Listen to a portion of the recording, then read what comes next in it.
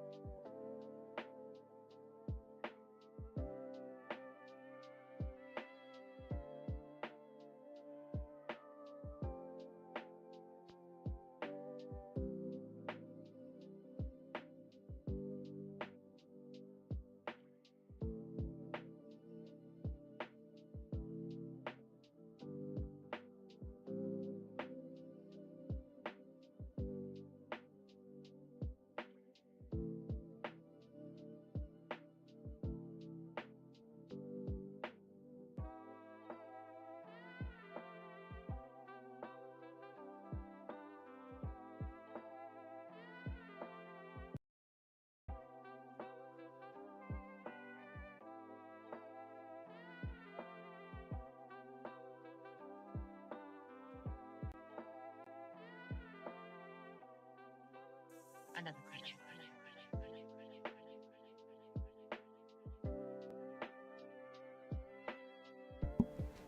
And camping is good, Bucky, because it gets you free TTS. Good morning, all.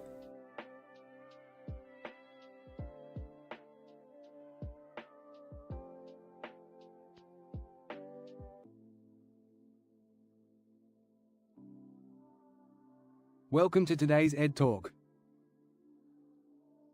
Exactly. Exactly. The Ed Talk.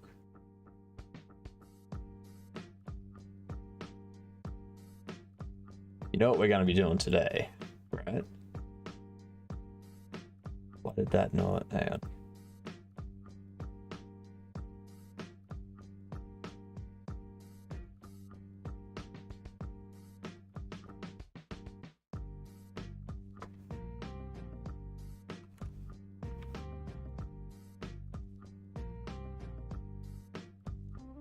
Announcements. Why did that not at announcements? How interesting. Probably because I don't have the announcements role. Should though.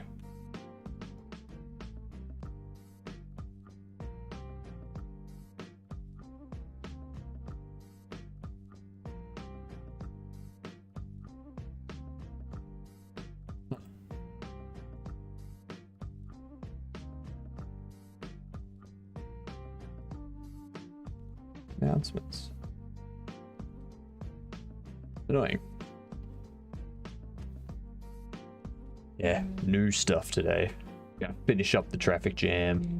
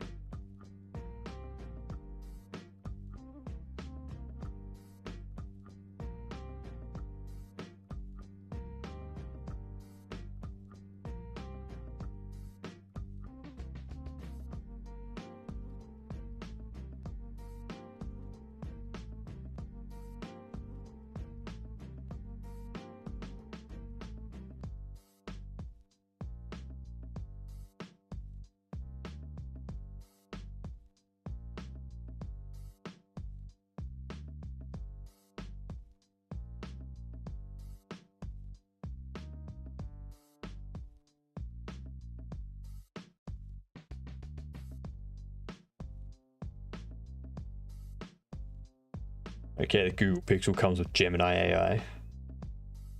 Yeah.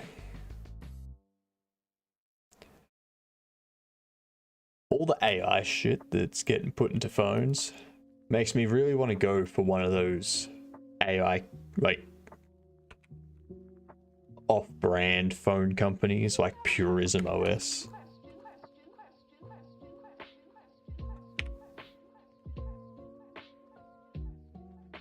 It's because, like, yes, you're not going to have all that stupid AI stuff. You're going to remove it all. I like that.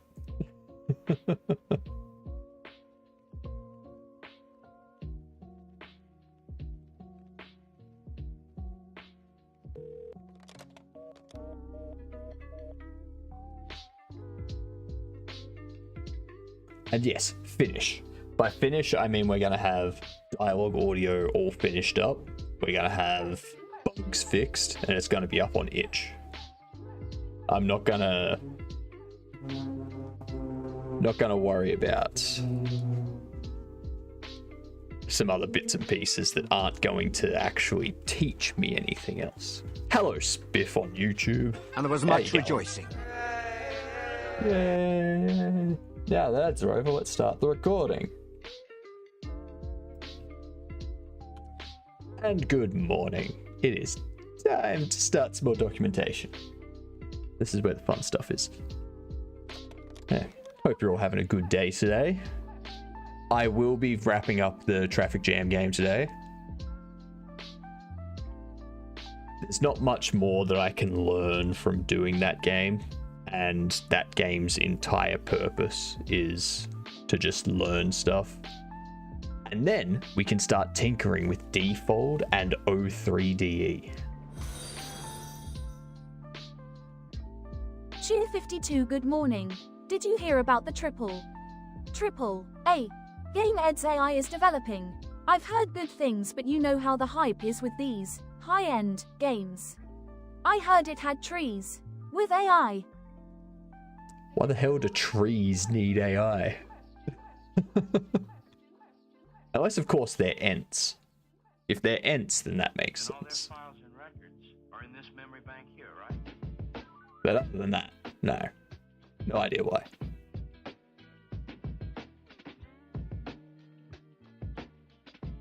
Alright, so I think what we've got left to document in here is skills and actions, so how the skill point manager will work, and how the actions manager, which relates to equipment and stuff, works. She is a witch, but somehow I have my doubts. Yes, totally. Totally 100% a witch. The combat system. What would we document under the combat system?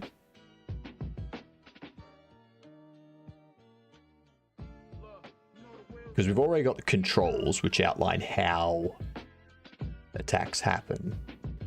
I guess it'd be like respawn, like player respawn, NPC spawning. Like what happens when you defeat an enemy. Everyone is required to play AAAA once it is out on itch. Since it is a traffic jam game, the most appropriate time to play it would be whilst driving. Yeah, I mean, if you want to play it, go for it. I'm not guaranteeing it'll be fun.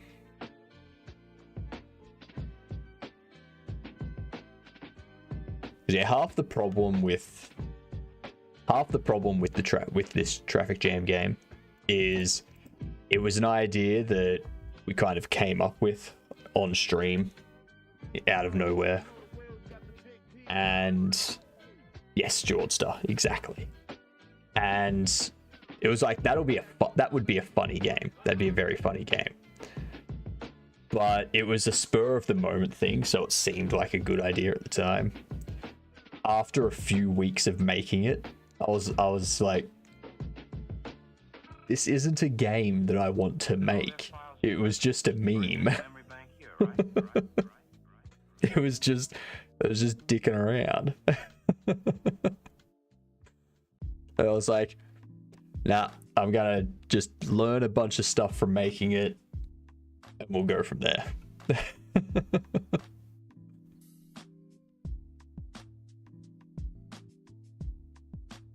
I think we start looking at this stuff today.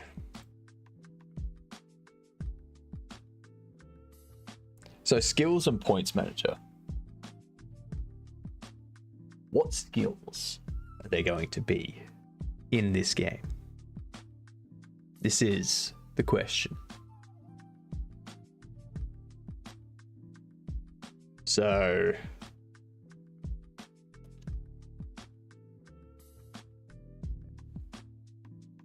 and do I want stats?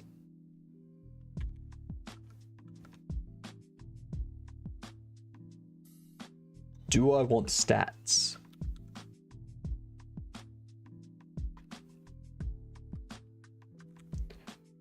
Do I want stats?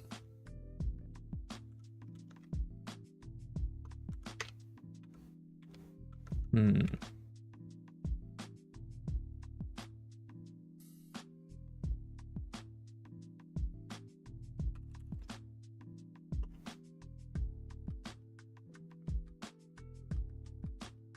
A game about being stuck in a traffic jam presents. Ah!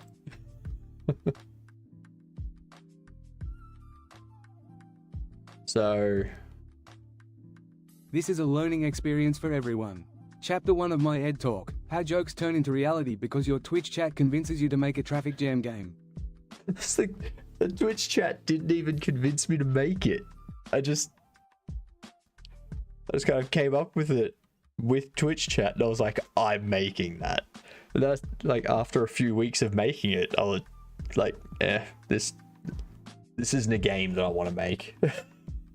This is not my kind of game.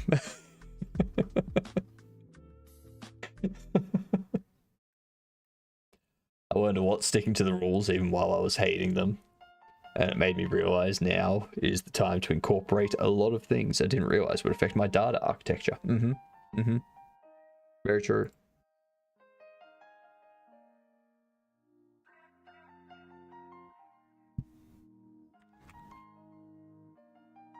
Skill and stat points managers.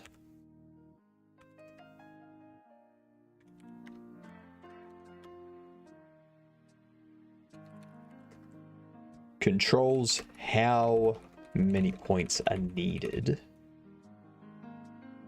Actually, no.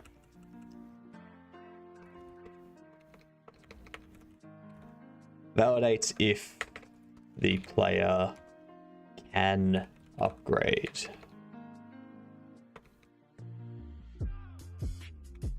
Improve a skill or stat based on the number of points they have available.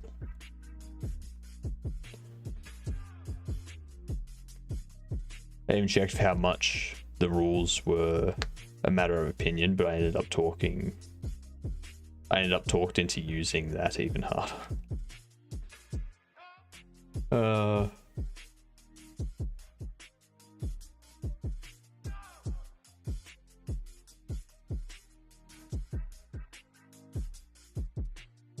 ended up not using that even harder. Yep.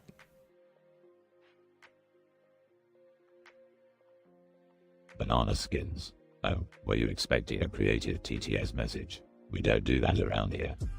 I don't expect anything creative from you. Yeah. Kind of anti-creative being a demon.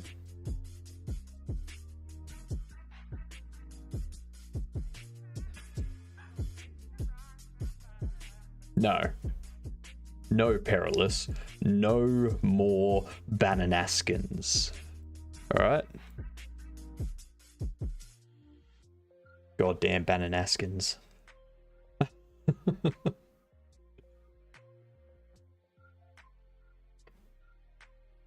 Do I want... So what would I do for stats and skills? So I could do skills as like...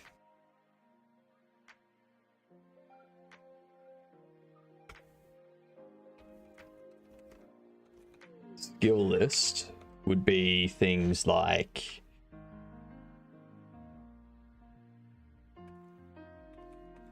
engineering.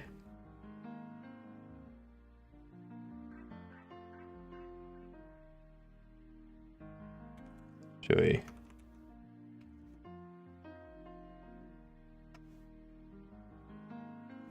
Do I want to do electronic engineering and biomechanical engineering? One for AI devices, one for bio-booster serums.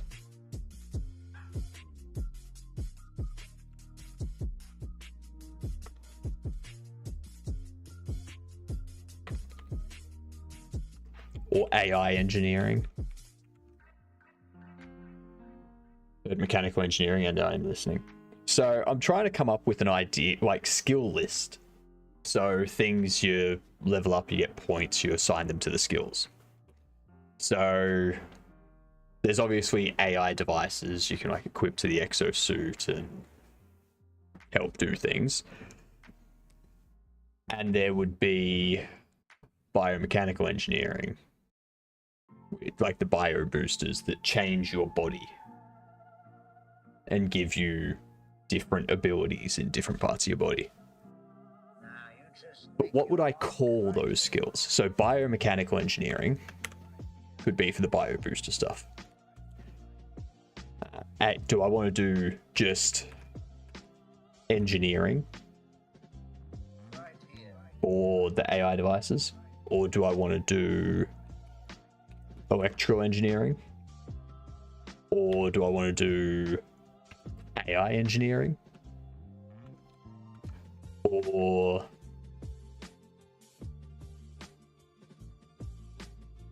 do computer engineering? Do I just want to do mechanical engineering? So yeah, mechanical and biomechanical. Engineering is specific enough to describe the bio enhancements. Well, that's why there's biomechanical engineering. So biomechanical engineering will be the bio booster stuff. This thing here, the other one, will be the AI devices and drones and things like that.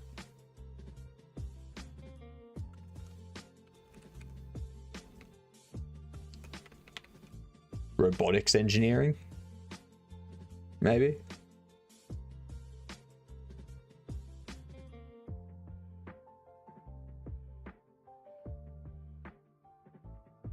I could always change this one to like biomechanical chemistry or something like that. But I'm just kind of getting out a list of ideas so I know what type of skills I'm going to have and what they relate to, and then I can add to them after.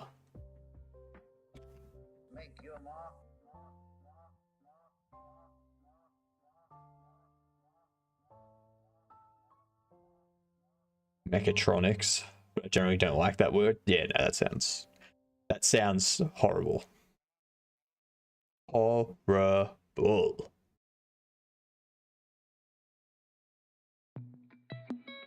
It's like, what's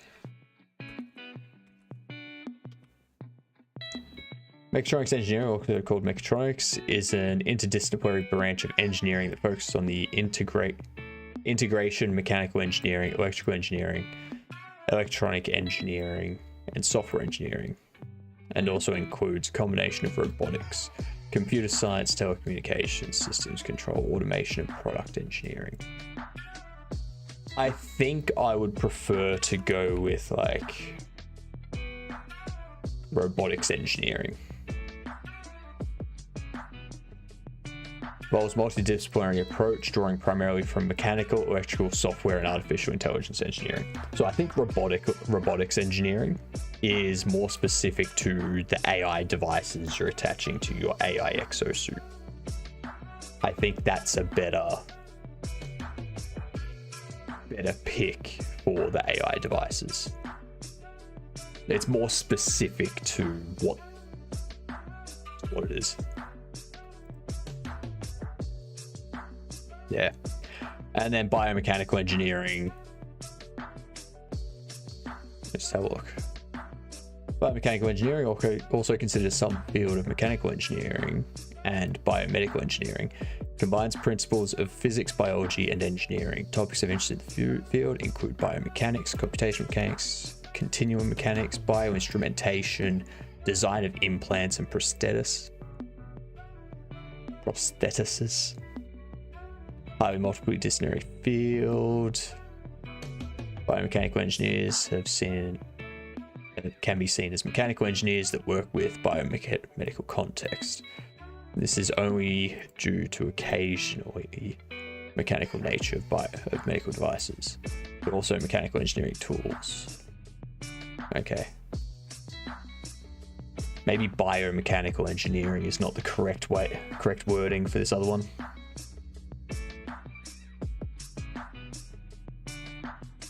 Yeah, true.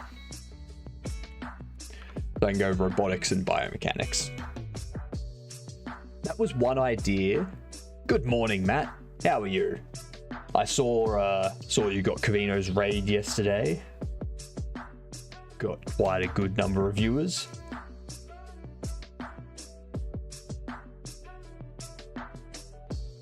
It was nuts. Yeah. It's always nuts when you get your first big raid.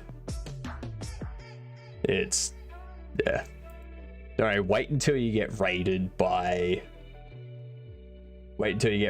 someone like Irish John or something, and all of a sudden you have an extra 90 people coming into your chat, and you're like, what? That's the next big shock.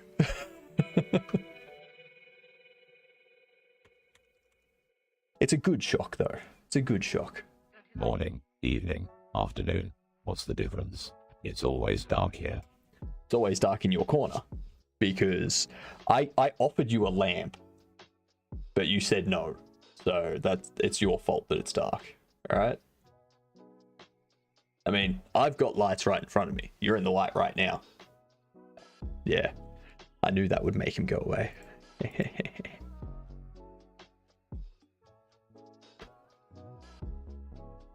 And SEO Panther Kitty picked the perfect time to bombard me with absurd questions. We were talking about her doing it in the day before, and she just had the timing to add to absurdity. Fair enough.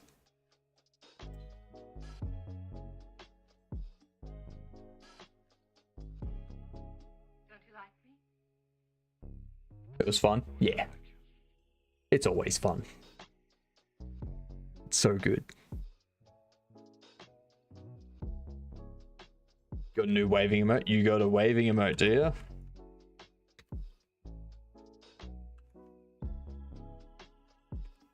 Ah, yeah, that one. Yep. Very nice. Very nice.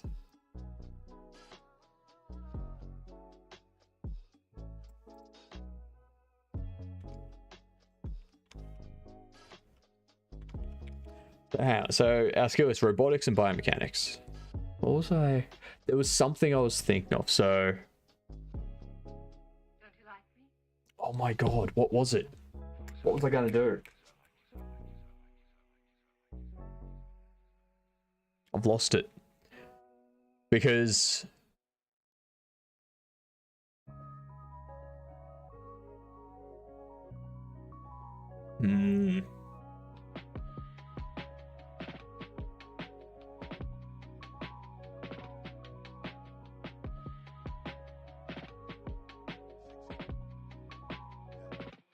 You're talking to a guy who is having to go back and add notes to his code.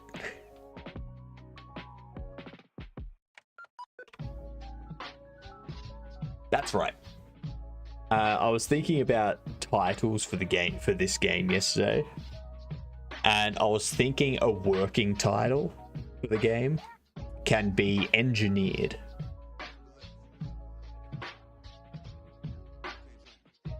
Because it works on multiple levels with the robotic side of things, the biomechanics side of things, as well as something I want to do in regards to the factions and the storyline. I think that title would work very well with the game. Talking to a guy who fed his code to Claude to explain his design decisions from the beginning of the year.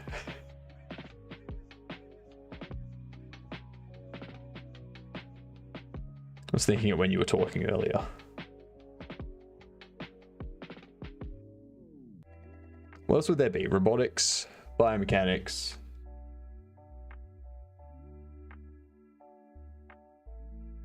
So what these would allow you to do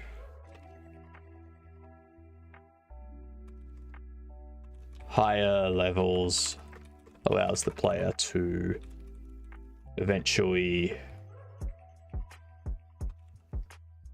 repair their devices out in the field and also create new devices without the need to visit a specialist.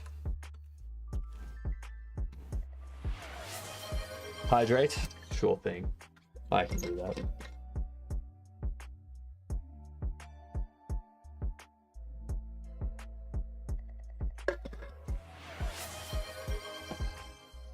Let's get this beard worked out. Yeah.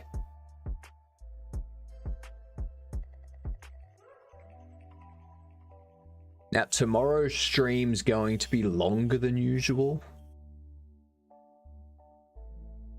It'll probably go for about 14 hours tomorrow.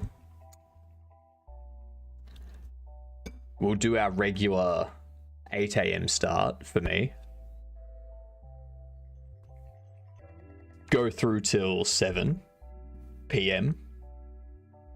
And then at 7 p.m. we start playing games with some other game dev streamers. So things like Kavino and Kieran and Kumezu and Jedem and Prismatic, people like that. There's going to be a bunch of us, like 8 to 10 of us.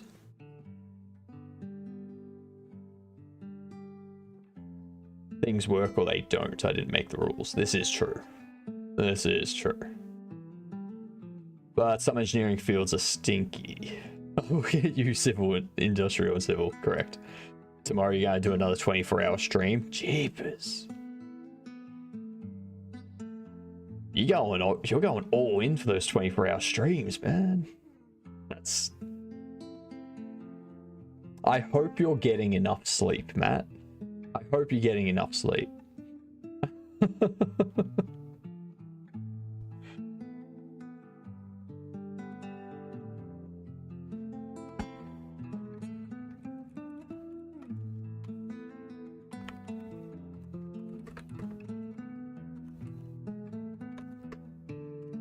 Similar to robotic skill, but for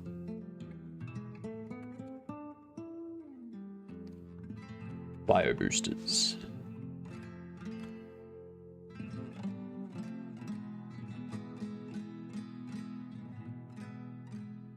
The soft sciences are abusing the word engineering. I think that I'm more productive on Twitch. Yeah, 100%. I find it to be the same because when I'm not streaming, if I try to do something, I need something in the background. So I'll put on a TV show or a movie or something like that. But then I find myself like watching that stuff from time to time and not doing anything. And yeah, whereas on stream, it's like I'm not watching anything else. I'm just chatting to all of you. Any engineering field is just a variation of mechanical engineering. This is fact. What about Bucky? What about social engineering? Huh?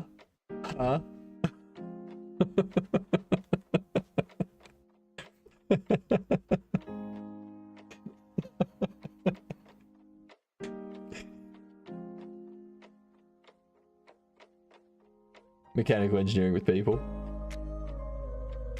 Nah. Disagree. Mr. Blairett, how are you? Welcome in.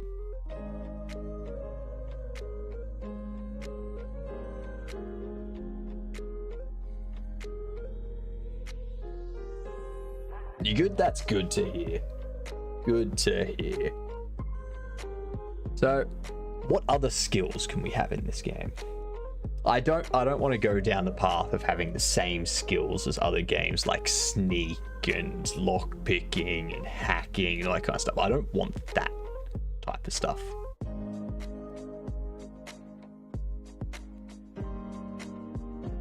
I could go... the suit would fall on... Maxwell, who is a good friend of mine like Laplace, worked out the same rules of electromagnetism with a model of gears and cogs before developing the concept of fields.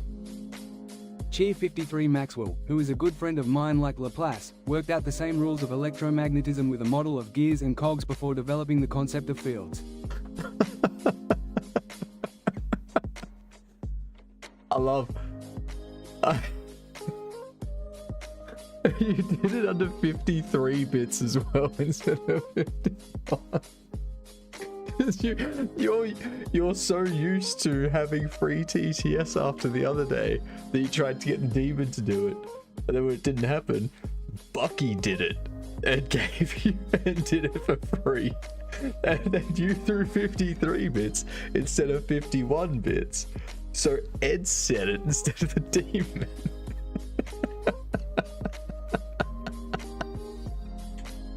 That's funny.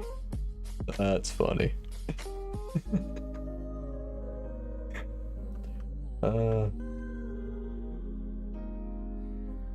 Can I only store so many variables? This is true. This is true. Ed's sitting there for a long time.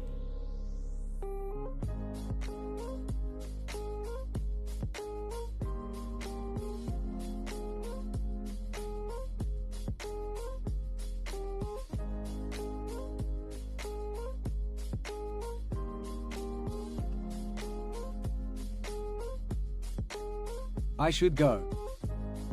You should.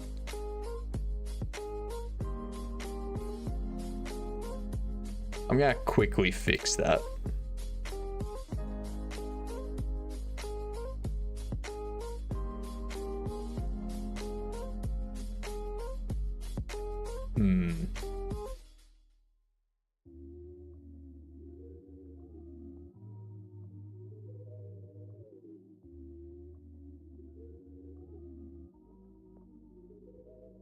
And what's the problem if I just want to chill here, let people see my beautiful face? Give the people what they want. What's the matter with you?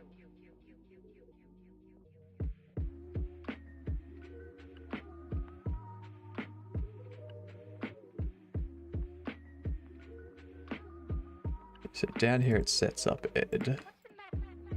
Sets up the message for Ed.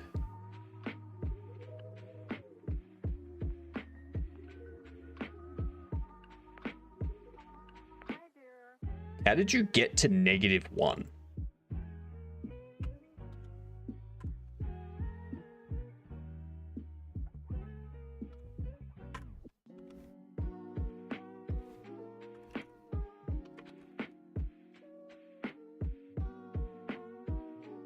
Alright, I'm gonna close down console, the overlay, for a minute, just so that I can re-export this. What's the matter with you?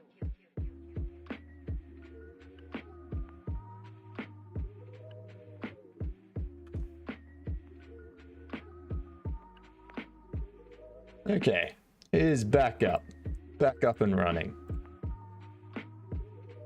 No idea what happened there.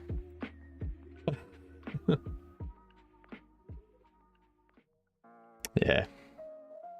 The problem is I don't want Ed to be chilling there, because he's like always looking at me. It literally gives me the feeling of a manager just like looking over my shoulder. Just, yeah. Don't like it. Do not like it.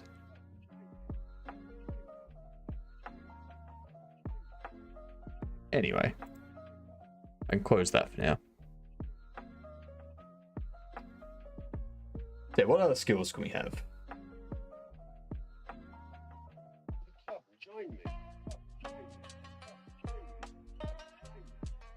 I'm thinking the exosuit will be what allows you to safely control the bio booster stuff going into the character. Like, it's what they use in the game world to control that stuff and make sure too much doesn't go in and whatnot. So I'm thinking about having the exosuit, or having some sort of CPU architecturing type thing, or like some sort of something CPU based. Are we bounty hunters? No. No. So something...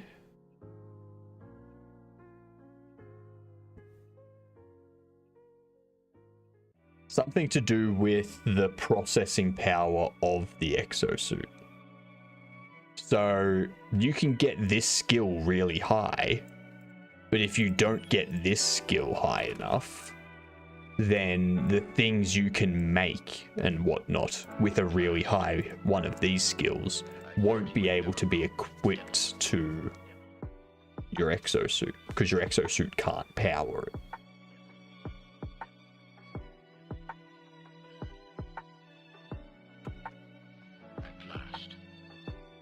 Bucky has decided to go get some food, and since Bucky has free TTS, Bucky has decided to interrupt everyone's thoughts in an extremely unnecessary way, but alas, that is one of the perks of having free TTS. Fair enough. Fair enough. And, I mean, really, you're the one that interrupted us, not Bucky. So, like, you had a choice of not letting Bucky interrupt us by passing on his message. So I blame you, Witch. I blame the Witch for that one. Definitely the Witch's fault.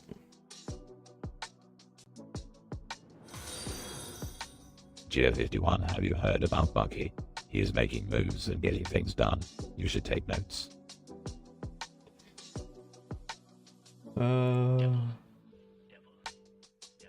This is true. This is very, very true.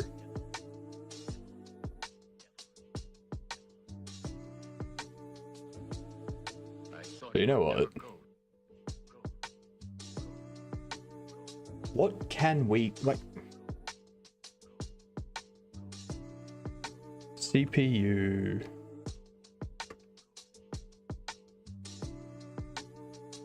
Architecture... Engineering. What are they called? Is it just computer architecture?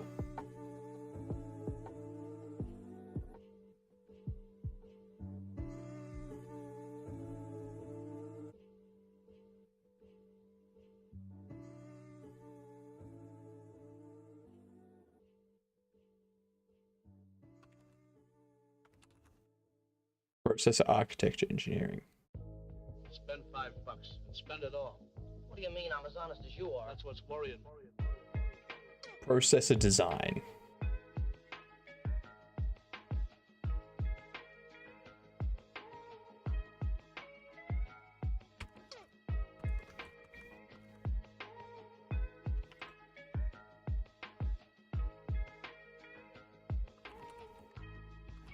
Spend it all. Allows for improved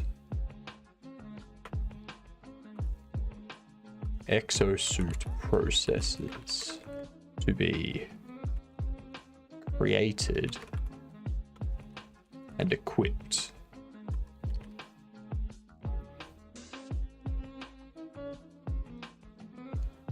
Never really watched The Office, but your little song and dance is making me see what the appeal would have been.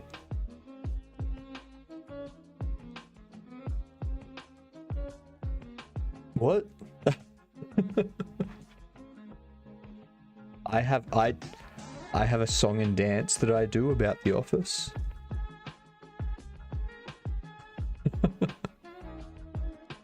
I'm not sure I want it to be that though.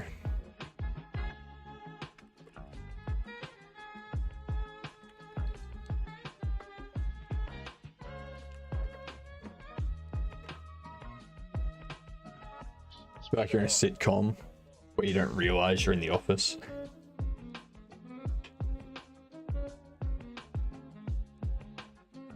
I don't realize I'm in the office. I'm the AI.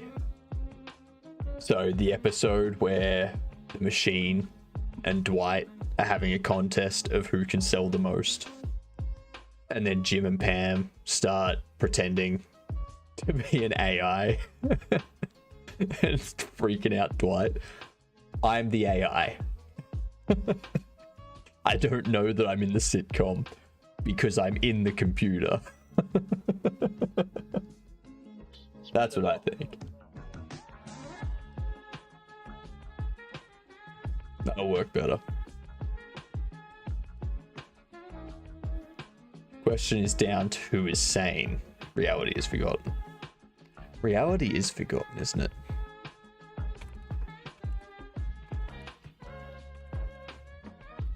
Ties to the exosuit.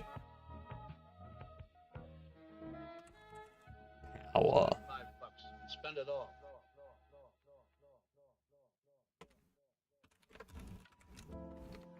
That determines how powerful the devices, boosters, equipped can be. Something like that. Or maybe I don't make that a skill. Maybe I just make that something you can purchase to...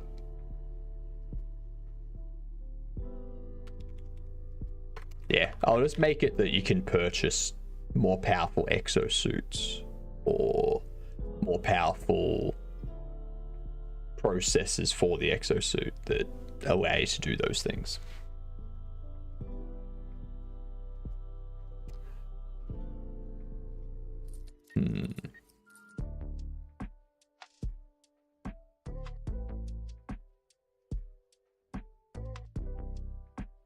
Hold off on that for now.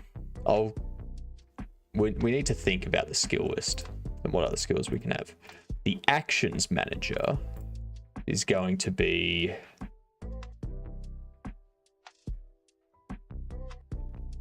each AI device and bio booster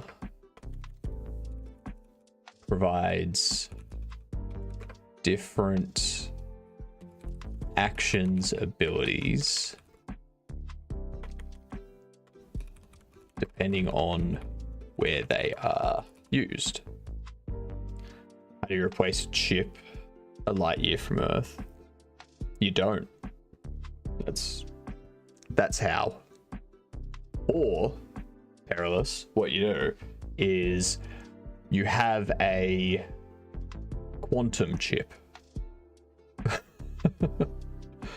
And then you just replace the quantum, but you just replace the one on your end and it replaces the one at the other end.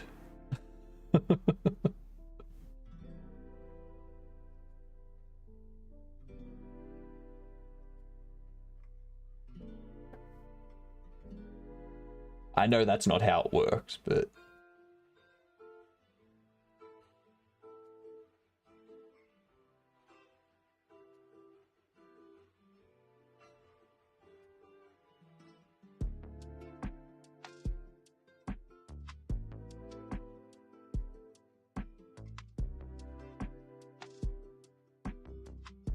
still relying on support though.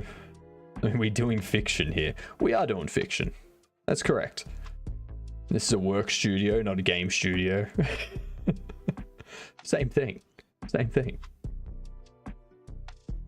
What up, Goose? How's things?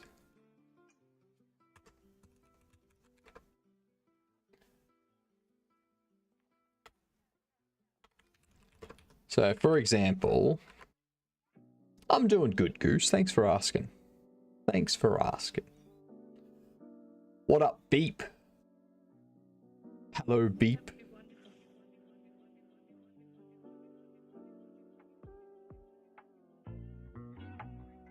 There are too many licking emotes on Twitch. Too many. For example, a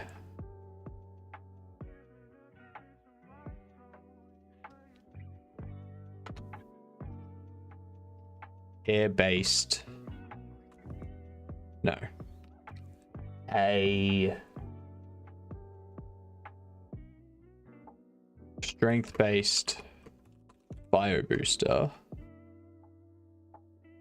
used on the arms can provide increased damage.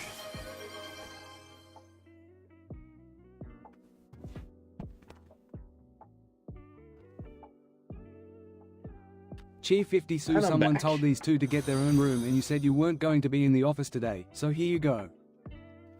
Told me these two get their own room. Wait, what? Someone told these two to get their own room, and you said you weren't going to be in the office today. So here you go. What? Fair enough. Thank you. Game engine do you use? I use Godot. I'm currently using Godot Beep. Once I wrap up my current game that I'm using to learn different things in Godot, I'm going to start tinkering with Default and O3DE. Then once I've tinkered with those and I've made a small game in each of those, I'm going to then determine which engine I will use to make this game. So I'm tinkering with different engines to figure out which engine is going to be my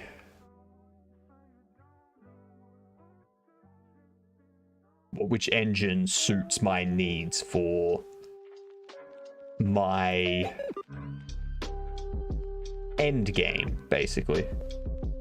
The game I want to create.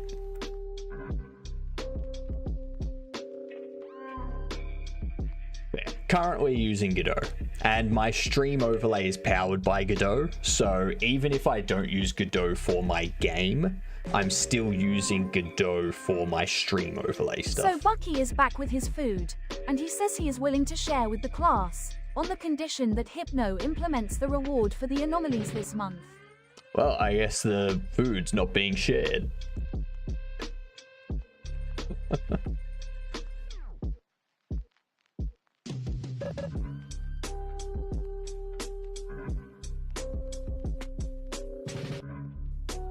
Food's not being shared. So, g'day, Gamian. How's things? How are we?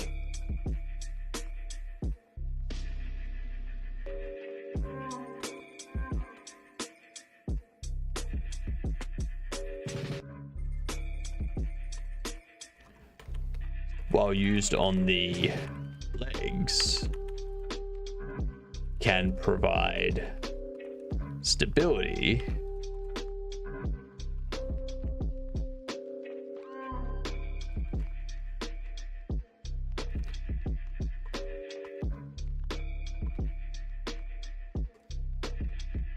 or the torso,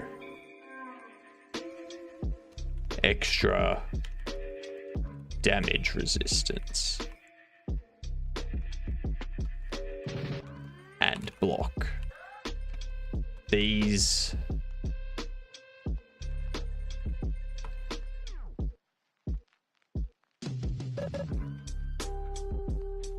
an AI drone used on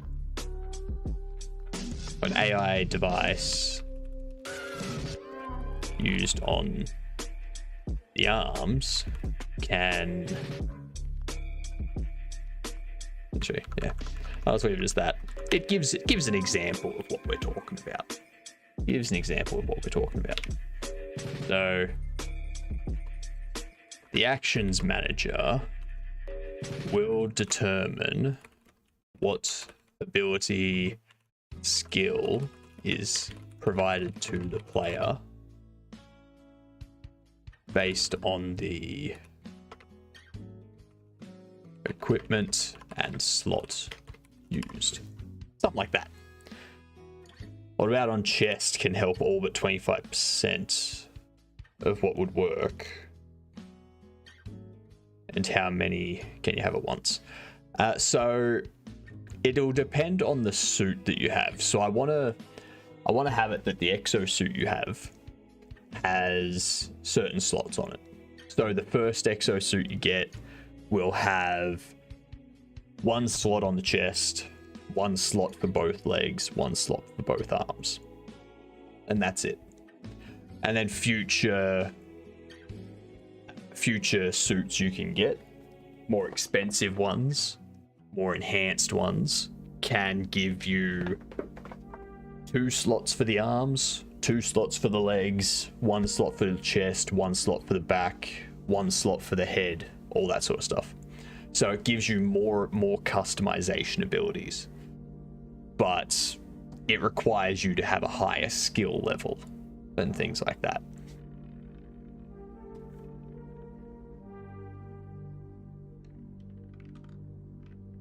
And the bio boosters will do weird things as well. So for instance, there will be a hair bio booster. And if you equip that to your head, then your hair automatically attacks enemies that come up from behind you. Or if you attach it to your chest, you get extra damage resistance and extra block, because the hair can like deflect melee attacks and whatnot. Or if you use it on your arms, you can use it to essentially pull enemies closer or throw enemies around. Or if you attach it to your legs, you can use it to stabilize yourself and give you an ability that has hair come up from the ground and basically ensnare the enemy, stopping them from moving. So there'll be a lot of weird things like that. Because you're basically bioengineering a certain aspect of your body to do things that are unnatural.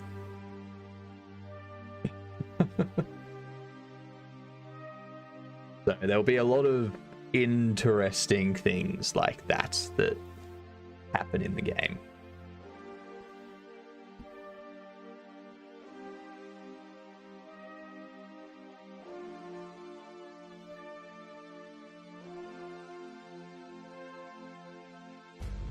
So I'm wondering if we go... Yeah. So it'll be a very interesting game to make. Because... yeah. I'm gonna have some weird stuff that I personally haven't seen before. If you've seen something like this, let me know so I can look into it and research it and such.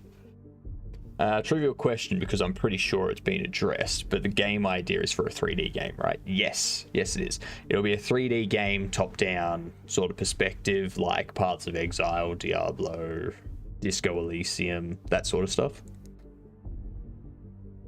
And the reason I'm going for that perspective is it gives me a lot of leniency with the 3D modeling. The 3D models don't need to be high poly. I can get away with a lot of low poly stuff doing that.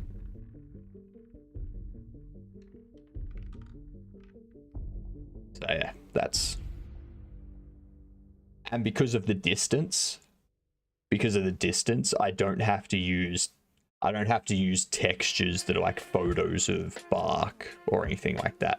I can do my own textures where I start with a base color and I like draw lines into them and stuff and make it look interesting. Gold now cheese? No, they're not.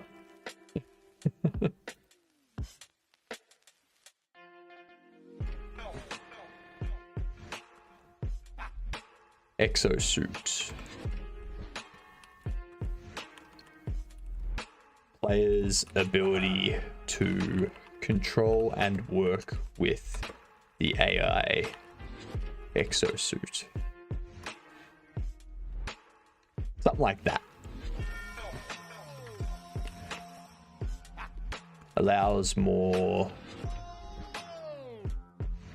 complex and experimental exosuits to be used by the player. So we can do that sort of thing.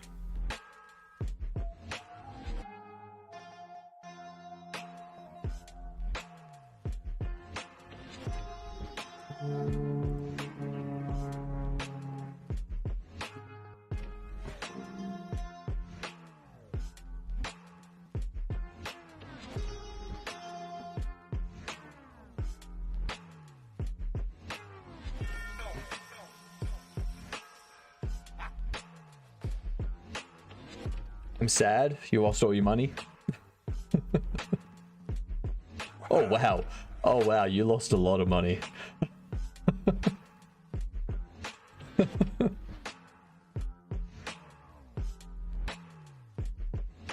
You lost 10,000 and then you lost 2,000. Jesus, that's ouch.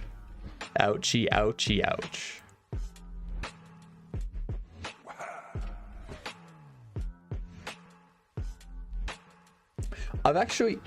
I've got a weird issue at the moment with Twitch. So it only happens inside the dashboard here. Only happens in here. If I go anywhere and I try to type, it immediately focuses the search bar. It only happens in this window. Like every time I type or press a key, it focuses the search bar. They're laughing at you. Don't know why. You were just told to go. It just does. They're gonna be laughing on the other side of their faces. Though. I might call this here for the day. Bubbles at the fish. You know it's only fair to warn you. We've got a nice start to our skills, stats, and action manager stuff. We kind of know what we're going for. We need to list out some more skills. I think we can do that down the track though, because we're not going to be implementing these anytime soon. We're going to create the inventory manager, the player controller, item controllers, quest manager, all that stuff before we even get to this. So yeah, we'll call that there for the day, and we'll go on to some Godot, some traffic jam work, and we'll get that wrapped up. All right. You're watching it on YouTube, the recording that is, not the live stream. Live stream people, I'm still going to be streaming. People watching on the recording, subscribe, like, dislike, all that. Check out the video, subscribe buttons over there, and I'll see you in the next recording. All right, that's that done. I'm getting more and more comfortable with that stuff. I still don't like it. I'm getting more comfortable with it. You have all the hedgehogs and echidnas. Fair enough. Fair enough.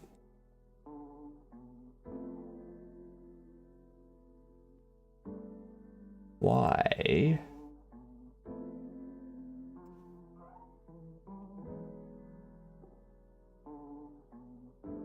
There we go. I mean, hedgehogs and echidnas are pretty good.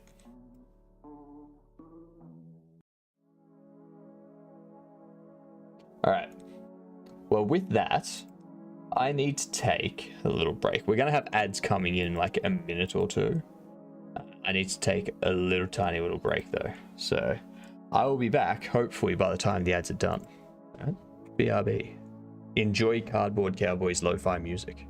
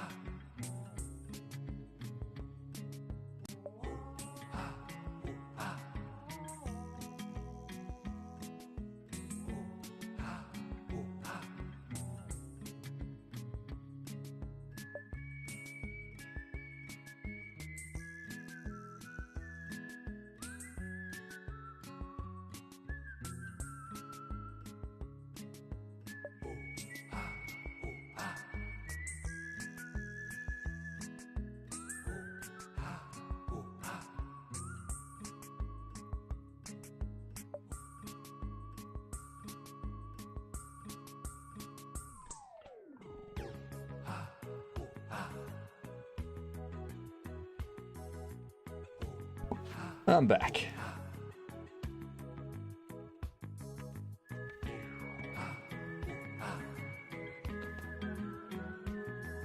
All right.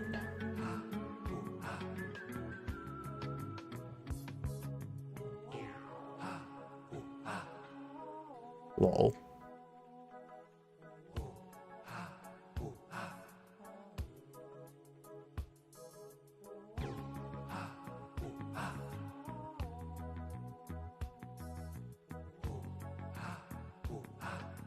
Don't pixelate me. What the hell's this?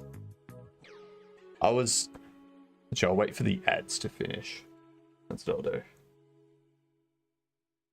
I found my keyboard again, so here's a song. You're gonna have to sit down on the train. You do. And if you don't know how, I'll explain to you. Approach the seat and turn. You said back and I didn't hear. Yay!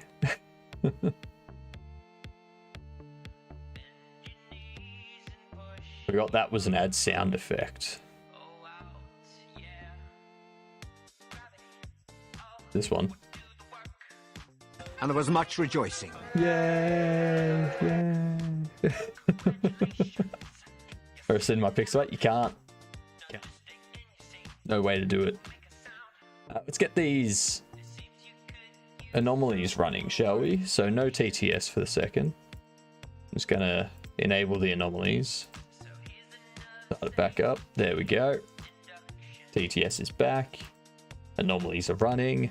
I really need to adjust the anomalies so that they can be toggled on and off without needing to close the overlay. That might be something we do this afternoon, is tweaking that. So what I want to do here, yesterday I did a bunch of the stuff to get the audio bits working. I found a bug where if you have interacted with the UI at some point, then Don't you mean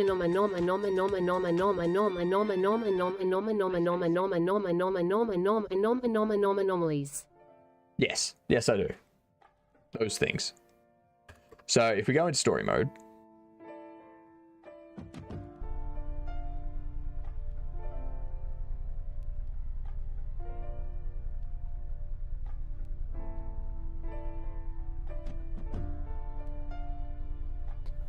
yep.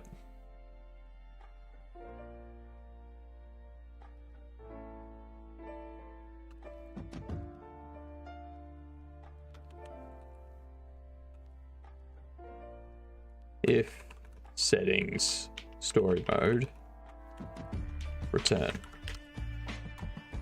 I forgot that I tweaked that.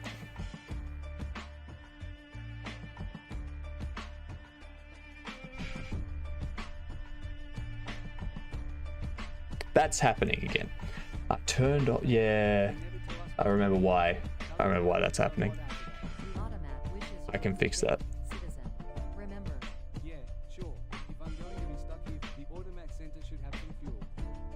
So you can see how I can play through the dialogue, right? So if I open this up, then I go resume.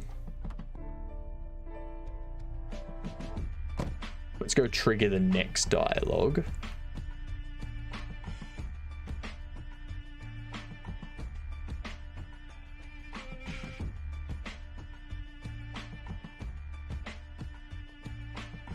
All the way up here.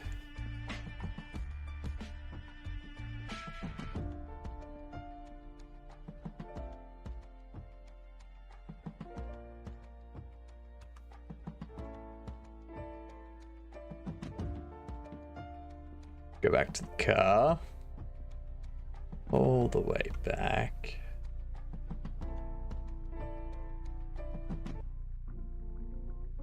You balked gravity again? Yep. Gravity is a fickle thing.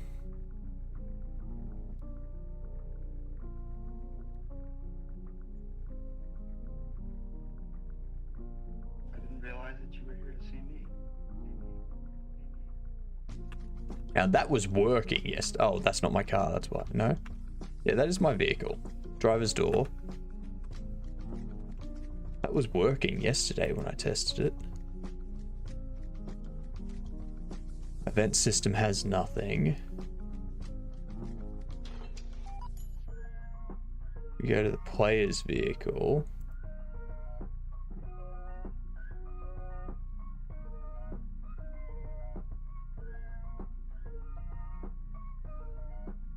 We go to this. I didn't realize that you were here to see me.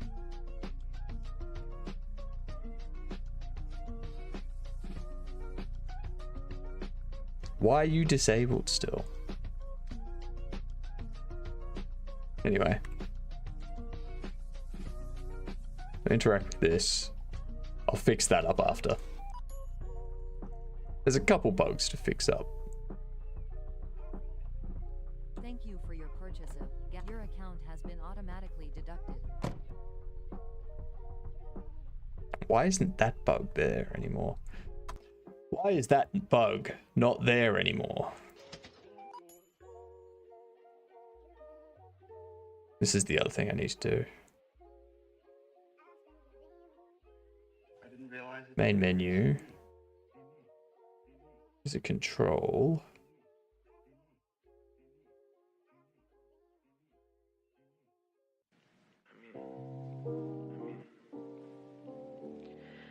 It's kind of a weird time, but I was just wondering, what is going to happen? Ambient sound, music, sound effects, UI sounds. Alright. Why is it complaining about this? Shared bus warning.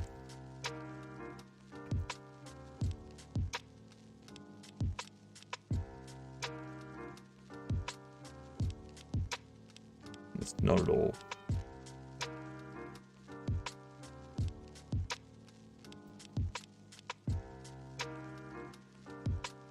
Friend snap, that is. Yeah. UI sound effects. Sound effects. Ambient sounds. Music.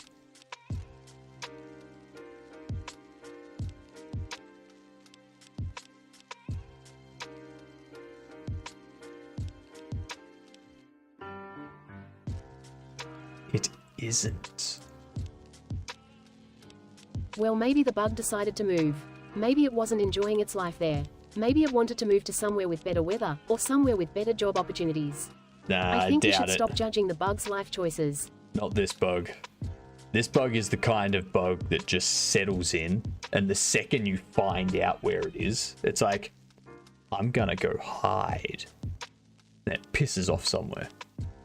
Because you gotta remember, it lives here rent-free. It's a pain. It's a pain in the behind.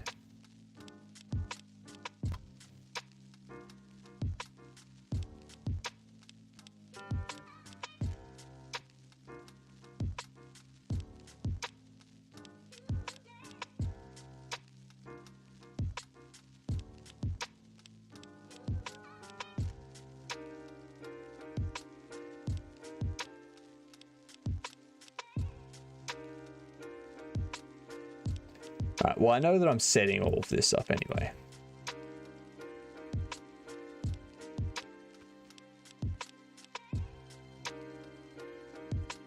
Set sound volume, set UI volume, set ambient volume, set music volume.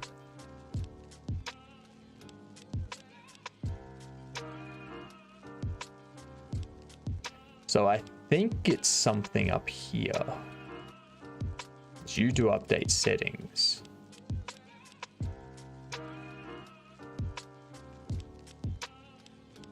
So I might actually move this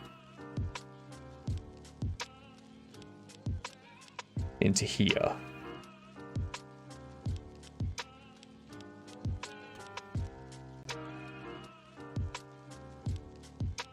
Yeah, that's fixed it. All right, so that's fixed the audio bus thing. Now I want to see if I go in here, if I open up the settings,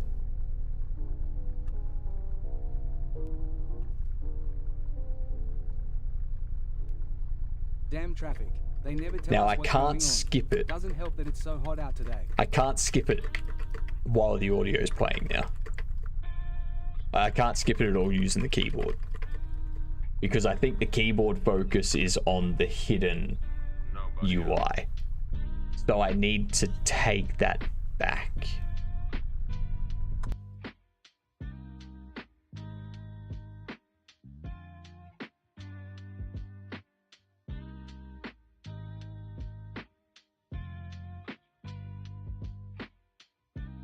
So dialogue manager ended.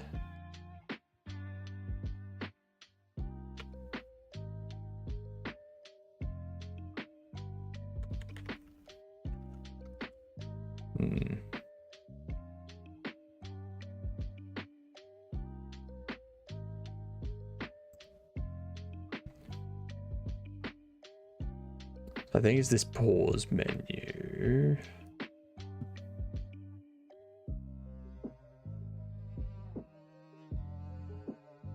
If we have a look at this.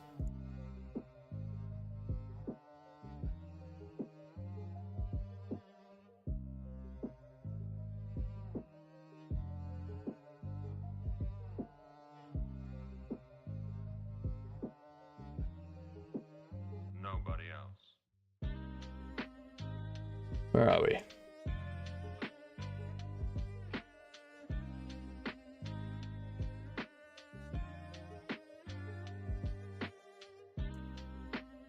Resume grab focus. That's going to be the issue.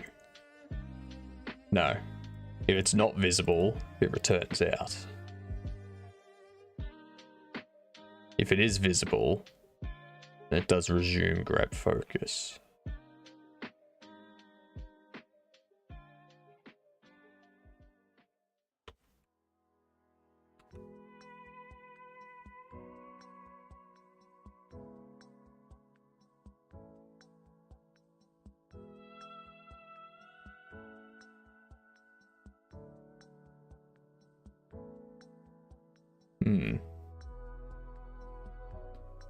Making a lot of assumptions about the bugs.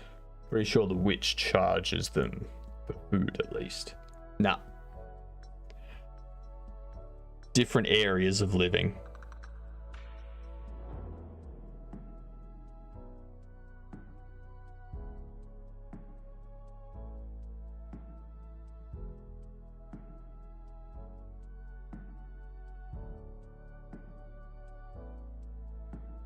So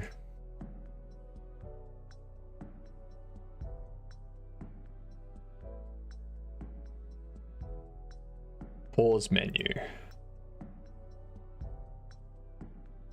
Let me do that.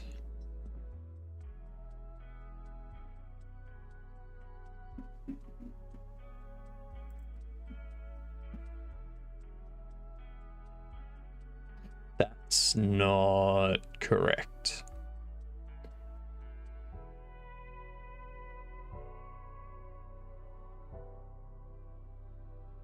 Maybe it is. Hello, Ozzy. I'm new here and I'll advertise. Check out Hypnotic Games. He seems like a dapper fellow. Well, thank you, Ozzy. That is the best type of advertisement.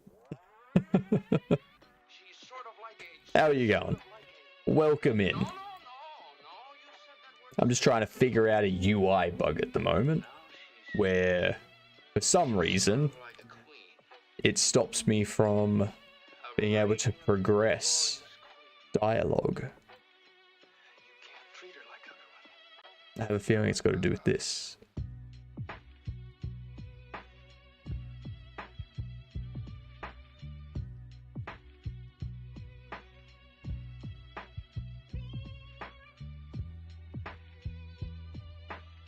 Nowhere shows the balloon, does it?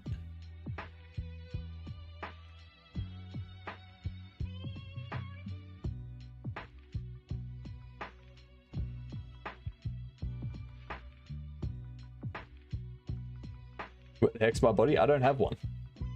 I don't have a body. This is all that exists of me. Alright? This is it. Nothing.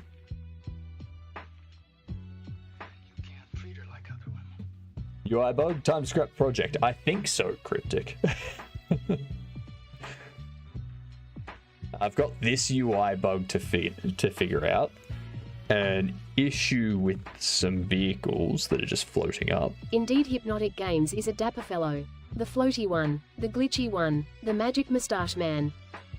Yeah. The moustache has all the magic. This is where all the power comes from. Right here.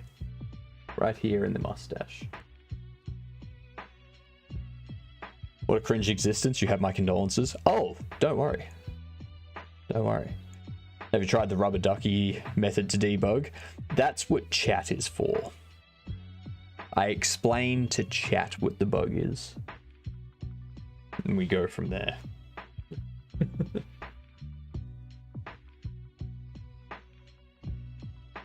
Yeah, for some reason, when I open a menu and close it, the next time dialogue pops up, the keyboard input does not get recognized.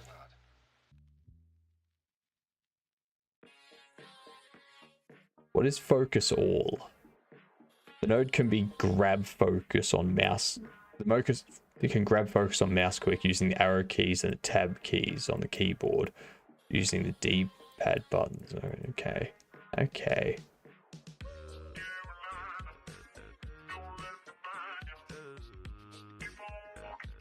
Goose, how are you doing that?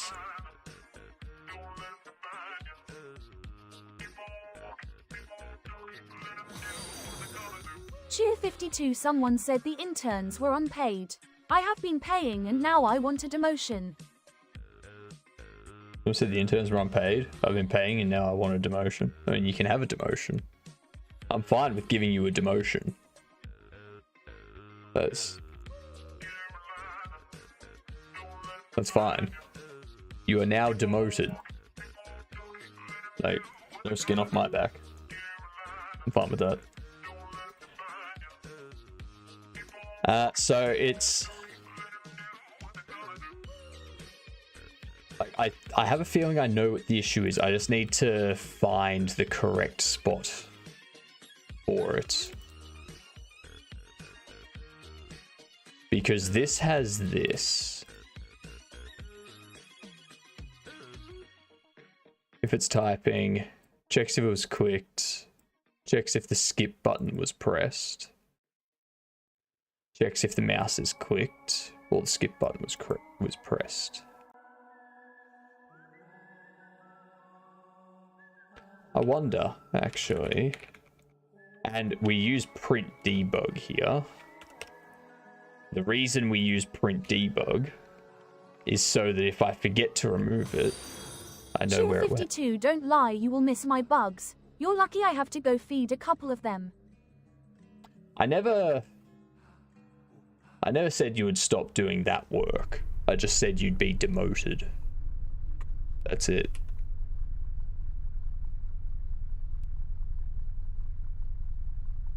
Damn traffic. They never tell us what's going on. Doesn't help that it's so hot out today. False, false, false, false. True.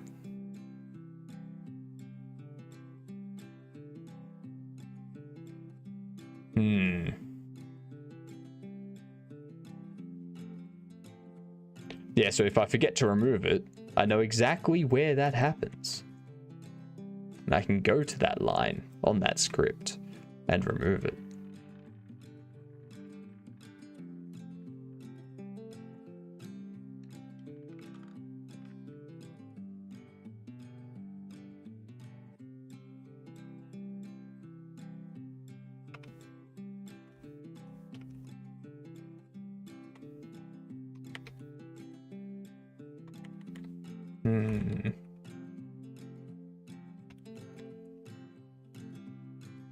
I haven't had this issue previously.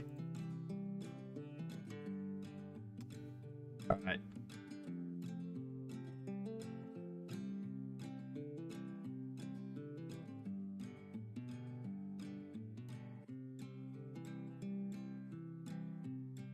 Chapter 2 of my Ed Talk, leaving bugs alone because bugs are people too. When you try to force bugs out of their homes, you get nasty things like unwanted flying cars.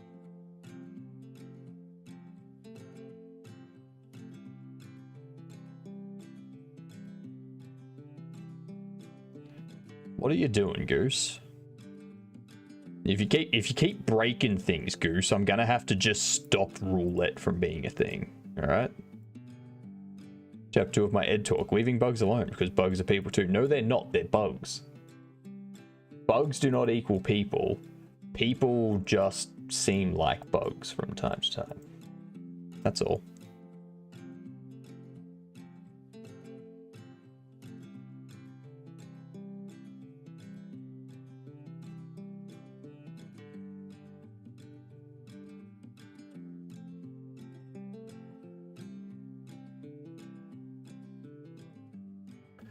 Goose, how did you place a bet without typing a bet command?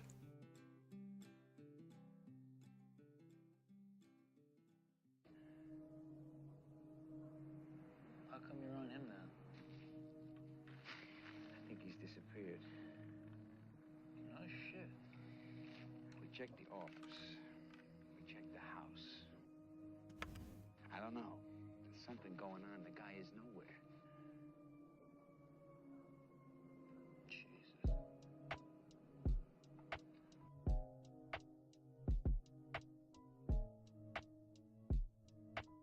There we go.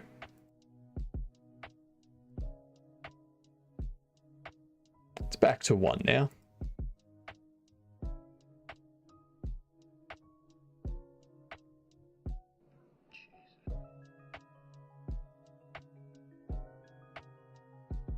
Stop breaking stream avatars, Goose. You can type the command now and it will do it. The extension.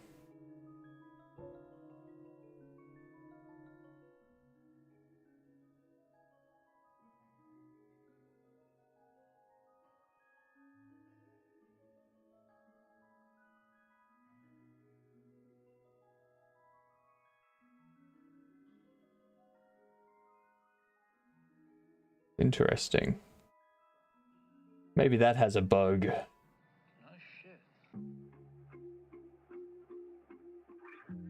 Yeah. What I want to know, why is a control node messing with a node 3D object? Are you asking about in my game?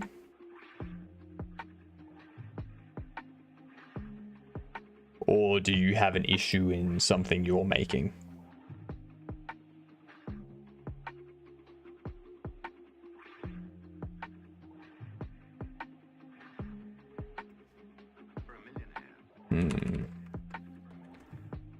Godot 4 keyboard input ignored after menu is made invisible. Where the cars are floating here. Oh, that's unrelated. That is because the other day I go into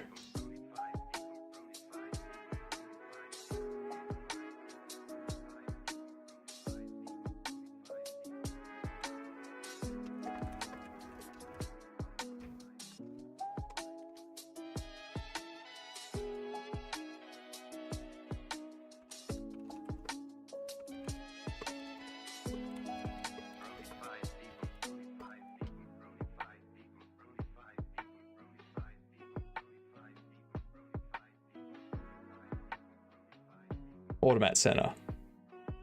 So it's because all of these have a collision. They've got their collision layers set up incorrectly.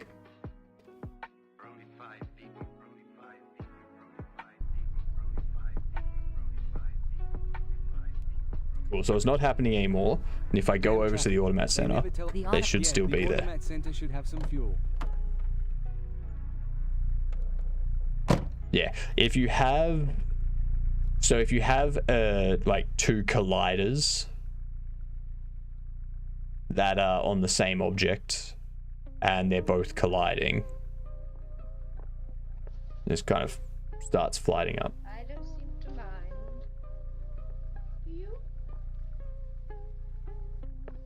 I think I'll go out and have a coffee. You better get to sleep.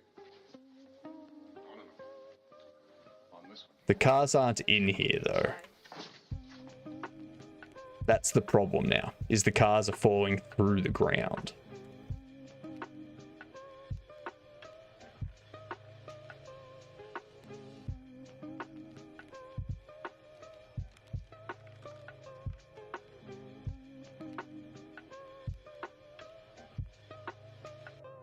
You understand?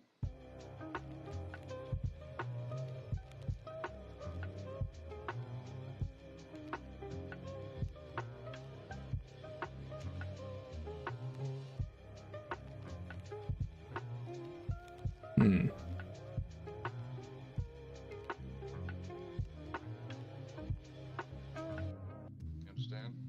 Hello, pierogi. It's empty in toilet paper aisle in America when COVID hit. Collision waves are always a struggle. I'm just now learning them better. Well, that's the thing. Like, I've got the sedan set up so that it will mask all of like the NPC and the player. Like, it'll mask them, and it's set up as like an NPC vehicle so that they, like the player and the NPCs, detect it and they don't can't walk through them. And then this one here is set up for this. Maybe I'm just gonna delete that. Maybe I'm just gonna set this to do that. But the reason I created that other one to begin with. Fun fact of the day number 1. Dried banana peels contain 6 to 9% protein and 20 to 30% fiber. So if you are struggling to get the 5 banana skins a week, try the dried variation. Yeah, the Fair Automat enough. Center should have some Fair fuel. enough. I'll keep that in mind. Thank you. So the reason why I had them changed initially is, yeah, that was a good one, wasn't it, Cryptic? It was a very cryptic version of the number. They're still not there though. Does this room floor just not have anything? Like if I go into the building, not building 2. If I go into building 1,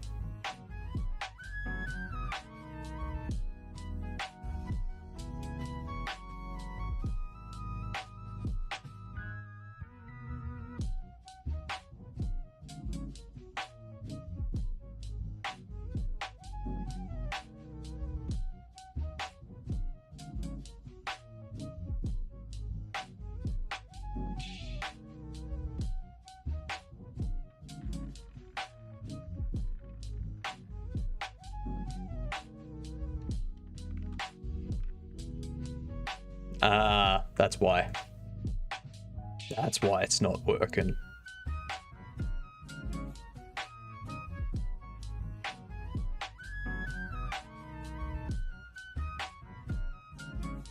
That'll work. That'll fix it.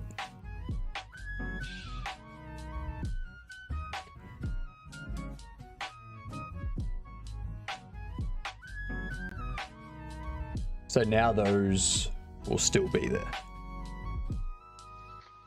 What's it complaining about now? These are pajamas.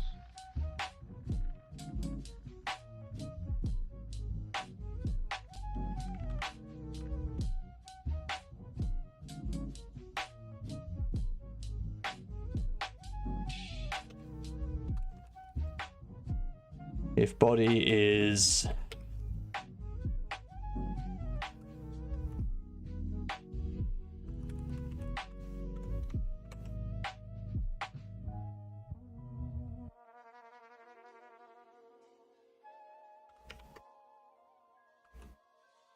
They're to sleep. You gotta climb into them. You understand? there we go.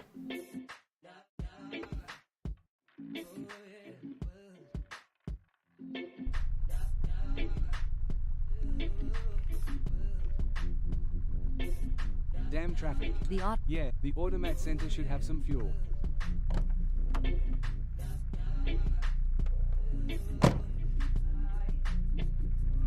Anomaly, audio-visual malfunction. What was it?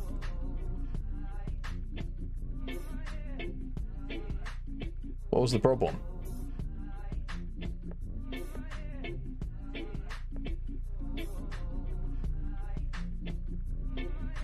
Goosefat has a score of 3. The cars still aren't there.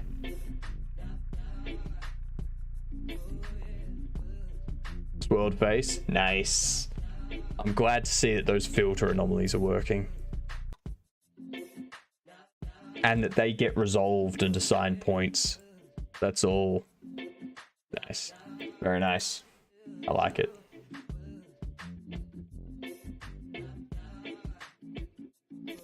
Gold pierogi. So I've updated the floors. I've updated the cars.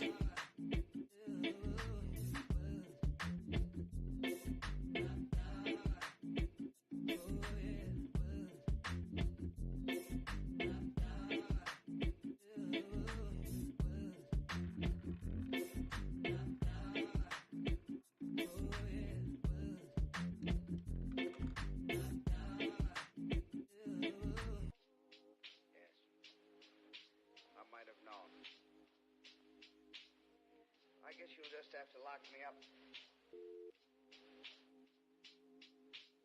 Well, it's no crime, you know. If you do it, you do it. Do what?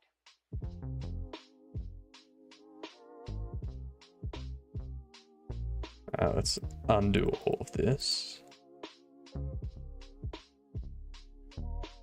Yeah, the reason why these collisions are done like this is because I made those changes to avoid the nav region from creating areas on top of the vehicles. And I just forgot to revert it. That's all. That's it.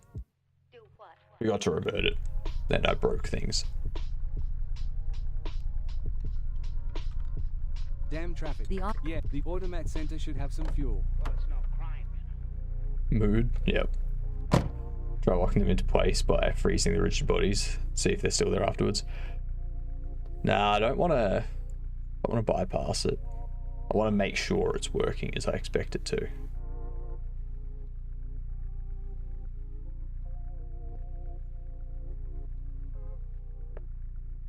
Yes, but they have sunk into the floor. Okay.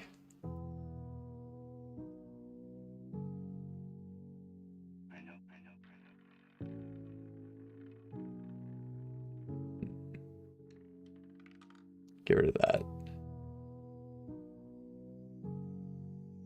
That's why I had this one. I had this one here.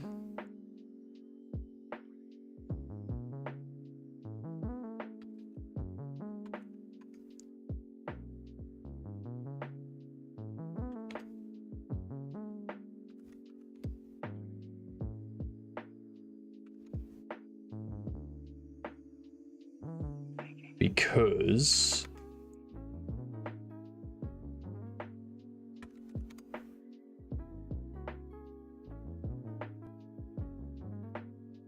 actually, let me just make sure. Yeah, this is set up for that. Because the other collider for the vehicle, the default collider I have set up for the vehicle, is across just the top of the car, not the wheels. Yeah, the automat center should have some fuel. So having that collider will allow it to not fall through the ground.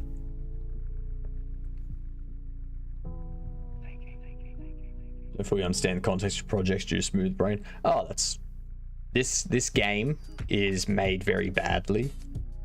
It was me getting to know the 3D nodes a lot more. Now, why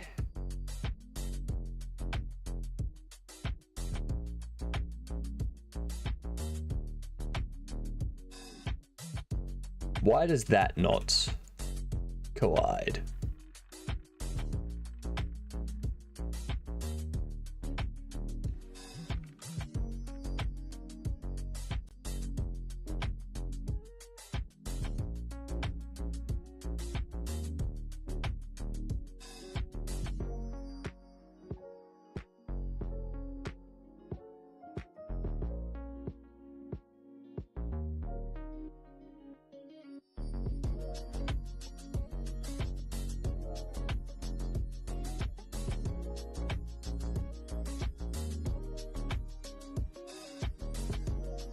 Because they're all layer 115.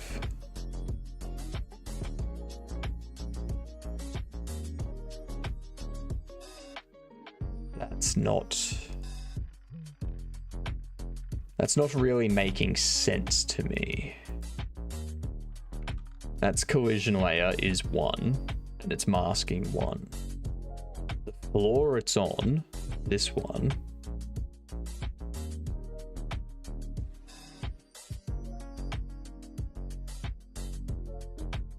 has collision layer of 1, collision mask of 1.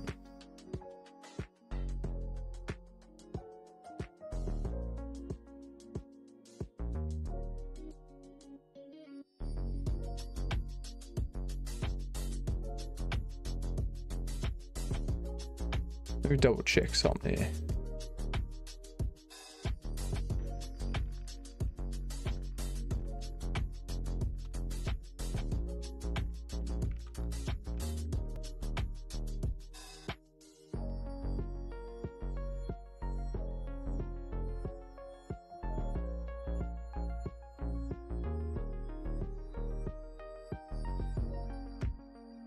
You by default, you have a collision layer of 1.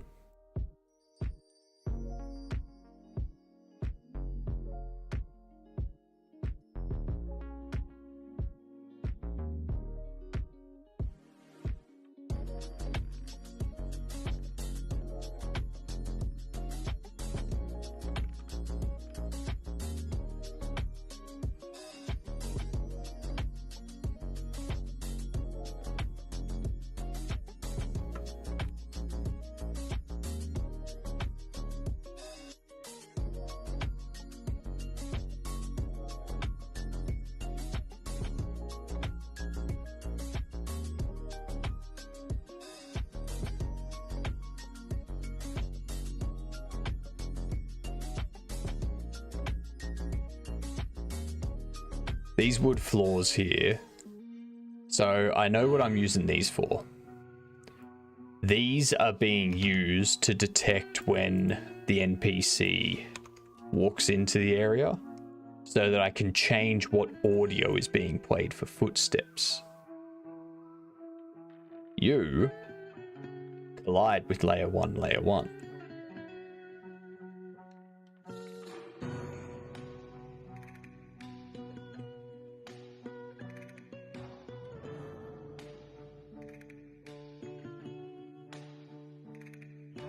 You know what I'm gonna do? You know what?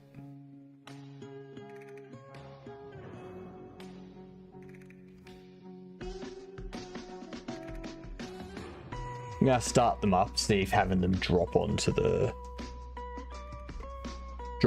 floor has it detect the collision.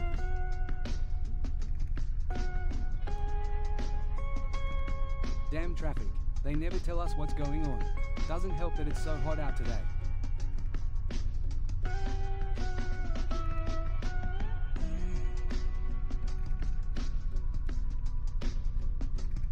No, you have a negative linear velocity. You're falling. Why are you still falling? Why do you say that your collision layer doesn't have...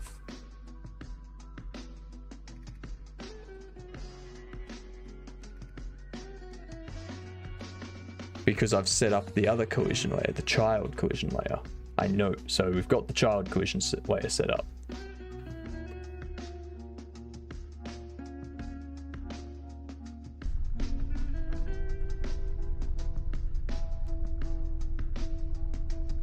Damn traffic.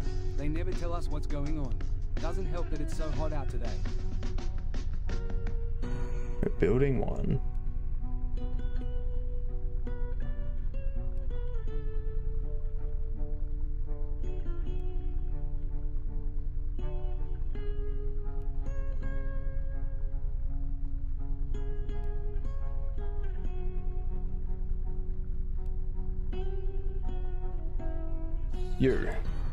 You collide with layer 1, layer 1.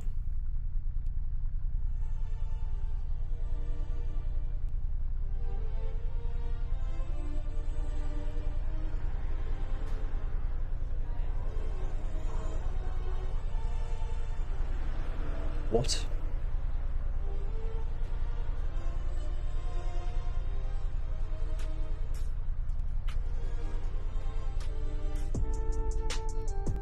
That's nonsensical. Like, they are set up to collide with each other. Why are you not colliding with the layer that sits directly beneath you?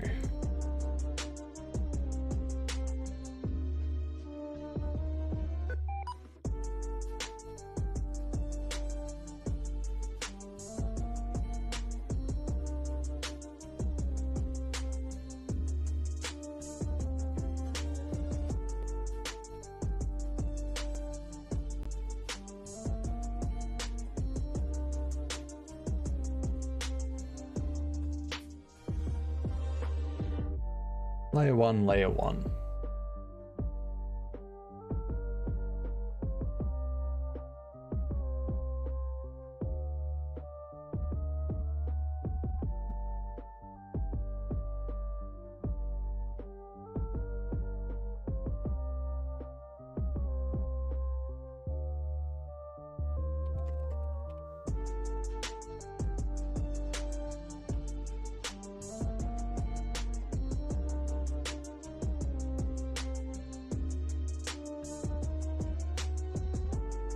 Try moving the group of cars closer to the load so you can see them when loading in.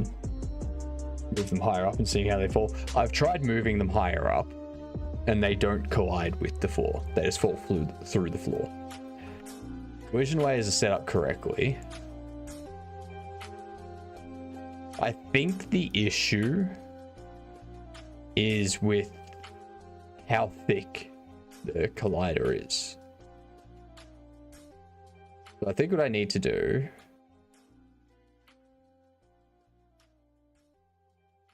need to go automat floor.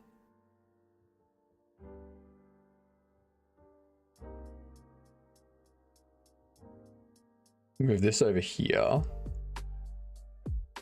Going to give it its own collision shape.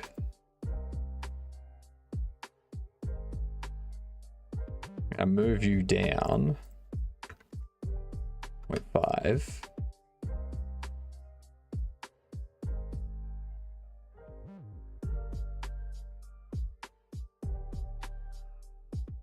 Copy that.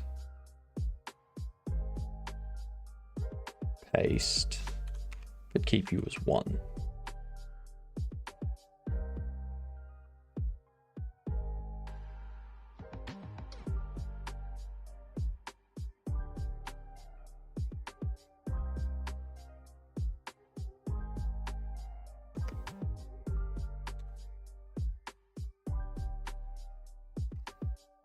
So that bug with the dashboard on Linux is...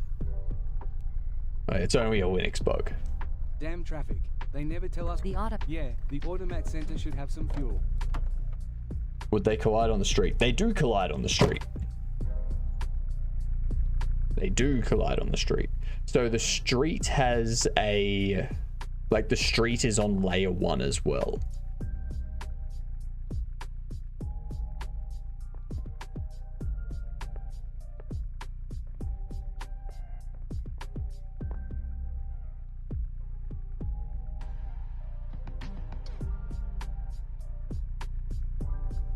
I wonder.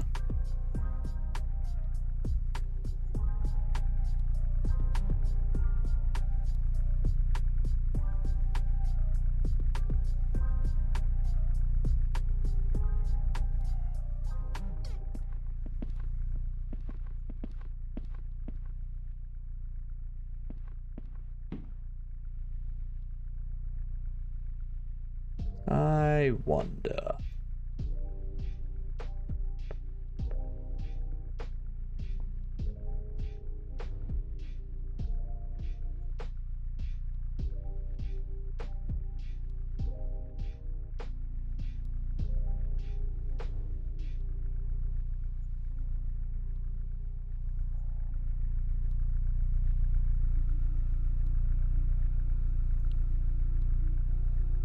So it's there. Be that one.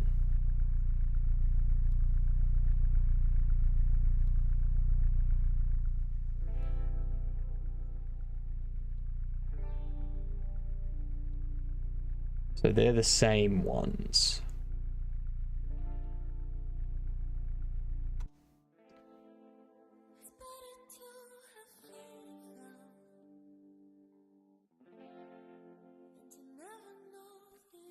I think that building 1 has the automat center.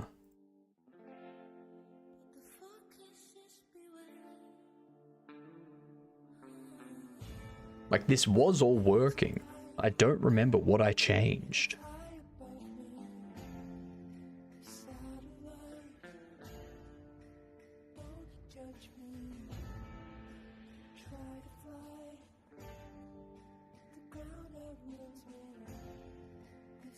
I've checked everything that it could be. You've got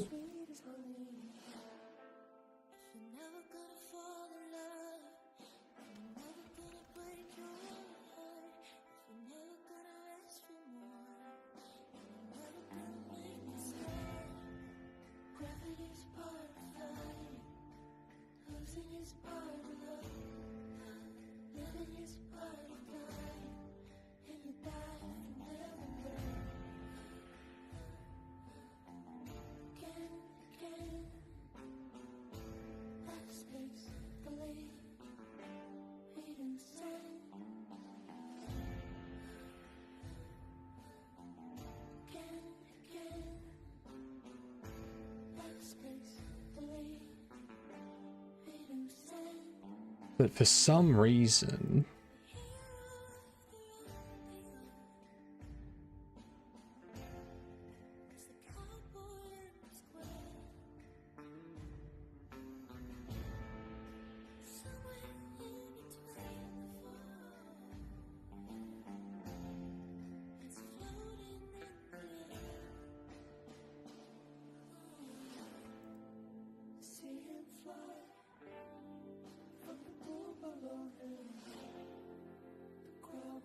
It's gonna do that.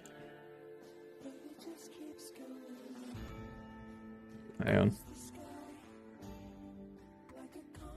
Let's re-enable those.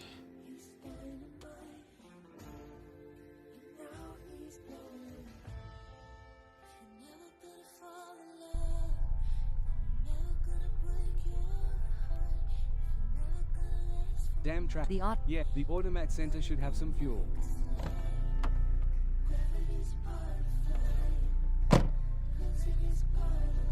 No, so Cryptic, if I set it up to detect when they enter and exit colliders,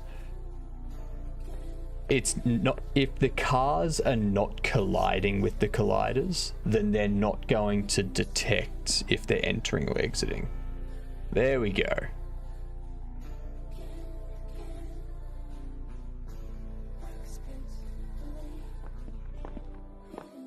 We now have vehicles in here because it's the automat center.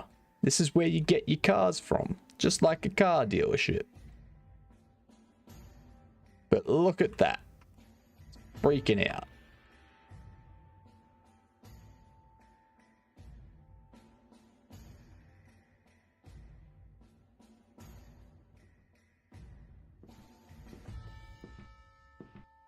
So,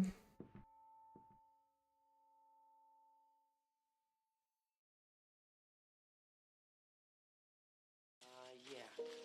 Give me a tab. Tab? I can't give you a tab unless you order something. Right, give me a Pepsi free. You want a Pepsi, pal? You're gonna pay for it. Look, just give me something without any sugar.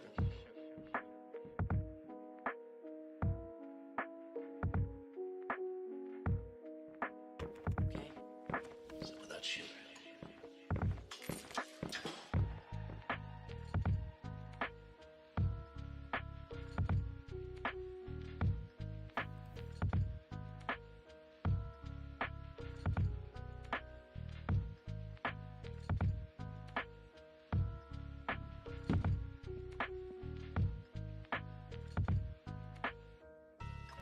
alright, screw it.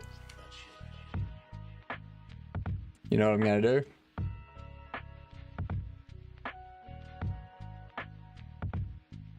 Freeze. Done. I'm just gonna do that.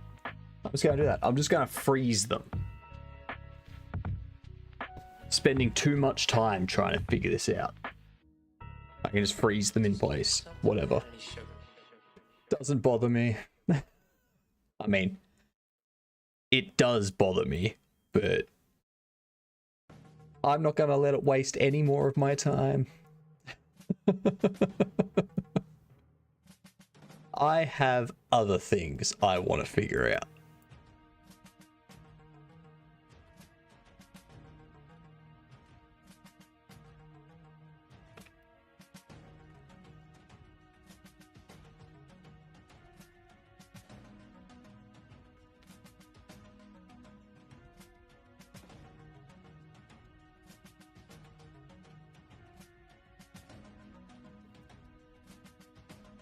Also, it's probably more performant, yeah, because it's not running physics on something that's just staying still anyway.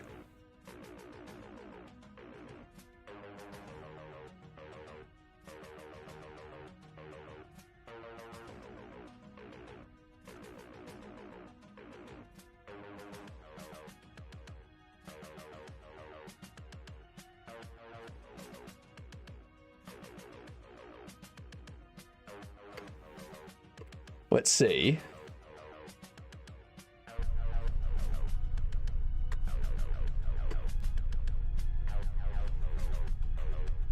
Damn traffic. They never tell us. Yeah, the automat center should have some fuel. Okay.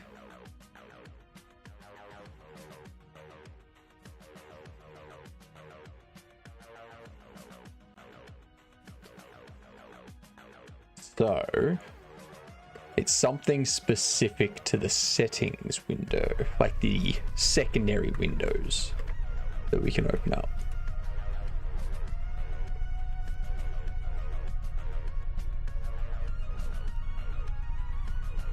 Damn traffic. They never tell us what's going on. Doesn't help.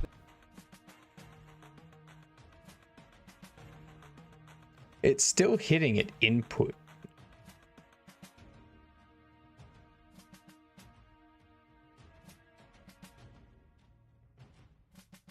So it's still hitting with input. And I can hear it clearer now. All the things I should have said.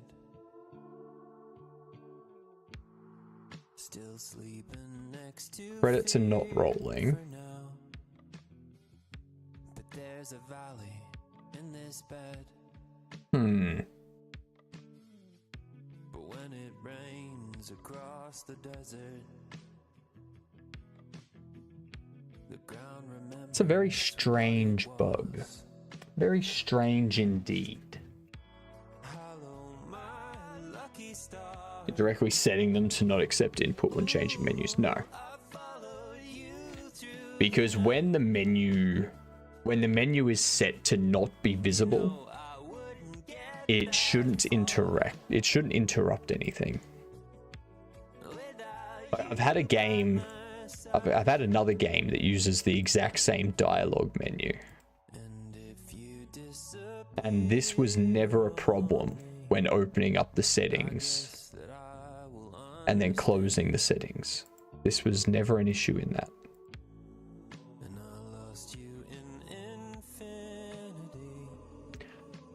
I wonder if it has anything to do with the audio stuff that I'm adding.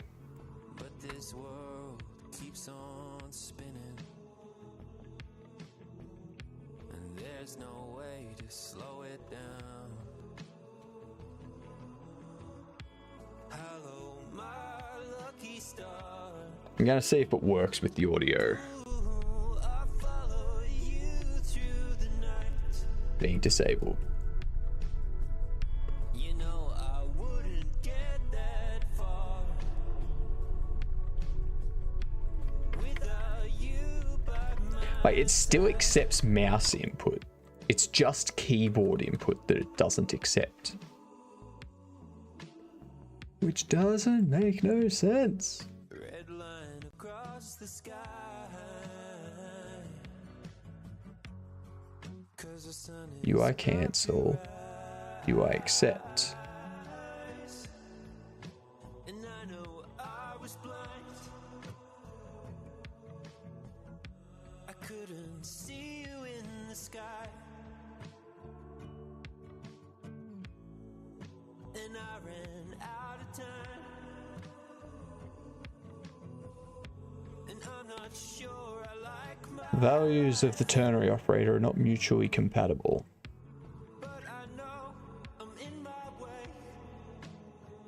You mean it's a sanity event there? Ah, you're not a sanity event. That's your act scene. That's the problem.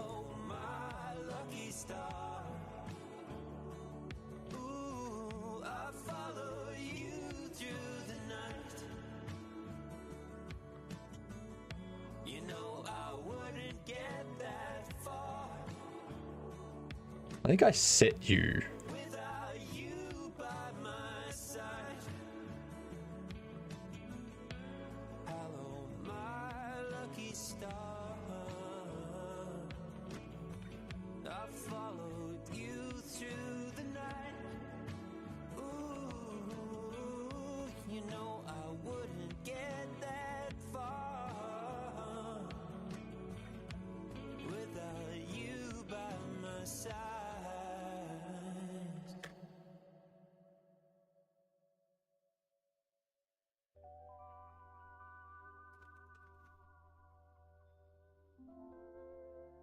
That's something I want there. Ads in progress. It's detecting when I click. Because clicking is the other way to skip the dialogue. So it's just the keyboard inputs that it's not accepting for skipping for some reason. Which is very odd. A very odd thing to just have stop working. I think it's because the keyboard is still interacting with the menu that's no longer visible. even though when the menu's not visible, it shouldn't be receiving any inputs. Seems very weird that it would be.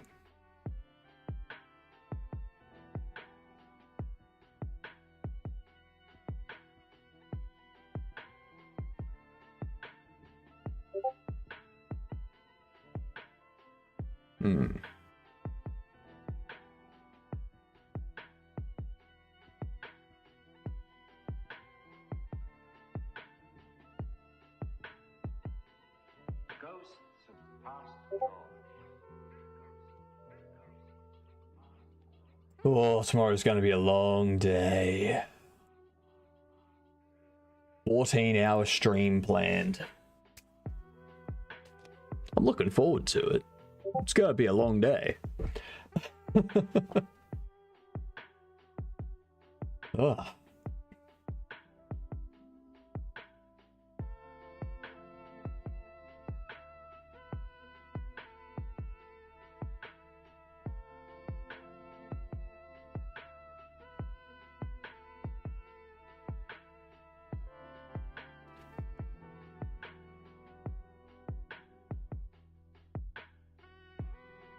Yeah, because we get the next event.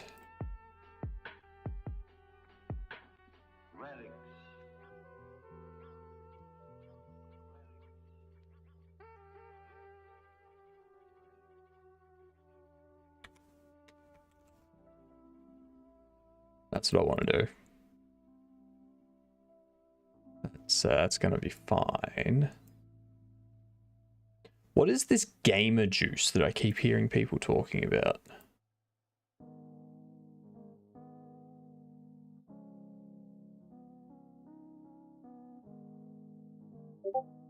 And there was much rejoicing. Yay, ads are over.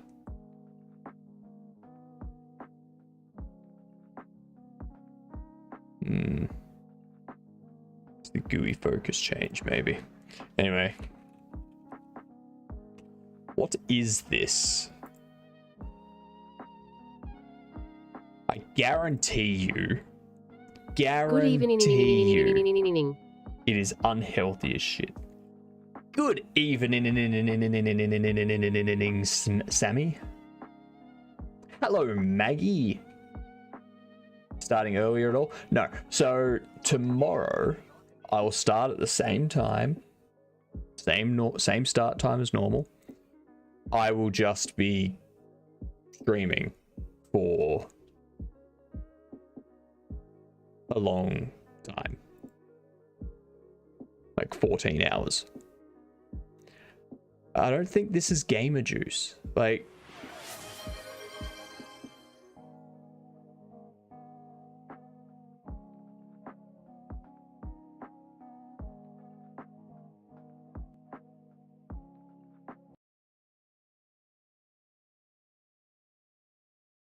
this stuff. But what the hell is gamer juice?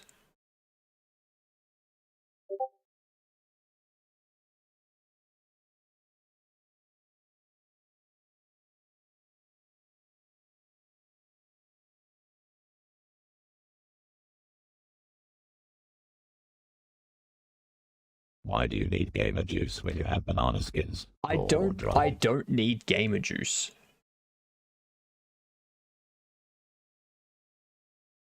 I don't need gamer juice. I'm just trying to figure out why so many people are talking. Like I've heard multiple game dev streamers talk about it and like buy it. I'm like, surely it's unhealthy as shit, right?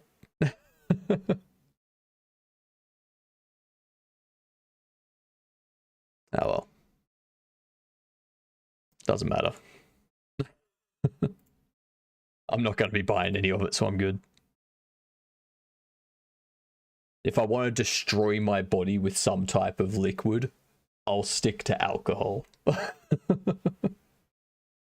probably gamer subs. I don't know.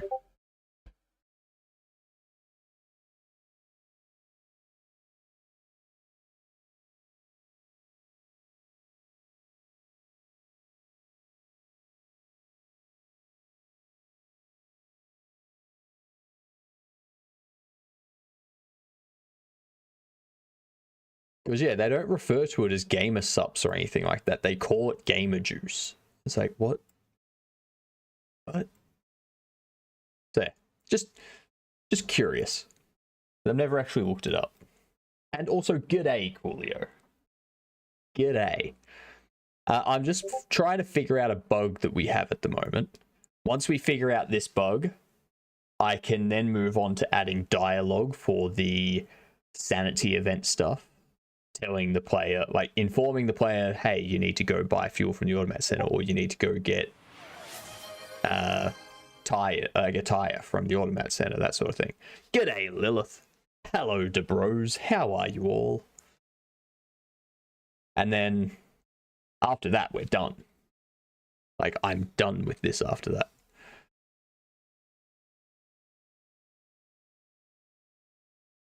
We can start tinkering around with default and whatnot. Oh, was there another audio, like visual anomaly? Very nice. I wonder, have I made it so that they are the only anomaly being activated?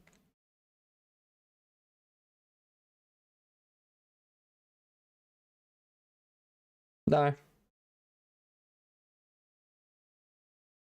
Just coincidence that it's done 2 of them. G'day, Tricky. Discord sounds confuses the crap out of me. Yeah, it's odd. So it's just a chat about tomorrow going off. But I don't know why it keeps pinging me the noise every time every time someone posts something, because they're not mentioning me or anything like that, and it's not a DM or anything. What up, Kieran? Hey, what the fuck? Those were an anomaly. Yeah. I have filter anomalies now. So there will be weird filters that apply to different things, such as my microphone or my face, or maybe in the on the screen and whatnot. Start having some more fun anomalies and things like that.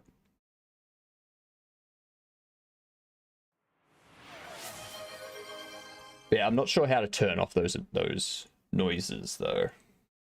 A monkey type. All right. All right. And also. Alrighty.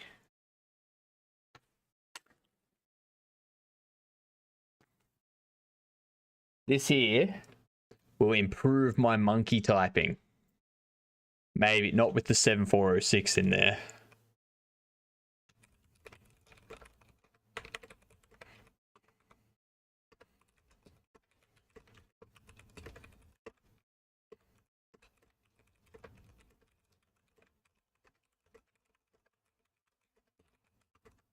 $79 at 95%. Not bad. Let's try without all that stuff, shall we?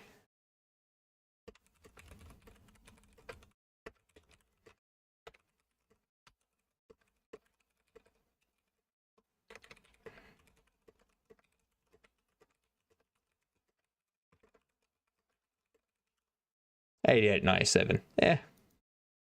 I've had worse.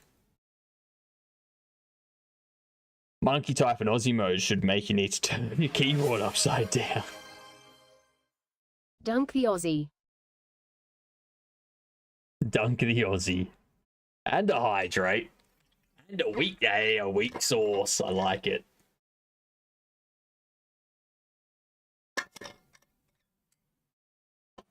Alright, Tricky. Your pick. Your pick. We're doing weak sauce. The before death or the sweet death?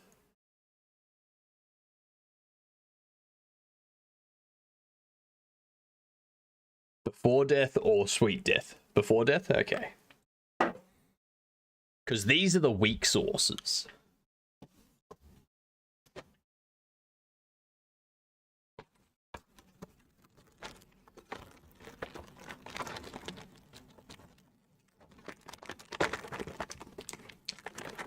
What do you mean?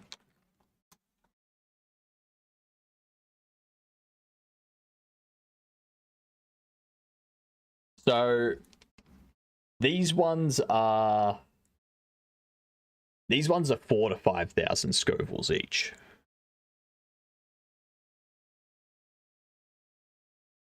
So you can get a nice teaspoon size sort of thing.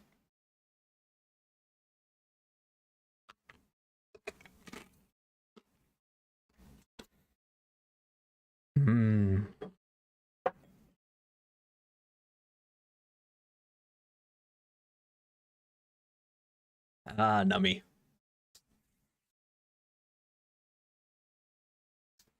No. Tricky. We're not some outback yahoos that do things that are going to send us to hospital. All right? Chase it with a banana skin. Chase it with a banana skin. But yeah, so the 2000 is a weak sauce redeem. It's supposed to be a weak hot sauce. All right? The medium sauce redeem, which is 10,000 points, is the pure death or after death. Those are 48,000 and 5,000 Scovilles apiece. So it's a times 10 jump, basically. And then the 25,000 redeem for a hot sauce is the 105,000 hot sauce redeem. So it doubles from the medium sauce. And then, if you want me to have the 1.2 or 1.5 million Scoville ones, you have to throw 5,000 bits.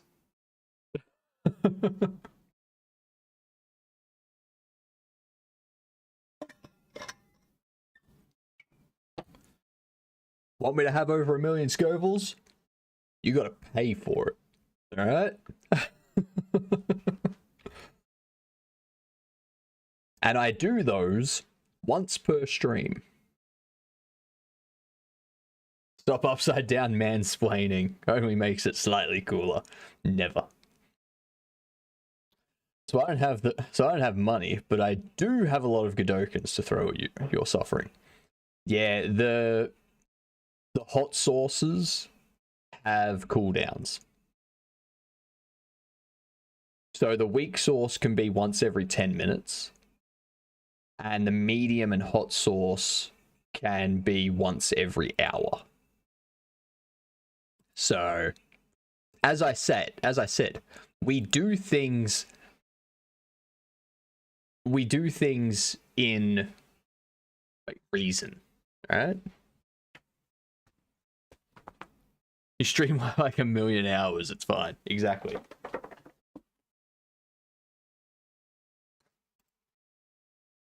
We do things within proportion here. I'm not here to hospitalize myself. Alright, so. Okay.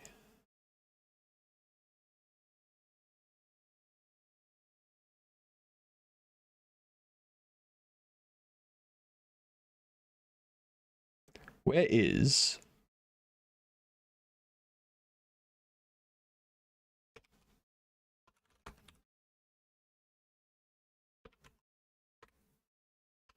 Event as text. Go! How's things? What's going on? Hello, Technonite. You all just missed out on me having some weak sauce. Hello, Pseudo.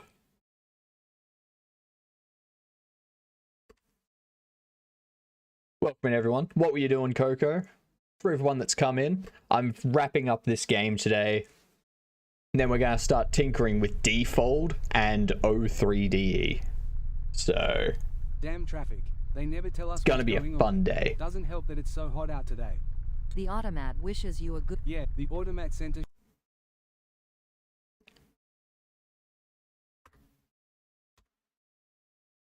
Need to do live things. Fair enough. Have a good one, Coco. Thanks for the raid. Much appreciated.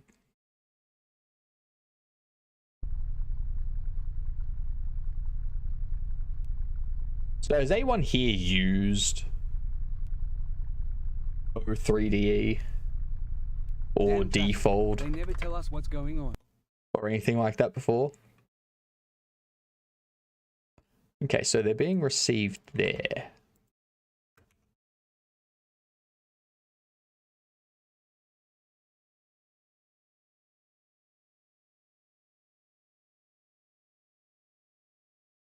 Is it back to menu?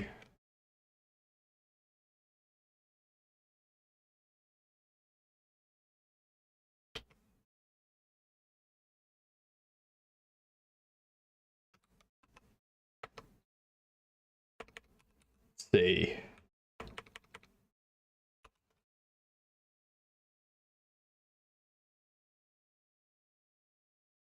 Release focus.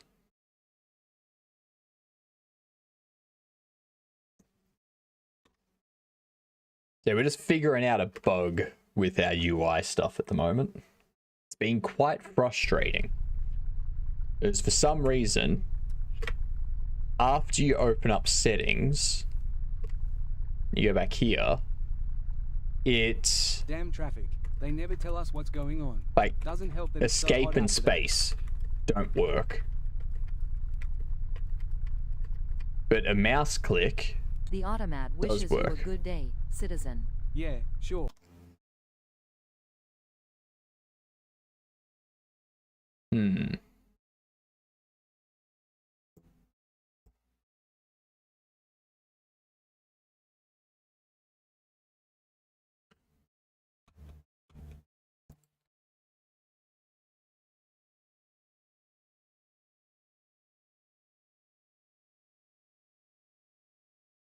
Maybe if I do that.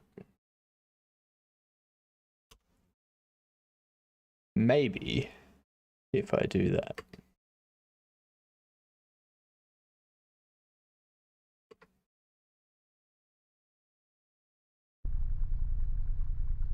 Lua is an interesting language for me. And it's almost like it's focused at being a learning language, but it's used in so many things. Yeah.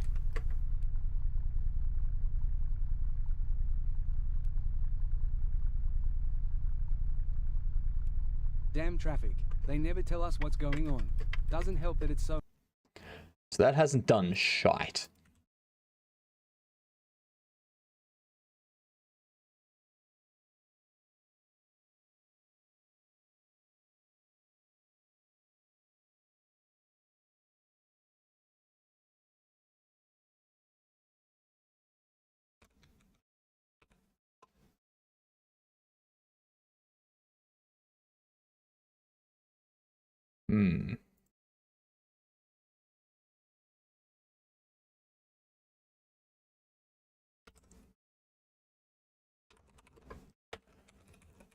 Print debug.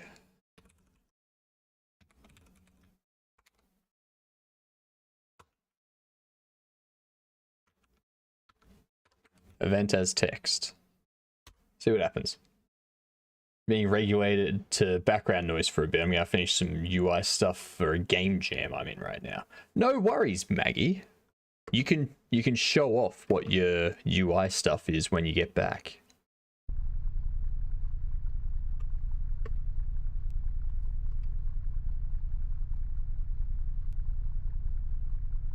Damn traffic. They never tell us what's going on.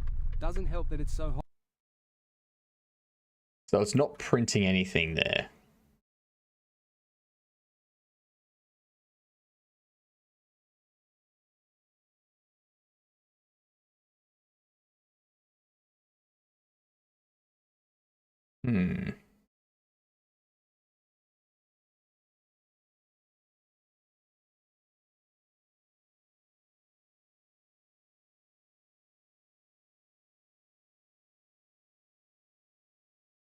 It's not waiting for input.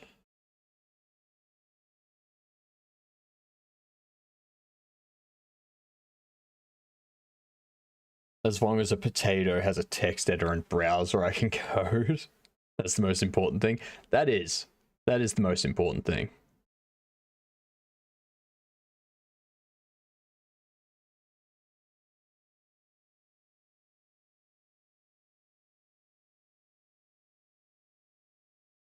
Yeah, you're insane, Matt.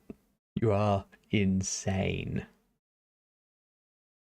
This many 24-hour streams is ridiculous. Run Doom on an array of potatoes. I mean, if you had enough potatoes, you could get it working.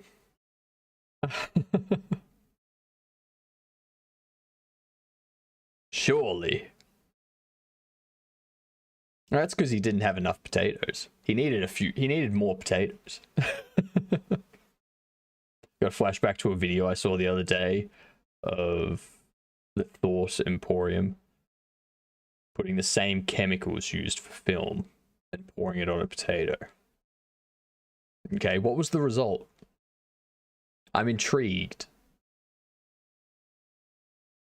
I've also seen someone get Doom running in GitHub Actions.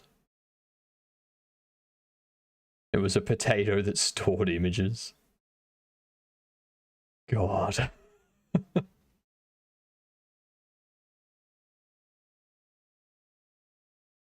Potato film. So you're telling me we could slice up potatoes thinly and use those as basically like a cheap Polaroid?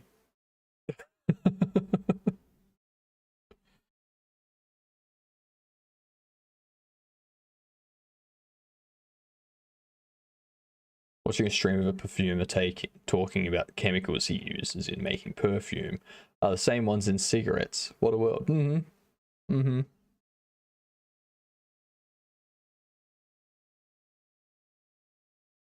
Chapter 3 of my Ed Talk, you can never have enough potatoes. If you think you have a good amount for what you need them for, one more will also improve the situation.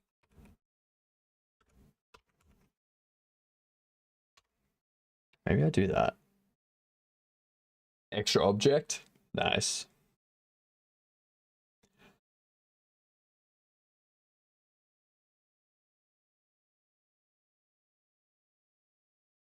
Ooh, hello.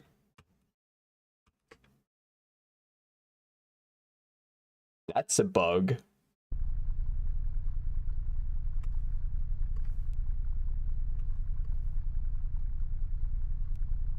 Someone once tried to convince me that we don't need potatoes. They never tell us what's going on. Doesn't help that it's so hot out today. Why? Why does keyboard input stop working? Doesn't make sense. It accepts the first keyboard input and then it doesn't accept any other. But only after I've opened the dialogue. What?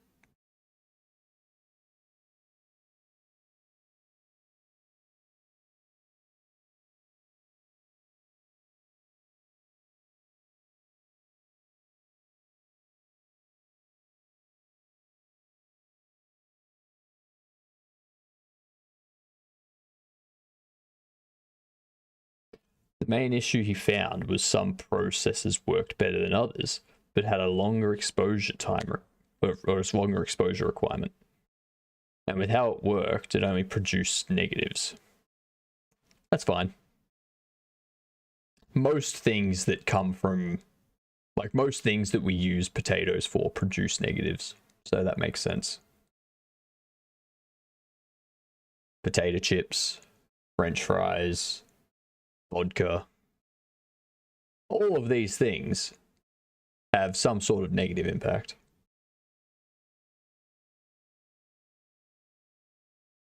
Okay, Slow Me needs to go away for a bit. I'll return with most creative and funny TTS message. Probably something about banana skins. As long as it's not about banana skins, alright? If it's about banana skins, that's fine. Just not banana skins. The fact that that's now a word in my in my vocabulary is very annoying. Bananaskins. Bananaskins, bananaskins, bananaskins. I hate you, demon. Hate you. You're everything that's wrong with so much. Everything that's wrong with everything. Ban nanaskins.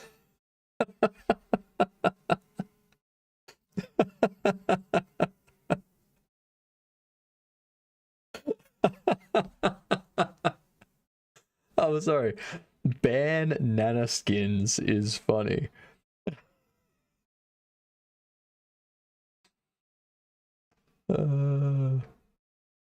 It's definitely with a Kiwi accent because it's Benaneskins.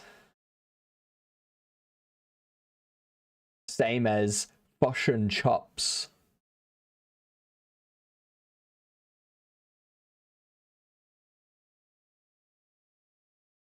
Drew, you bin chicken, by the way? Nice. Nice. A bin chicken.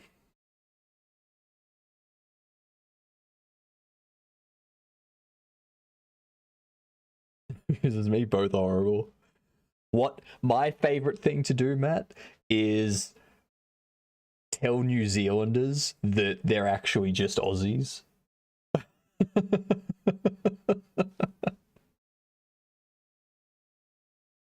It's so fun.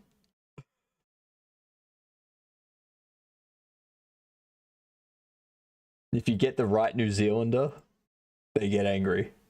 It's very entertaining to watch.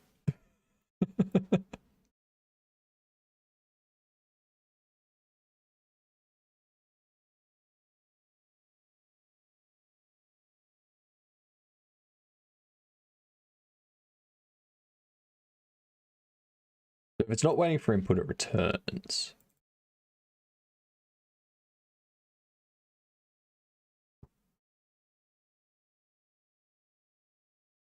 I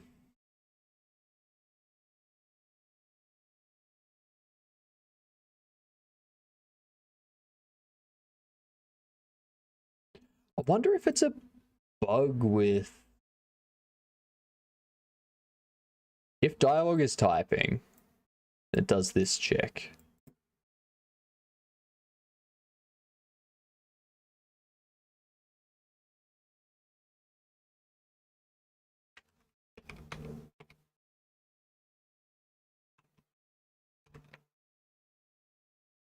If dialogue... If it's not typing... and it's not waiting for input, then I essentially want to do the same check, but with next action.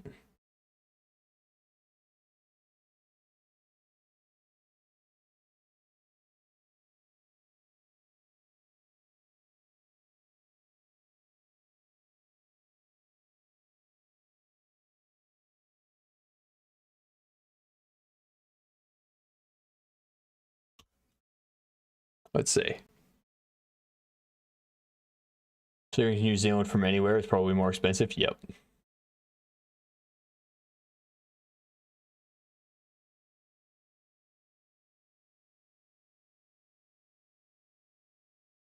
It's the same thing with Australia. It's just horrible shipping costs.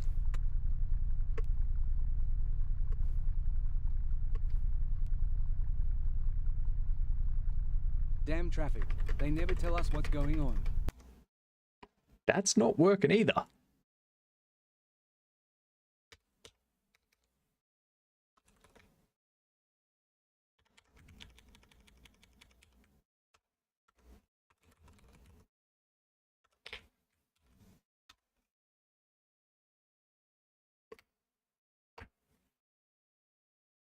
It's annoying me. Better start saving. I'm sure Hypno will be incredibly disappointed in me for not having it. What?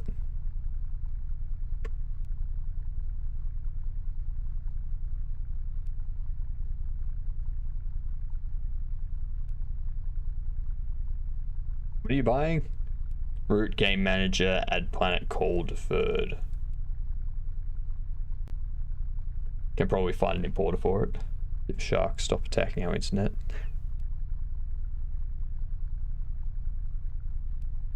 Damn traffic. They never tell us what's going. So it only detected escape.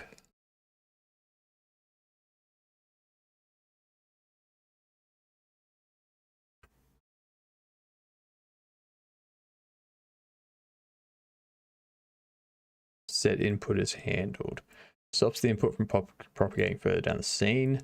This does not affect the methods in input, only the way the events are propagated.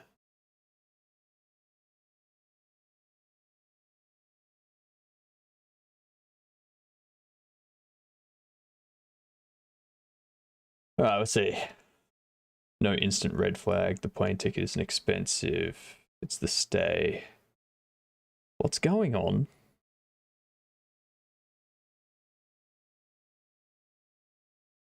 Still couldn't find any damn truffle oil. Truffle oil's good. My dinner tonight, I've already got chickpeas in the fridge with some water, getting them soaked up. I've got my sweet potato. I've got my beetroot. I've got spring onion. I've got spinach. And I've got my black truffle oil. That's going to be my dinner tonight. It's going to be so tasty. So tasty. Might also add some cucumber in there for some good measure.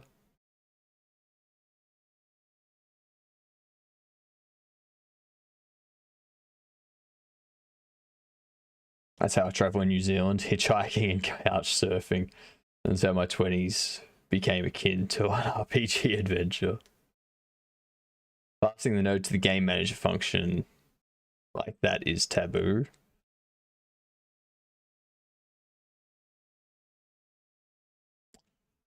I mean, you don't need to do that. You can just reference self. So if you want to access the current node, then you can just do,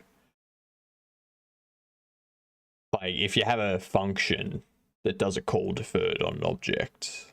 Like, do I have something here? If I had a function, take node, we go node. Down here, I can just go take node self.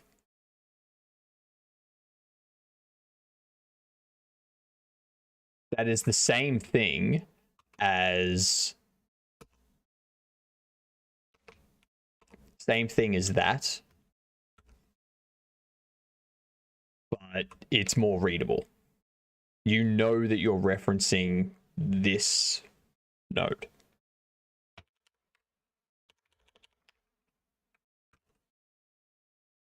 Self is called on the object the script is on. If it's not freed, then you can probably just call self. Yeah.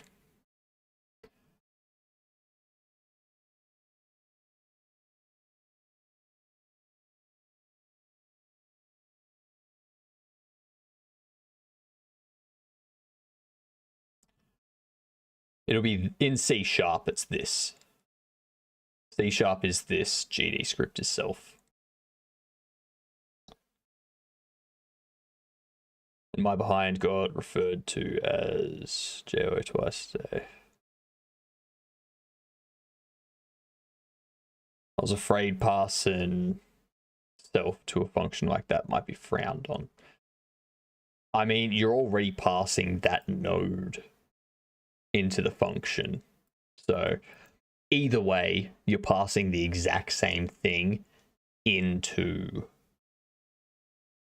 the function.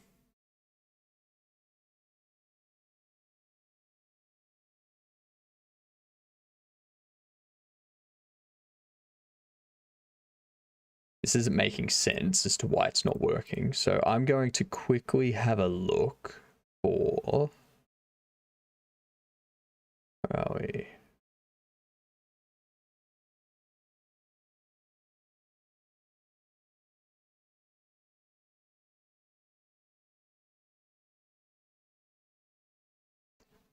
So when escape is pressed,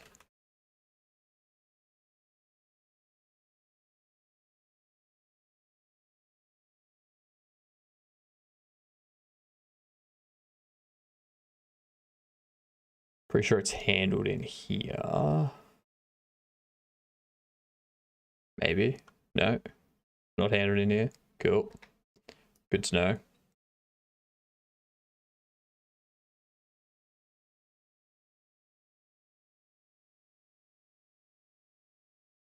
I think it's settings. When I press escape, it goes back to main menu, which triggers this. Between self to the global position of that. Between the main menu global position. Hang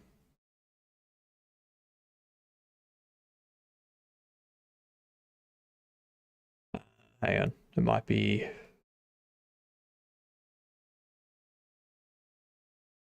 Because it was new game.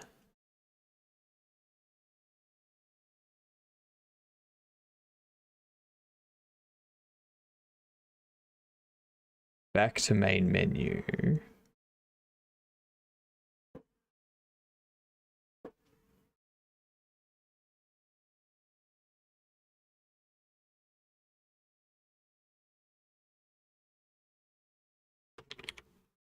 Set up a function for input here.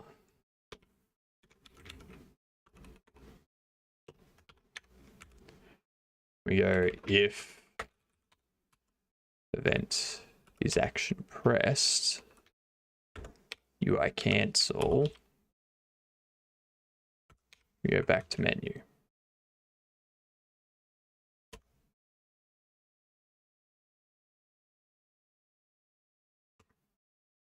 There we go. Much better. A couple of resource managers I made for various games. I had all the resources getting pulled into a single array in a global storage object, which was somewhere along the lines of just objects append self.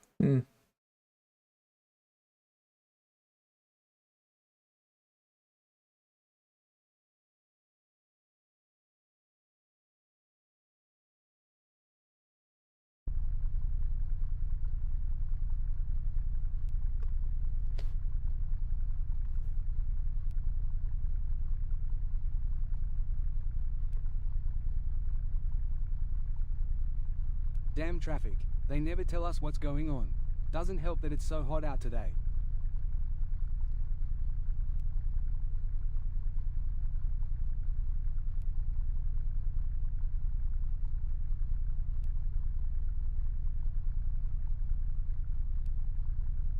Close, goddammit. UI.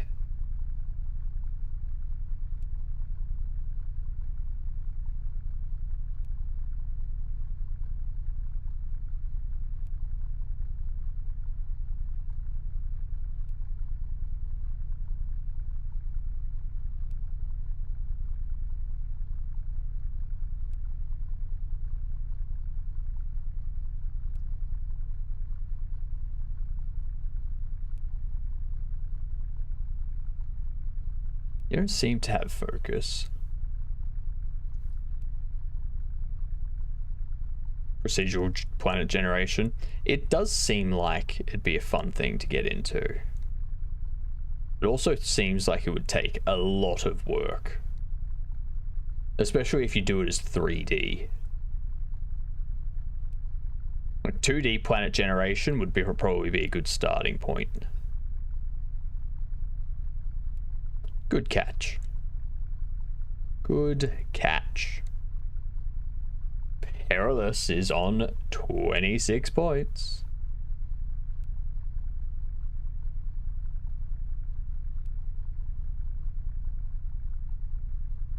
marching cubes makes it quite easy to do, to be honest.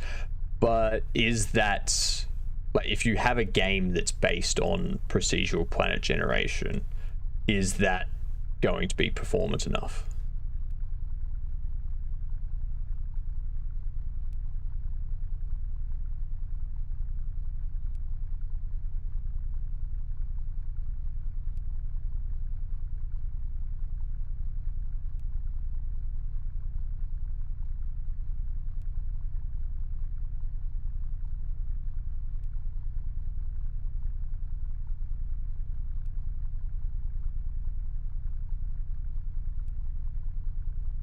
I hate getting rid of that one, but someone will.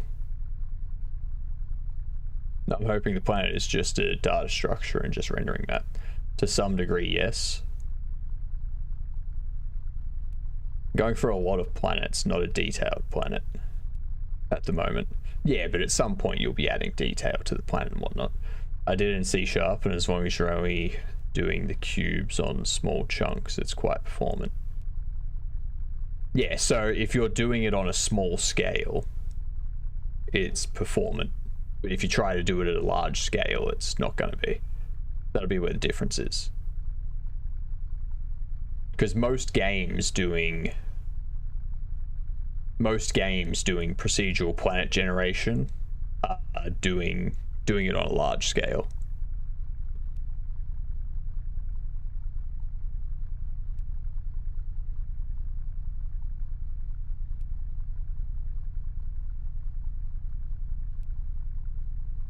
Wonder if there's something I can do.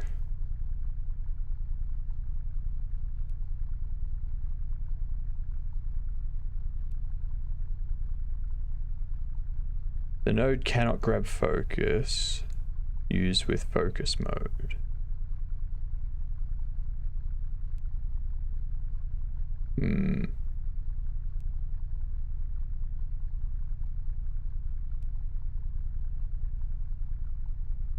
Could always have the planets be made of small chunks.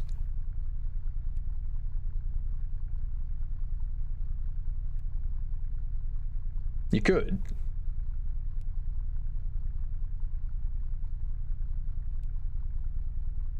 You'd need to separate data from planet though.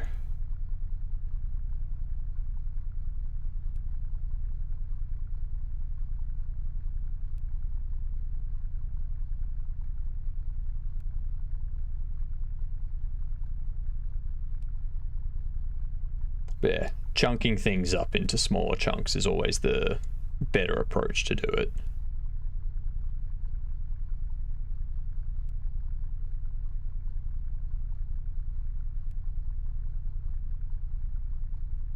Oh, is relative Y sword enabled.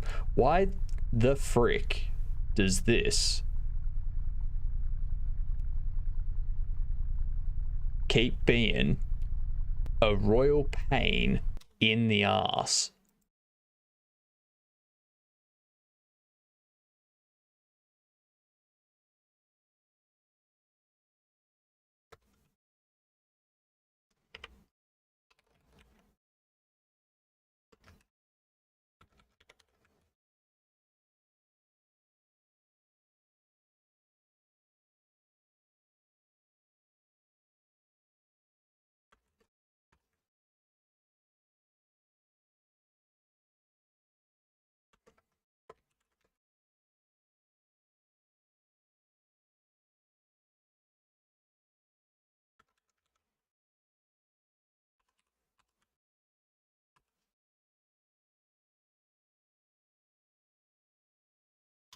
Something that's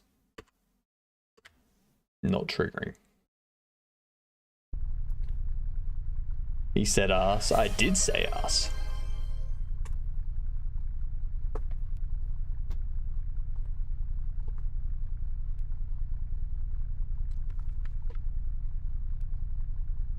There we go. And there's the splish splash. Damn traffic. They never the automat center should have some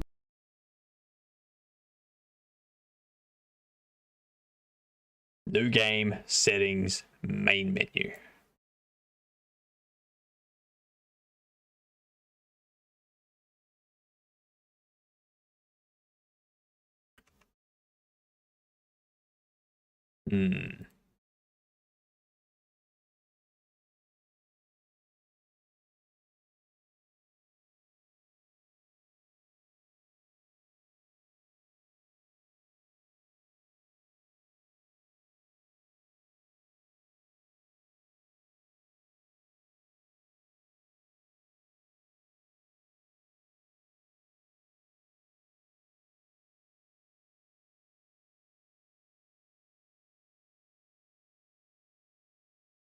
If not visible, we can go set process input false.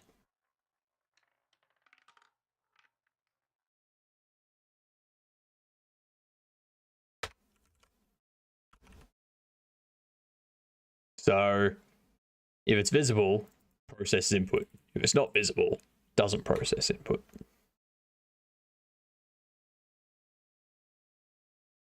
See what happens.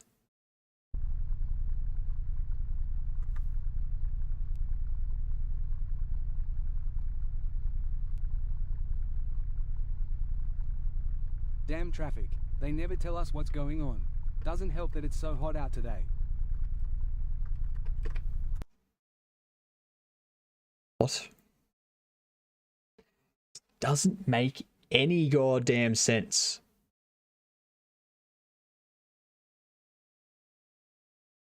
If I don't open up settings,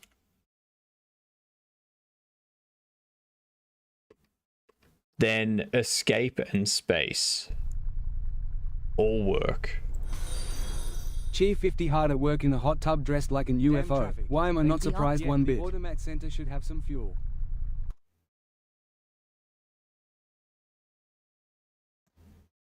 Dressed like a UFO. Why am I not surprised one bit? Because I like to have fun at work. Unlike you. Yeah, run away. Run away. Howdy, Cavino. What's going on? He called me his partner. Oh, no. Cavino. Think he was being sarcastic? Really?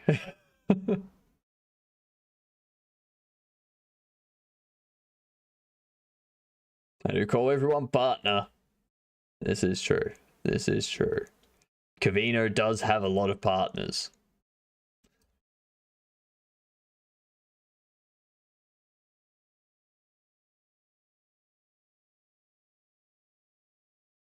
So Cavino, have you set up Among Us and the mods?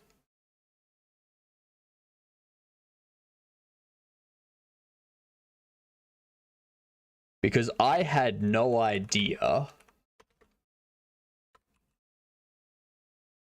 I had no idea that this existed.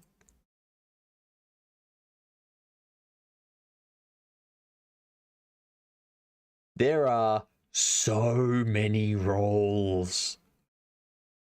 So many roles.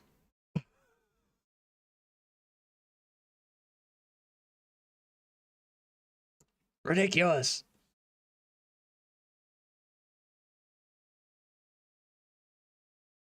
Oriole. Crewmate that can sense things in their surrounding aura. If any player near the Oriole uses a button ability, the Oriole will get an arrow pointing towards where that ability was used. Detective. Crewmate that can inspect crime scenes and then examine players. The detective must first find a crime scene and inspect it. During the same or following rounds, the detective can examine players to see if they were the killer. If the examined player is the killer or were near the crime scene at any point, they will receive a red flash, else the flash will be green. I saw we had mags in there.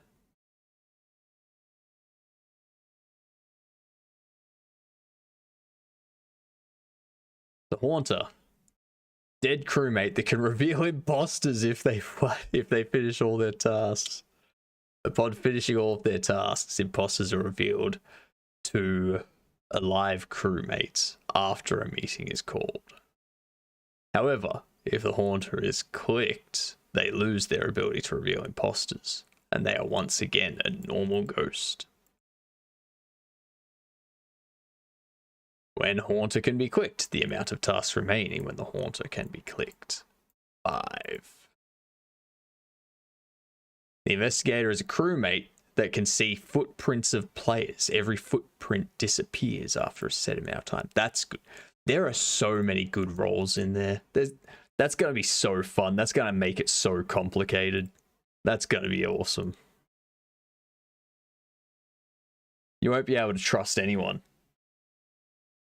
I don't know if Town of Us, but you can get a lover sheriff imposter pairing. I think there is one. Yeah.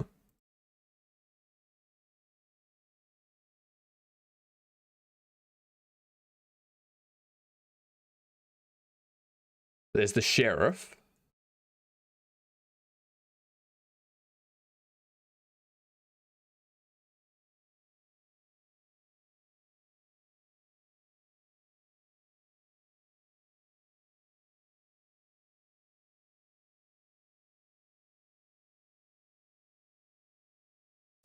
I don't see...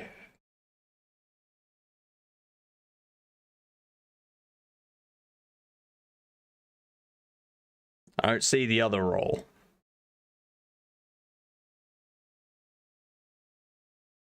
Hypnotist.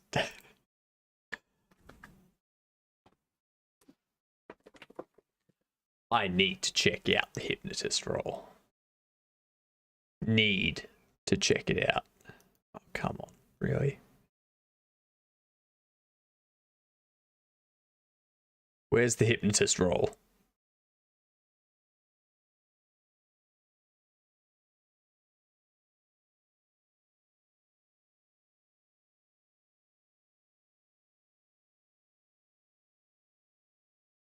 There it is.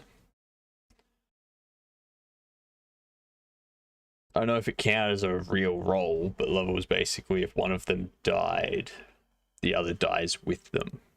Interesting.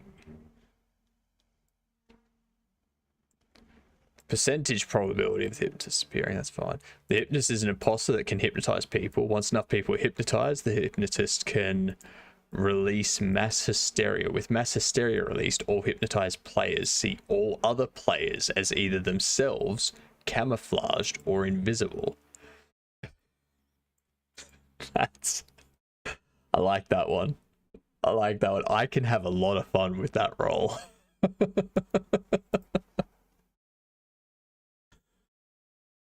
Oh, that would be fun. It seems super cool. Way cool. I thought, yep. So you could be a sheriff and your lover could be an imposter. And the lovers could use their ability against the other and wipe them both out. Yep.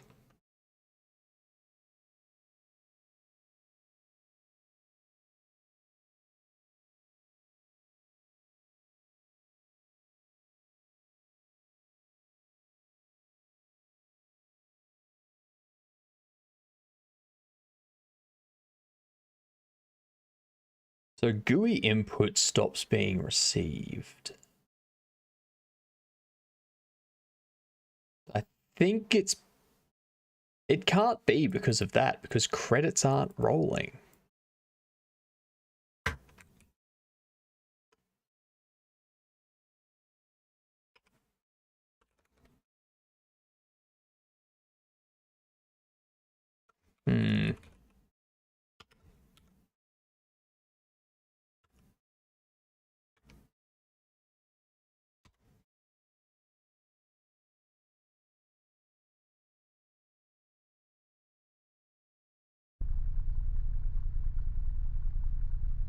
Can also get dual imposter lovers.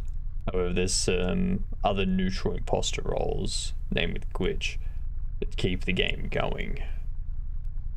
Interesting. Damn traffic. They never tell us what.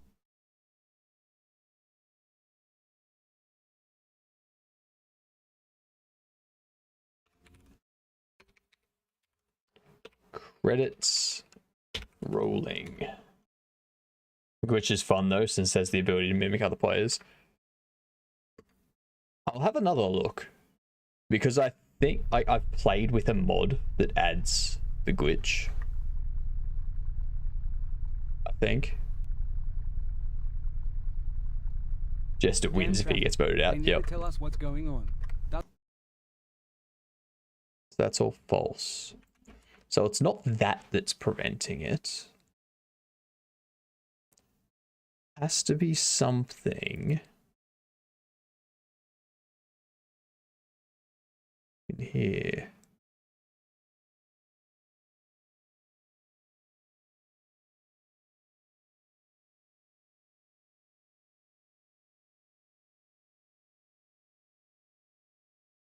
There's the ready. Next dialogue line. Resolve data. G'day, gamer. What's going on?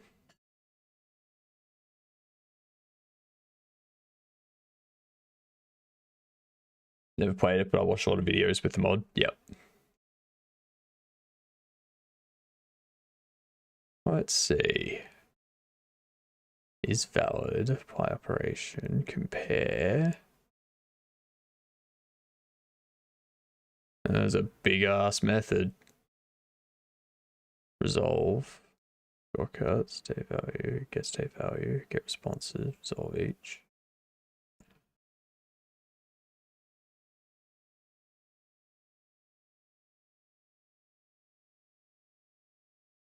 Does Balloon have anything for input? It has unhandled input.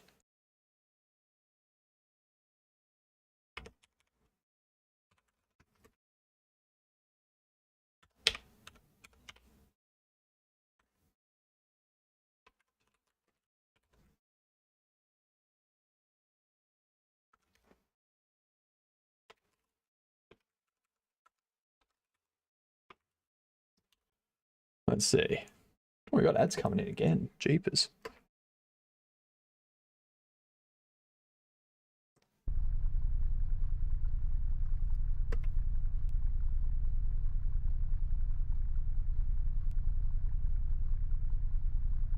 Damn traffic. They never tell us what's going on.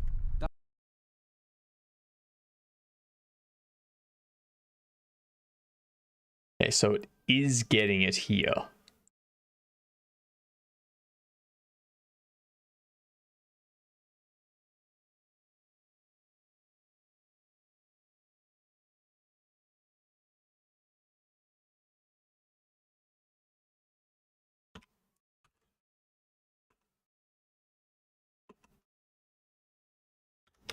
If balloon visible, the event is action pressed.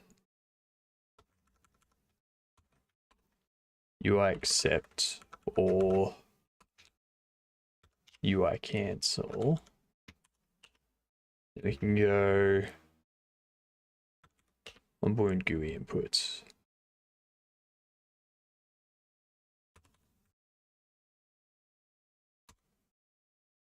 I was gonna do that. Like, screw you.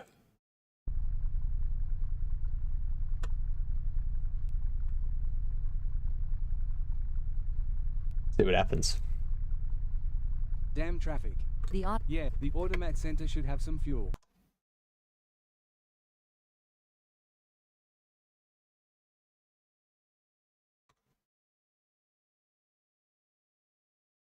That seems to have done it. Don't know what was happening, but something was being silly. Damn traffic. Yeah, the automat center should have some fuel.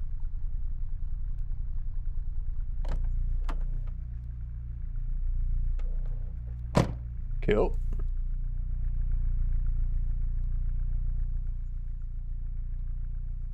Bet it was the witch. Oh, definitely. 100% was the witch.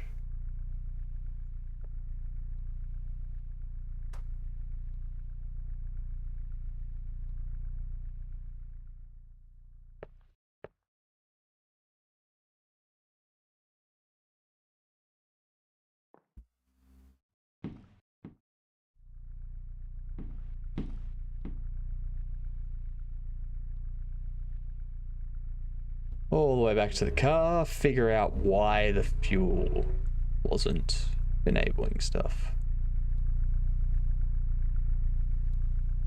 Maybe it needs to be a call deferred. Should already be a call deferred though. Okay, so for some reason,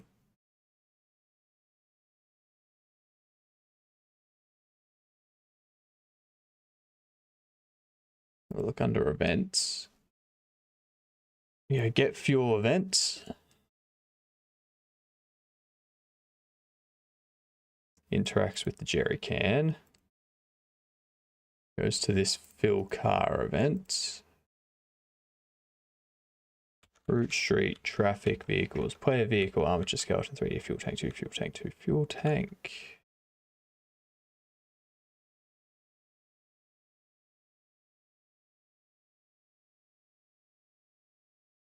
And there was much rejoicing. Yay!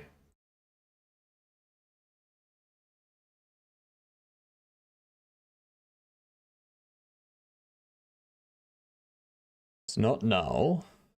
If wait for interaction, do that. Otherwise, we update the colliders. Looks for a collision shape 3D.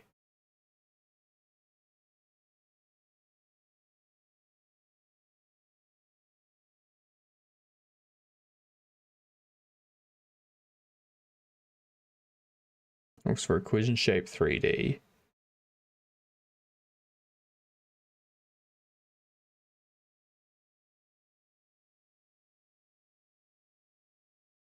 Just skeleton 3D, fuel tank 2, fuel tank 2.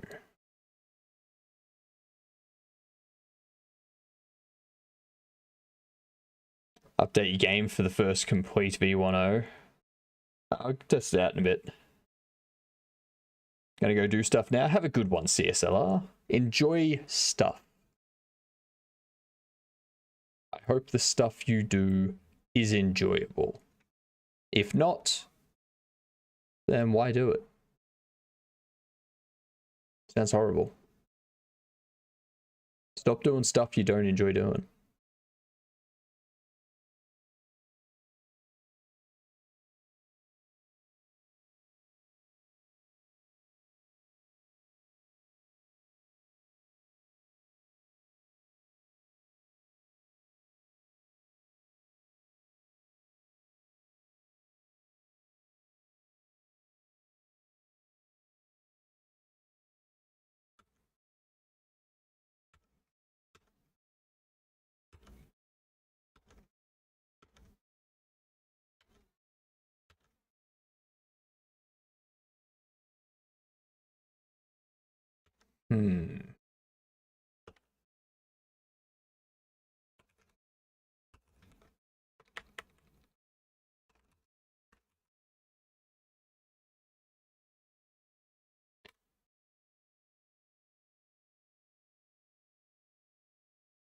This is interesting.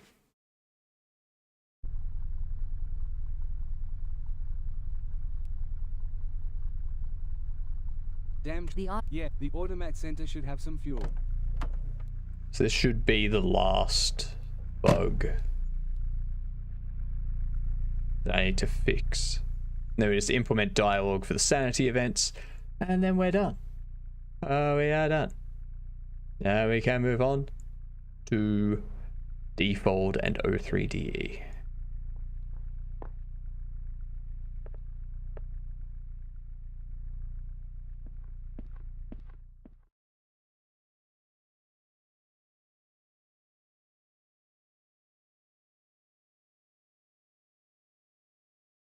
That didn't print anything out.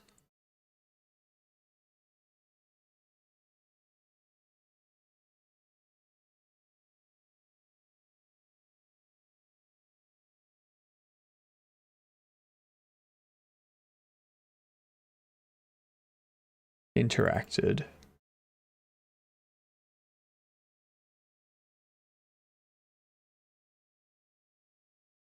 I don't understand what's going on there, but sure.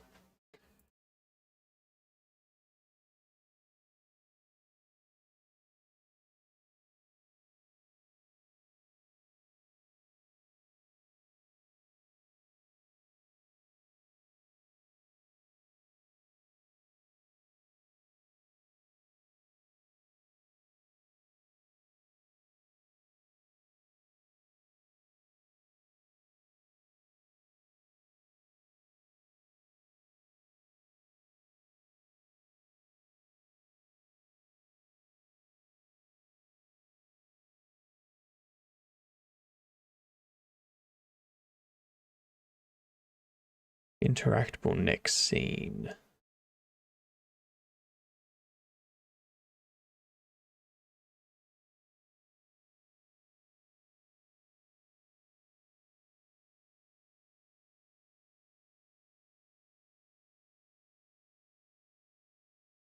That's the trigger event.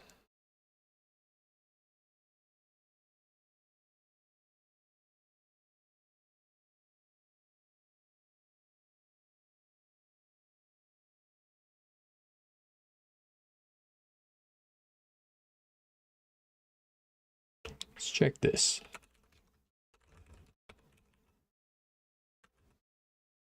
Print the interactable name there. See what happens.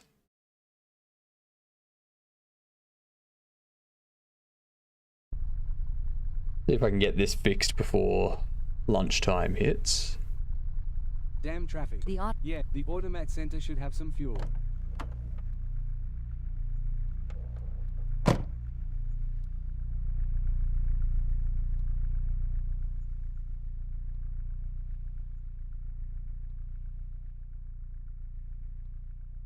Nice. Bucky on 29. Peros isn't very far behind you, Bucky. But also Peros is on the sub list, so never mind. You two aren't competing with each other.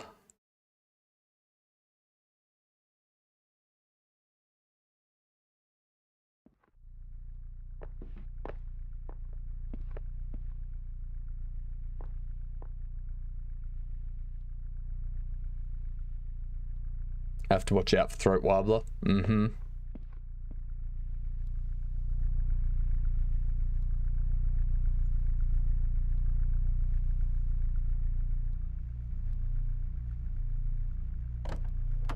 I still need to...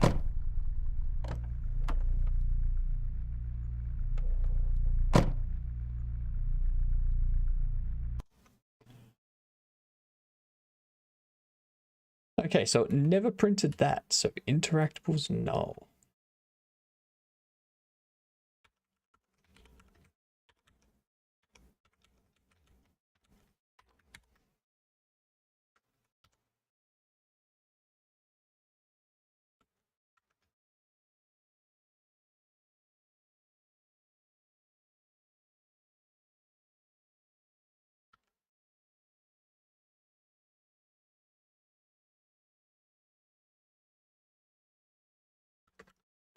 Okay, let's get rid of all that.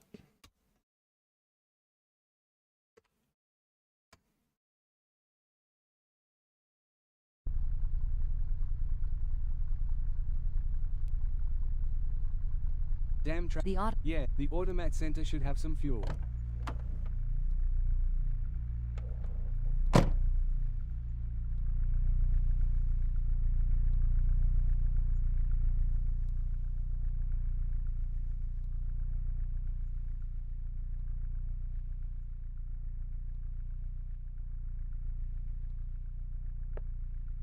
Get through these two.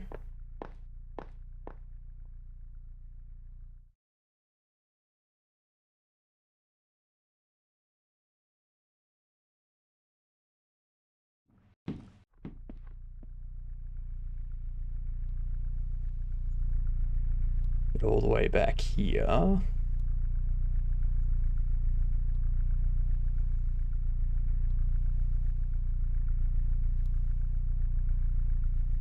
So, interesting story. A few years ago, I was going back through the classic Minecraft phase, and I wanted to use something other than the default Steve skin, so I found a cool-looking Overwatch character skin to use. A week after, I joined the server, but got kicked a few minutes after. Hadn't done anything wrong, so I asked the mods about it, and apparently they ban Anaskins. Bananaskins, Bananaskins, Bananaskins.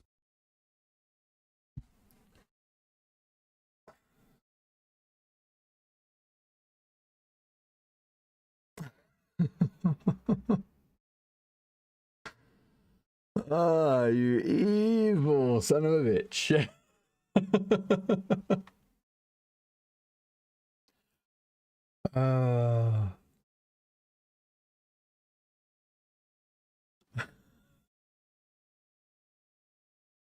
Evil, evil son of a bitch.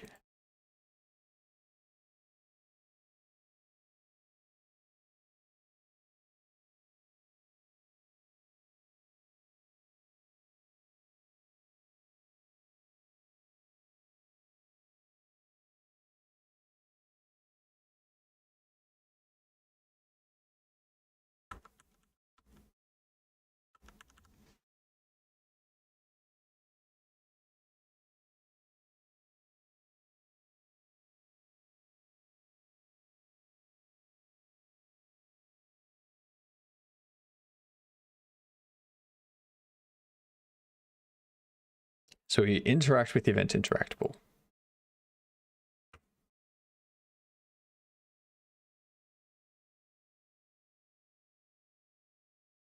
Interacts. Emits the event interaction. The trigger event's not null, and the trigger event is not added. Sets up trigger event.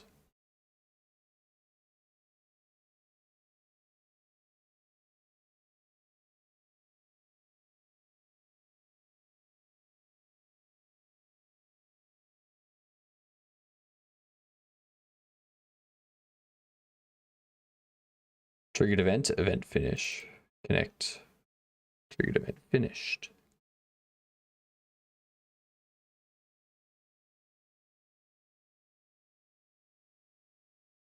If next event is null, UQ free.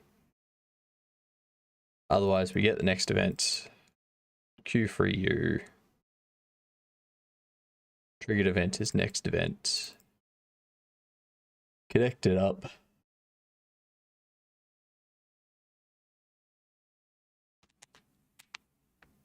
That's not correct. That's not correct.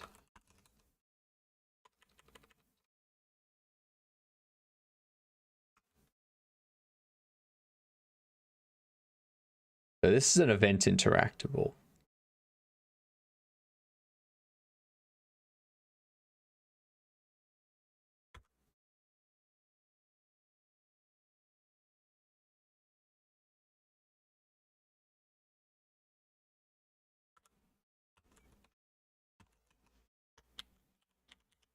That's what I want to do. I want to add the next event system under that so that it can process and whatnot. Because what's happening now is it's adding it to the child of the thing that's being queued for deletion. Yeah, the automat center should have some fuel.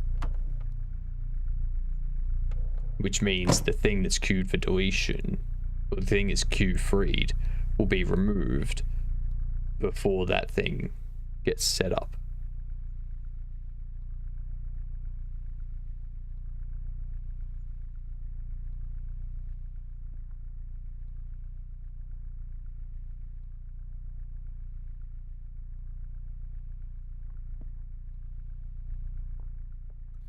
Get out!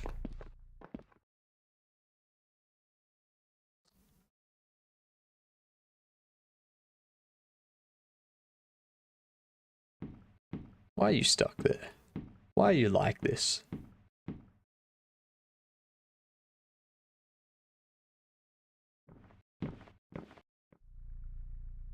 Got more than enough space to move around it.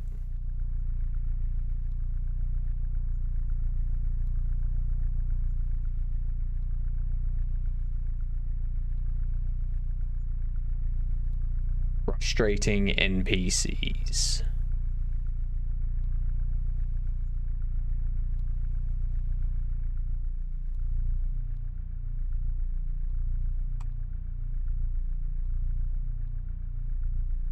Why? Why?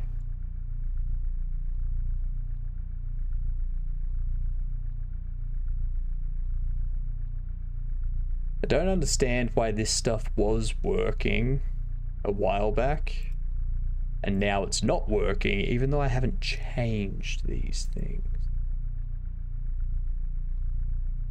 This physical bone simulator.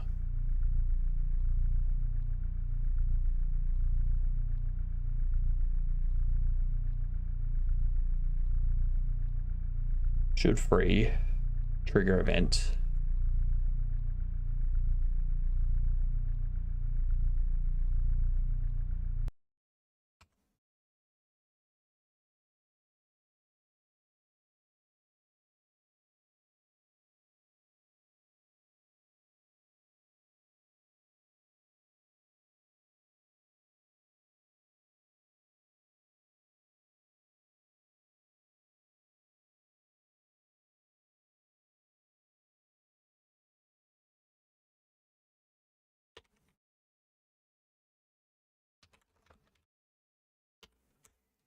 Get this ready set up and say if trigger event is not null,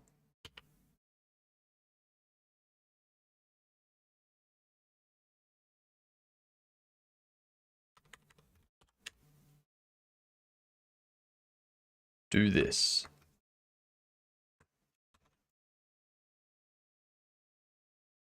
Shall we do that and I'll return out.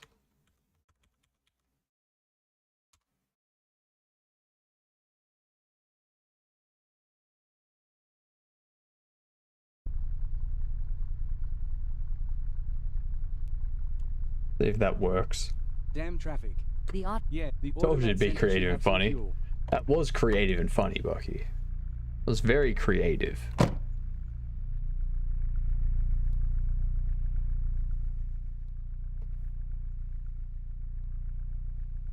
The fact that you got from playing Minecraft to Bananaskins. Well done.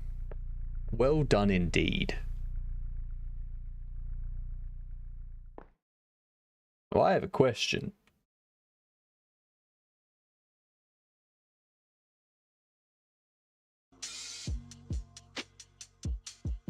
Why did the music stop? Oh, we just realized. Very odd.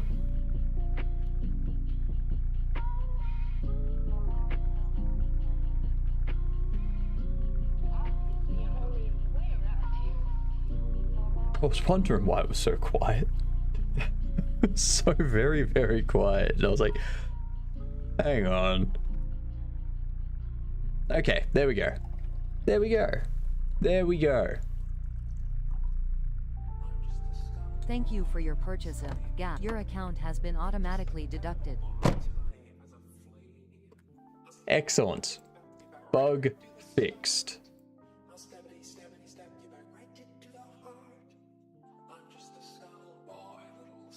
Last thing to do now will be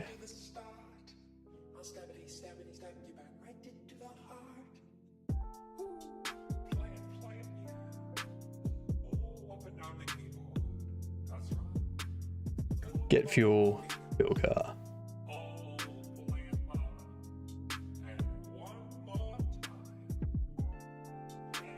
We're gonna go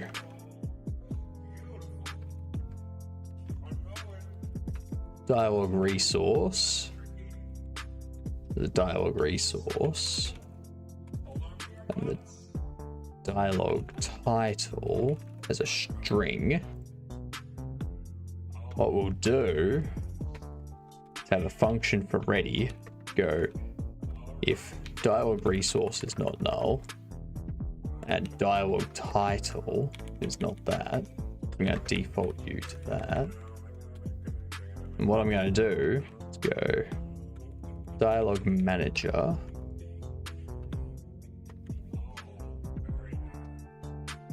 show dialogue balloon, the dialogue resource, and dialogue title.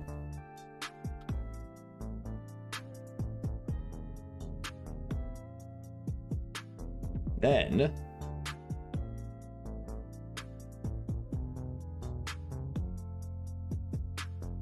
let's create a new one called Sanity. Go get fuel.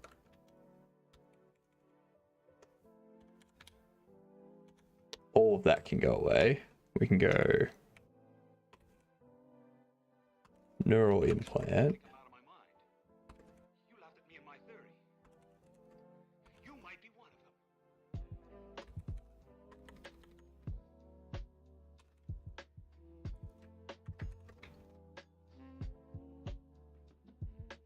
Purchase some from the automated center.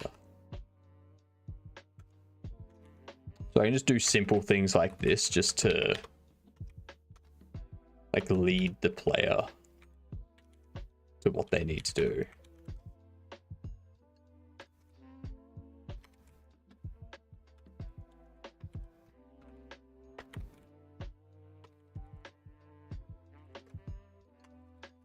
Your front left tire appears to need replacing.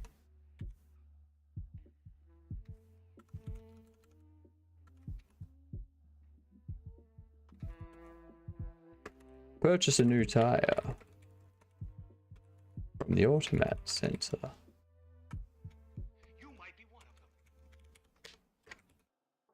There we go. Easy done. I'm not going to bother setting up audio for this stuff because I've already done that. I already know how to do that. So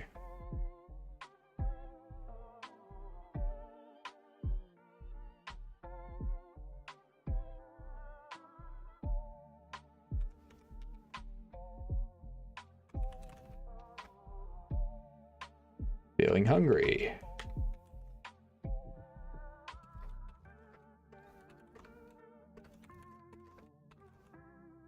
Should get some food from the store. Now the same thing. Oh. That sounds a bit loud.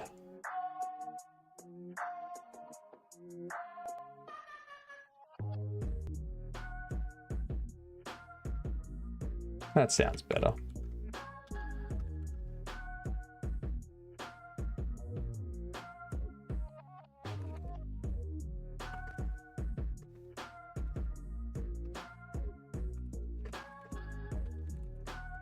I should get something to drink.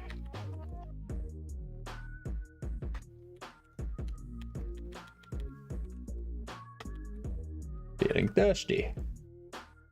Now we can go into the, what was it, the player?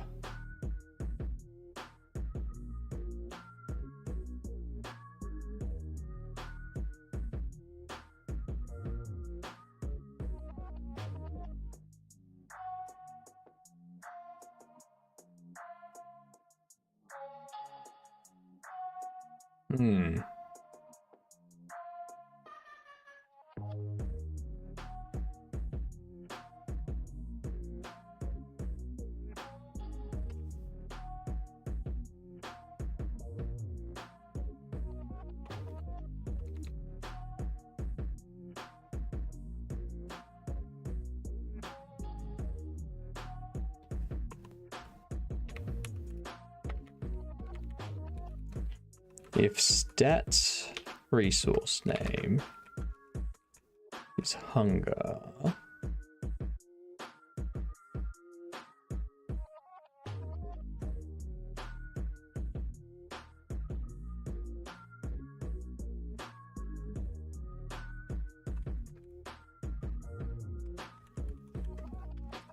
That name string. That way I know exactly what it's gonna be.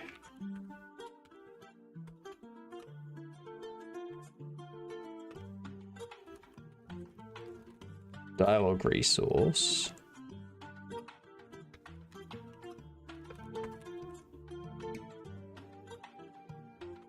Dialogue title can be that. I can get this wrapped up by lunch. Then we can move on to some new stuff. In case you can't tell, I'm really excited to move on to the new stuff. And like just start tinkering with some new things. Preparing for some game jams and whatnot.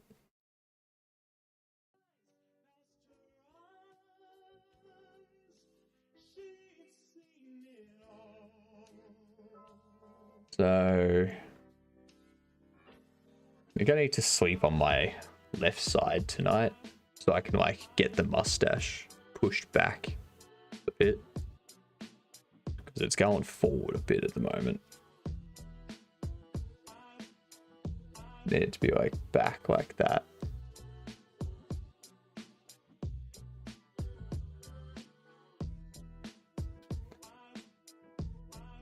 We'll fix it.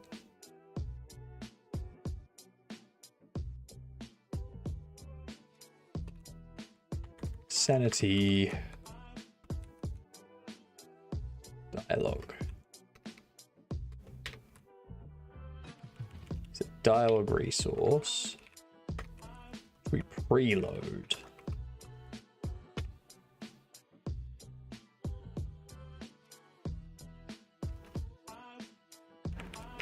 Dialogue title equals feeling hungry.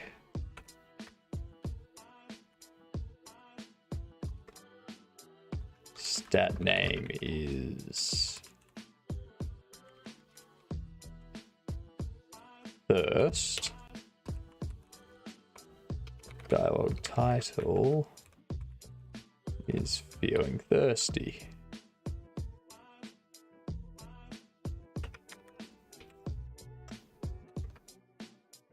If the dialogue title is not null, then dialogue manager, show dialogue balloon.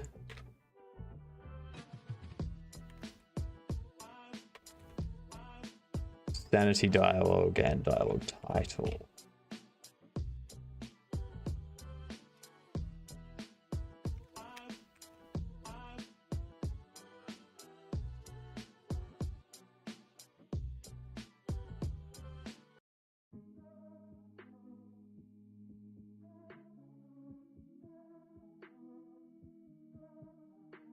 We go here, we go hunger, thirst, money, sanity, social score. Voila.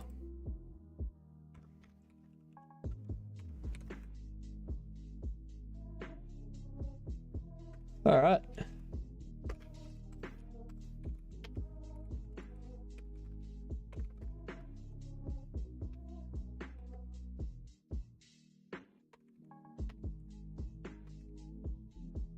Finished up sanity mode dialogue.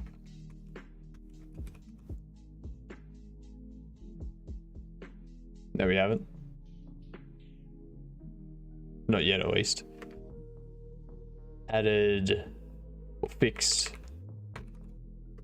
UI bugs and story mode bugs. Something else I need to do first. we need to look at get fuel.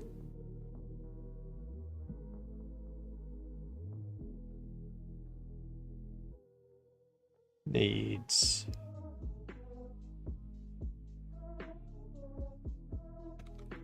get fuel.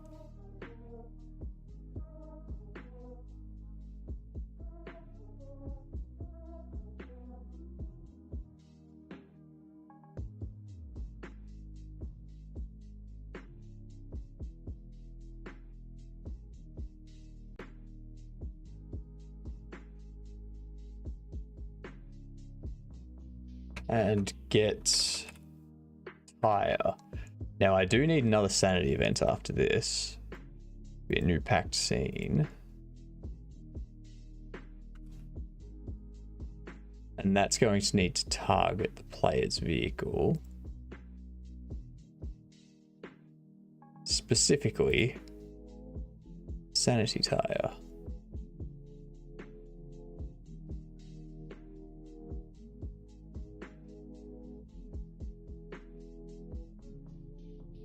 Sanity interaction. No.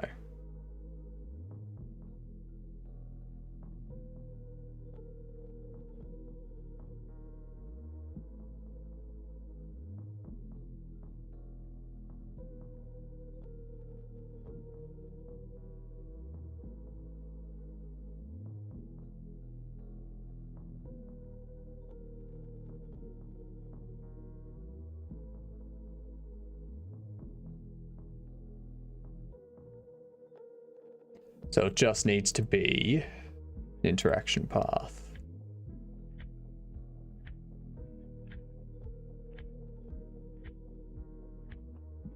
New event.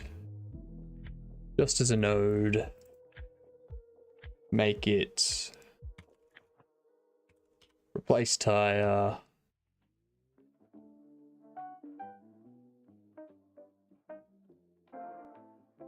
Give you the script. Sanity event. Have the interactable.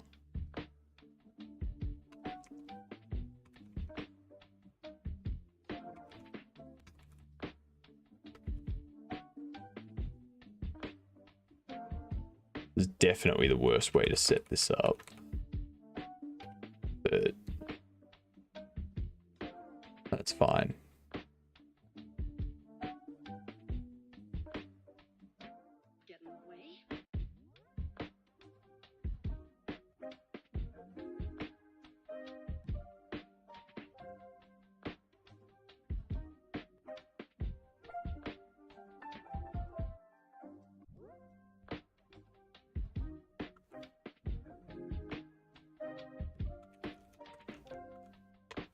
Do this.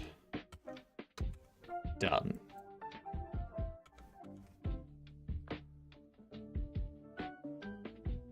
All right.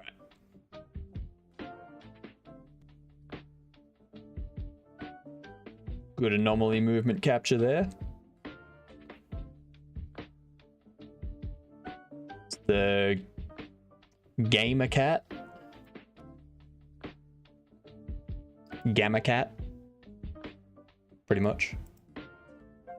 You're not gonna let pride get in the way.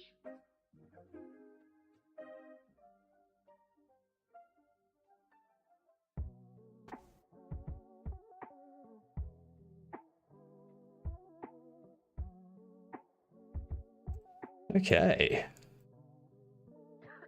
If I copy a dictionary and put multiple such copies in an array without changing dictionary variable name, is the array going to trip? Yeah. If I copy a dictionary and put multiple such copies in an array without changing the dictionary variable name, is the array going to trip? What dictionary variable name are you talking about? I don't understand what you mean.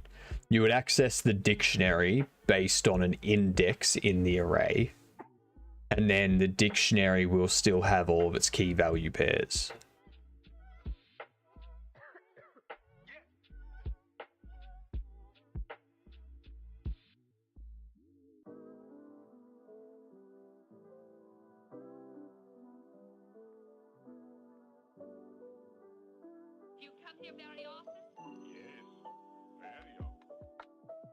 If I copy a dictionary and put multiple such copies in an array without changing the dictionary variable name, is the array going to trip? So you have an array and you have a bunch of dictionaries that you're adding to the array.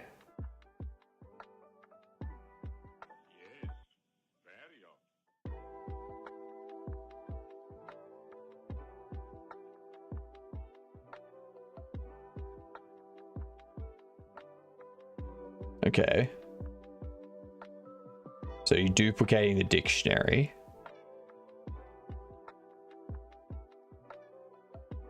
Append. Yeah, that's fine.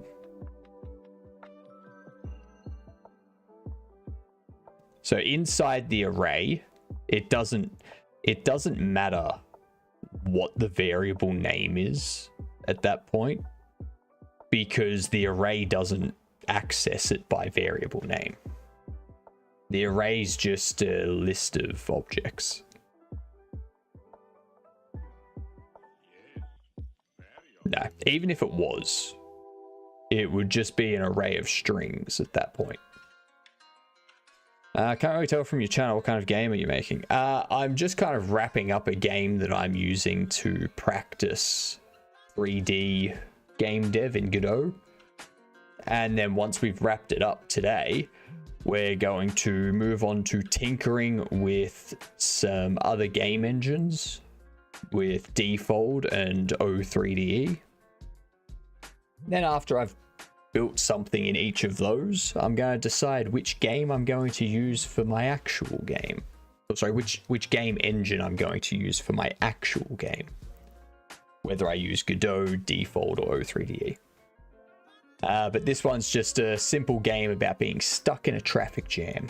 That's the entire context of it. You're stuck in a traffic jam and you got to stop your sanity from falling to zero.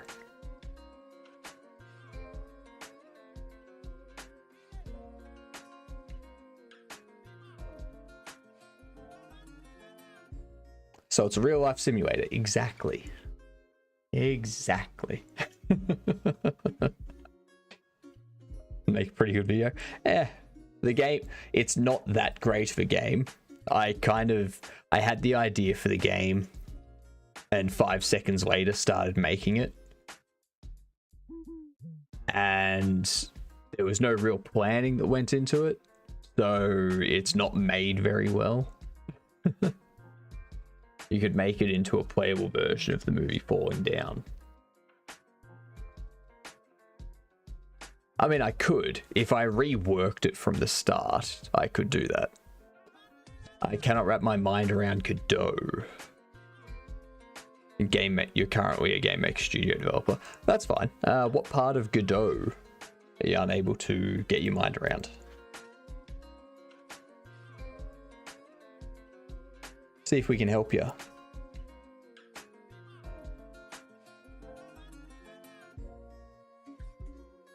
Bananaskins, bananaskins, bananaskins, bananaskins, bananaskins, bananaskins, bananaskins, bananaskins. God damn it, why are you like this? Why do you keep bringing up banana skins? Just why? That's a horrible thing. Goddamn bananaskins. The whole node system. So nodes in Godot are just objects. There's different types of objects.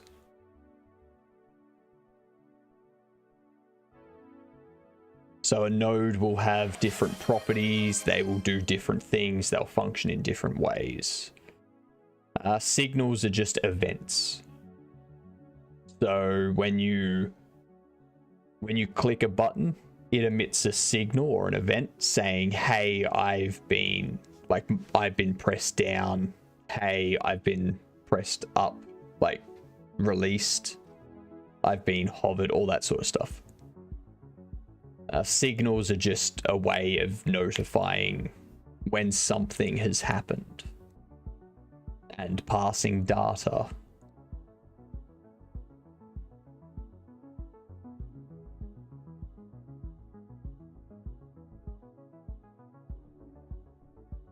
So if you have, it's like everything in Godot is a node. So you've got the root node, and then you've got all your 2D type of nodes and your 3D nodes. Everything pretty much inherits from node. And then you'll have your 3D nodes, which are 3D instances. They will, underneath that, you've got your visual 3D nodes. So things that provide context, like a representation visually. And then you've got your 3D collision nodes, which are just 3D areas that can be collided with. You've got your collision shapes, which outline what this 3D collision is in the 3D world. You've got a character body, which, what's that under? I think that's under here. Yeah, a 3D character body, which is used for NPCs, player, all that sort of stuff. Anything that walks around and moves. There's also vehicle bodies, if you've got cars and stuff, which handles engine velocity and things like that. So all of these are just basically different objects that do different things at their core. And you can nest them underneath each other. So anything that's a collision node requires a collision shape to be provided to it as a child node. Things like that. And then in terms of signals, so for example, make a 2D sprite with animation and collision. I have to attach a node for each thing. I can create a sprite animated in one shot thing in GameMaker, then assign it to an object. They're two different engines, Mordecai. So it's not a one-for-one comparison. So you've got to remember that Godot is built to support 2D and 3D. Every moment I continue to have this TTS, and it's not handed over, I am compelled to invoke banana skins, banana skins, banana skins, banana skins, banana skins, banana skins, bananaskins. Thank you for the interruption there. Much appreciated. So you can't, don't think of them the same way. All right. Godot needs to support both 2D and 3D, so it's going to have a bit more complexity to it. But if you wanted to do something in 2D, if you want to do a character in 2D, then you set up a animated sprite 2D. All right, this animated sprite 2D allows you to set up sprite frames with different animations and what frames play after each other and stuff like that, and how long they play for and so forth. And then underneath that, you can say, all right, I need you to have a collision area. So your collision shape,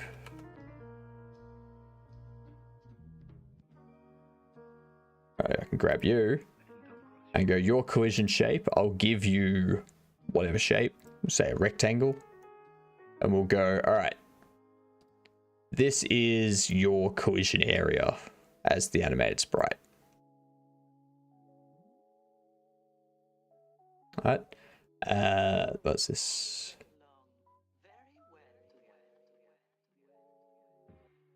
Yeah, because we'll also need to add a character body 2D, and I'll need to make you the scene root with collision shape there. So you have the character body 2D. This controls all the movement of everything. So character body 2D is just moving things around, giving something velocity, making things jump, all that sort of stuff. it is a collision object. So you can set up collision layers on that. And you tell it what its collision shape is, which is this. So you can make that collision shape whatever you want it to be. And you also have an animatable sprite 2D, which is the visual representation of the character. And this controls what animations play what sprites at different frames and how fast they're played. So it's completely separated out. So you can have an animated sprite 2D that doesn't have a collision area. So you can use that as a flame for a wall torch. Doesn't need a collision shape. Doesn't need to be anything special. It just needs to be an animated sprite, basically. Your character body, you can give it an animated sprite. You can give it a static sprite. Your choice. You can give it something else if you want it to look different. But yeah. It allows it to be more modular, so you can use things in different ways. And then if you wanted to set up an audio stream player 2D so that you can play audio when they take a step, things like that. Brilliant monologue by the host ruined. I know, right, Gamian? Yeah, no worries. It's just everything's kind of split up. And have a look at the Godot tutorials as well. So if you go to Godot for 2D, if you go to this one here, your first 2D game, they will take you through setting up all the different things and what all the different nodes are doing. So it'll take you through setting up the scene, setting up area 2Ds, animated sprites, collision shapes, all of that. And then it takes you on to coding the player and how to control the player and things like that.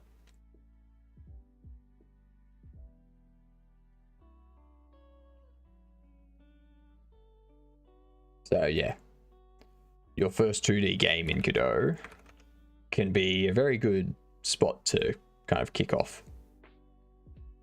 And you end up making this.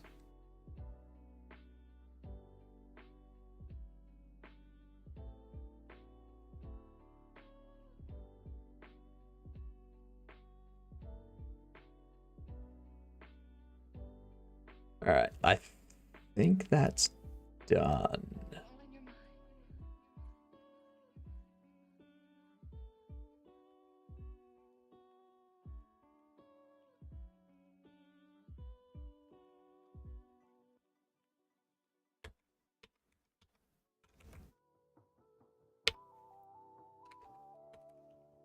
Let's push that up.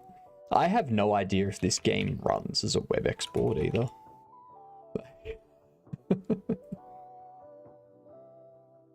No clue. You better grab some coffee. Your mind's beginning to play tricks on you.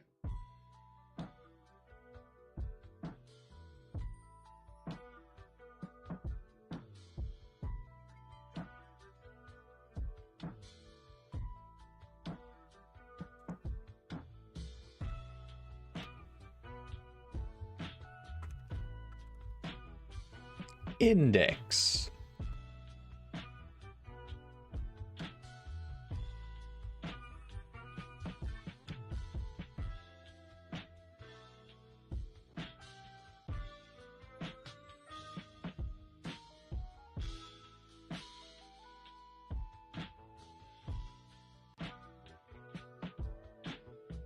Hast thou finished thine monologue? I have.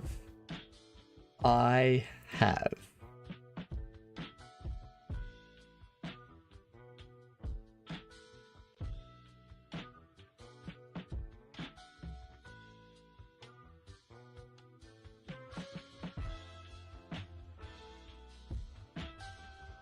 Let's compress you to a zip. You give free TTS to Perilous 3D. Alright. Perilous, you get free TTS. Perilous now has free TTS.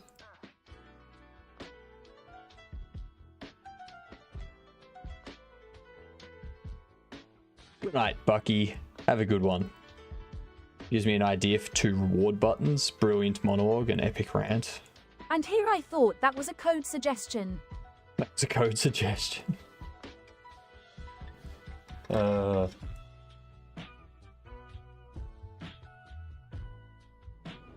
Cheer 50 good night, sweet prince of Anaskins. Thank you for all the bits, Perilous. You've been very supportive. I appreciate it a lot.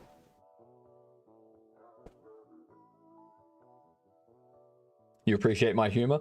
Well, you're probably the only person. my humor does not seem to be well received.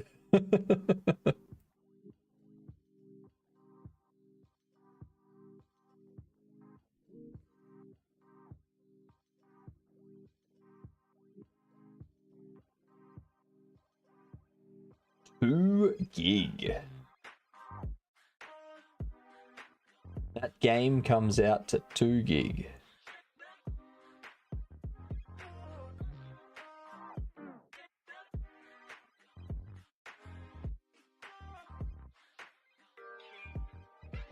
That chat just allowed you. Never mind, you beat me to it. Always beating people to the punch.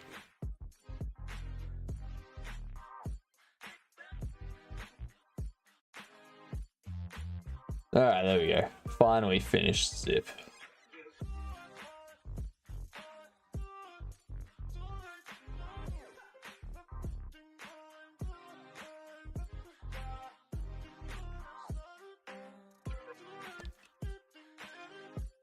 How do I not have itch? Done. Interesting. Go here.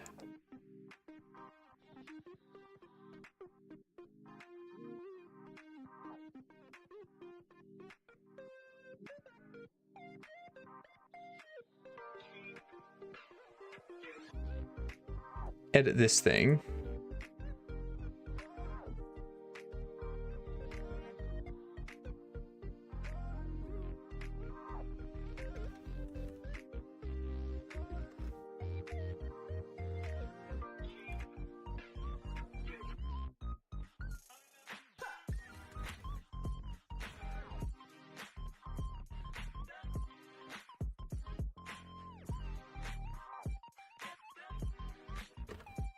Game about being stuck in a traffic jam.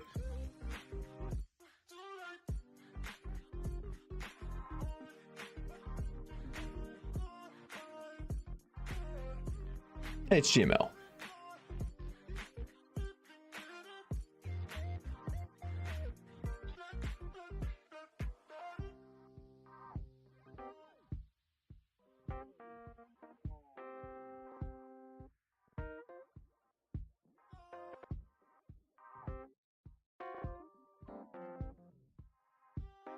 This file will be played in the browser. Let's actually remove that one.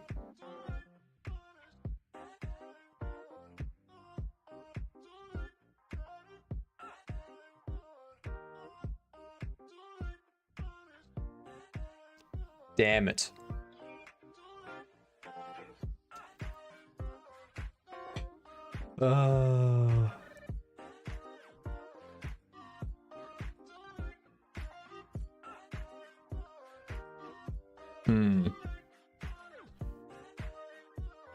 I think dry humor is good personally.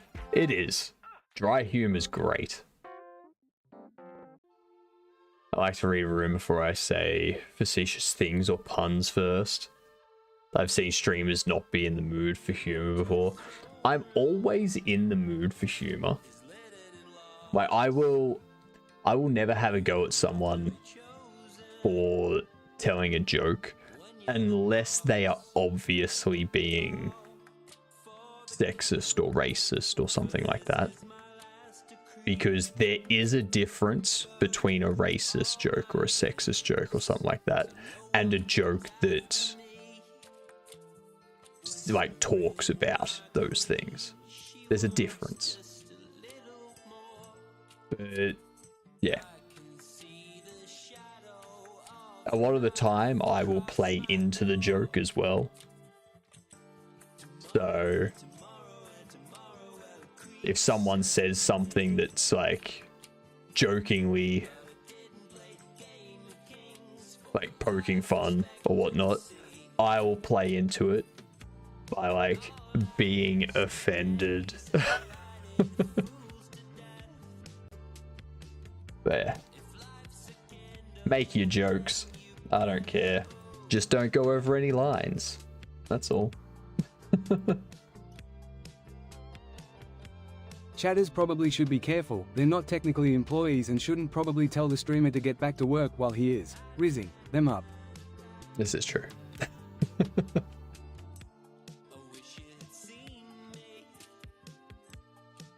No AI.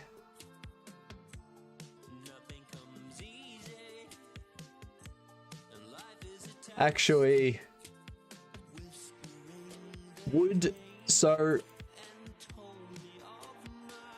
generative AI tools such as LLMs, the fact I've used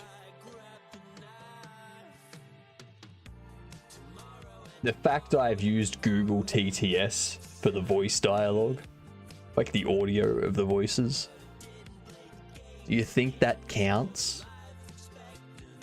You know what? I'm gonna research it before I do anything. I've gotten banned for thinking I was funny before. Yep.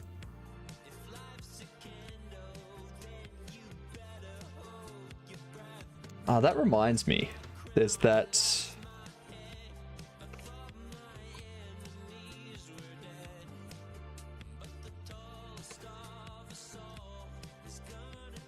There was a whole issue with the global emote stuff.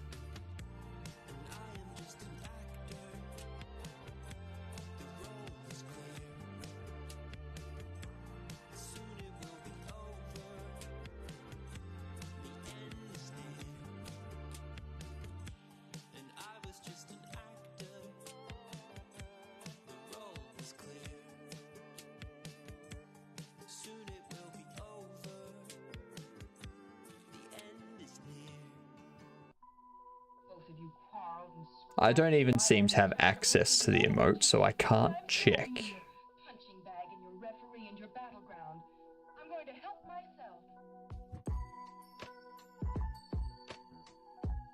Publishing phase is the hardest. Well, the issue is that the game is larger than 1 gig. So I can't upload it right now. I have to figure out a way to get it less than 1 gig or ask itch for a larger upload size.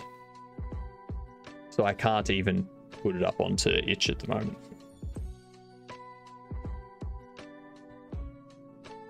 A little bit unfortunate. Bye-bye texture pixels. It's not the textures, I can tell you that. All the textures are like 1 and 2K textures. They take up like a couple hundred meg. It's gonna be the models. It's gonna be the 3D models and that stuff. Yeah. I might just have to ask them to increase the size of the, like, increase the size I can upload. That'll be the... Yeah.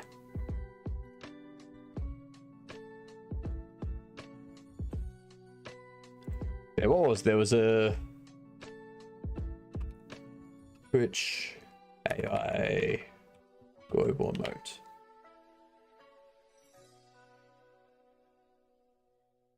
I forget what the emote was. Was it Bible Thump?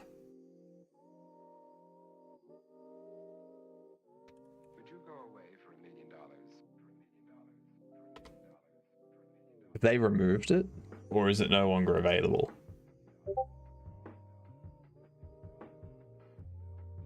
That's what Twitch would do for future remotes. There was no indication of its plans until December 6th when it announced Cat in the Chat, a new universal remote that appears to be AI generated. Will a loop on an empty array just pass? Yeah, this one. Cat in the Chat.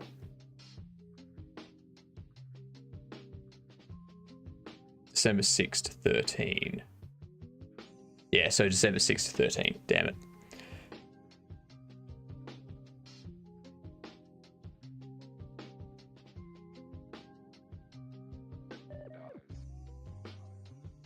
And there was much rejoicing. I never... Yay, ads are over. I never saw the emote. But... like, I know a lot of the global emotes already.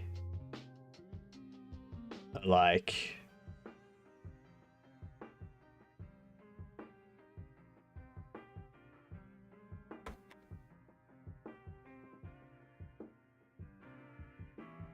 like, I can't check the emotes.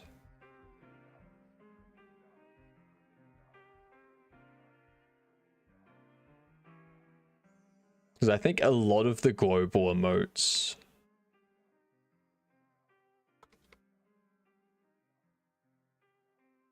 maybe.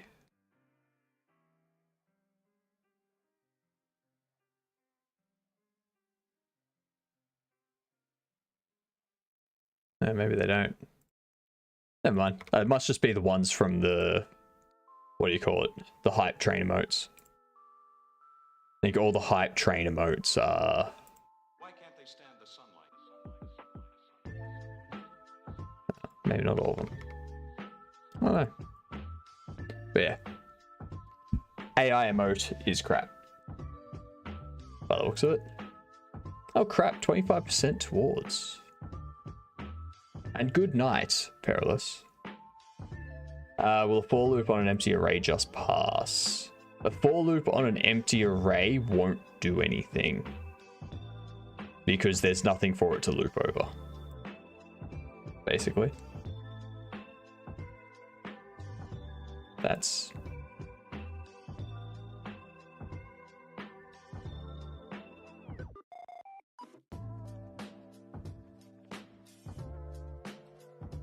and how long ago was that? It was 12 minutes ago. God damn it. I think you might have said it to someone else. It was Bucky you were saying it to. Never mind. Never mind. G'day, Perilous. I was looking at this and I saw that. So, but then I realized you were saying that to Bucky. And I was like, oh, right, never mind. Never mind. I'm insane. I'm going crazy.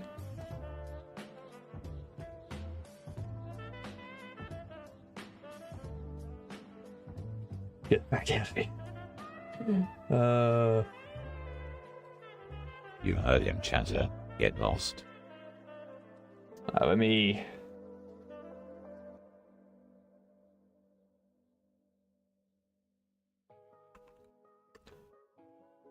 let's try default.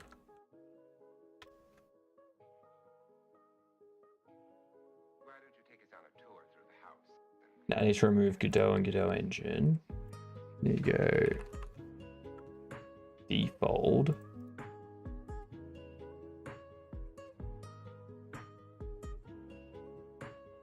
Okay. I'll figure out the upload of the game later. So this is default. Alright. One thing that I dislike about default. For some reason, that happens. I open up this, resizes the window. I don't know why. do not know why.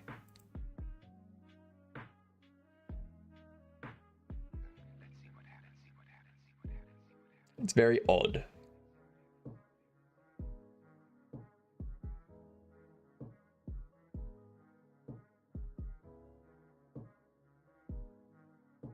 This is default. This is one of the two.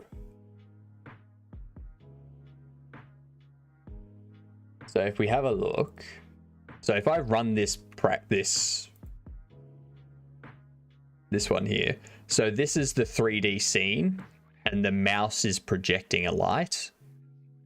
So they've got a cube, they've got the circle, the sphere, sorry, and they've got a flat square plane, which is only visible from one side.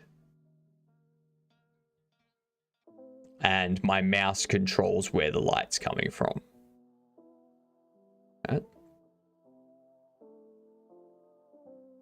I'm sorry to interrupt. So if we have a look, we've got the main collection here, which has the camera in the main. It's got the cube, it's got the quad, it's got the sphere, it's got the camera. The thing that confused me about this was I can select stuff with left click and right click. Middle click pans. If you want to rotate in 3D in default, you have to press Control left click and then you can move in 3D.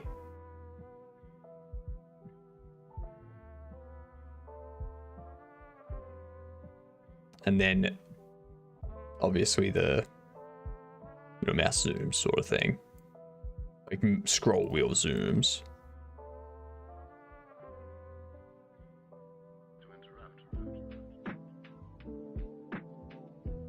We can do that.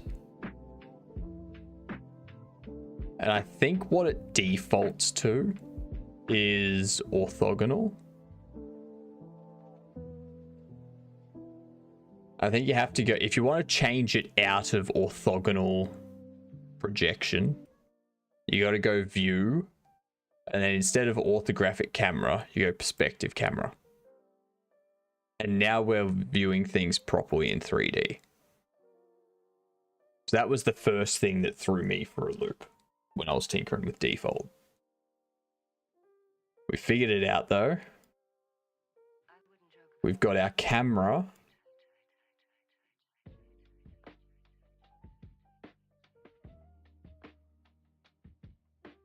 Still getting used to the controls. Those alt click pans, alt right click zooms.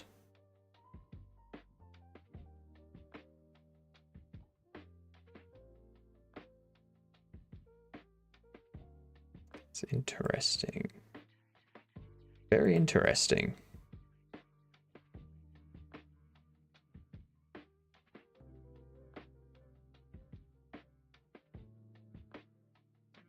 All right. We've got our game input bindings.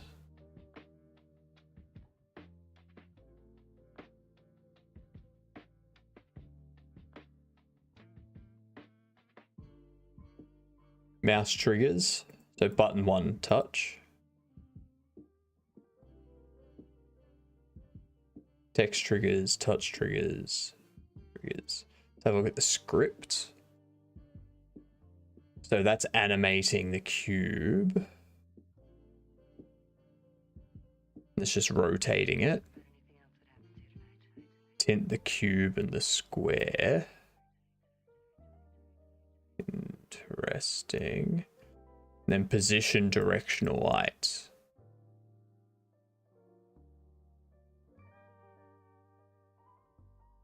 What is go? That's game object, isn't it? Then on input should be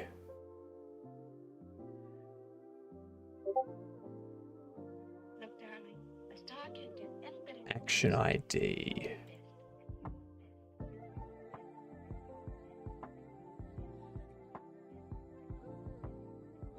Go up touch.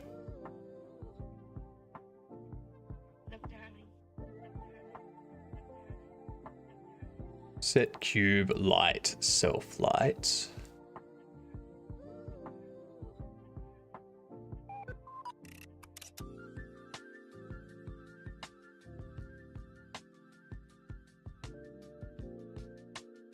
So what is... That's doing a vector 4, the X, Y, Z, W, or the W, X, Y, Z.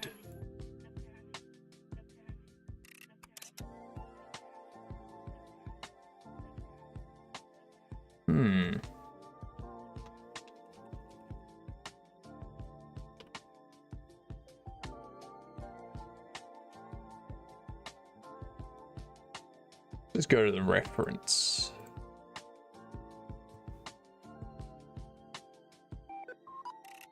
So Go, game object API, called when the script component is finalized, called at fixed intervals to update the script component, animates a named property of the specified game object or component, cancels specified property animations, check if the property game object, or if the specified game object exists,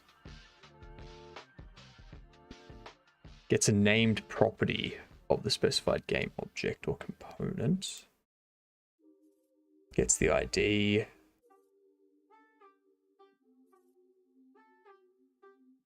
that documentation's bit there. The fact that it doesn't list out what the parameters are here, I dislike that.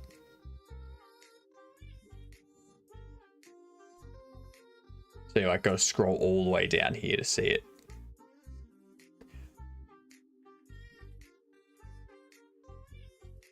Yeah, I think I'd rather have this list out the properties here so that I can have a look at a high level and go, okay, that's what I need to pass into it. And then if I want more details, I go down into here and have a look. String hash URL, URL of the game object or component having the property. Property string hash.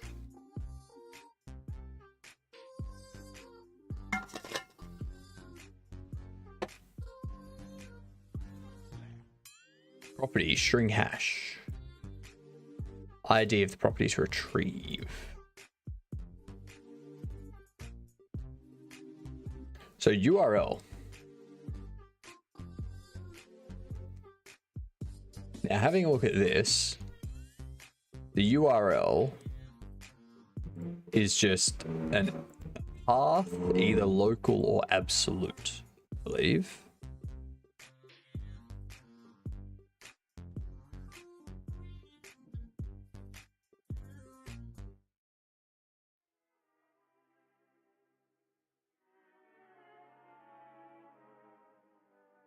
So we have a look at this. That goes assets models cube. Ah, thank you for resolving that, Tricky. Much appreciated.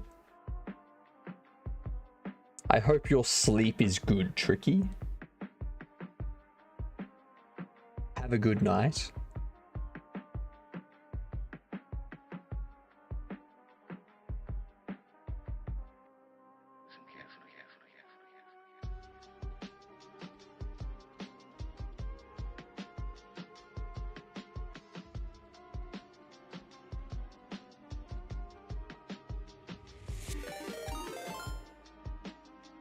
How do you know I'm going to bed? Because I'm watching JD at the moment. Troll! Thank you for the resub. Much appreciated. Raycat. How am I liking default? I've just started tinkering with it. So I've figured out this stuff, like how to move around and rotate inside like in 3D. The mouse controls are a bit weird, I will say. Like the fact that left click selects and right click selects instead of right click rotating, and you have to control left click to rotate.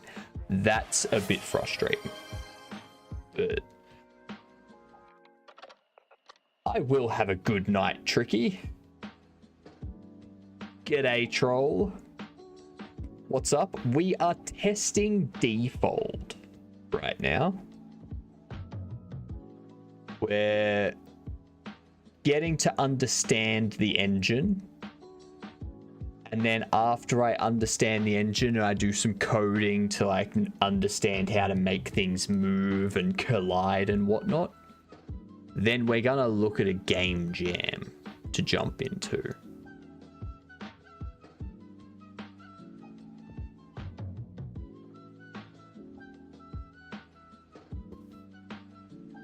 This is default.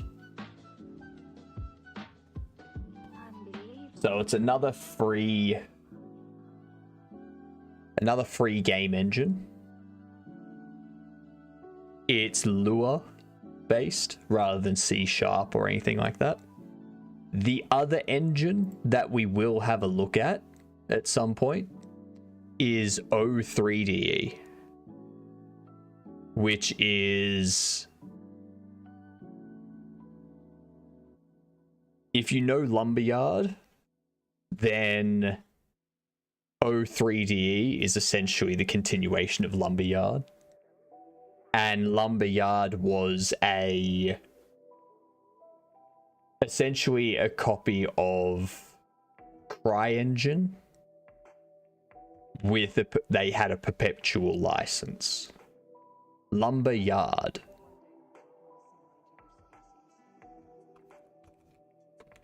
Which I believe was like Amazon's internal game engine. Yeah, Amazon's game engine. I believe they based it on CryEngine. So they licensed it from Crytek in 2025. And so they licensed CryEngine from Crytek in 2025. Started making Lumberyard, which they used internally. 2021, Amazon the Linux Foundation announced that parts of the engine would be used to create a new open source game engine called Open3D Engine, or O3DE, which would replace Lumberyard. And that's the other engine we'll be testing, is O3DE. And we'll see how that works.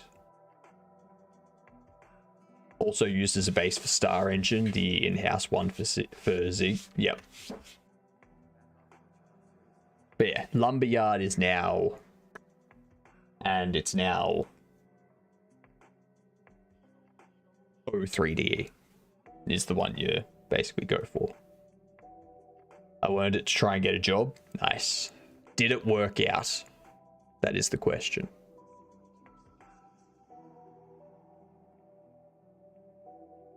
Lumberyard is not fun. Yeah, I can imagine.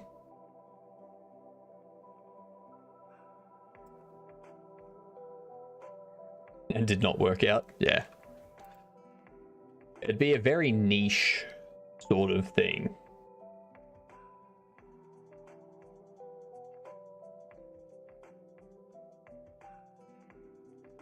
C.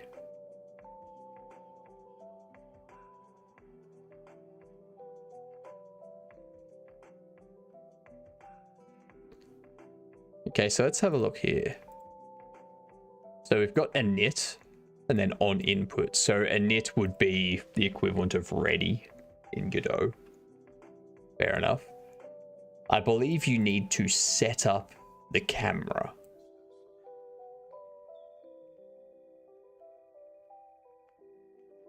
Acquire input focus. So if you were dealing with a UI, if you have a new UI appear after they press a button, you would call acquire UI focus.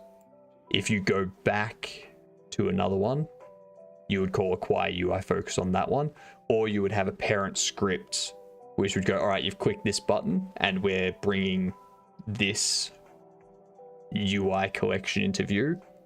let's give that UI collection input focus by giving the name of the UI collection there.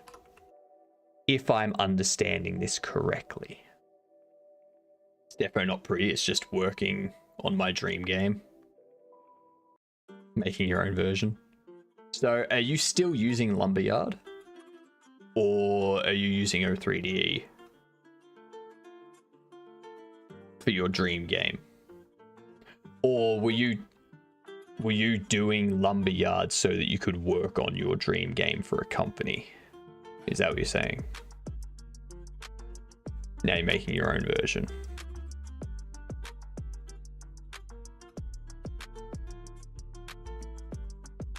I think I've confused myself in where that conversation was going. Or did Youngblood try and get a job at CIG? Correct. Yep. I remember that part. Weren't it try and get a job there? Lumberyard's not fun, didn't work out. So you'll try to make your own version. It's not pretty. It's just working on my dream game.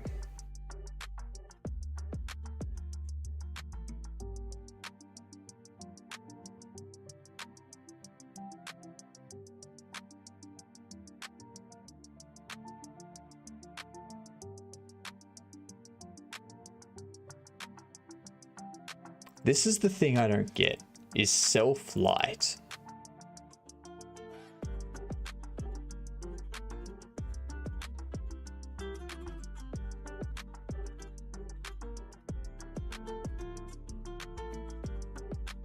What is light?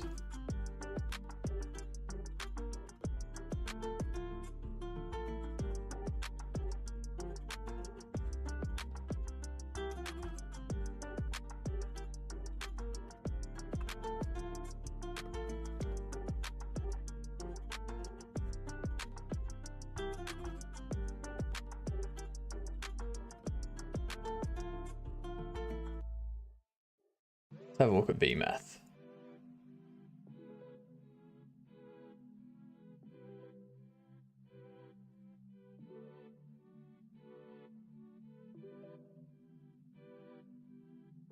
BMath vector 4. XYZW creates a new vector with the components set to the supplied values. What W coordinate? What W coordinate?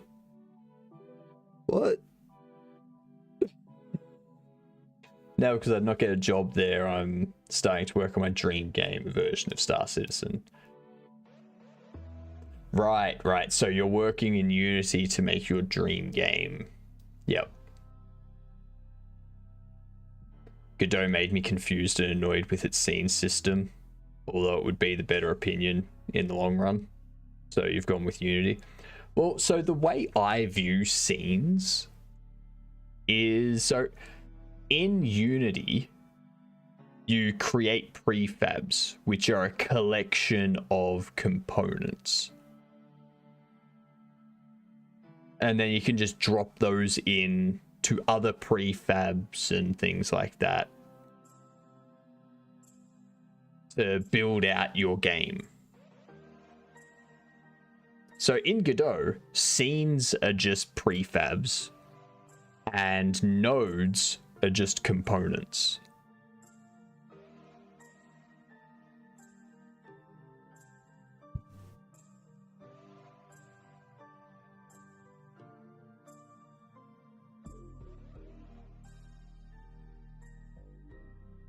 So if you look at Unity components,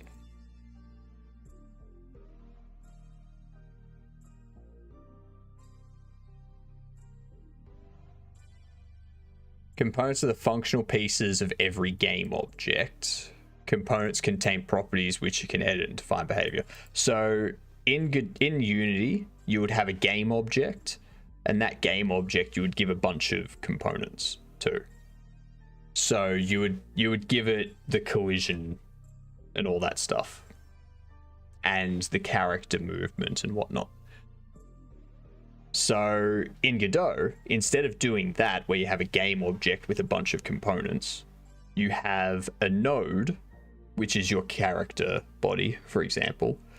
And under that node, you'll give it its collision shape. You'll give it its model, all that sort of stuff. You'll put the camera under there, all that sort of stuff. And then that becomes your scene or your prefab in Unity. And then you just drop that into another scene or prefab to build it out a bit more. If I can figure it out, I might have another look, as their multiplayer is really good. Yeah, so like if we have a look at this thing. So you've got the player, which is a character body 3D. So in Unity, you would have a game object, which would have a character body 3D component, a collision component, all that sort of stuff, an audio player component and whatnot. Instead of assigning components to the game object, you have a node, which is your character body 3D, which handles your movement and your collision layers and stuff like that. You give it a collision shape so that it knows what its collision area is. You give it an animation player to play the animations. You give it a model so that it has something to render, all that sort of stuff. And then you save that as a scene. And then you can instance this scene in another scene. So everything's set up. It's a prefab that you instance elsewhere. And then you end up with something like, let's go into this building one. So you end up with we've got this building here, right? And you can see this little icon here. That says that this is a scene. So if I click on that, it takes me to the scene or the prefab, which is just all the collision shapes and mesh instances for this building model. And if we go to this scene, it takes me to the scene with all the meshes and collision shapes and stuff for this store. And if we go to this scene, it's got this shelving here, which has its mesh and its collision shape. So it's just a series of prefabs, basically. That's the way I look at the two of them. That's how I kind of connect the two together to understand how they would relate.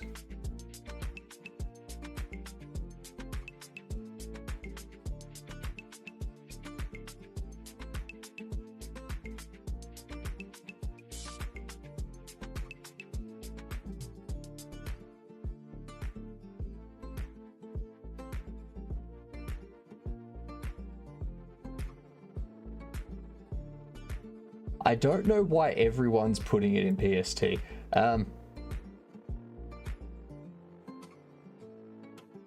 I'm going to help people out. Kieran, I'm going to help people out. Discord time format. I'm going to help people out with this. I'm going to go like that. Go like that.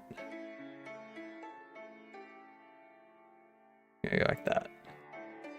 And go this.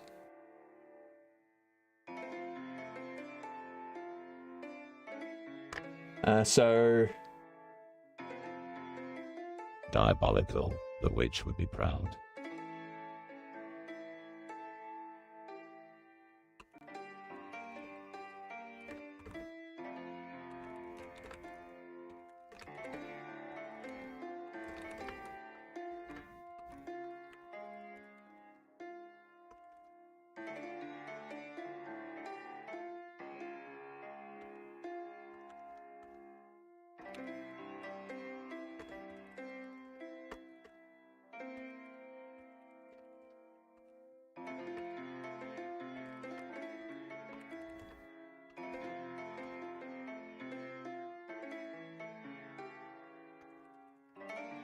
So if people want to post a time in their Discord server,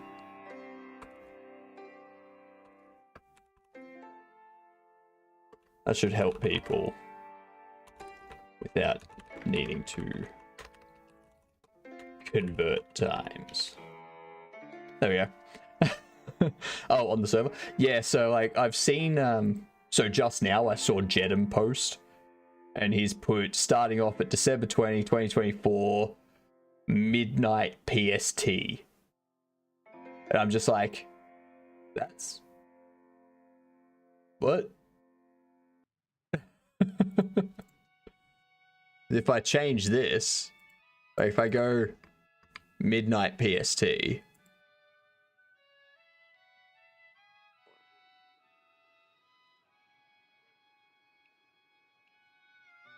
I go.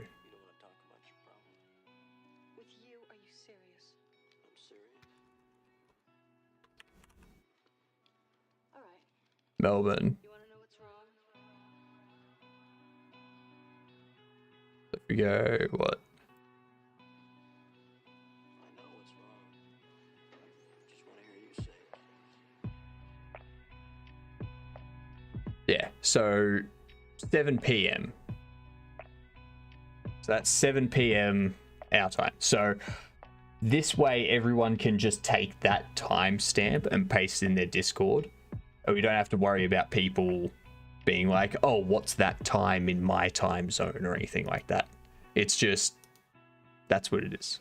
That's the time zone.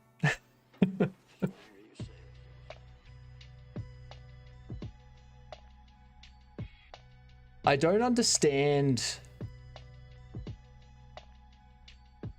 this. Like, why is it a vector 4 if it's just position? Like, what's the W doing?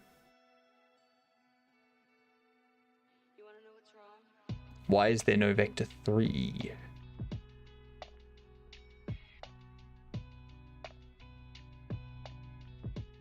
Is it magnitude?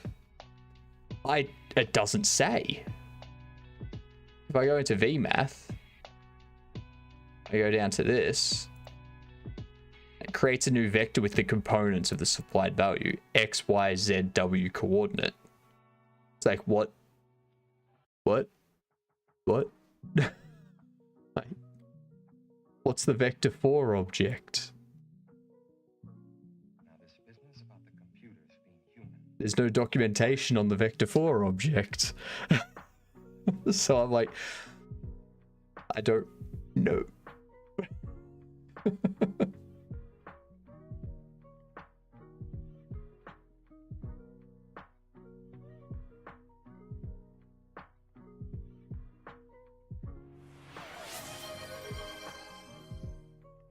G'day, Van. Silly. Everyone knows W is where we keep the bugs. Exactly. Exactly. Why can't they get it? Like, they need to think about these things more. I have to admit, Godot impressed me, or I wouldn't have kept using it. Kind of surprised to see you exploring others. Well, I want to explore others so that I know what other engines are out there. I'm not just going to keep using the one engine over and over and over. Because like, if you do that, then you don't know what other engines are out there. You don't know if there's anything better out there. And that's a problem. That's a problem. It's like using one programming language for everything. That you don't know if there's a programming language out there that's better for that job. Because you've narrowed your focus to the one engine. Or the one programming language. So...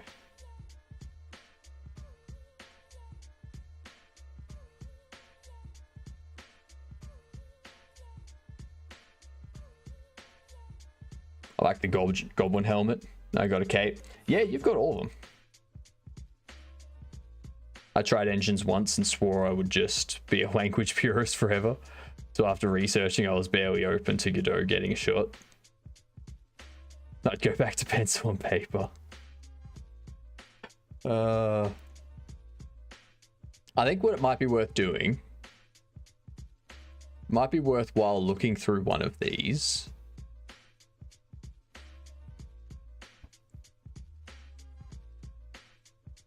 Let's have a look for a 3D one.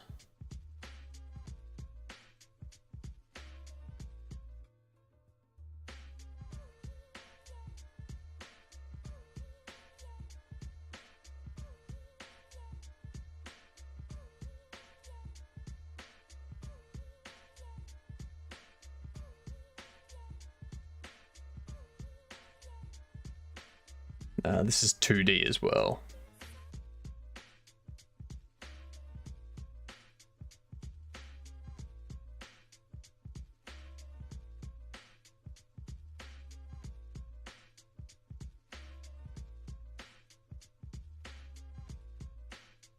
Is there no 3D tutorial?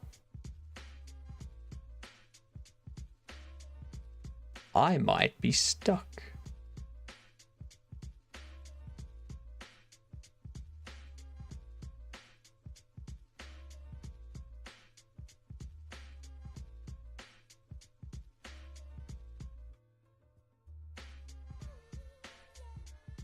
Godot is a site that gathers user contributed GL shaders.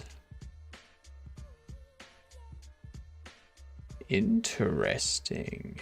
Shader toy, hey? Build and share your... Why do you have grey text on a grey background, you sucky... Come on. Come on. Let me... There we go. Alright. It's Dark Reader.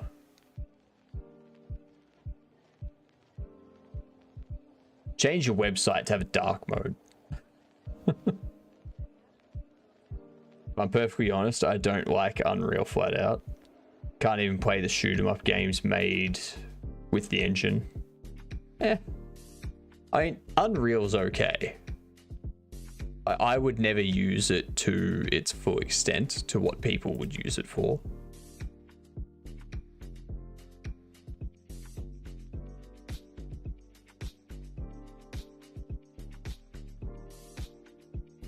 Pretty popular. Oh, damn, look at that. A nice sea shader. Interesting. So that's all shader based stuff.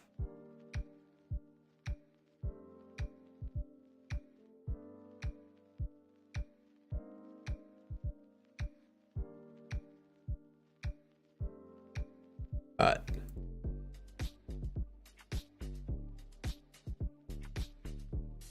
So let's just quit out. Open it back up.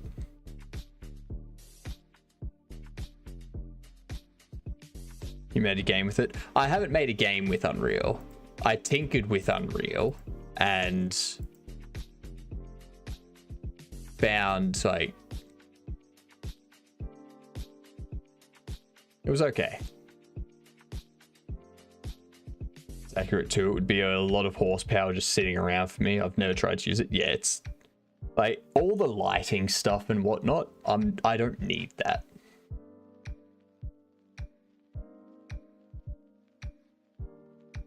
I don't know, I would just never seem to impress. Yeah. Here I go again, falling down. Everyone knows the end, the winner will be crowned.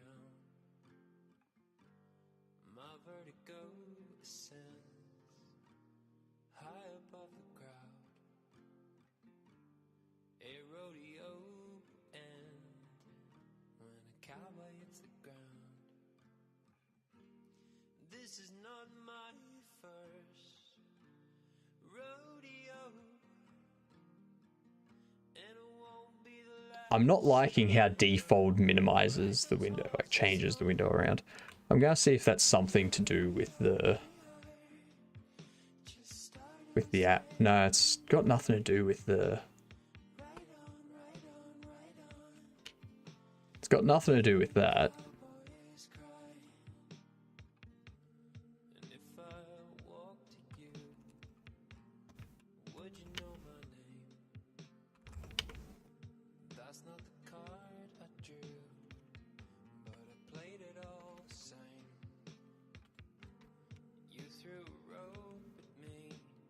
Let's see if there's some sort of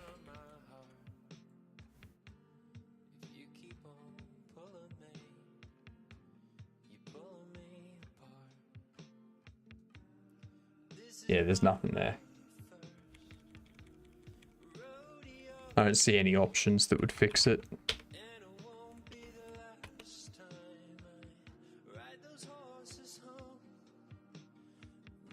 I played with it, but couldn't like figure it out. So what I did with Unreal was I set up a point and click sort of thing. So similar perspective to what I'm going to do with this game, and just had it so it would like move around where, like move to where you click to, and had buildings that you would go inside and whatnot. It kept breaking the terrain tool for like 2 days straight. God damn. But yeah, after that I was like, no, this engine's too big and too complicated for what I'm doing. For me, I wanted a souped up VS Code more than I wanted a lighting studio. Yep. Very fair. Now let's go into downloads and let's delete that tutorial setup there. Yeah, welcome to the Side Scroller default tutorial. There we go. First taste of what making games default is about.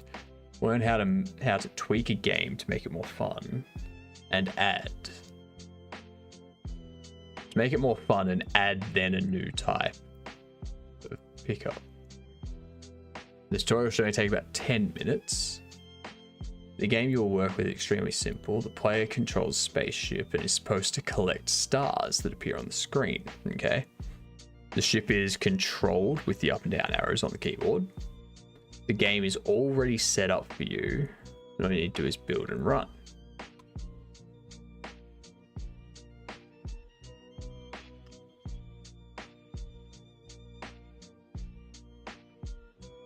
Okay.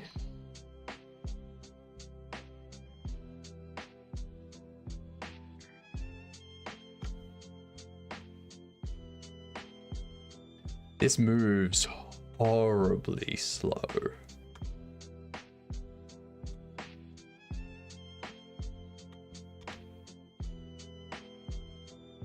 Not reaching that one. Okay.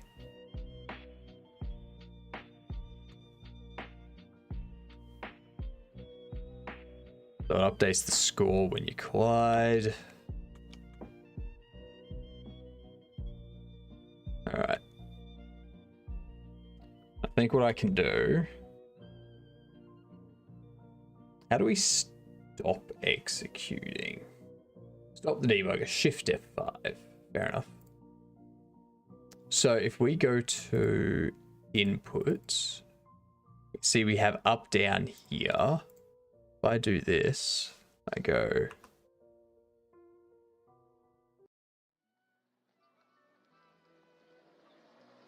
It's all right. Thank you.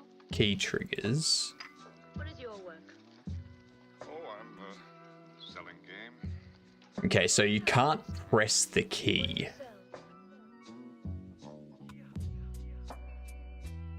You can't press the key and have it detect the key that's pressed.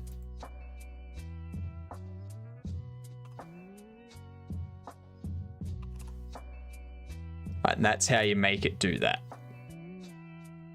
If I save that, I press F5. Interesting.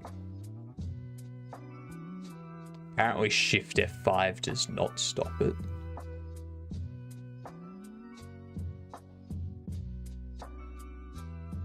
Was I pressing Shift F4? No, Shift F5.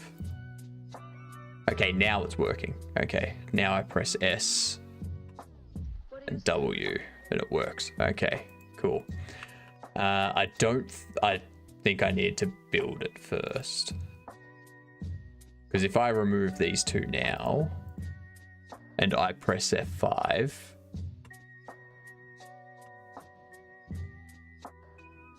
okay, so now it's gone.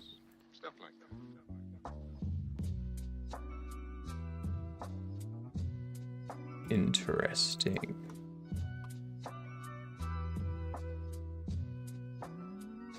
Oh, I didn't build this game. This is a tutorial game, Van. But default is Lua based.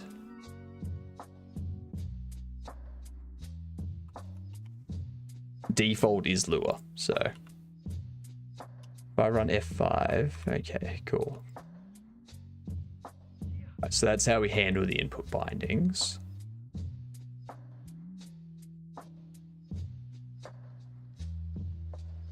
Okay, the game is currently not much fun, but you can easily improve with some simple tweaks. You'll do the update tweaks to the game live, so make sure you keep the game running somewhere on your desktop. Oh, okay.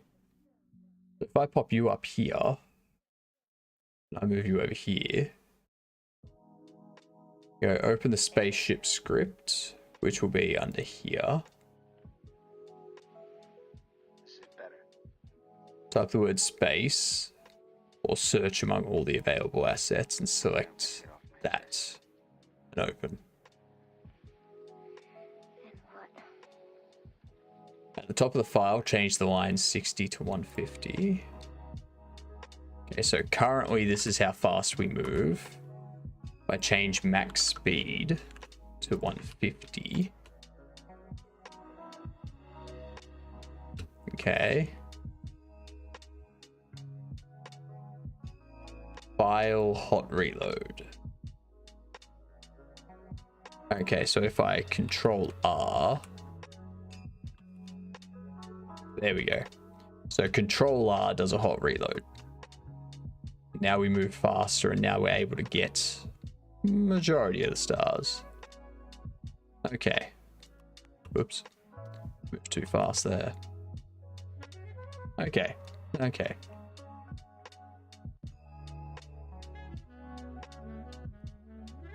Yep, live updates, man. That's an important thing for me.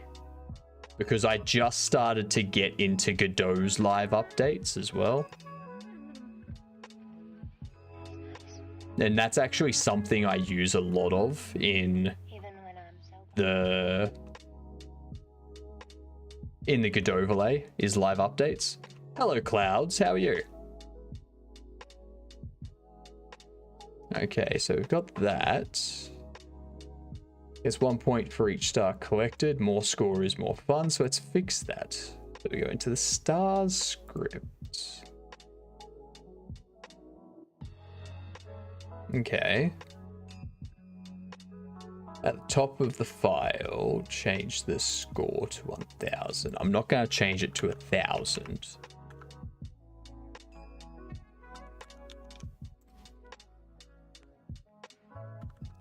I'll change it to 100. Now I'll change it to 10. Then we hot reload. Now we start getting 10 points per star. Fair enough. Easy enough. Well, just wandering infinity. Fair enough. Fair enough. Aren't we all just wandering infinity? Adding a bonus star. The game would be more interesting if bonus stars would appear now and then. In order to make that happen, you need to create a new game object file, which will work as a blueprint for the new type of star. Okay. New game object. We call it bonus star. Bonus Sienna.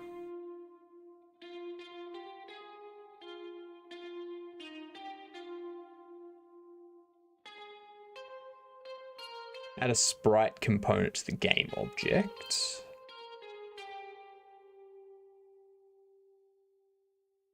Sprite. And the image.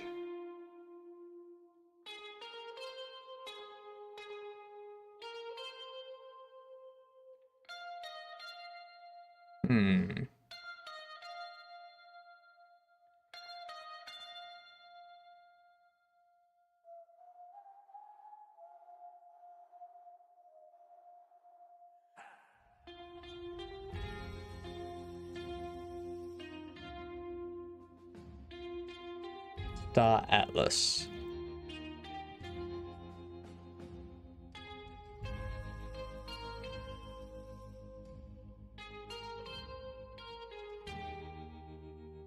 New folder.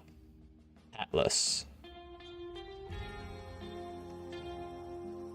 Bonus Star Atlas.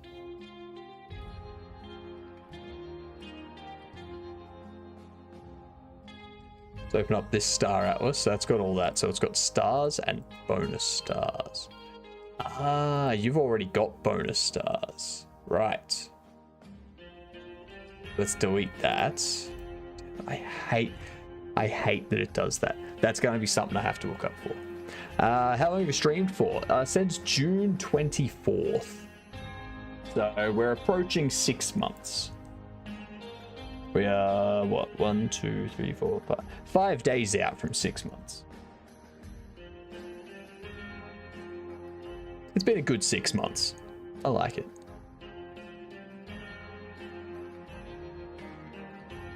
Live update makes seeing changes easier? Yes, it does.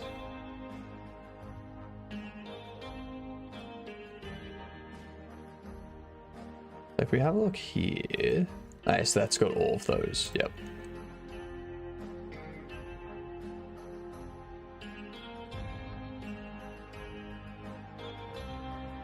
Working on YouTube since January. It's been interesting to say the least, yeah. It's definitely interesting. So let's select the Stars Atlas. Bonus star animation. Star script.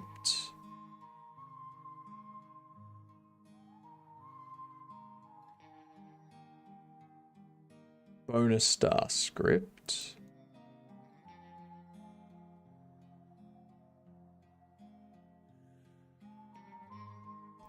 Now, if I can figure this out, main GUI script.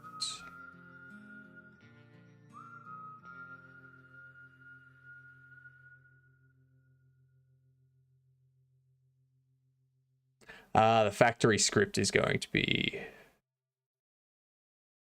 bonus probability. And you do component equals bonus factory.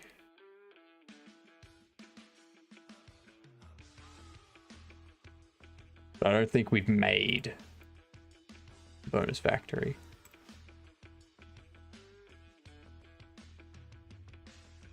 Factory create component.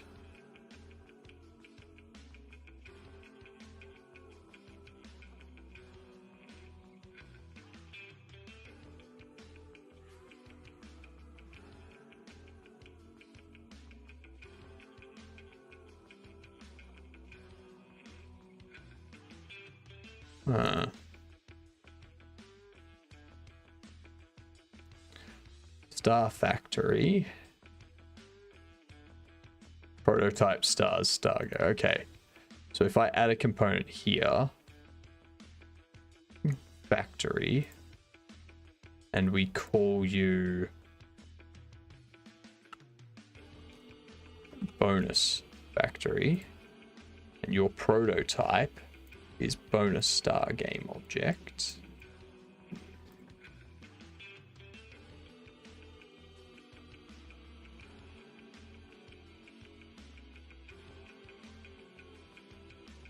Have a look at this. We do that. We hot reload.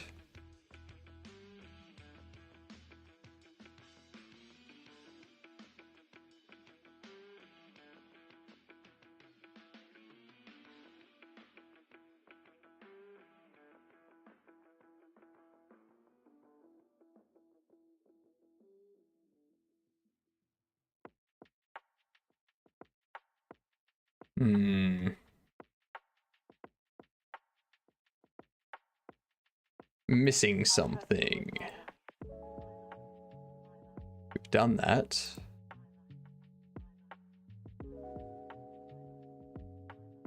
I need a collision sphere. That makes sense.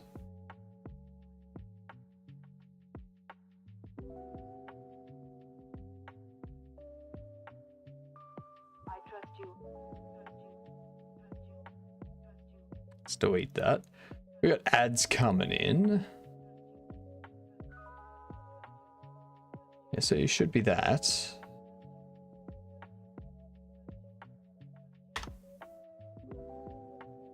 have a look at star.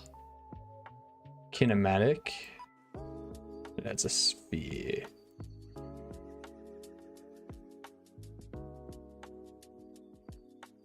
Add sphere.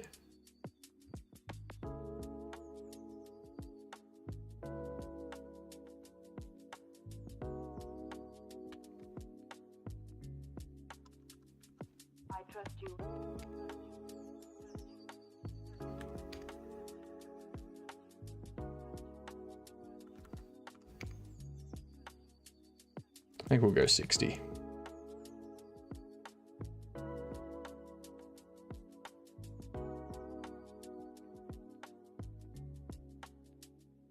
I trust you.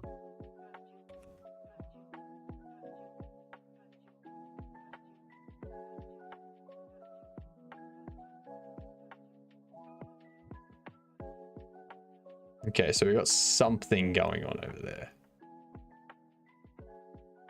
I trust you with my life.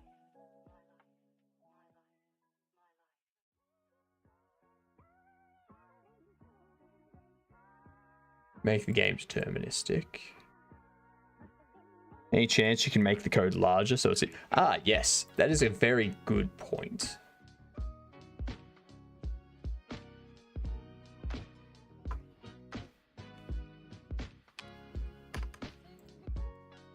My God.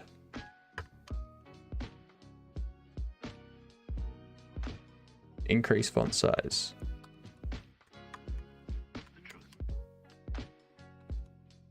The hotkeys do not work.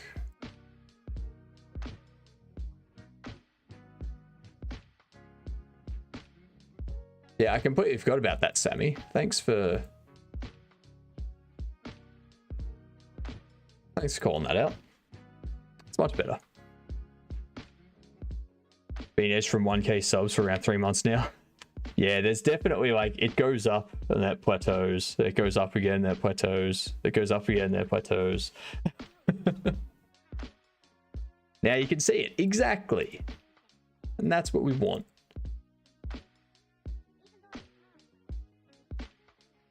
I'll tell you the truth.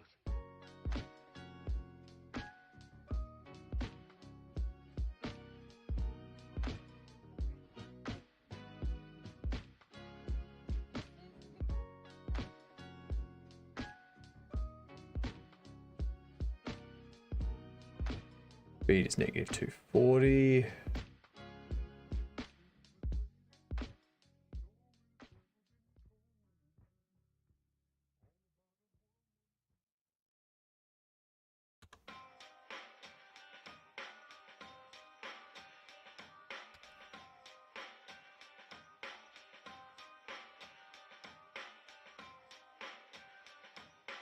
Apparently it's colliding with me every time.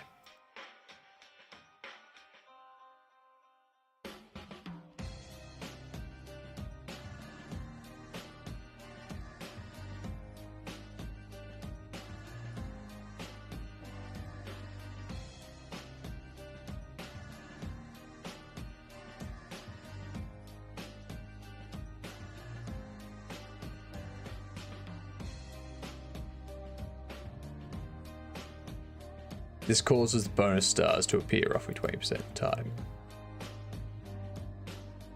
Okay, so you want me to restart the game. Right.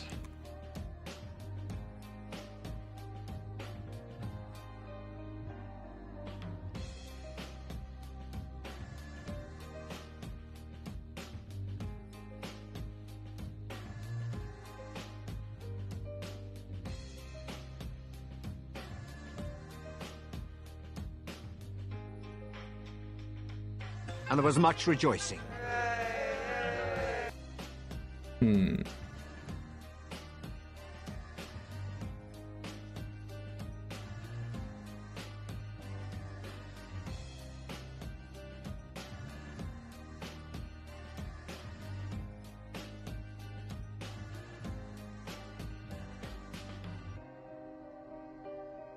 So let's see.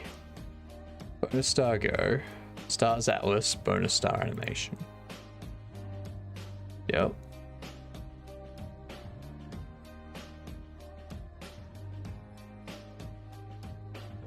Green stars now appear. Hit F in the key. Hit the F key or select view frame selection if the view of the star is not very good. Add a collision object.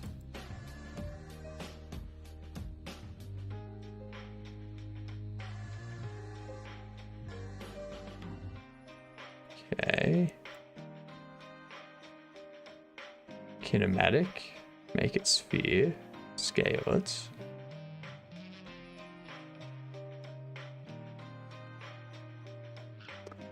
Ah, of course.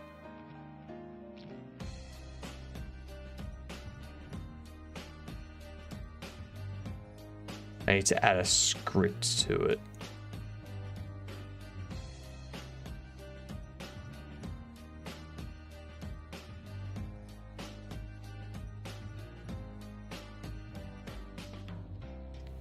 Right-click the root game object item in the outline view. Add component file. Right. There we go. Bonus star script. That's what I was forgetting to do. Right.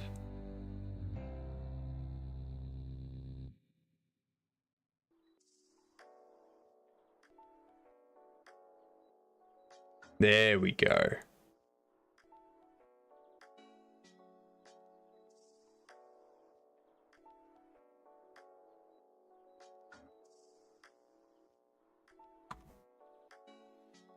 Now we need the particle effect as well.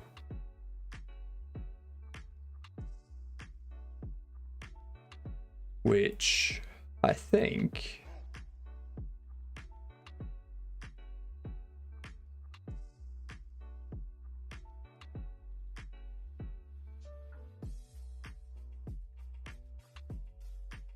have a look at star.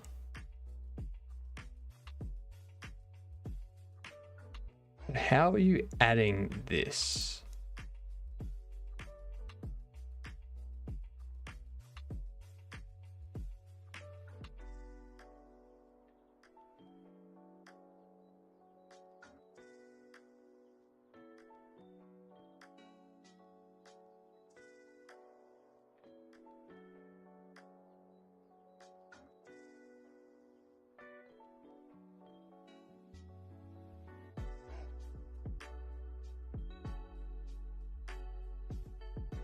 I really need to research how to fix that. So you can do particle FX.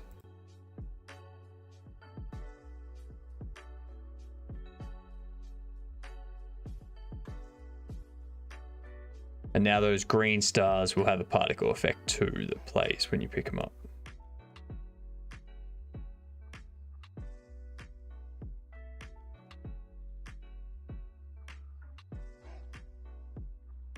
Perfect. Beautiful. So how do we create a particle emitter?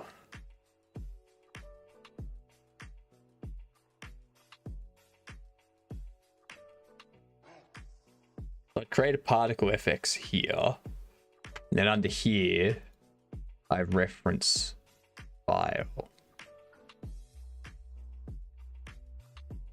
So a component that can be added to a game object is a camera, collection factory, collection proxy, collision object factory, label, mesh, model, sound, sprite. So a factory is if you need to spawn stuff. So if I had enemies that needed to be spawned, I would use a factory to spawn those within an area, basically.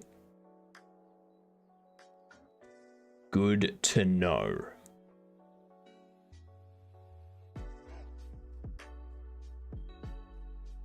A collision object can have a sphere, box, or capsule.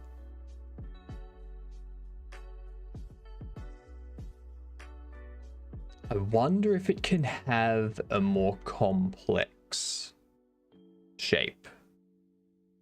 Like, can you have it draw a star? Very clever the way everything blends together.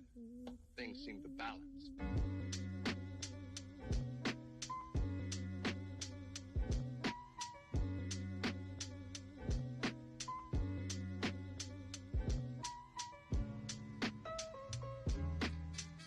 There's a model and a mesh, but there's nothing for a shape.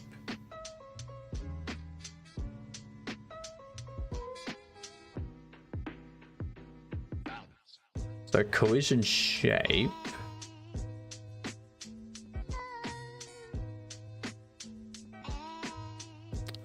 I'm gonna search that first and how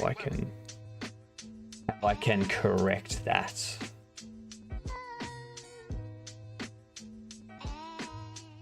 Let's see.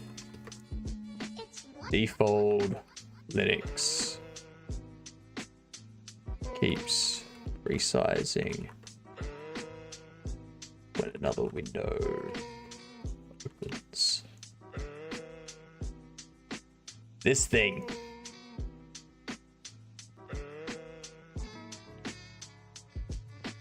Default is maximized. The main window is automatically resized whenever I open a different window.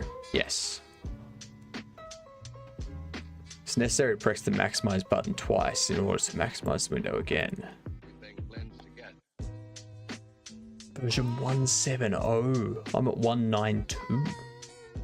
Jeepers. There is a workaround. Manually resize the window to fill the whole screen. I was afraid they would say that.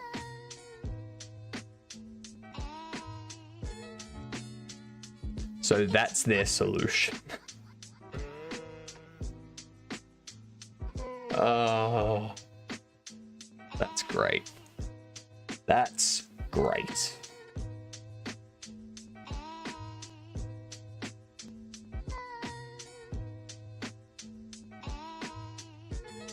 Okay, let's have a look at this. Don't pass you under there. Get out of there. Let's have a look at this script. So you have max speed. So self speed on the game object.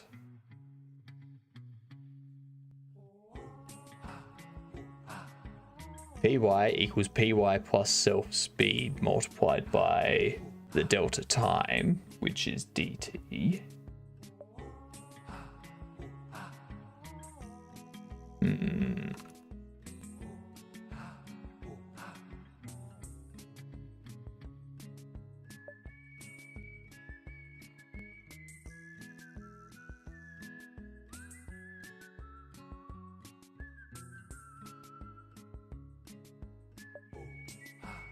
Yep.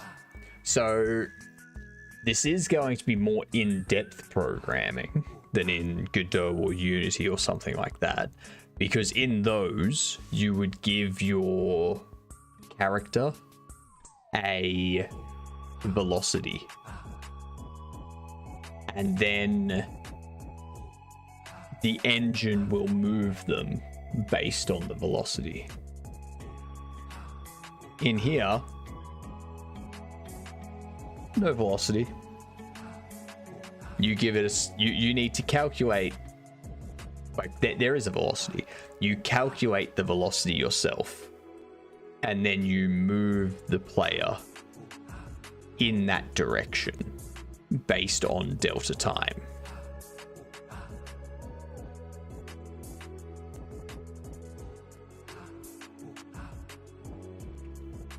Okay. So we know that.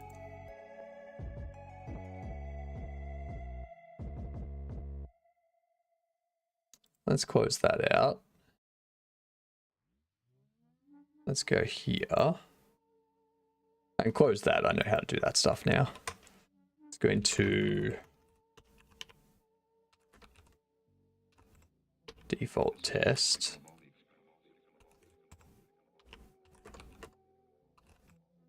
Make sure I clean this stuff up.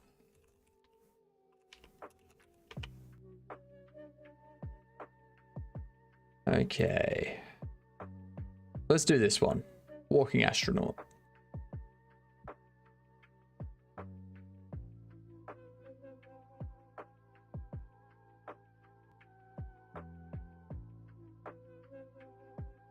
Nice. Good resolve. Wrecked perilous. I just gave Cavino Godokins. You didn't give him Godokins. You just wasted your Godokins. That's all. That's all. Wrecked. Yes, wrecked. Wrecked indeed.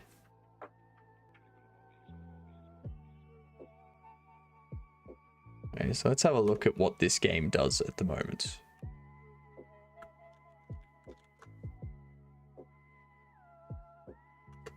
Nothing. Does nothing at the moment.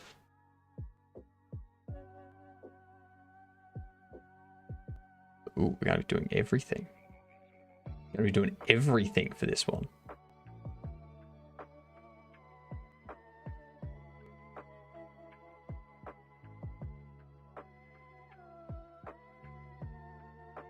I do dislike this.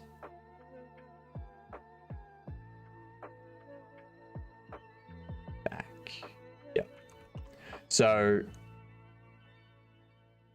the fact that it's the little things that you take for granted when you go to other engines.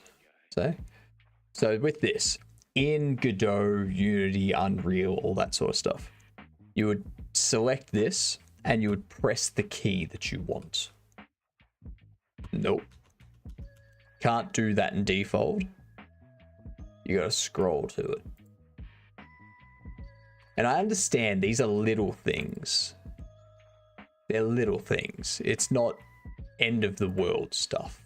It's not I'm going to stop using it stuff. It's but it is enough for some people to turn away from the engine. It is enough to make people go, nah, this is too difficult. I'm gonna go.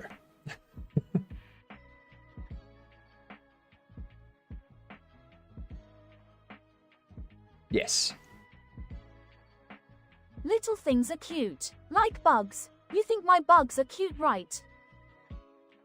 Never seen them, so can't say.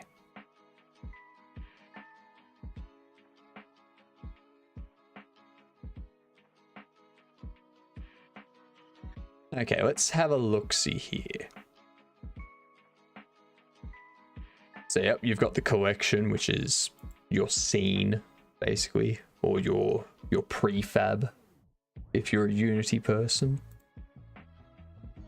I need to have some water because I can feel my throat getting terrible.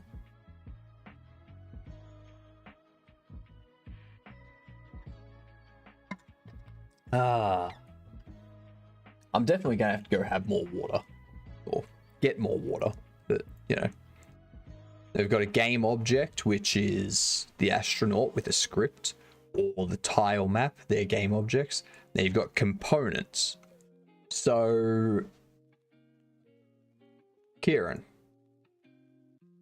default is structured very similarly to Unity.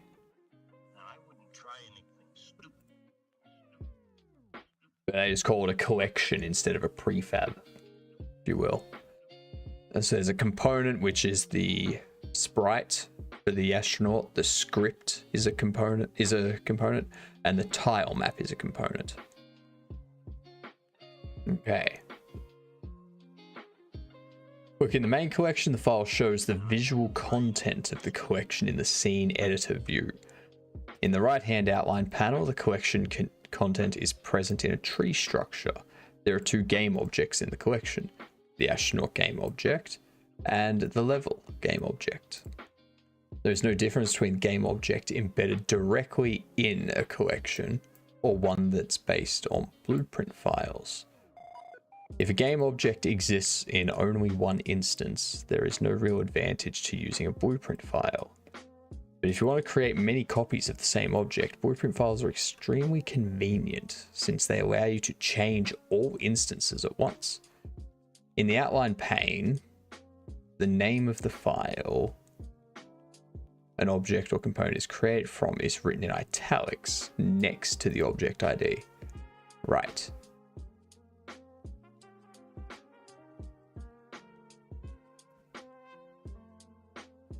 Okay, open the main astronaut Go. View the blueprint file that's used to create the astronaut instance. As a collection, editor shows the game object's content in the center editor view, and the outline view to the right shows the structure. This game object file consists of two components, the script and the sprite.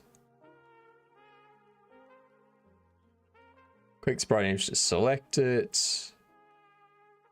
Properties view in the lower right corner. Now is all the properties that are associated with the sprite. Yep, already been through all this, already know all of this. You've got the atlas, which has the images of the sprite. And to start adding the walking animations to the astronaut, right click the root of the atlas and select animation group. Okay. Okay. Add animation group. So this would be walk. We go add images. Well, actually, I'll rename you to back. We'll go add images.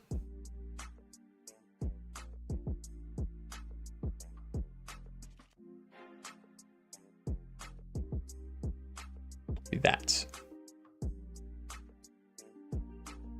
Then this starts to build this out, and by selecting one, you can see all the animations that's used in it. We add an animation group, change you to forward.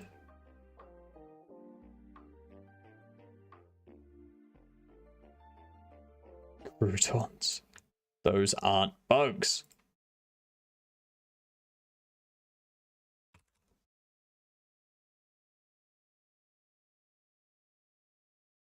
We go left.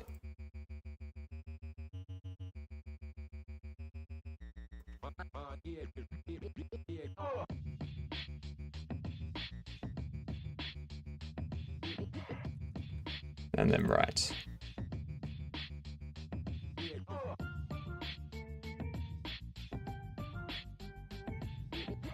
So the only thing I can see with this that is different to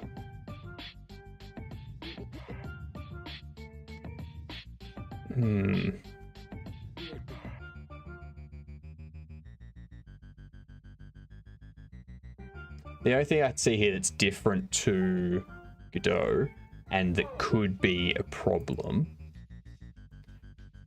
is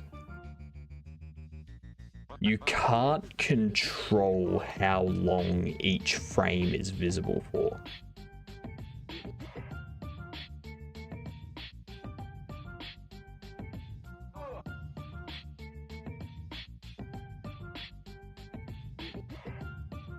So I would have to add multiple images for the same frame based on the FPS to have it like a staggered walk. Say they have an injured leg and you want to have the right leg stagger for a little bit as they walk to give a limping effect. You would want to add like maybe you would want to add this frame 2 or 3 times in a row. so that it gives that limping effect.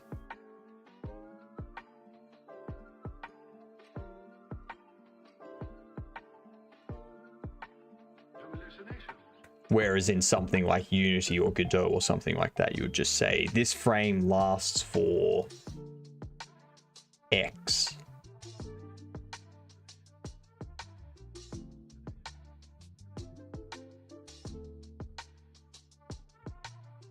Over 15% of our net profits come from roasting aphids. Calling them croutons confuses the witch. Maybe you would be less confused if you get back to work.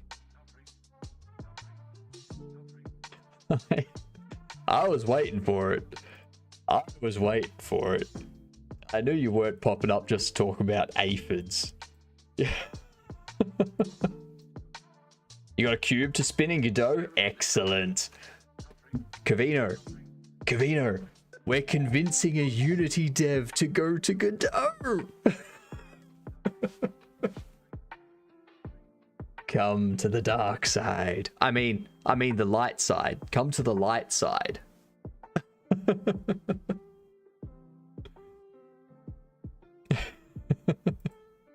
Totally not dark side.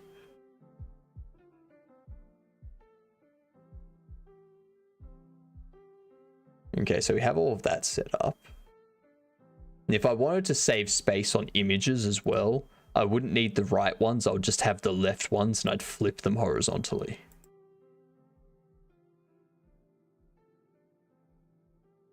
So I knew it was a cult. It's It's empty.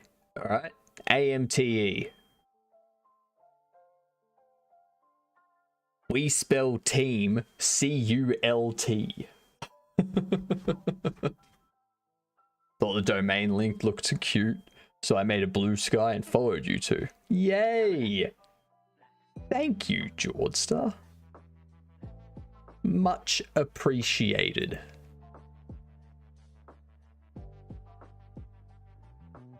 That's what I should do.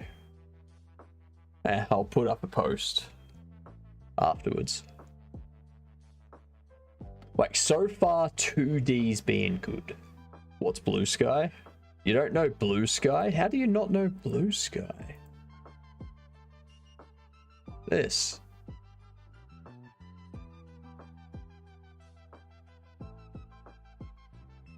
Blue Sky. I need to know legally if this is a cult. It would mess with my taxes. It's a team spelled CULT. That's as much as I will say. Average Goob is online. That's true.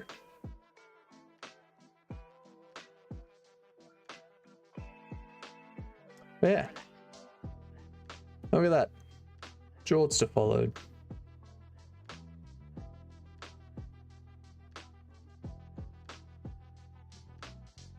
Good stuff.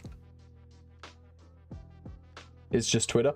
It's Twitter with, like, currently none of the stupid stuff that happens on Twitter. Twitter banned me for being inactive. It also claims I'm 13. I made an account in 2013. Twitter claims I made an account when I was 2. I mean, that sounds like Twitter's AI for sure.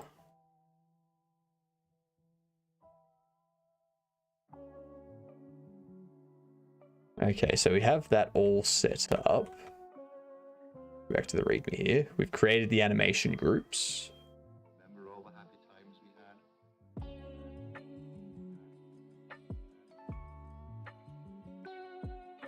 Oh.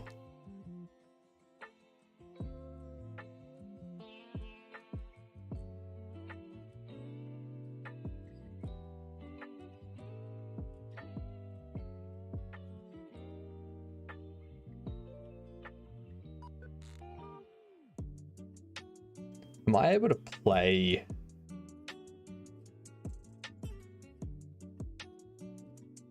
an animation? Remember all the happy times we had?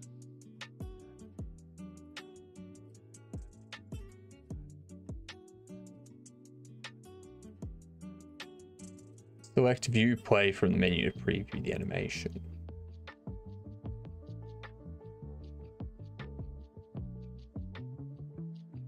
Ah, nice.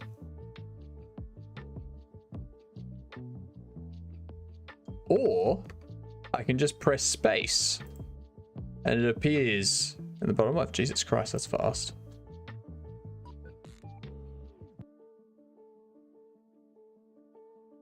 Okay, maybe we don't want them to be 30 FPS.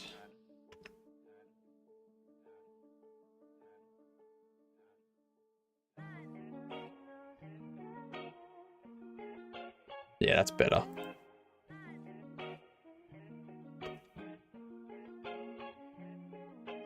That's better.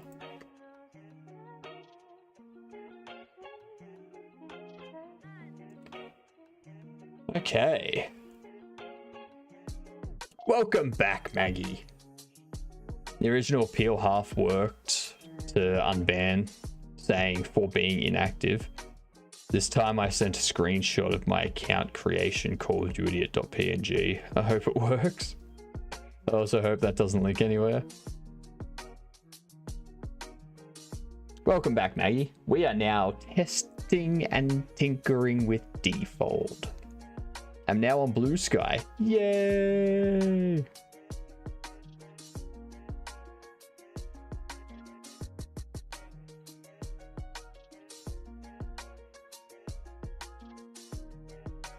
Two people to follow back. There we go. I'm your first follower. Yay!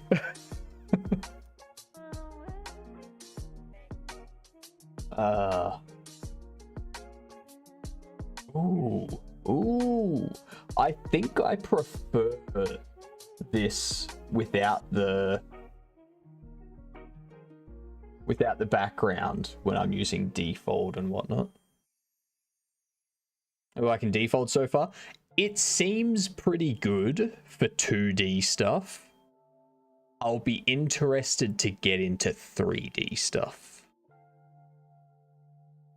I'm not sure how good the 3D stuff is going to be though. But we'll understand how to do movement and whatnot first. So init, this function is called when the component is initialized.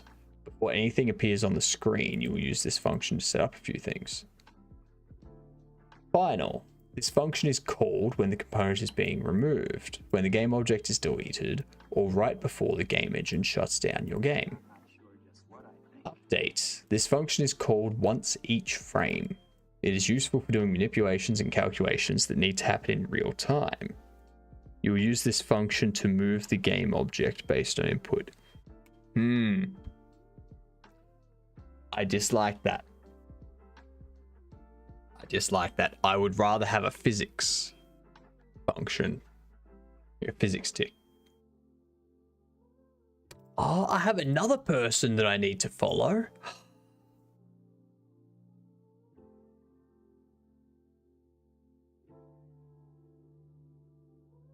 Another person followed.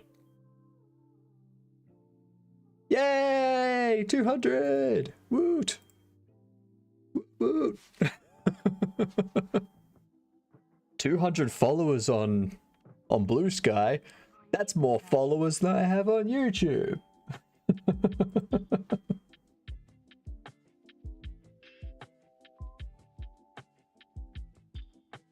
Let's see. I'm going to go into the default documentation.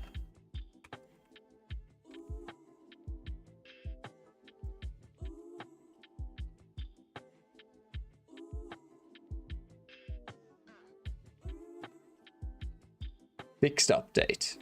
Okay, so fixed update is what I would use in the 3D world.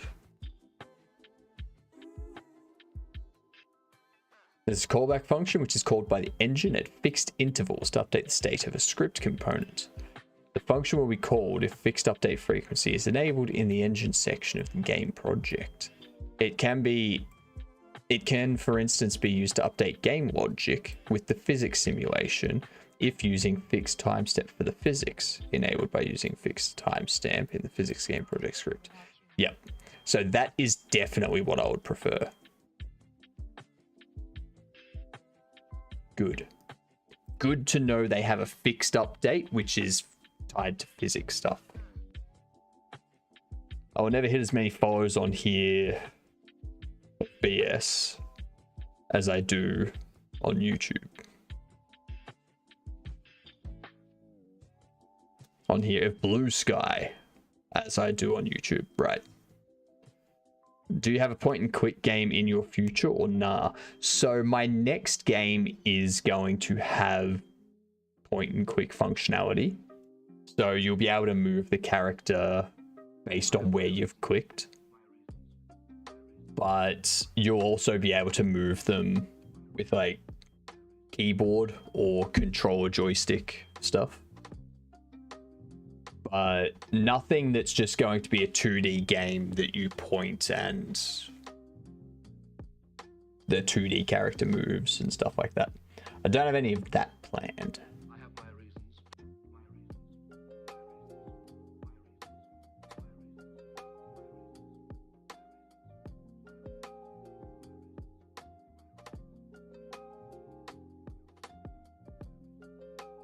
Alright, so update here.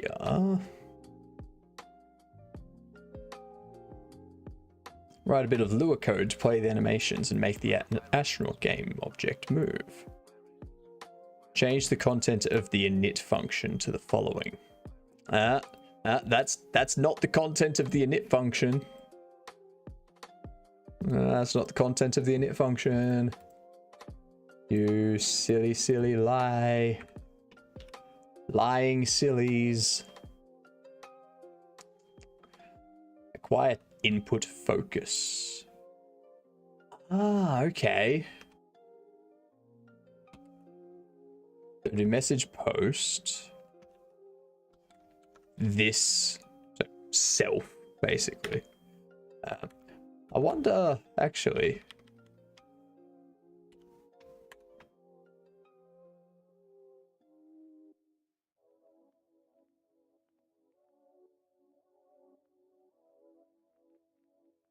Acquire input focus. I wonder if self works there. Because dot, I assume, is just referencing the path.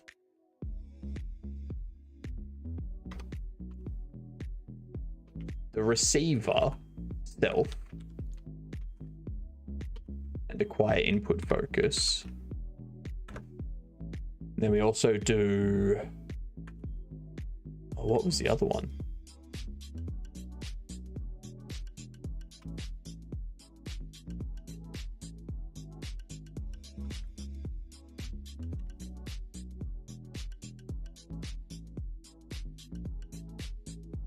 Self-dir, B3 math. Okay.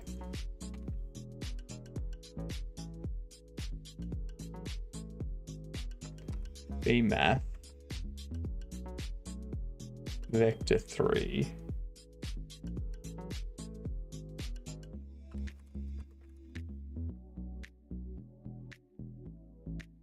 That's just vector 3. I don't need to pass anything in. Cool.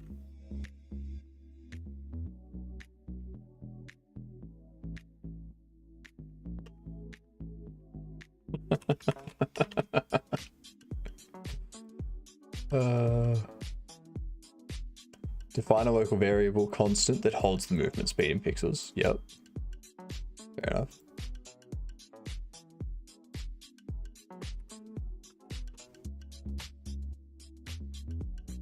Send a built-in engine message to the current game object. I'm gonna be interested to know if passing in self works. Define a variable that's part of the script component itself. The variable will hold the movement direction expressed as a vector. It's initially 0. Fine line between anticipating future functionality and over-engineering a solution, or should I buckle in require an initial input to spawn a whole galaxy? Oof. What would the initial input be? That's the question. I was supposed to have lunch an hour and 40 minutes ago. At the next ad break, I'm getting lunch.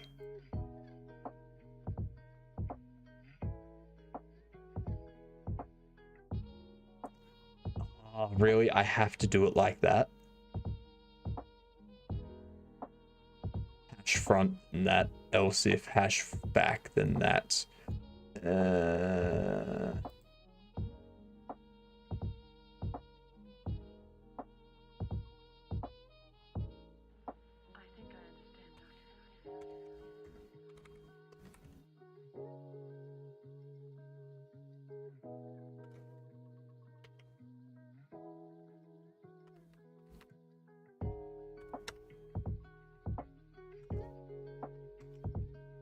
What are you doing?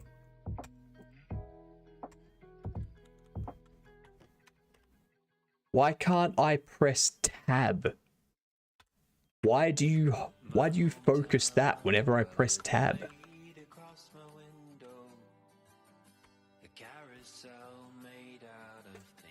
Okay, there's definitely some problems here that may turn me off using default. I would like to be able to press tab without it automatically focusing the string. That's, as I said before, it's little things. I can't edit. There are no editor keybinds. That's the thing.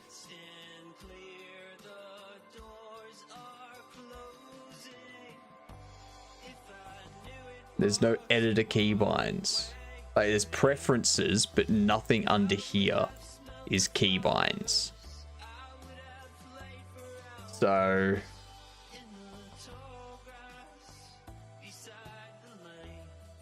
yes, that is because I'm struggling because I need to generate 2 dependent maps. So even though I can sort a rogue planet on the galactic plane entering a solar system right now, I don't have any actual for a solar system to put itself on the galaxy map. Punctuation, please, Perilous. I don't know where a comma or a full stop is supposed to be. I can guess. I'm struggling because I need to generate 2 dependent maps. So even though I can sort a rogue planet on the galactic plane entering a solar system right now, I don't have any actual for a solar system to put itself on the galactic map.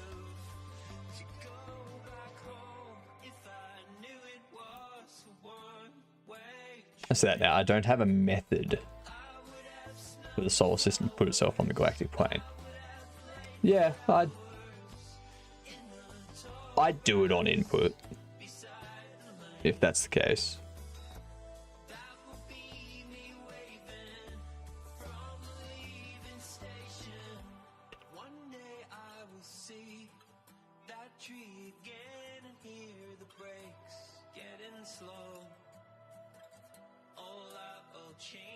So, if action ID is hash front, then what was it? Stealth direction Y minus equal 1. Oh, that's right. Lua doesn't have that, yep. Howdy Mars, how are you? G'day to you. Just wanted to see it run again. Then I can go else if action ID is back, then self dir y equals 1. Let's see if action ID left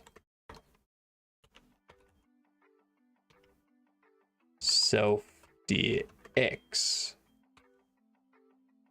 equals -1.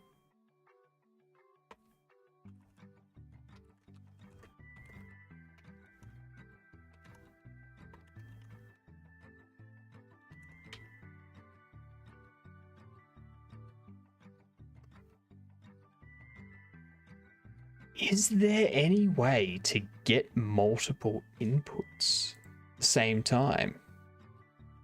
Because what if I press left and forward at the same time? Can I not do that sort of directional movement in default?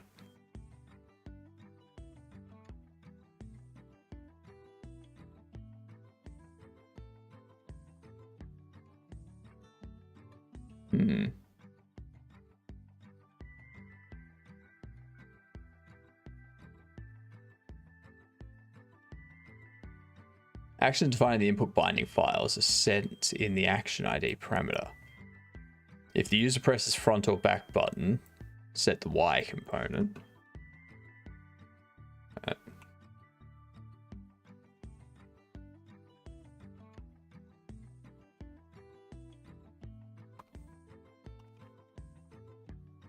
I need to do some healing at the moment.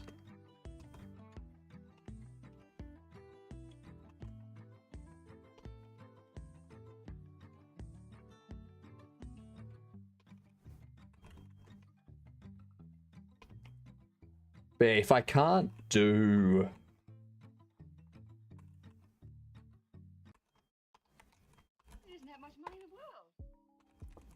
If I can't do multiple direction input, then that's going to be a bit of an issue.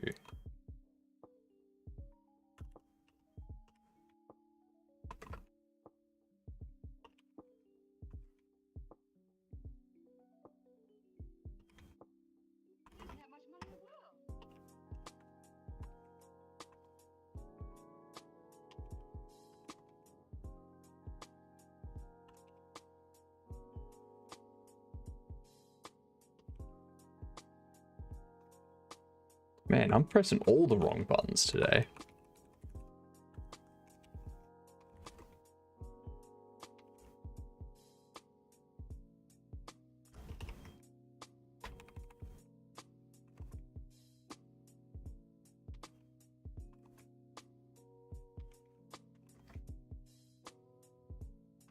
This is... Jesus.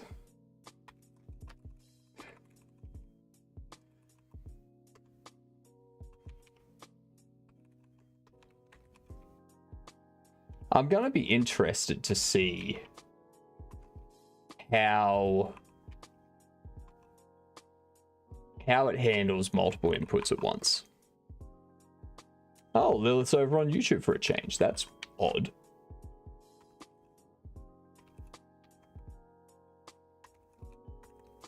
Why are you over there?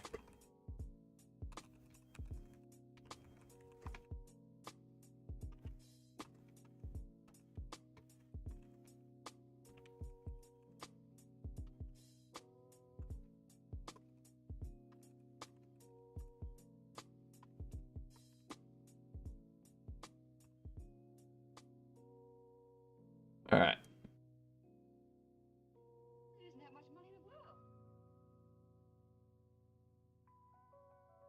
Just kind of doom scrolling and you came across me? Good to hear. Good to hear. Even if you didn't just come across me, it's still good to hear.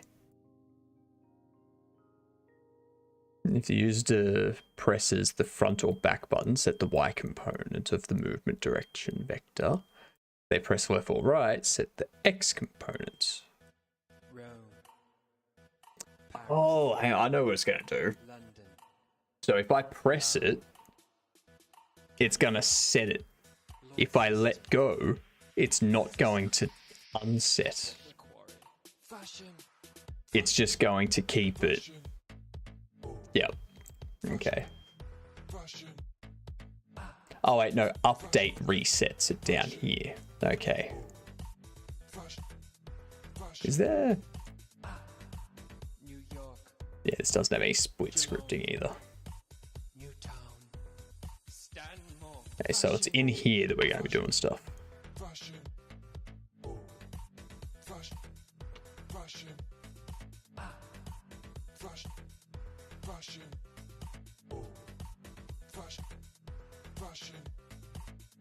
So if the length square of self direction is greater than 1,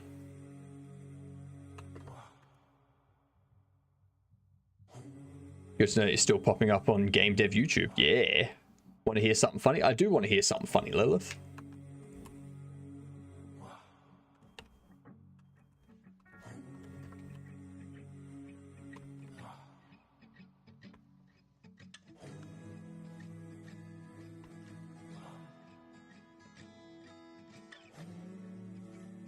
So we're going to normalize it.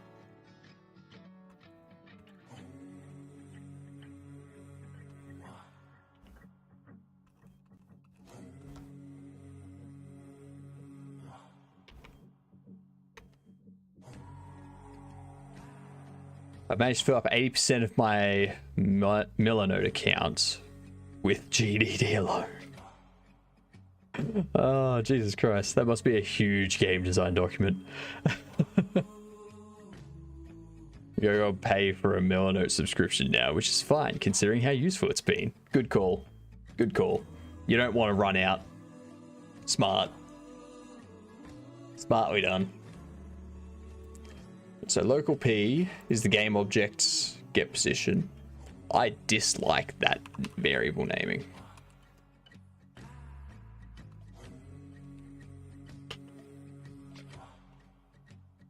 So we get the position. We set the position to be the self-direction multiplied by speed by delta time. Okay. Be position plus self-direction multiplied by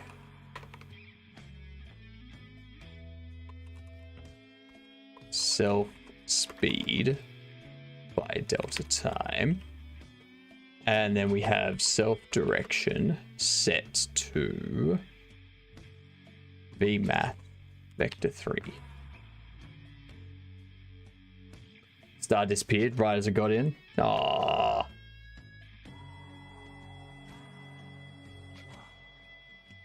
Have you not seen it lately? Not that I can remember.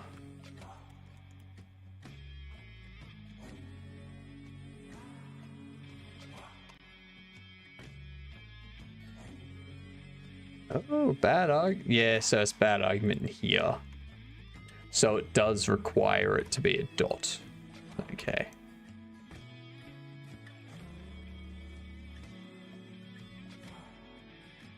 What?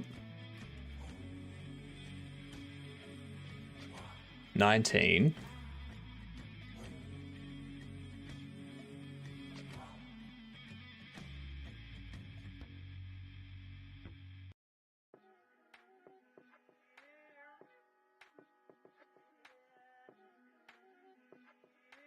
Set position. P plus self-direction multiplied by... it doesn't need to be self-speed because it's a global... Right. Did you know a for loop on an empty array won't do anything? But calling the 0th instance of an empty array sure will. Cutest little bug. So... how is it getting diagonal?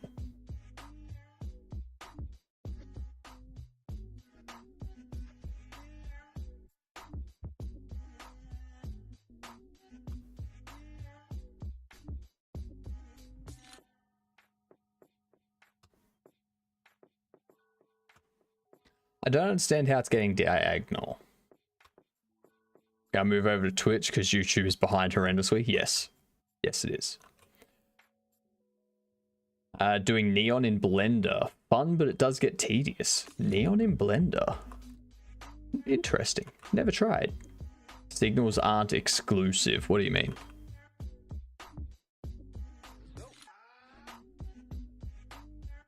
Give me an example.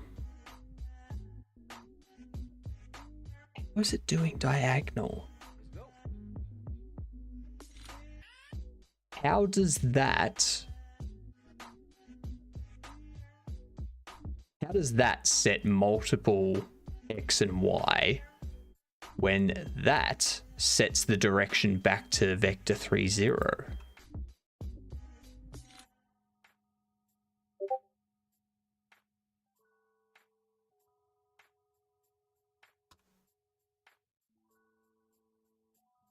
reporting 2 key presses is true.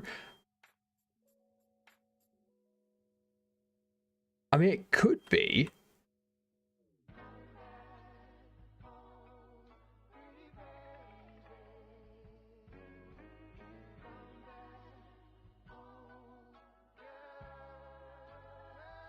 Because for that, I'm used to doing one of 2 things. So I'm used to doing if the action is pressed, so like being held down, and if the action is just pressed.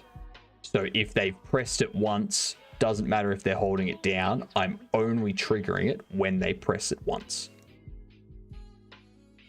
So if on input is detecting the hold keys,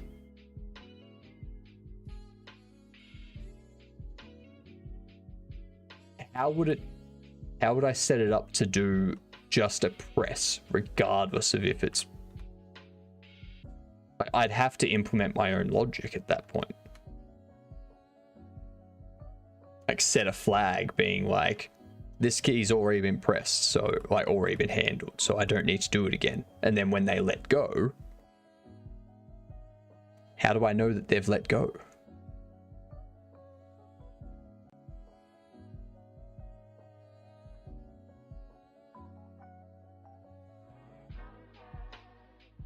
Because like one sets the Y and the other sets the X.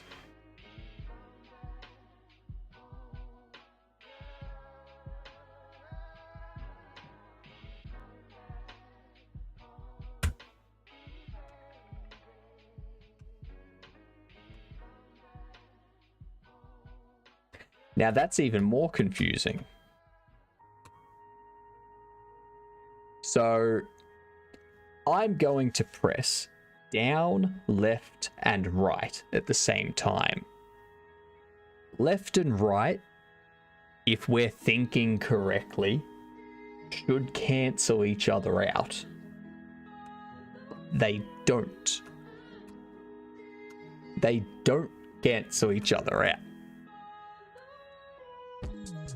And up and down don't cancel each other out either.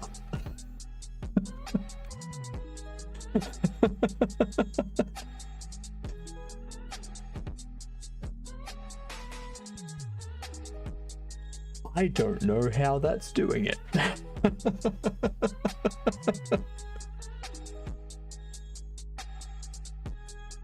Isn't there an unreleased? There might be. I'm gonna have a little look.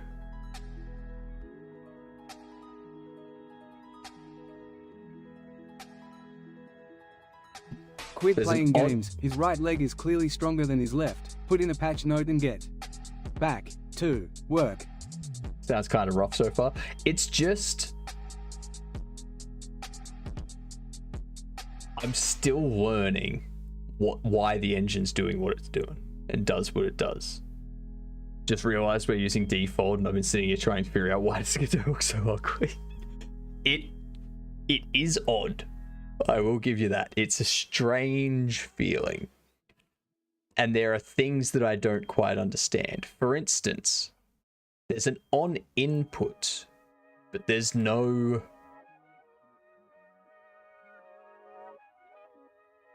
There's no on release or on press or anything like that. So if I want an input to fire once and not worry about it being held, how would I do that?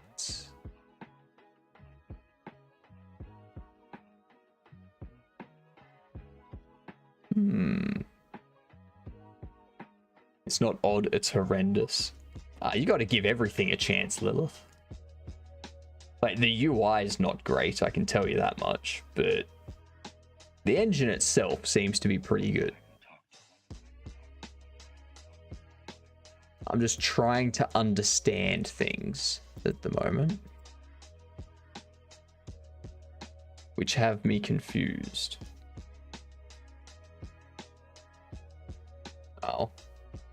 I was gonna position myself in the.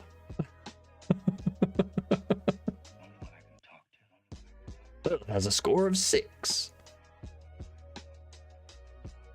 Guess his lure ain't it. When he says give everything a Chandler, recall the investment of hot sauce he is currently holding on to. A Chandler. Hey. I have 8 hot sauces right here. Alright.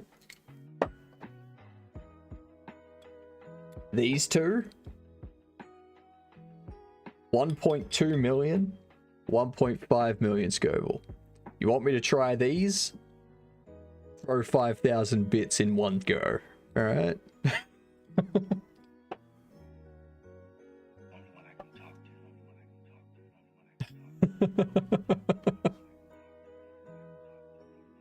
You gotta pay for me to go through that sort of pain. What is that?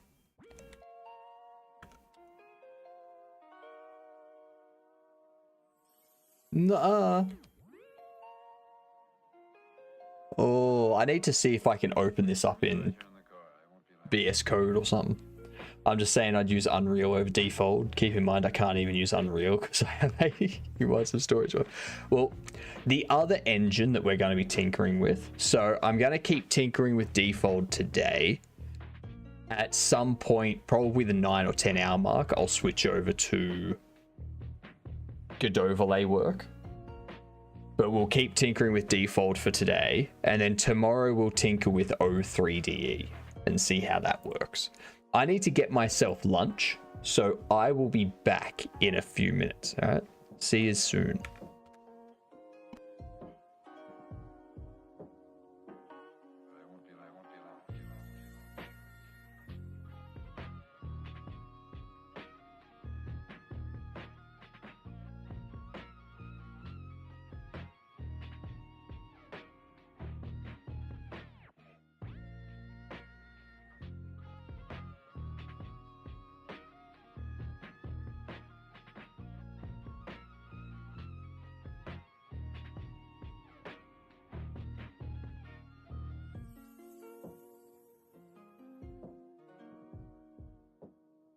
Wait for me right here in the car. I won't be long.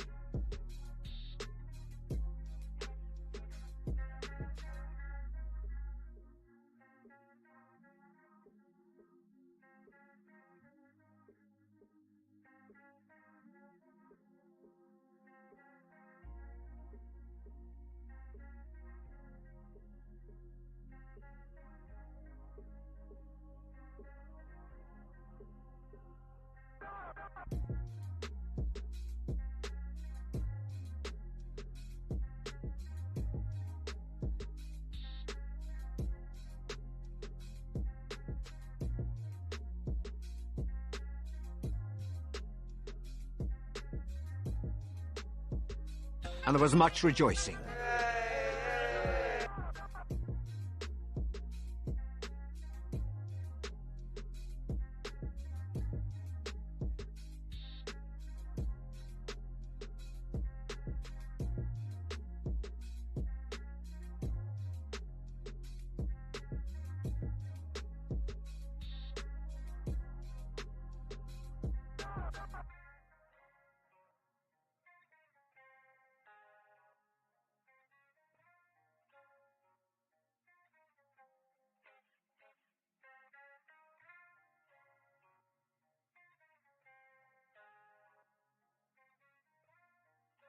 I have returned.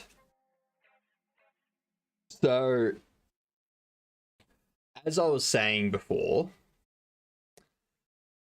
the engine that I'll be trying out tomorrow is O3D or Open 3D engine. So, I want to tinker with both of these engines first, and then at some point I want to do a game jam in each of them. So I want to do some more of this tutorial stuff, and then I want to start trying to create a square that moves in 3 dimensions, right? Get that sort of understanding of the game engine.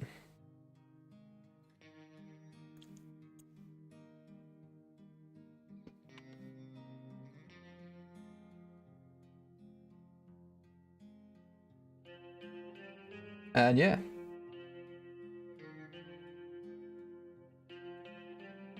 A cube that moves in. You can have a square that moves in 3 dimensions. It's called a plane.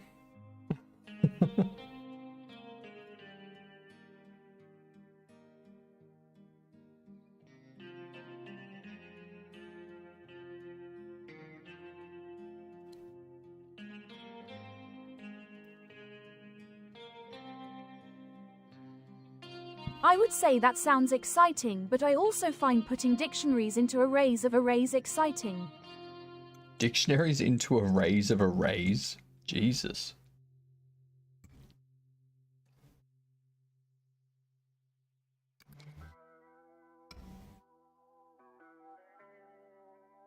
Alright. While I eat, let's chess it up.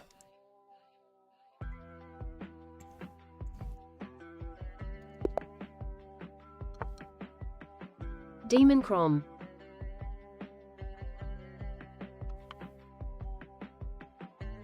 Demon Crunch.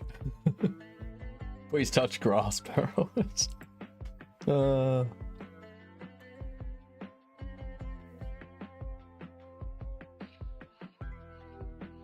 Has this person disconnected?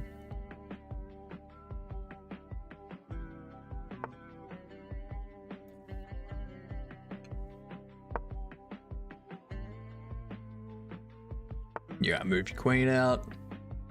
I'm gonna go there. Ah, shit. Actually. What an idiot. Oh my god. He could have checkmated me. He could have checkmated me. Crom. What a fool.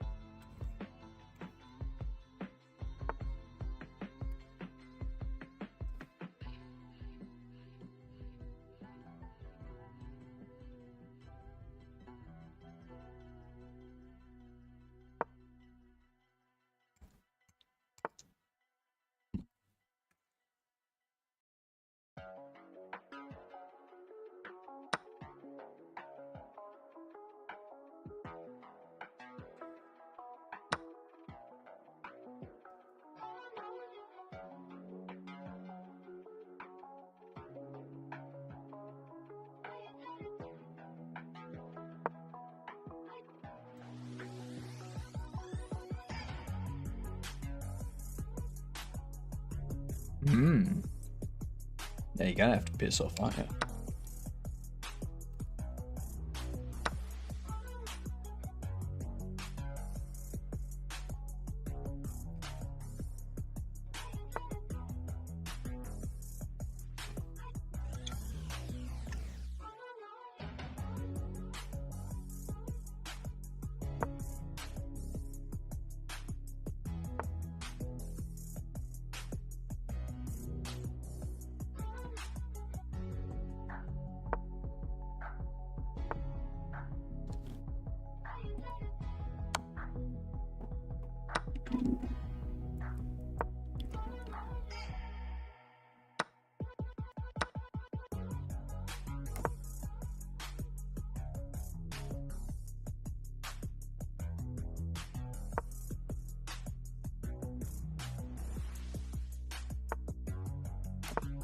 There we go. Now we're good.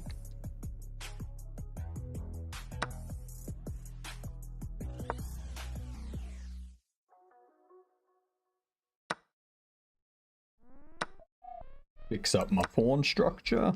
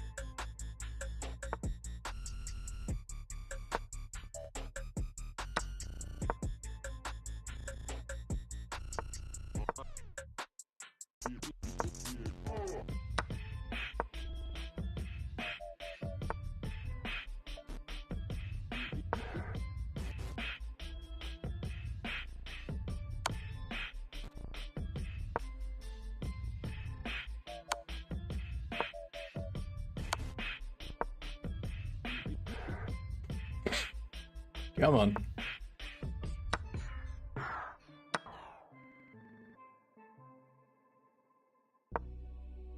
Yeah.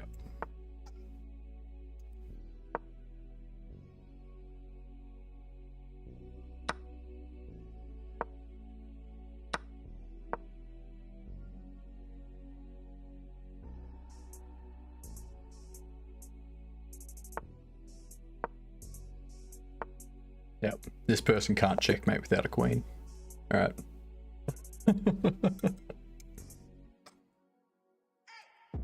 So many times they could have checkmated.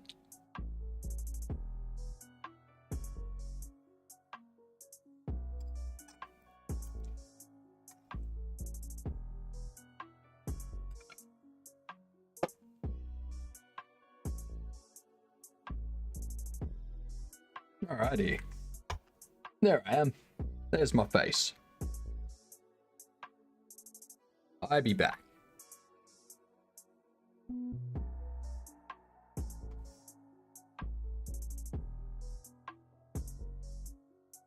So.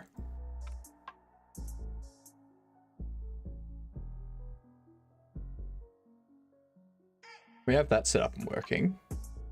When the update function is called, the engine has already processed all input. All right. So on input runs for every input before update is called. Right. In case of diagonal movement, the length of the movement vector is greater than 1. Normalizing the directional vector makes its length 1.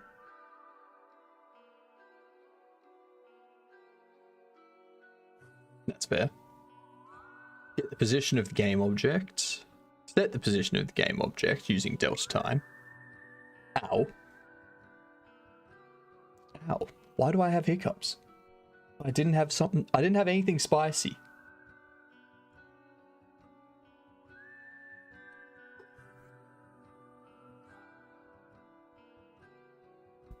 Perilous. I see that your right hand was one set of keys over.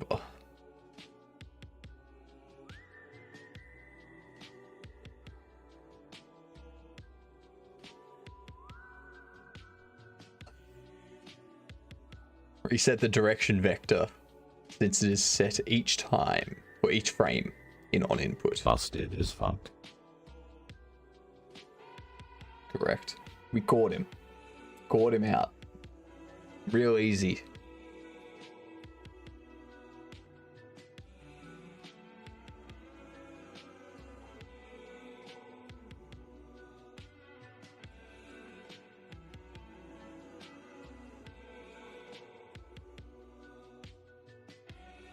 Okay, so we tell it to be idle. Alright. I can do that.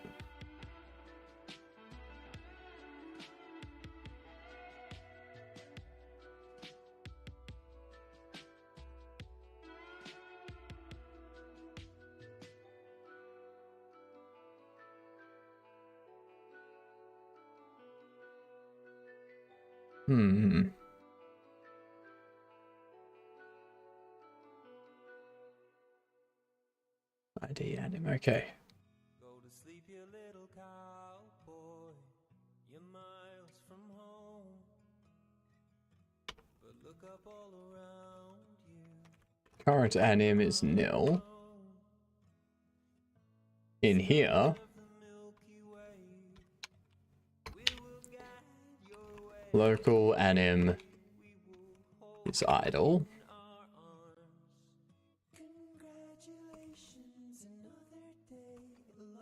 Anim does not equal current anim.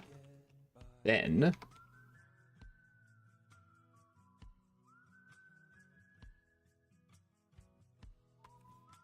message post to sprite. Actually, no, not post. Ah, yeah, message post. Yep. Play animation. ID is anim. Then in here, you can go if self dir x. But are we favoring? Okay, yeah, we're favoring sideways movement. It's greater than 0. Then anim is right.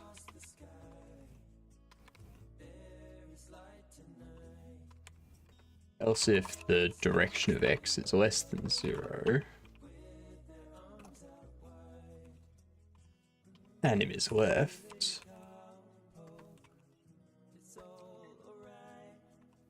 Else if the y is greater than 0, then anim is back. Wait.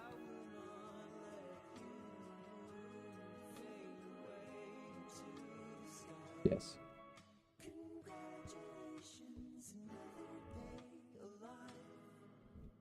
Else if the direction y is less than 0, then anim is front. And that'll take care of it. Now we can play this. Oh, hang on, we've got an error here. Hash expected, got a string. Ah, yep. Hey, would you look at that?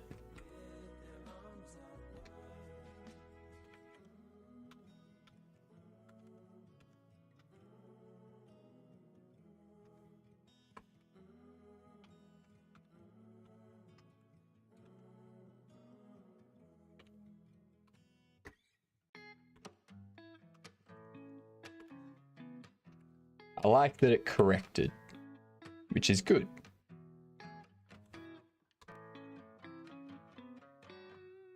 Hash expected, but got a string.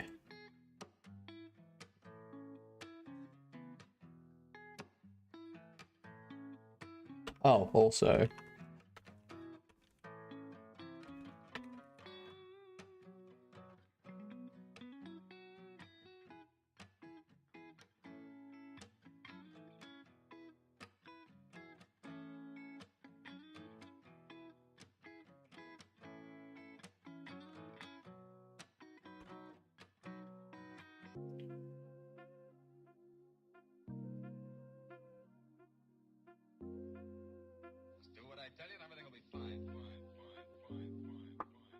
Because you need to hash too.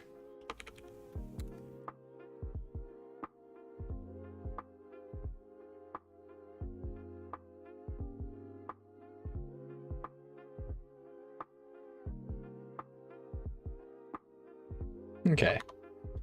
Fair enough.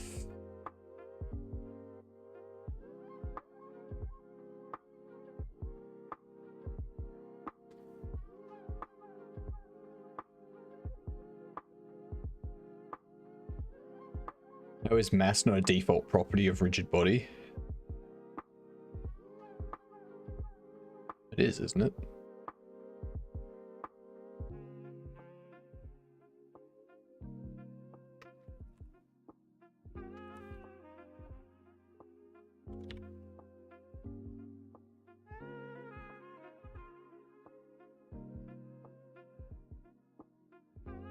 Mass.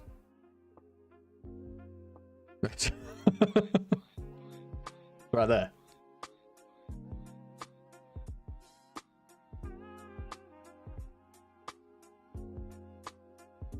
It was lowercase because it was default property. Naming policy hints a chef's kiss. Yep.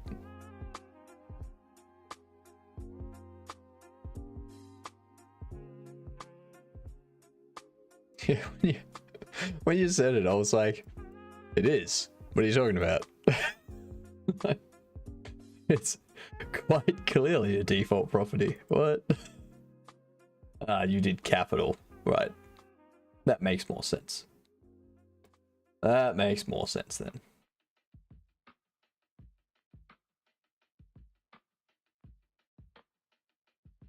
Yeah, so I understand what's happening there.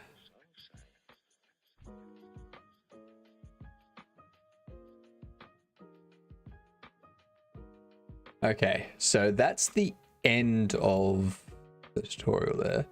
They didn't get me to do anything in final, or on message, or on reload. Add reload handling code here. Add message handling code here. Add finalization code here. They all mean things to me. All right.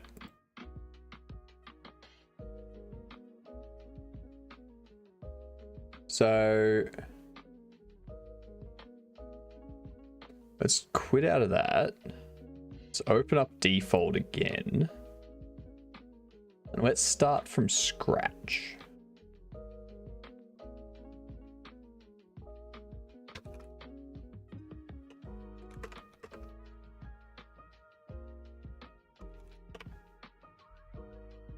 Let's create a new project. Empty project. Useful settings if you want to start building a game for desktop. No. Do I need to go with a template? Like...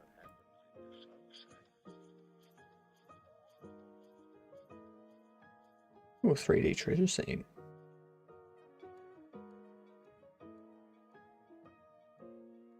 Okay.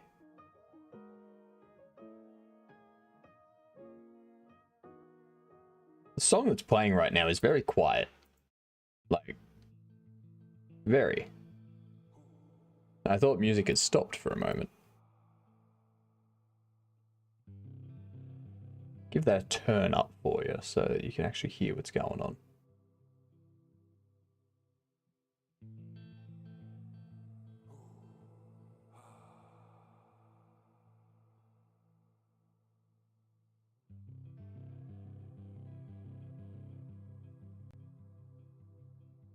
Alright, empty project it is. We'll call this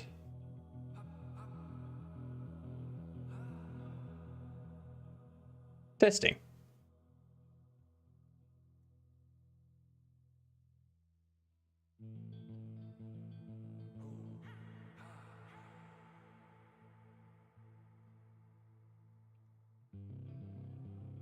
Yeah, let's add some key inputs here. So A, left,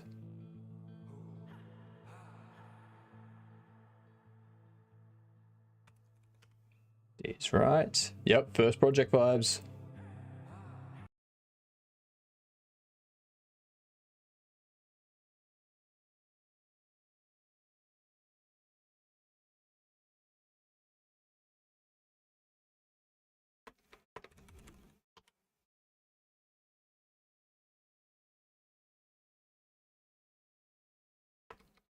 Actually, yeah, I'll call it front.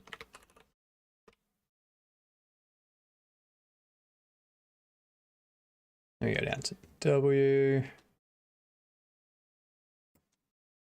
And we go back.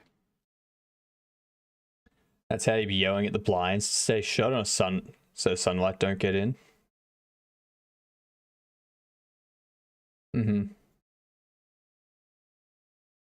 I need to buy some blackout curtains, I think. That's not at all what I... How was that slash? I pressed the up arrow.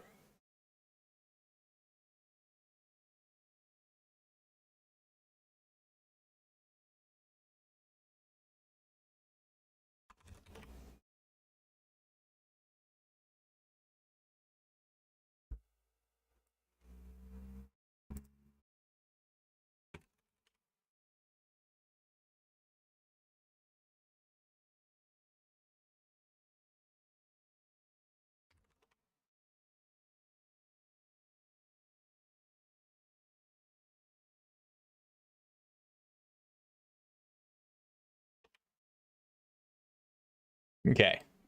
So there's our initial controls right there.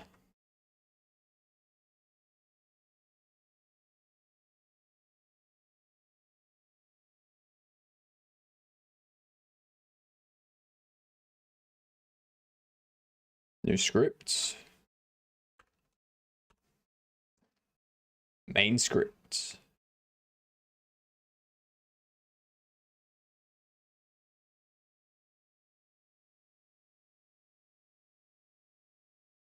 Not really gonna worry about any of this stuff.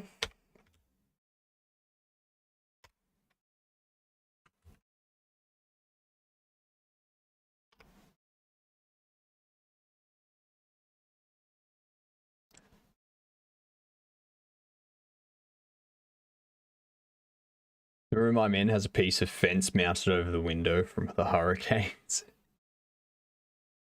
Now, is it mounted over there because you put it there, or is it mounted over there because the hurricane put it there? That's the next question.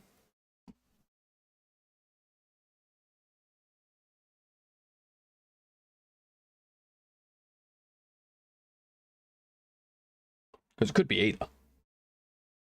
Now, for the main script, so I'm wondering if I actually need a main I have succeeded script in at this generating point. an array of dictionaries, and I am quite pleased by this wall of text and brackets shaped like bananaskins.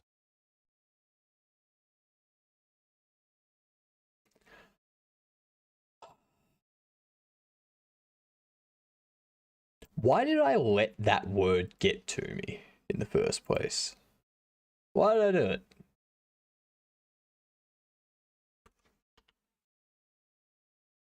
If I didn't, then it'd be over already. Game object file, no.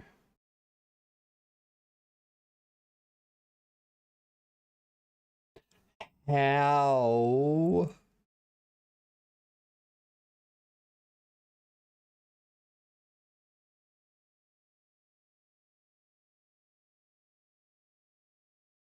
Let's not worry about that.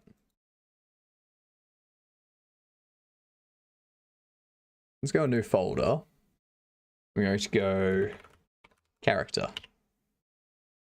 Well, actually, let's rename that to player.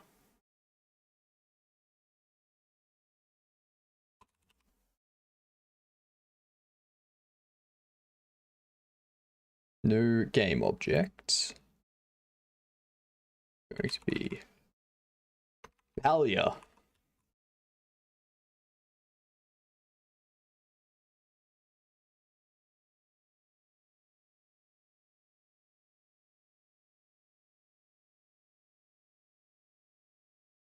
Actually, yeah, that's what I want to do.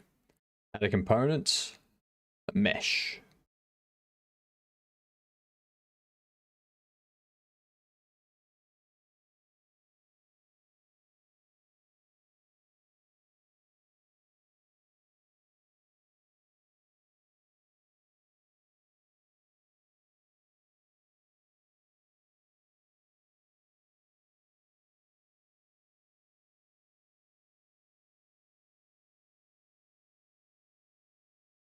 Sure, we can figure that out later. We can add a collision object. Collision shape will also be a sphere. We'll make it a box. That's a square.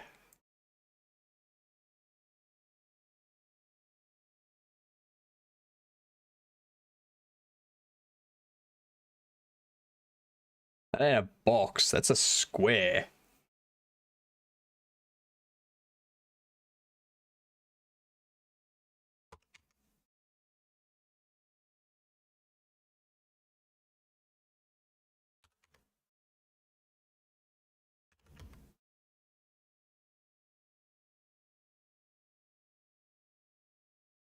All right.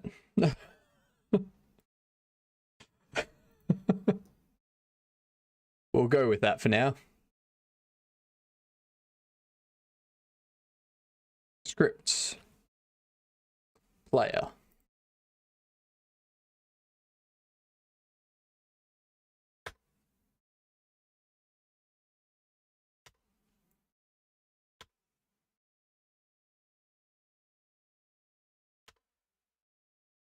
Okay, so we'll go message post.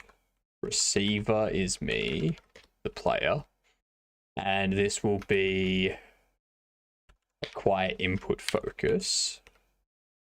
Go message post. Camera. Going to be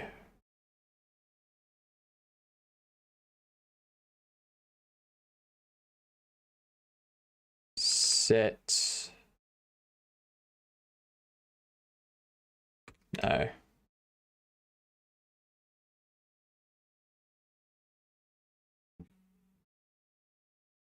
Add a camera.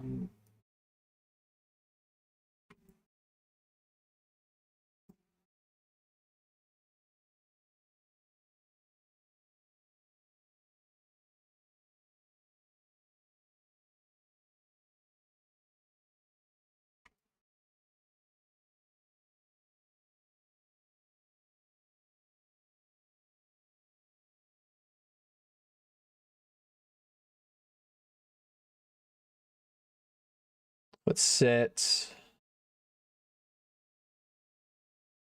I don't know how to set the position. Doesn't seem like I can set its position.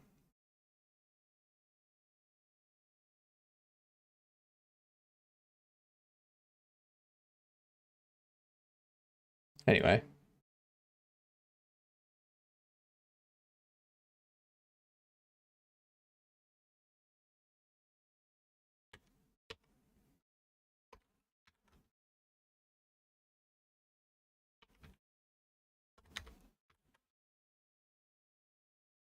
There was something about camera perspective.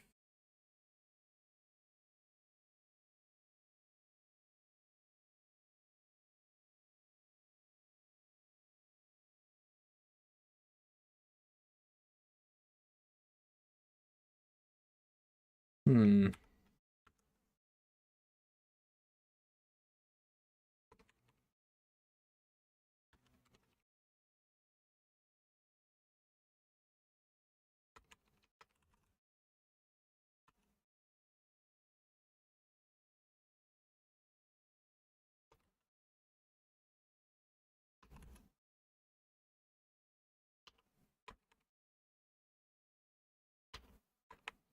Hmm.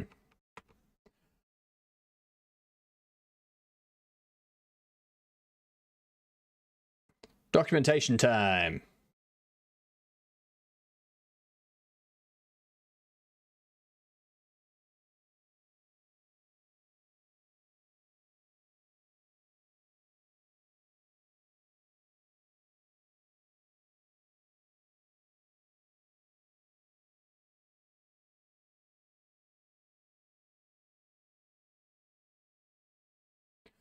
Dot's the current game object. Hash is the current component. Right.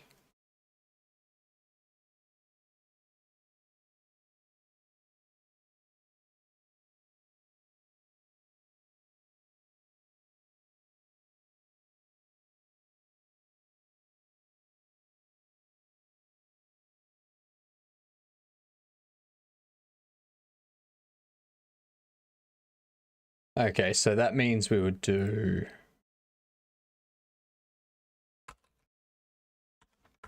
host player camera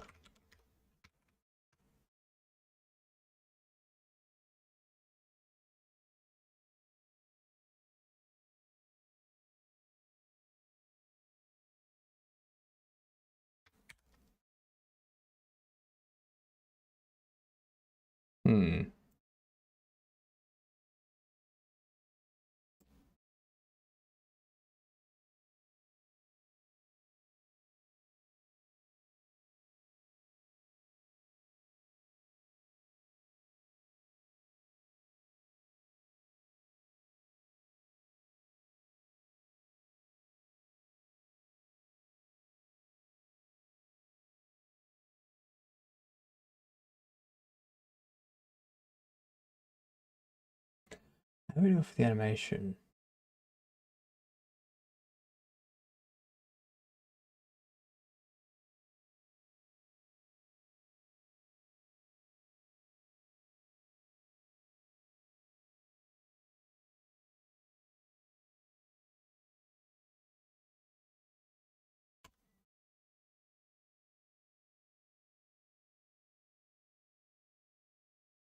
Okay.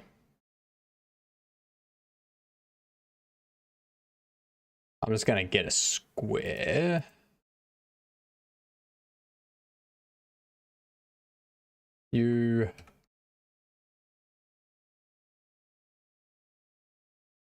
I'll export it as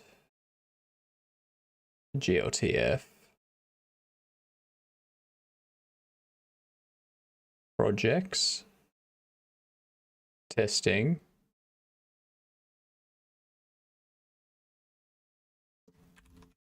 meshes cube. Now I'm interested to know if it works with GLB or if it only works with GLTF. It does work with GLB. Cool. So if we go to player, we have we go mesh verse. No, not that.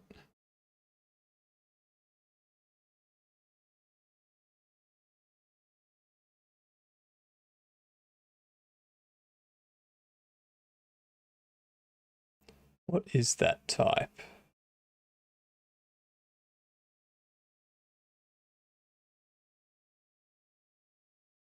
Definitely not a mesh or model. Okay. So we'll delete you. Then we'll export this as GLTF.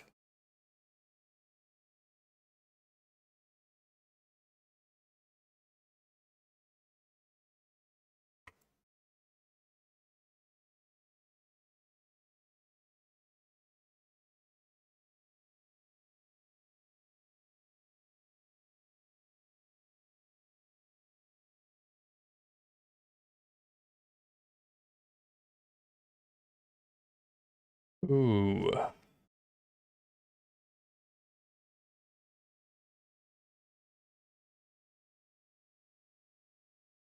See how it goes with a DAE. Because I think a DAE is what it's normally using.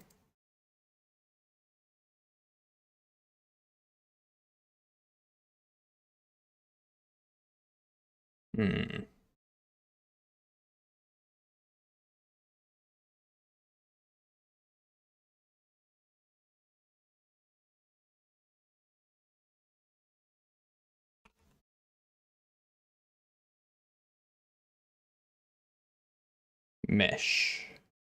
Right, now I can select the cube DAE. Right.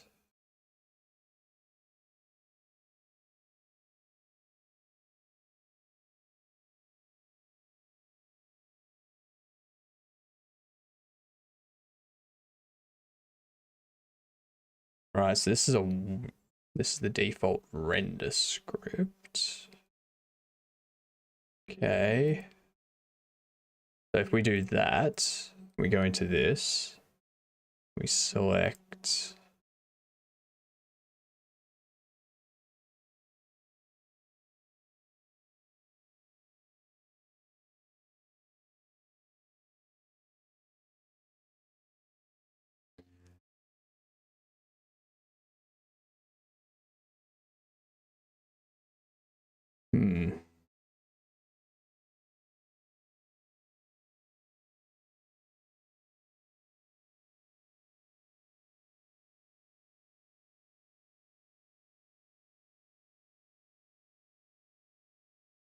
Let's delete that.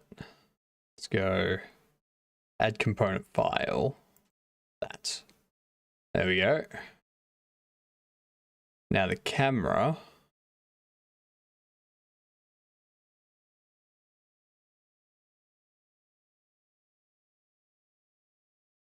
I have no idea how to move the camera back.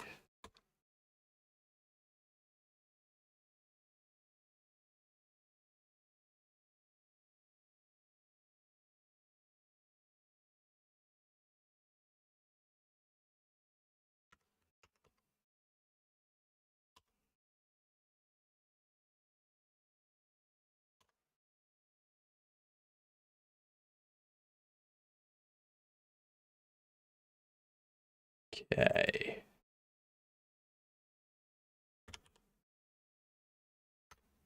There's something I need to set in terms of camera.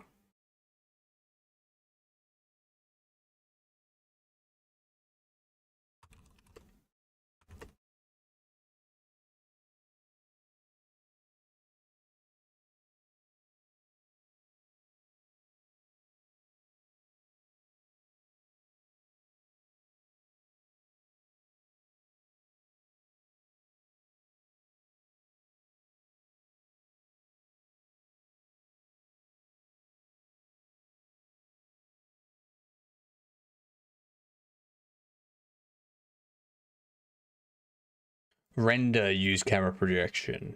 Yep. That's what it was.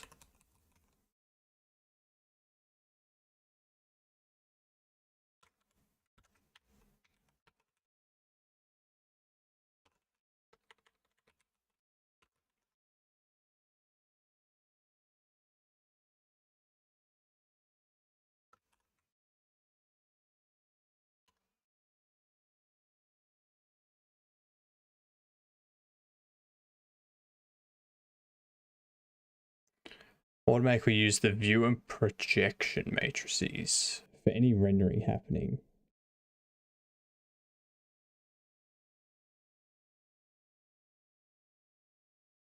Okay, so if I do render set camera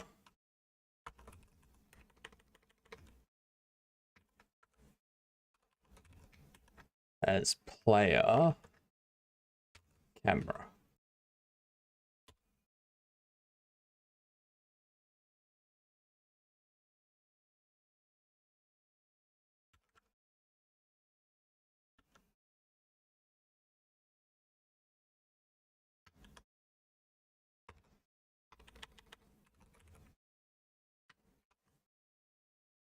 I'm assuming that's correct.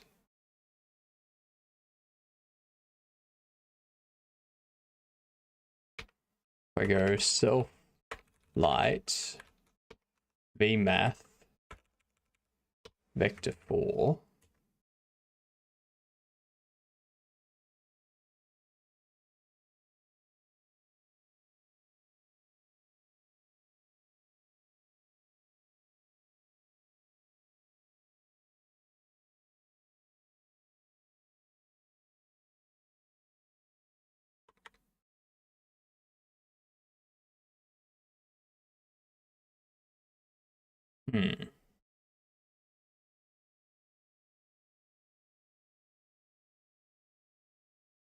Game object sets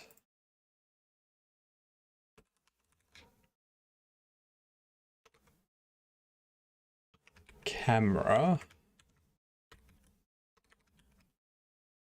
enable true.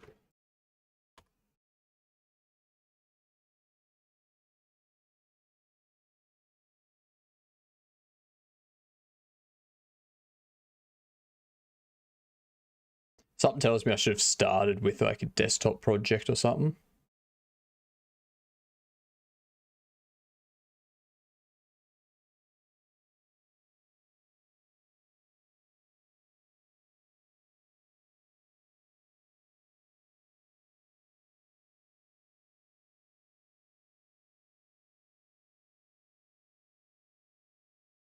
Okay, so it looks like... Oh, my camera has frozen. Give me a second.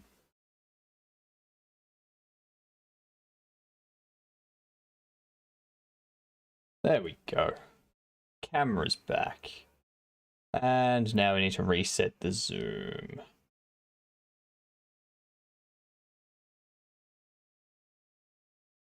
There we go. That's better.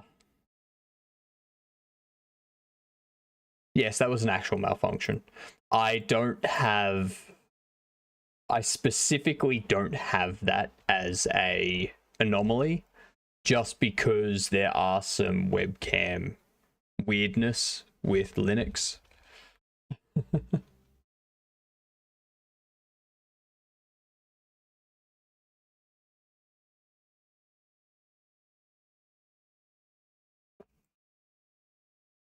Let's see. Quiet camera focus.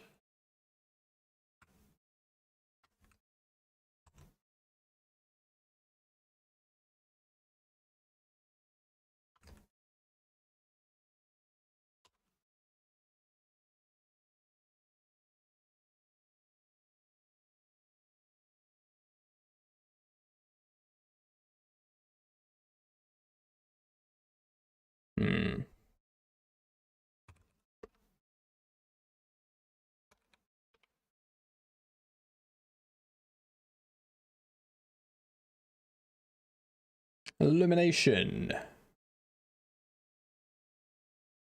The library.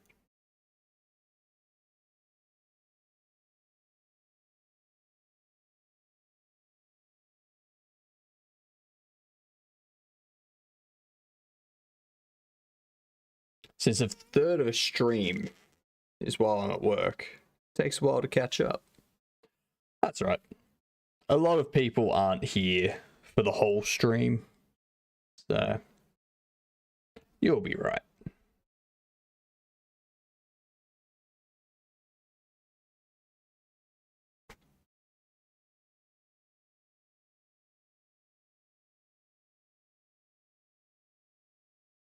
Let's think.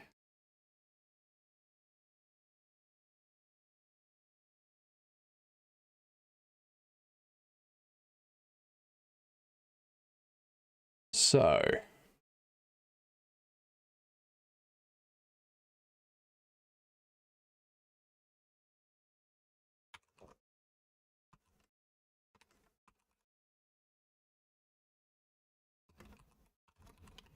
light up 3D objects. No, I don't want to plug in. I just want to know how to do it in default.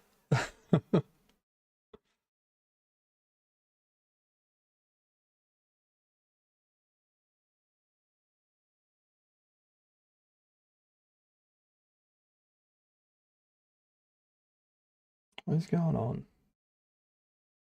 I saw the messages coming through. Oh, man. This thing should actually still work. Alright. Let's have a look at what you got. Whoa. That was some weird camera glitching just there. That was an actual glitch, not a me causing a glitch thing. Like, a lot of weirdness going on with the camera at the moment. A little bit concerning.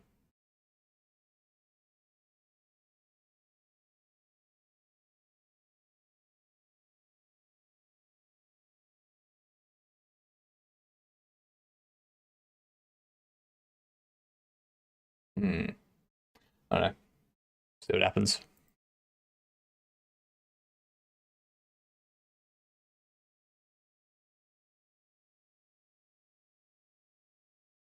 Jiminy.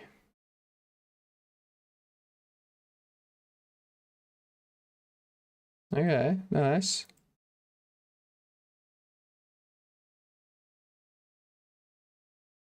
Different loadout ideas. Different settings. Store. Game mode ideas. Class ideas. Very nice.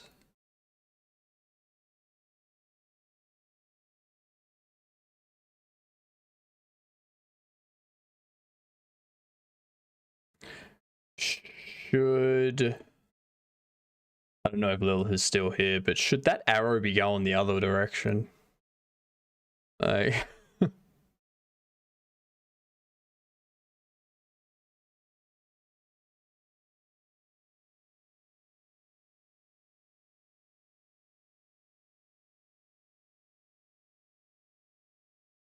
Yeah, let's grab you back.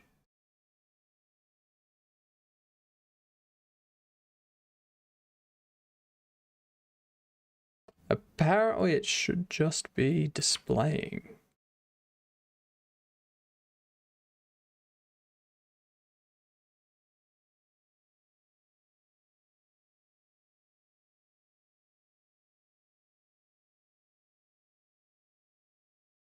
Hmm.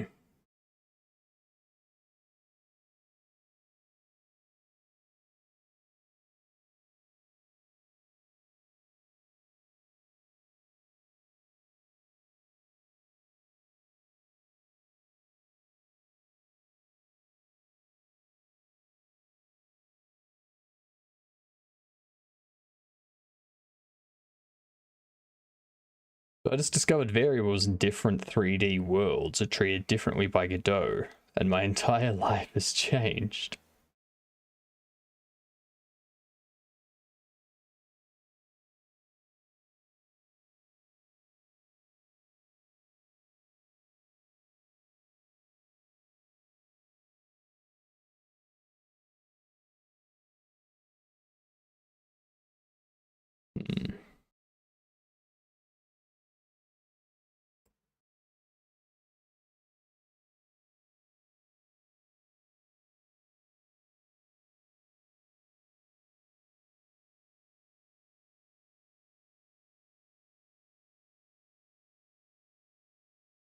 Can now go willy-nilly with these maps. Do it. Do it.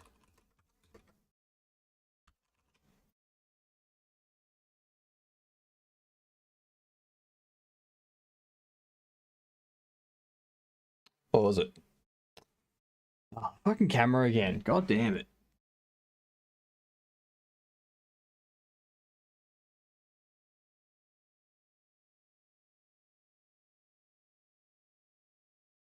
Far out.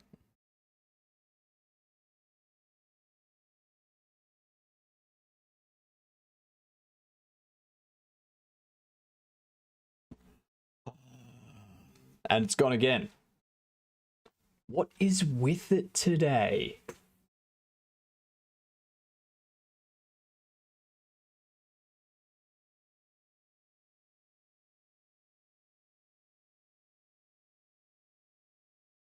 Okay.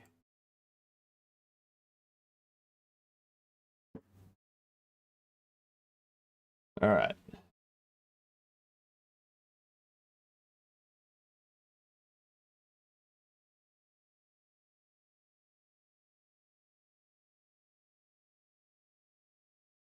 Let's see if it keeps working. If it doesn't, I'm gonna be a bit upset. But hey, that's just what happens.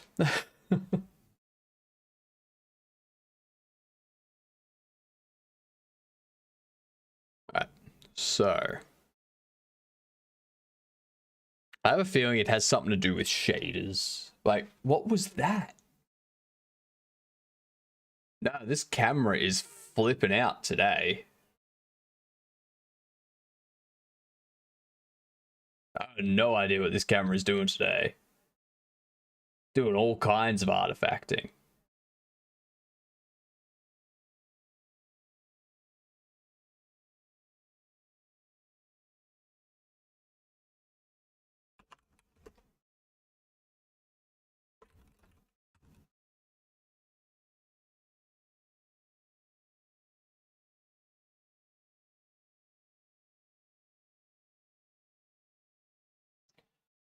That was having a field day.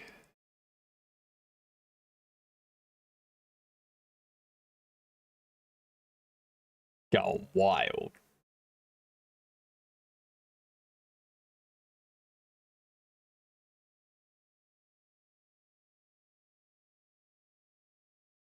I've lost one of my aphids. I was teaching him to use Linux so he could do camera work for me.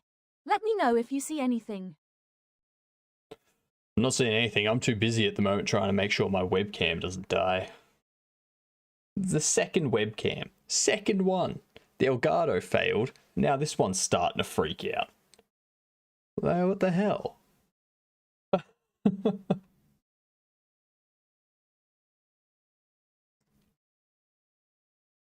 so we're trying 3D with default. Seems the camera is required for 3D to render normally.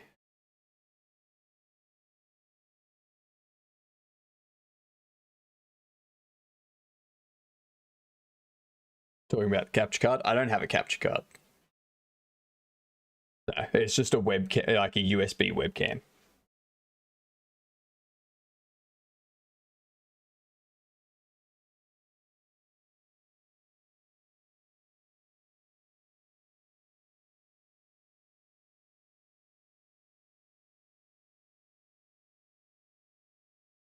I'm going to turn off the glitching for a second. See if that helps it.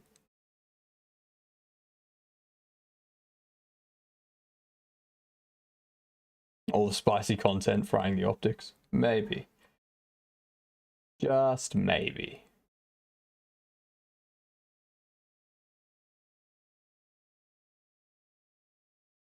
Okay. It seems to be a bit better now.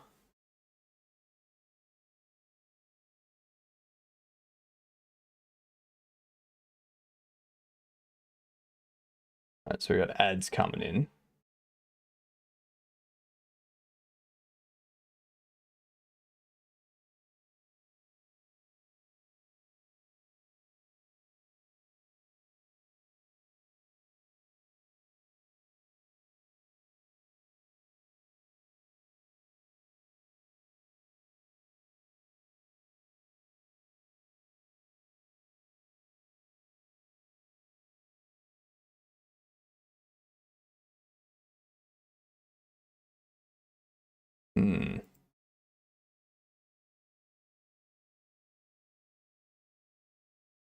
See what happens.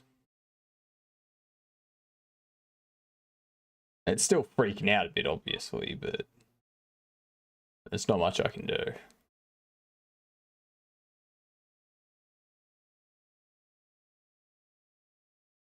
That was weird. I think the camera's gonna die.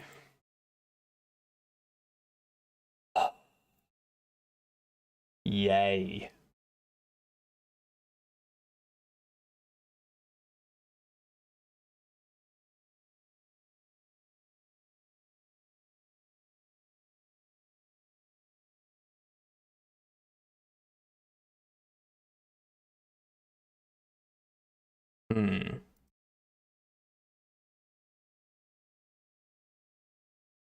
If we're going to be here a while, we will need fuel. I should distill some banana skins. Nah. I got my fuel.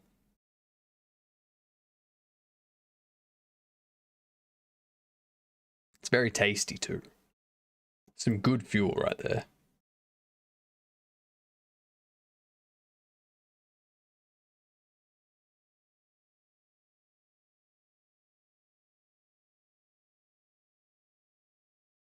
Twitch isn't mad at me anymore. Just normal 1 minute ads today. I was asking before, Lilith, the arrow between title screen and save and exit, should that be pointing from save and exit to title screen, or should it be pointing from title screen to save and exit? I don't know if save and exit is when you're in game and you're exiting back to the title screen, or if it's supposed to be you closing the game from the title screen and exiting to the desktop.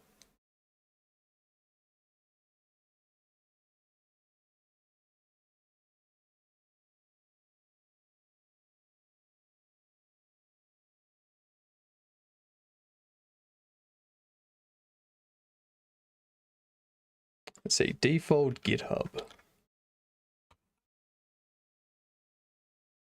GitHub.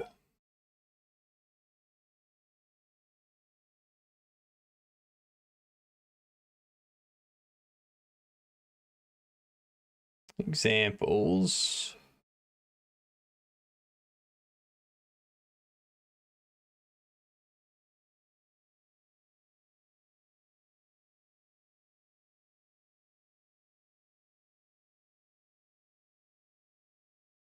Go back to default. So, good old ads. What up again, Goose? How are you?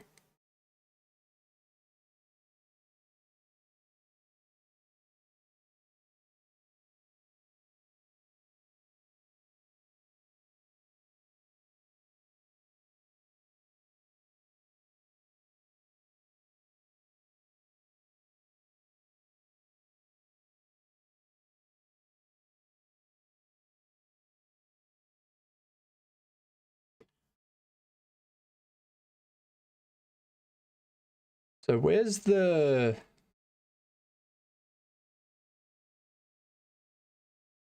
template desktop? Template basic 3D. This is the one I want.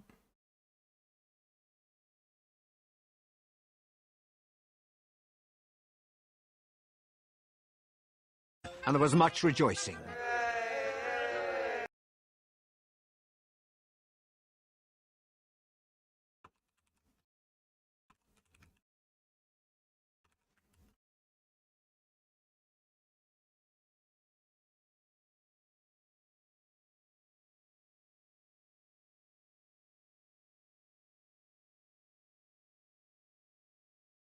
So we're going to player, cube.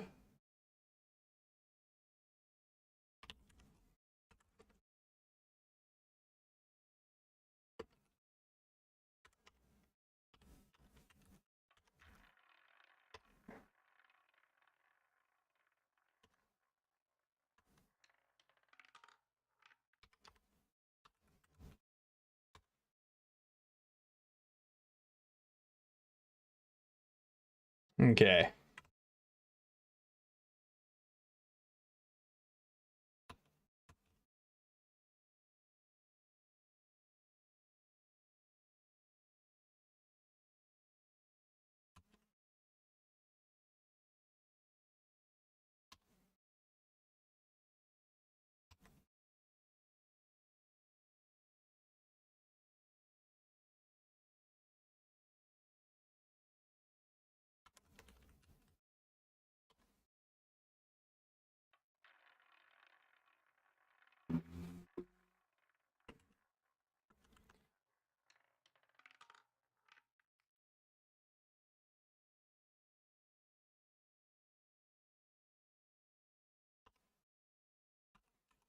Message post.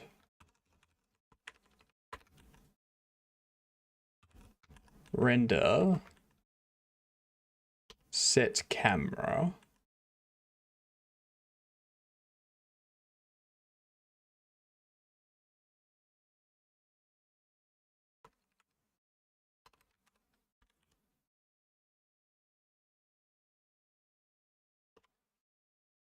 How can I get...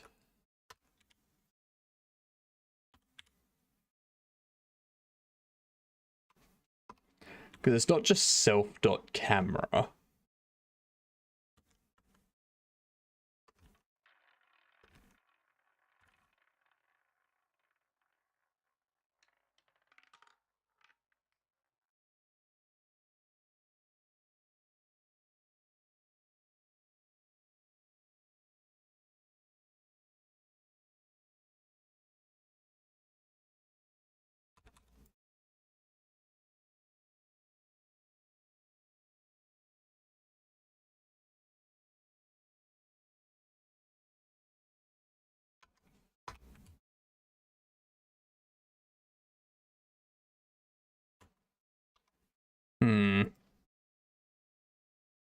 Something wrong with the camera setup.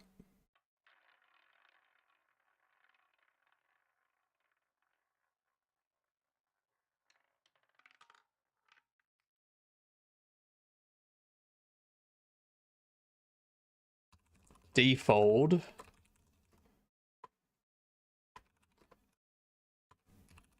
Get component.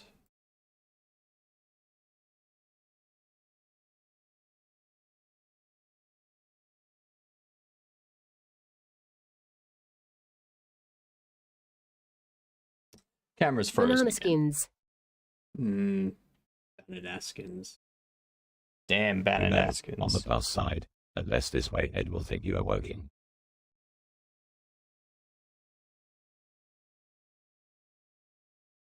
Ed will think you're working. This is true. This is very, very true. 100% accurate. That's interesting.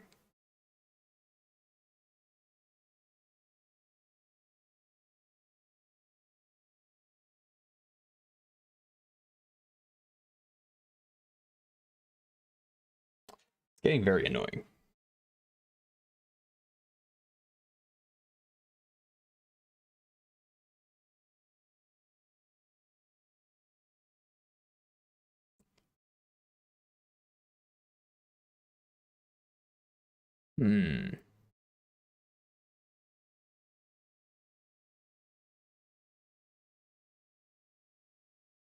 Going to bed. Have a good sleep, Kieran. See you tomorrow. Be prepared to lose to me at Among Us every single game.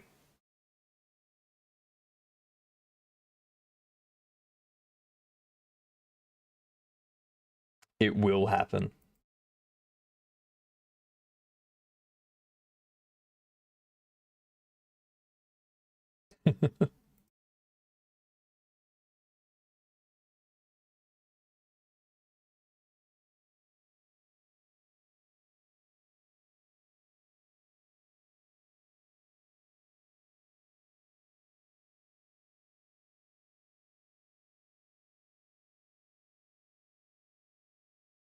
Okay, so I can just do camera.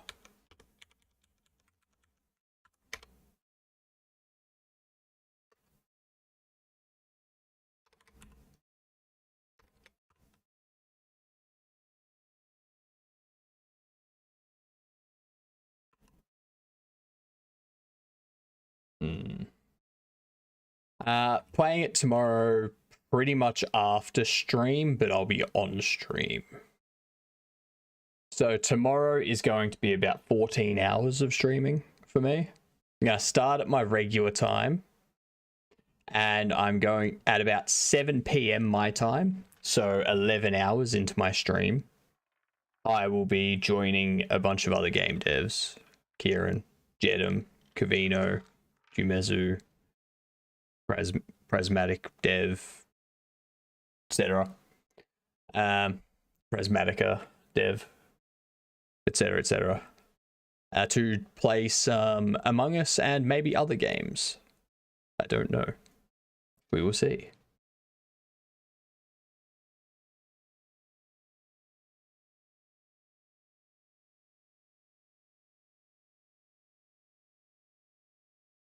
Gets a named property of the specified game object or component.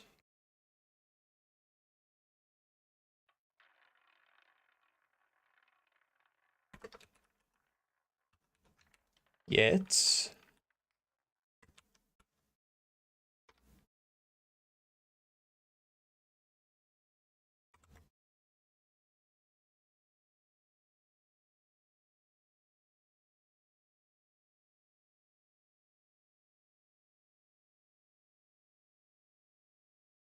the position is relative to the parent, if any.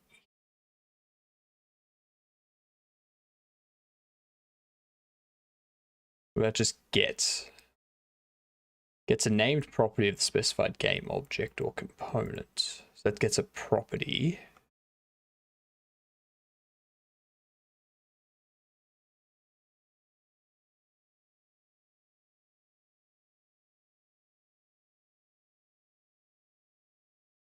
You figured it out?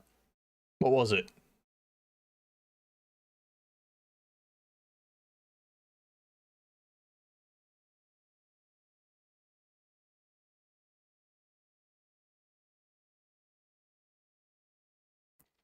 How are you breaking things?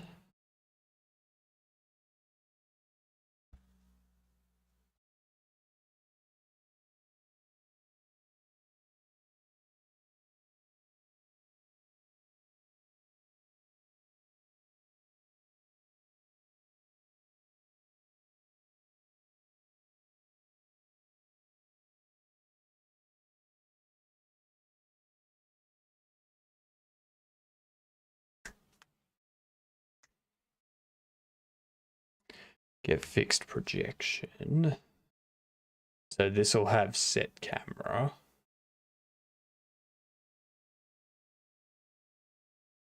Maybe. No. No, it doesn't.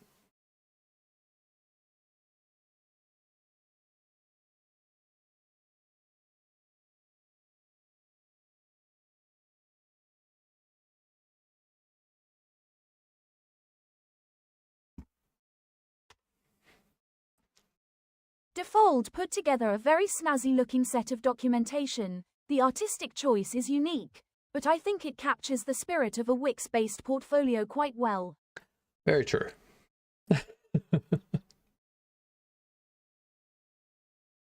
I'm not sure if that's a compliment or an insult. If I made the website, I would take that as an insult. Very much so.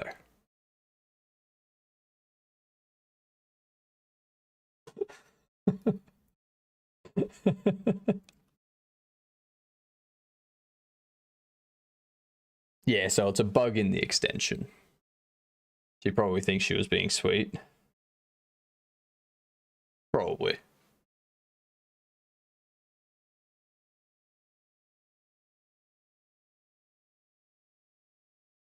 I mean, you can redeem it, Goose.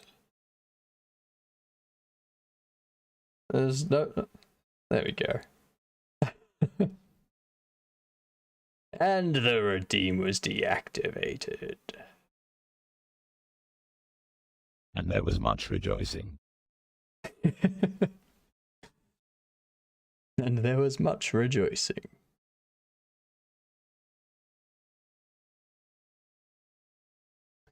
So I want the camera to be set on the player.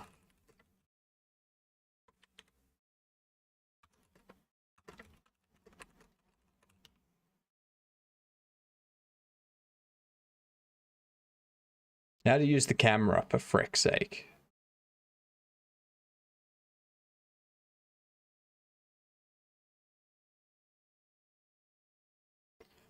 What was it? I don't know how to create a camera that follows the character. If someone can explain to us how to do that, so I put camera object into the character, but then the camera shows another position and the background is black and can't see the tile map.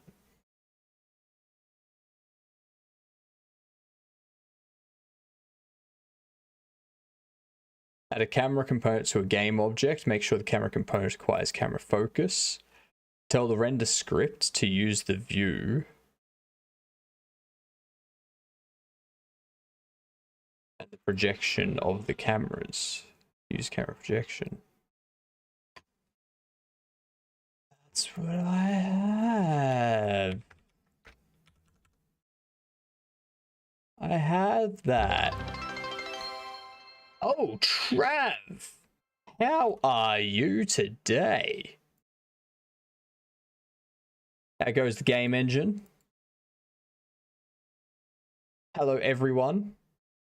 I've wrapped up my traffic jam game, so now I'm tinkering with defold and also fighting my webcam, which keeps freezing. So, you know, good day. Thank you very much for the follow. Much appreciated. Closing the loop on the big refactor. Nice. How much longer do you have on the refactor?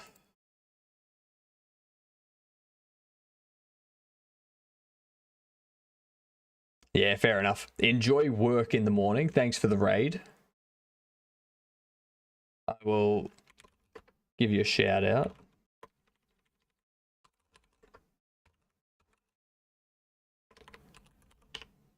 There we go. Everyone follow Travis. Oh, thank you very much for the follow. Much appreciated. Enjoy work. Exactly. You've got to enjoy it. Otherwise, you're just not gonna enjoy it. I don't know. You get what I mean. You get what I mean. Thank you for the follows. All of you are legends. Thank you very much. Yeah, so for those of you that don't know, I stream 10 to 12 hours a week, 6 days a week. 10 to 12 hours a day, 6 days a week. Words. Currently, I'm tinkering with Defold, seeing how that works and what that's like to deal with. I have plans to also tinker with O3DE, which is a 3D C++ engine, and see how that works. Do a couple of game jams using these engines. And then I will be able to decide which one I'm going to use for this game, which we're documenting gameplay and mechanics every morning at the moment. So yeah, learning some different game engines. It's going to be between Godot, Default, and O3DE. We'll see what we prefer. And then in February, we will start building our next game. Just doing like prototyping. No official models or anything like that, just using primitives and such. Yeah, that's generally what I do. I'm also building an overlay for my stream in Godot, which I got some things I need to figure out, like why it's not making shout out API calls when someone raids me or shouts me out. Because I'd like to automate that stuff so that I don't need to think about it and forget, like I almost did with Travis.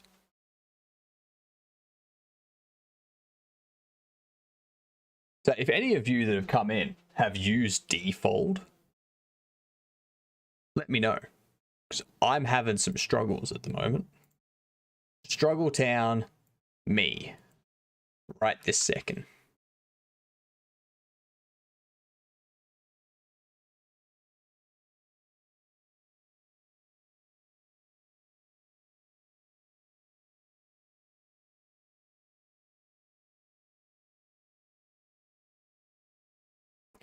Rather odd that that's... Ah, it's because it's the one that was selected, right?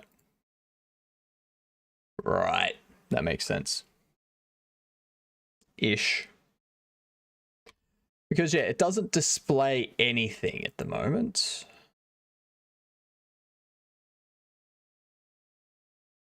Oh, you know what?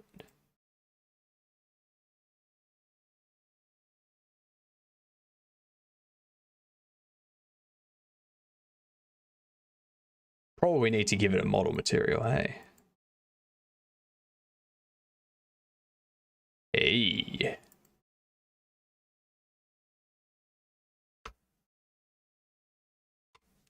Don't need anything assigned there.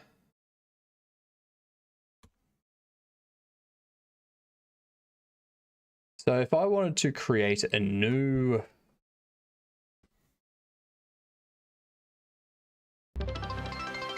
Xantha, welcome in.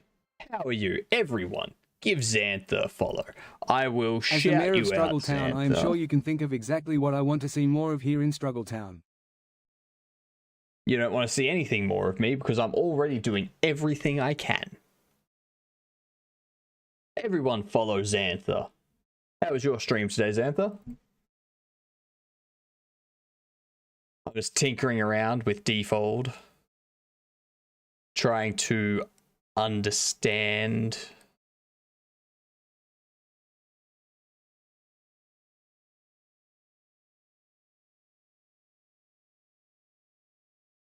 open you as a scene. And give me an orthographic projection, which I don't want. Thank you very much. Much nicer.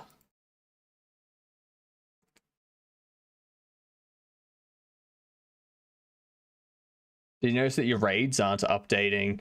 Yes, that's the other thing I need to do. Yep. And it's because I've got that disabled in StreamerBot and I'm trying to get it working as part of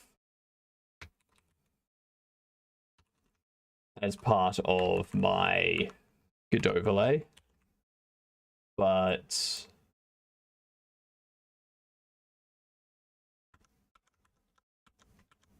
yeah, it's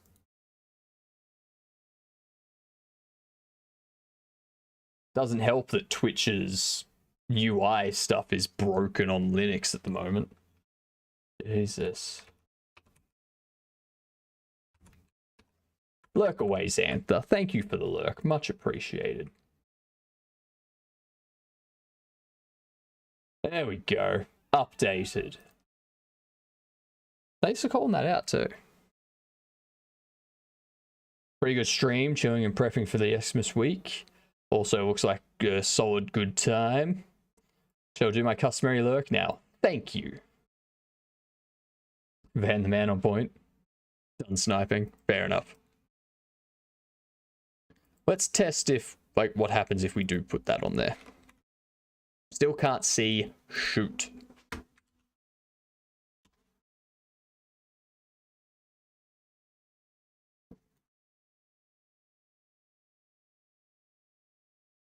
Let's delete the collision for the moment.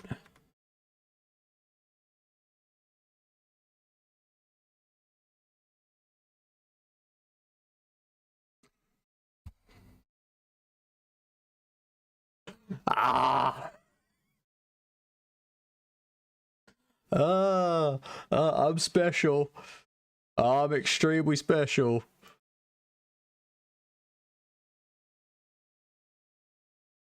Fuck's sake.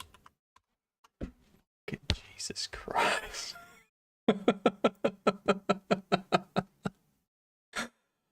Oh my god.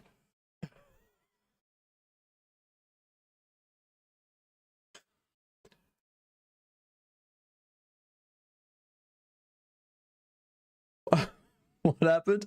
What happened was I'm tinkering around in the player game object, being like, why isn't stuff working? Why aren't things showing up? Like, kind of, it would help if I go to the main collection and I add the player to the main collection.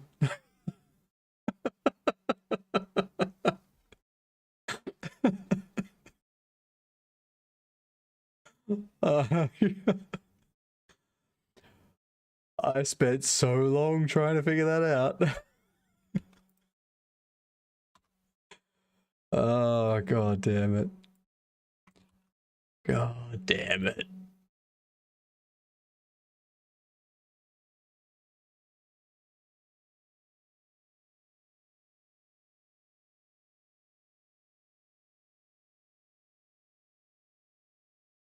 I gotta make it do spins.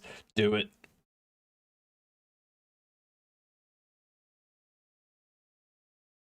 I hate how it defaults to an orthographic camera. I don't want it to default to an orthographic camera. I want it to be perspective because I'm doing a 3D game. Yeah. Right, I can delete that. Close you.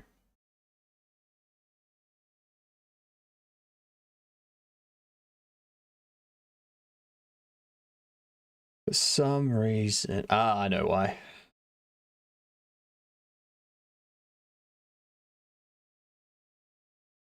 Pop that up.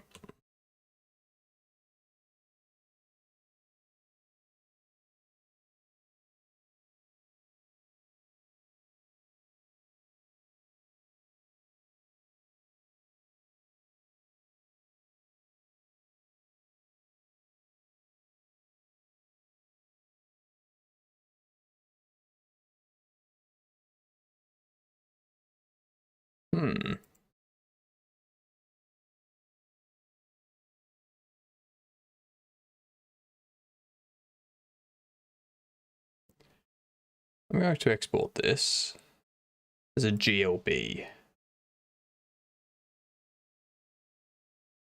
I feel a GLB is just going to be better.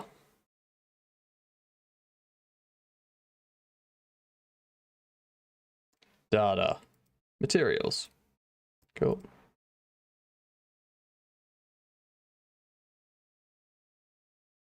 Give free TTS goose fat. Can't keep passing the TTS around, alright? It's not how it works.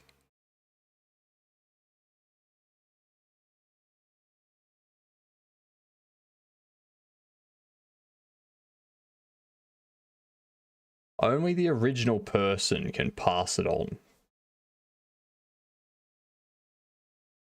You'll be fading out. Alright. We'll pass it on. Give us a moment.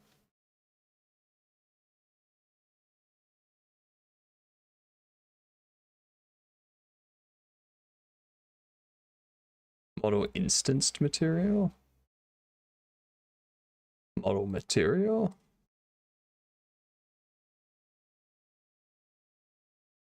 Do you? Goodbye. But there's nothing there, like... You're supposed to be white. So why?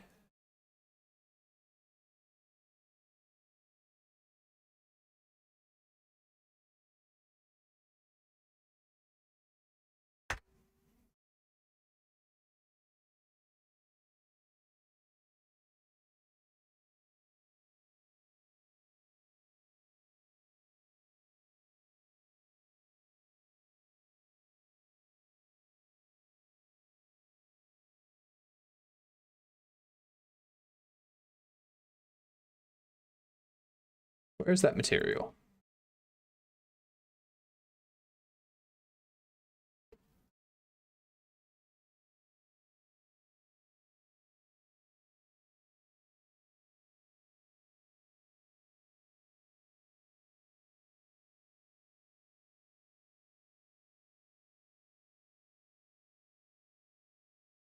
Keep you on your toes and pretending to work. This is true. This is true.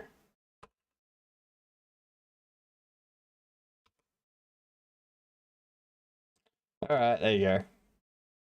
You have free TTS, Goosefat, as deemed by Perilous. And now we are all in peril.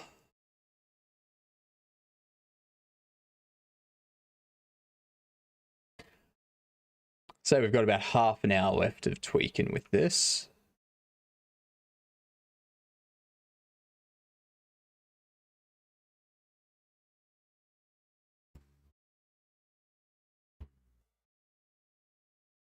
We need more small, straight to the point guides like this in the doc.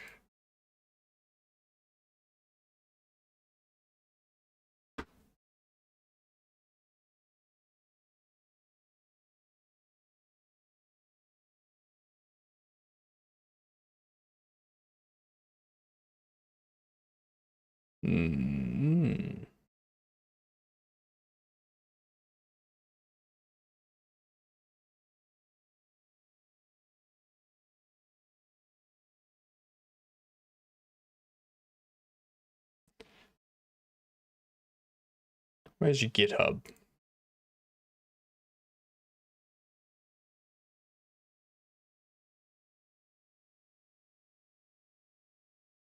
Let's go into the template basic 3D. I need your banana skins. No, can't have them. Cannot have them.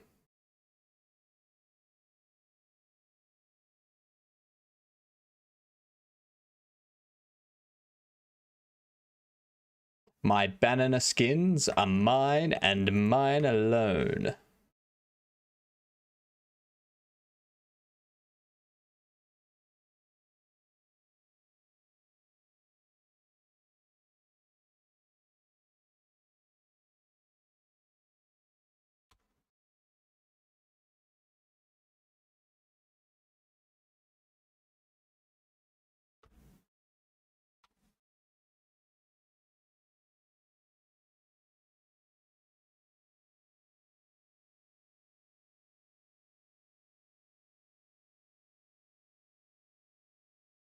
Alright.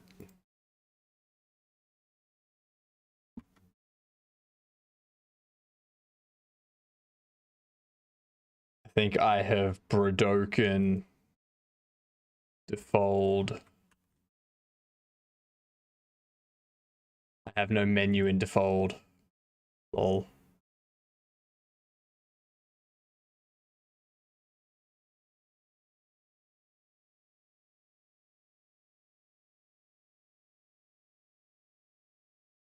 I don't know where my menu's gone.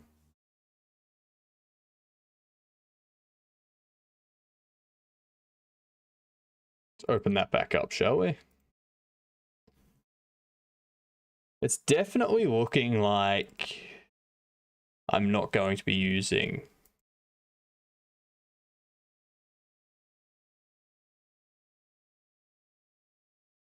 OD, like, default.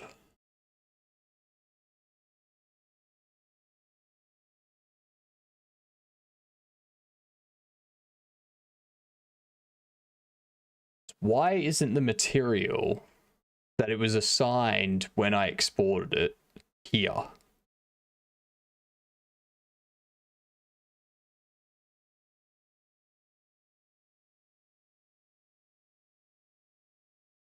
It's just not making any sense. Like, I've exported this model, which had a material that was white. Where's that material? Where's it gone? Why is it not here? Why can I not find it? I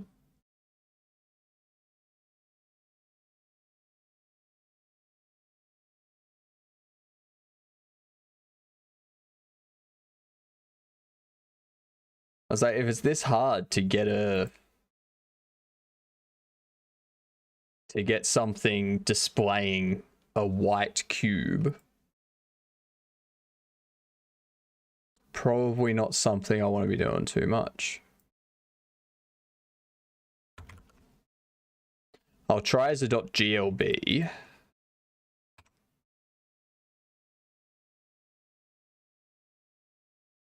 Change you.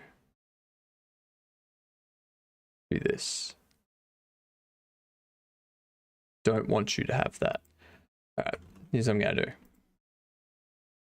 You, delete. You, close. Delete. These two, delete. New model. Cube.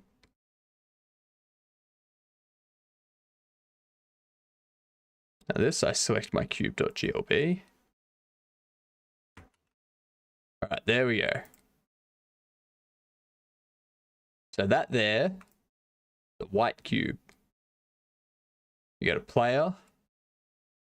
We go add component file. Select cube model. And we move it back to -5. Materials must be specified. It should already have a material. Like, what? If I select any of these, it becomes a black cube. So if I select one of these, it's like, oh, you're a black cube now. I don't see no It's like, working no. done. I'm not going to work harder, Ed. You can fuck off. All right?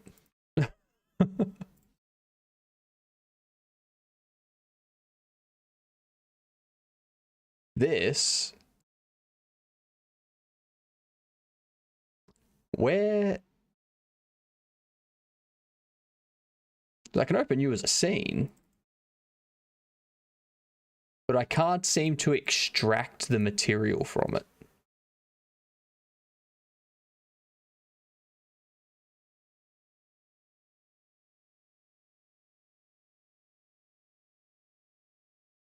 You know what? I'm going to add a component file. No, I'm not. Never mind.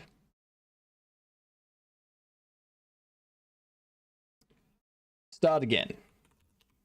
Cube. Then instead of selecting the one that I've exported, let's just have a look at the default mesh cube. So it's got the exact same thing.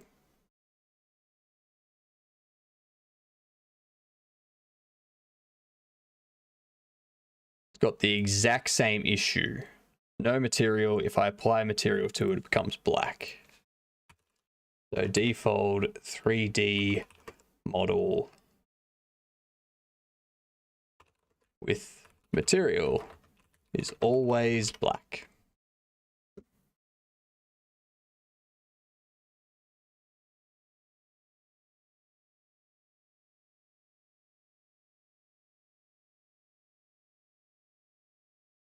I was using the exact same materials as the built-in.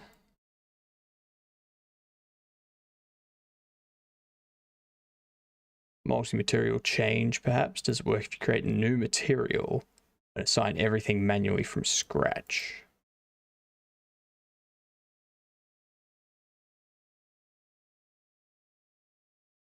Go with the very same built-in material for model with fragment and vertex program. Assigned it to the car. Multiple parts to the model.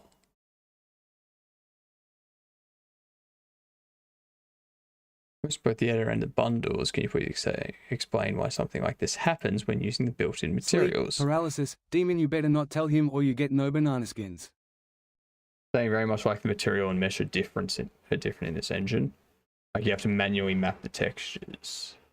Where Google search says textures have to be manually mapped. Yeah, they have to be manually mapped. I know that. But the model that I've exported, the GLB that I've exported, it has a material file bundled in with it. So why can I not extract that material? Why does that material not get extracted into its own material file? Like...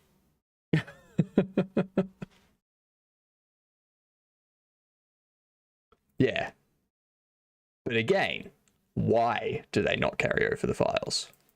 And it's not even a texture. It's not a texture ban.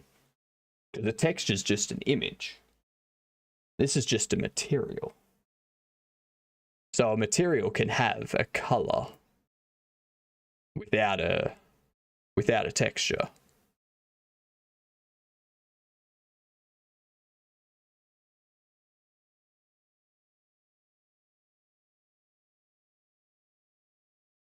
I wonder.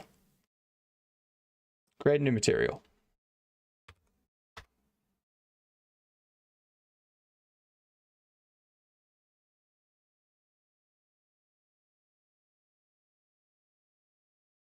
I'm assuming model vertex program. Fragment vertex program will be model fragment program.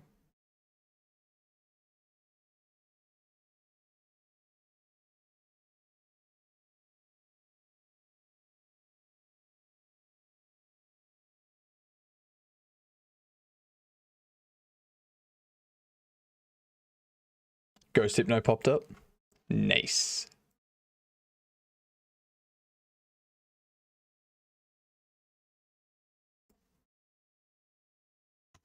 Okay, so now that one's see-through.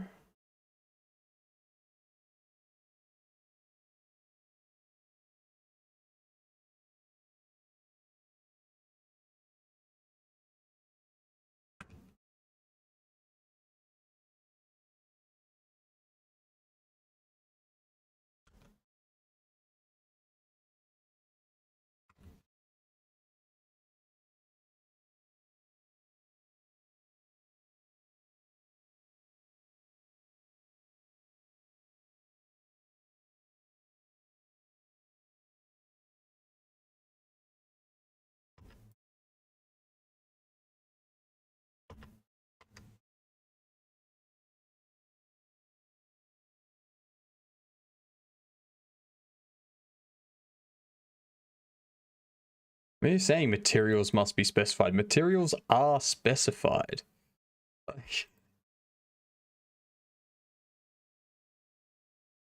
but I need the banana skins for my trap I'm making.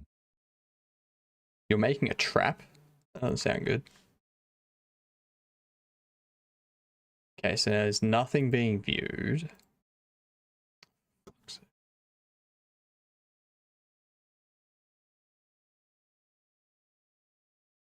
This is being a nightmare to work with.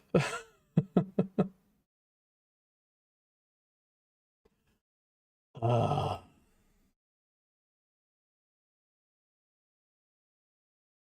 All of you, delete.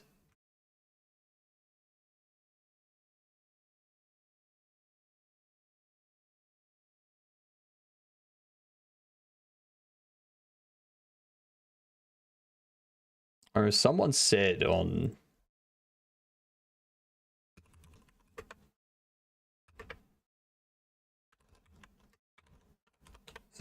Blue Sky that their tutorials and documentation were good. I don't see it. Like for 2D, yes. For 2D, this is fine. For 3D,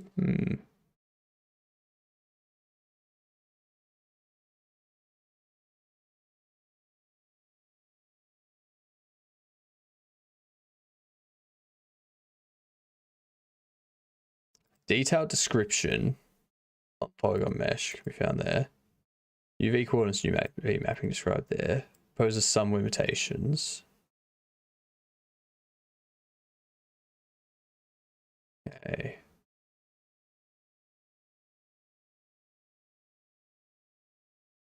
It's got a UV map, so it's not going to be that.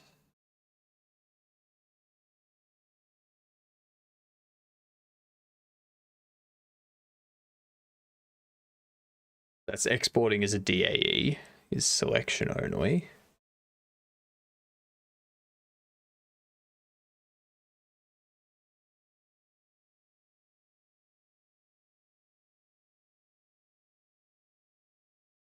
Exporting a texture. If you don't already have a texture for your model, you can use Blender to generate a texture. You should do this before you remove extra materials from the model. Start by selecting the mesh and all of its vertices. Unwrap it. Proceed to export the UV layout to an image that can be used as a texture.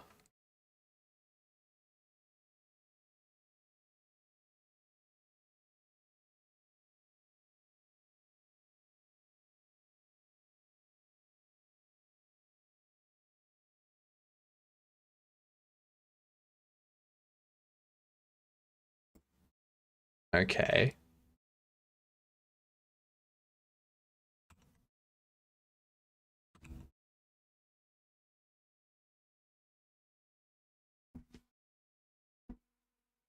So now let's export this as a DAE. Go cube. Oh no, I gave Hypnotic a kilogram of banana skins. Kilo? That's too many. That's too many banana skins. I'm telling you that right now.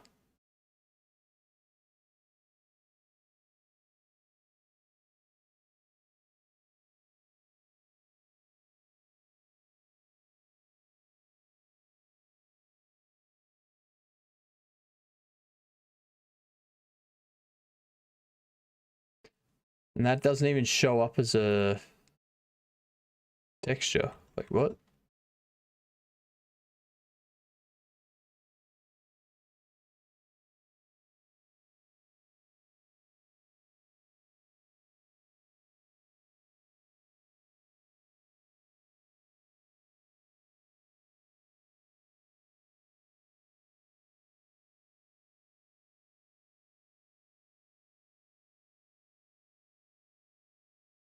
File, export, DAE, copy.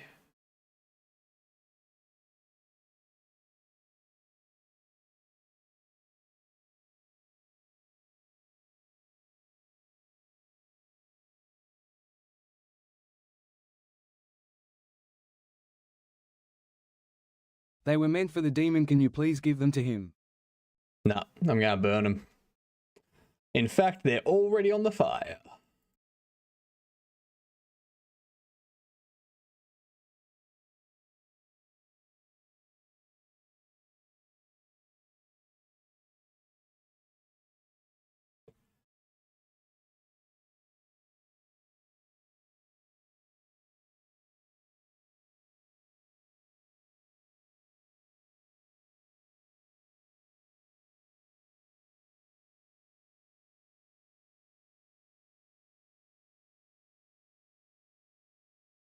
Let's just select that one and select you. That doesn't...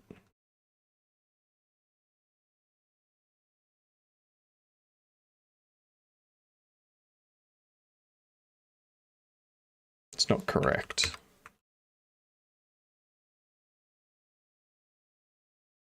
Why is it stretched?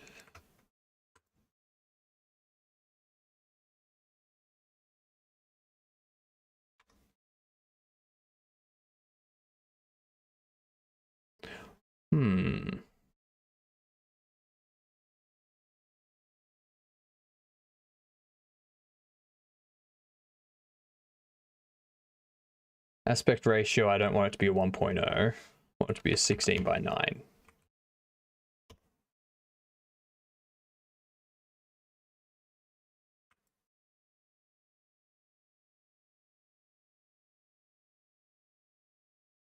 Okay.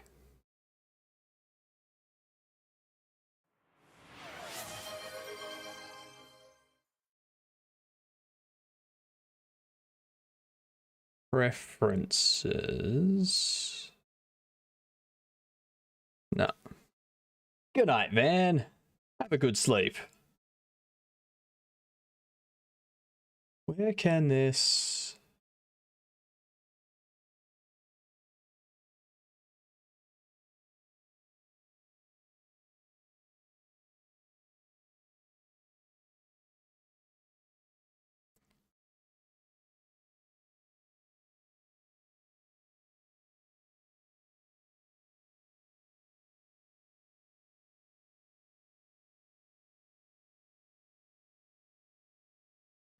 How can I change the window size?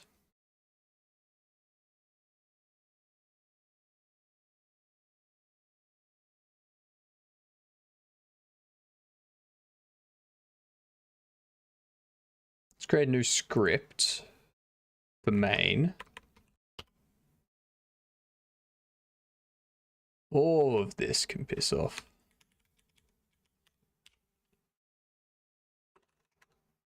Fine, then I'll send a demon a new kilo of banana skins. Send a demon a new kilo of banana skins? Yes, do that. Because you don't want to send them... Don't want to send them brown banana skins. They're not going to like that.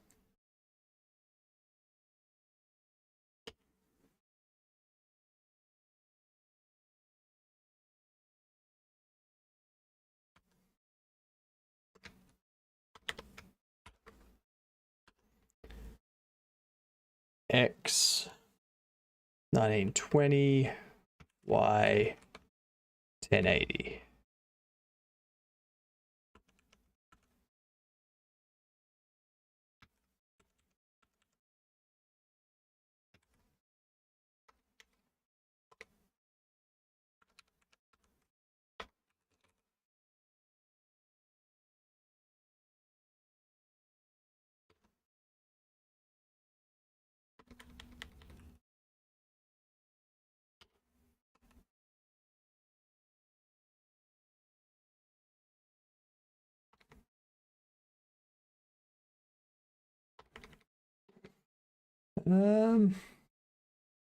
So there's size.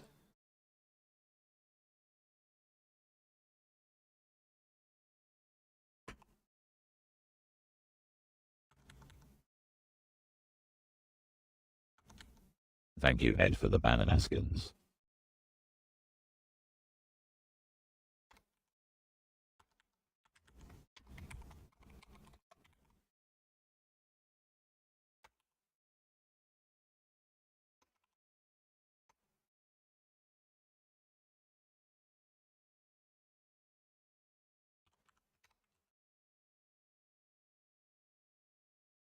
Okay.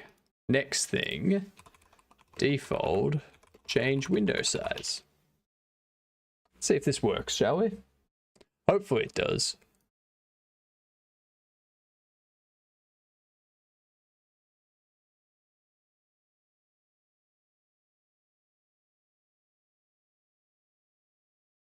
Render resize width height.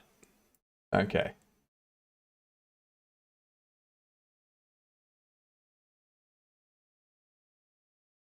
So retro 8-bit graphics.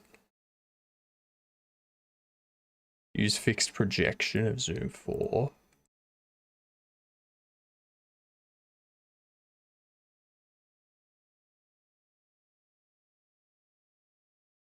Display.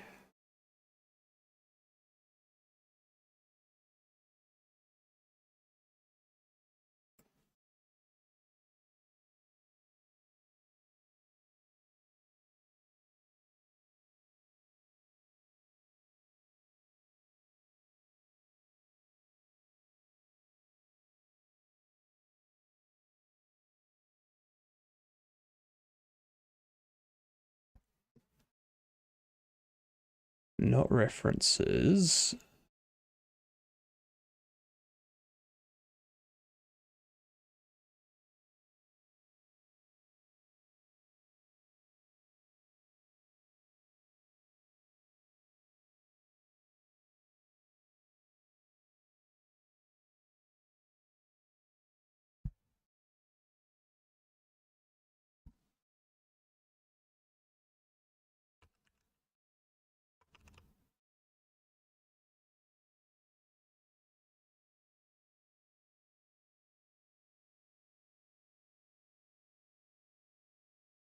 Okay. On message.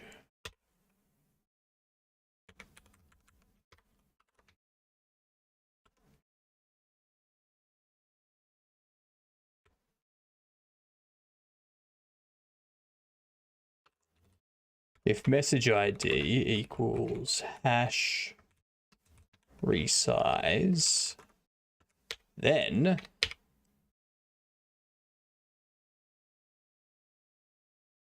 Demon puts a banana skins on hypnotic head. nah. Nothing on my head. Nothing except my headphones. I'll delete that for now.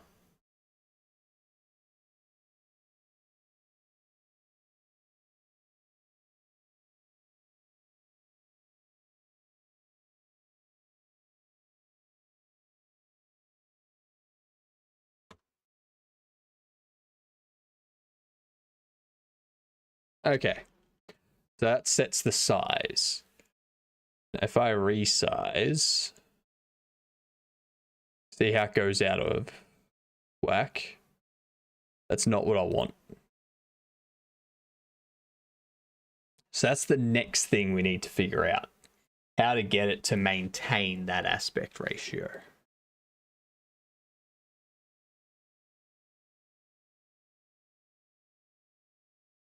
So I think I need a script.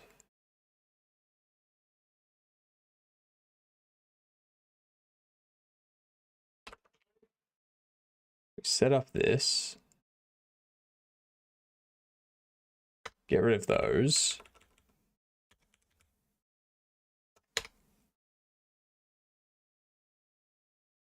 Yeah, if work message more. ID equals hash resize. How would you expect me to work more, Ed? I'm intrigued to know how someone that doesn't work would like me to work more. Lazy project manager.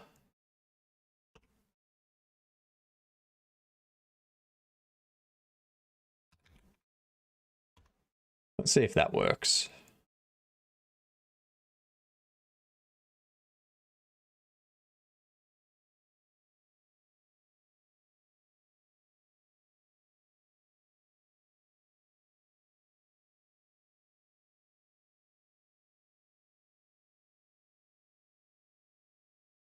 Okay, default debug messages.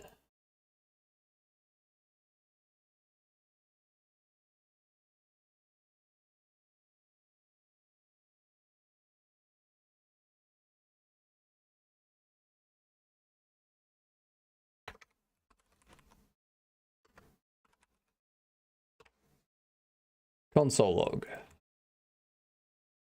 That's what I want.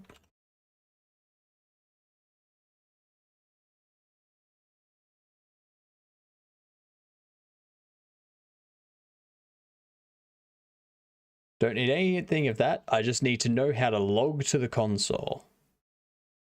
That's it.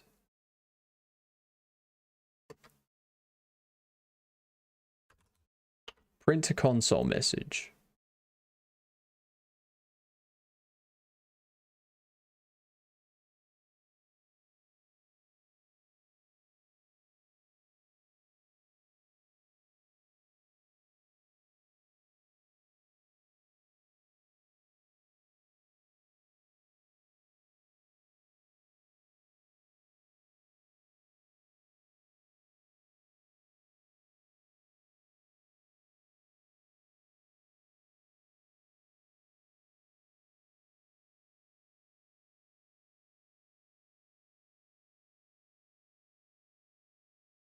Oh, geez.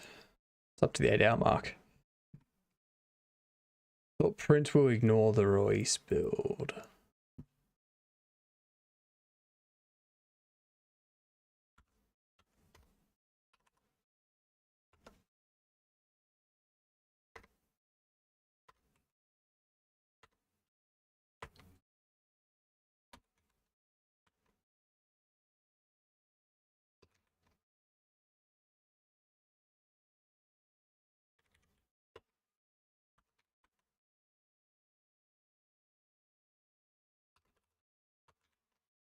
Main received message. Let's just see if it receives a message. No. I know how where is Goose's TTS. I know how where is Goose's TT. What? What? What? That's confusing.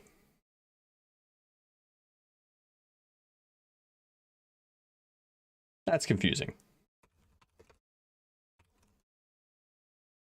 Handle window resize message.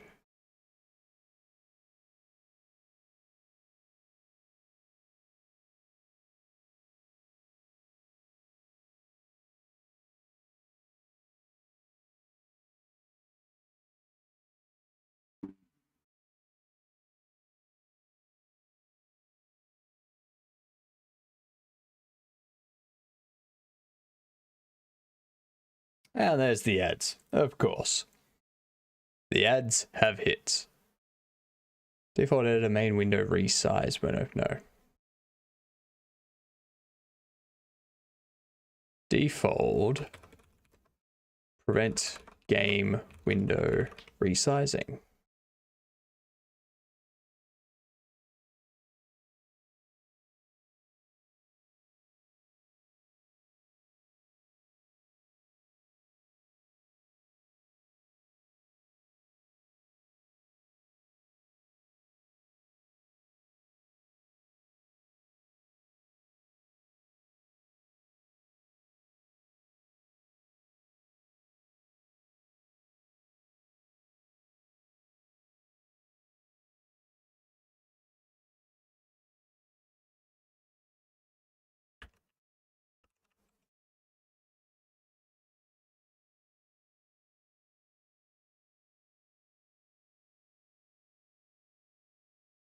Okay, let's have a look. Graphics.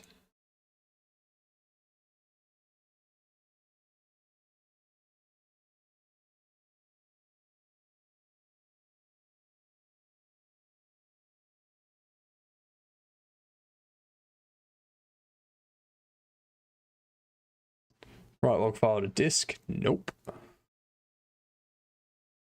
Don't want that.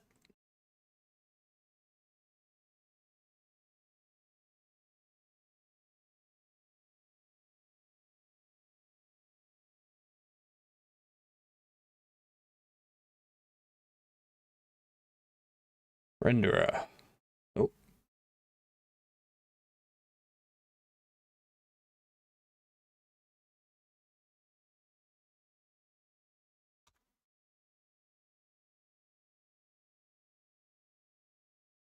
I want to prevent that.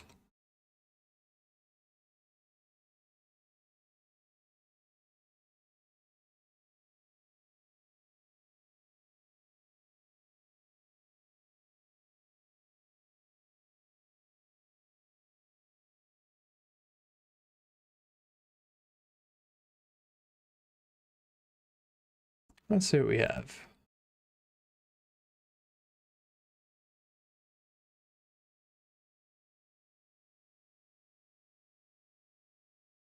Pressing the corners of the window, you'll be able to change the size of the resolution. This can be done with DefOS using DefOS.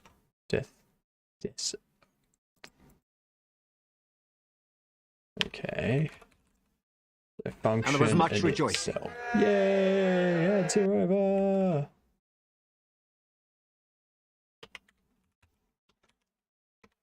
Okay, so if we do, oh, my screen's rotating too.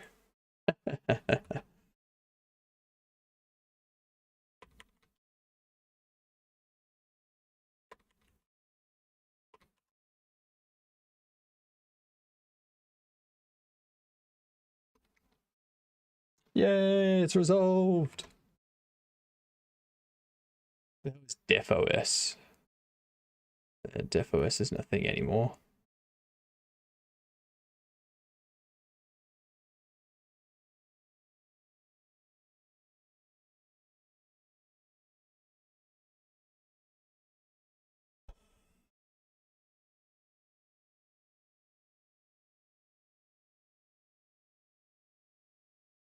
So I have to use an extension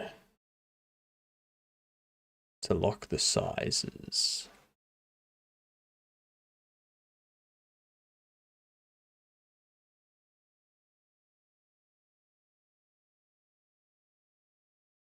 From default 12188.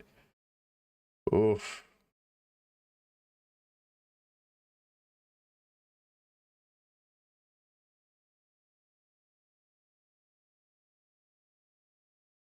I already have a bunch of spiders in my house.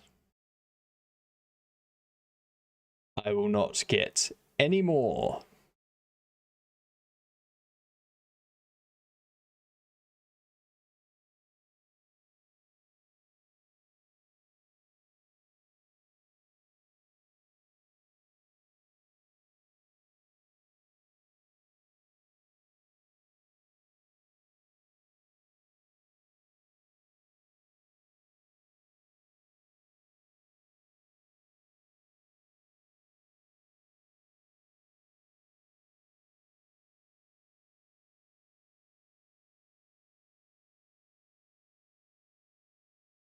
So,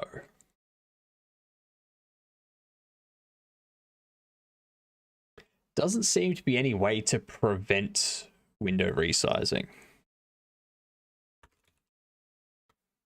You can't stop me. I mean, I'm not gonna stop you. I'm just saying that if you put more spiders in here, then I'm just gonna end up with spiders taking out spiders.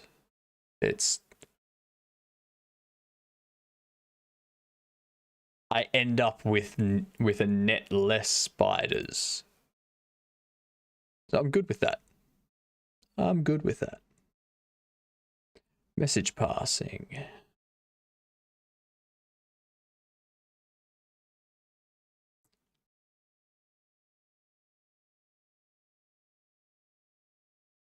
So, how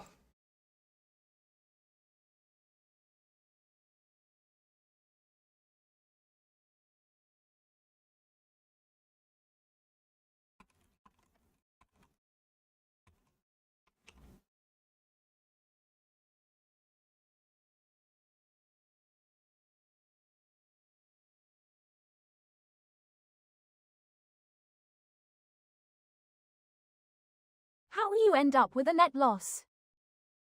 because the spiders will take each other out. Then I'll end up with less spiders than I had before. That's how.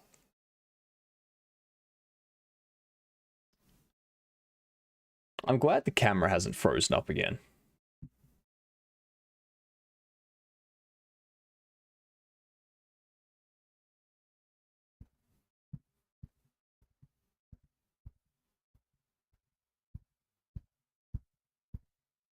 Does Godot have built-in A-star pathfinding? Yes, it does.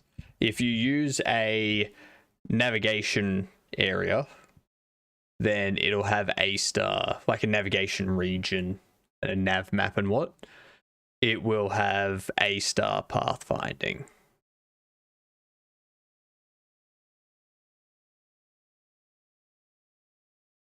You'll also be able to, if you don't want to use a nav region and you just want to use a grid, then they have an A star grid component. They've got this A star 2D if you want to do a 2D game with A star pathfinding. And then they've got some stuff on how you would set it up and whatnot. So, yeah. They have a node dedicated specifically to A star. Then I will get the demon or Ed to use banana skins. Go for it. Banana skins I can deal with. I'm sick of that word too. It's banana skins, not bananaskins. Bloody bananaskins.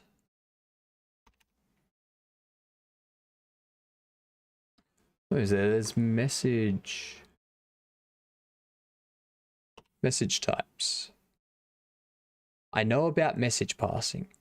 I want to know what messages I can receive.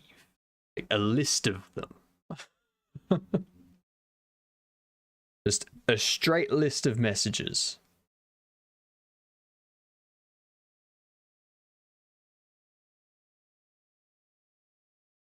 The inbuilt ones.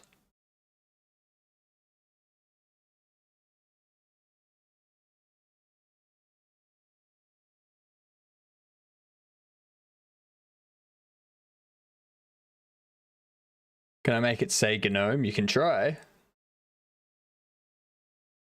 You're the one with free TTS. I can't really stop you.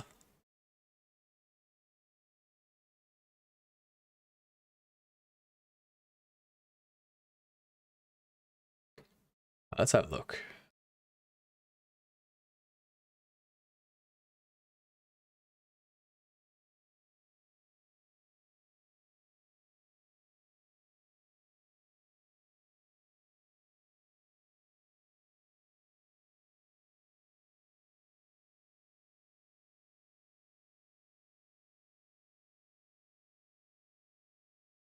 Update state with state.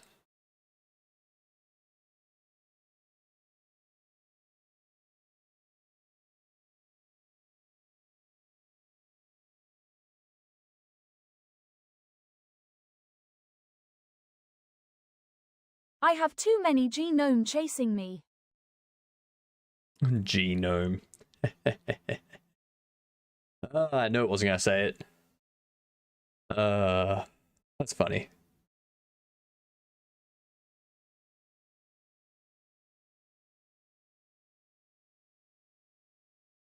It was a good attempt.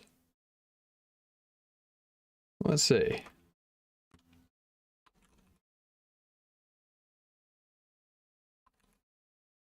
That's genome.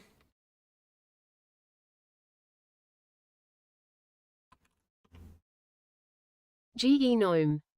No, it just says GE gnome. Never mind. I thought I could help figure it out, but no. Turns out I can't.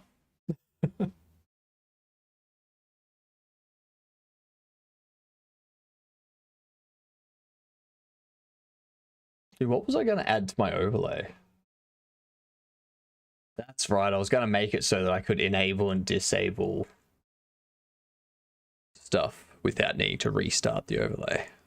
That's correct. Do I get the width and the height?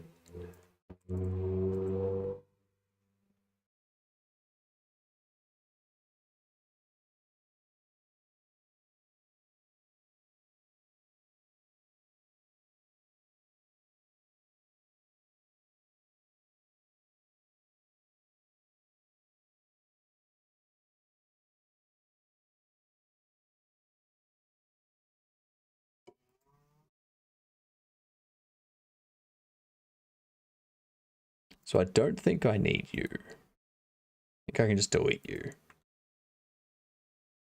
Get rid of those two. Close you out and you out. You have the camera, which has an aspect ratio.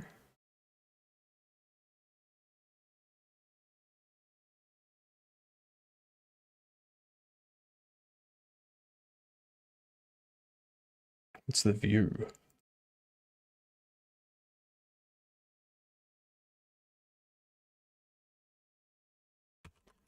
Default camera view.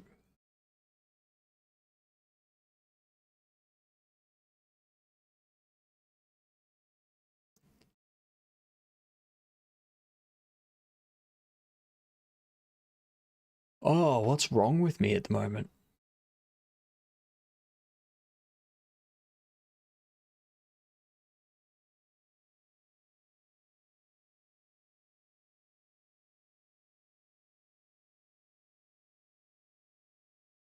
Aspect ratio.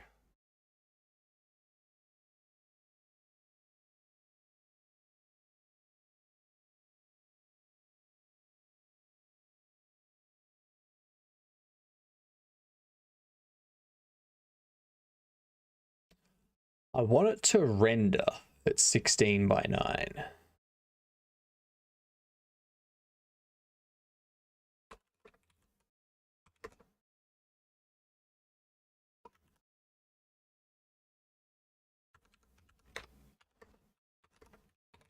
Even after resize.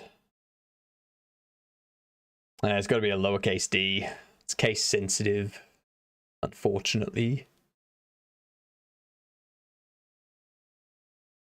So have a look in here. You go to display. There you go.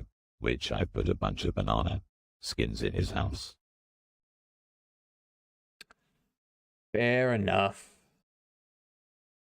I'll have to find them after this.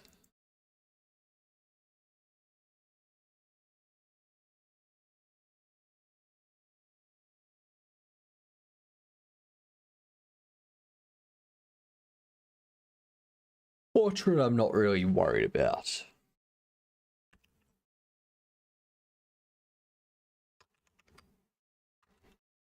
$19, $20, $10.80.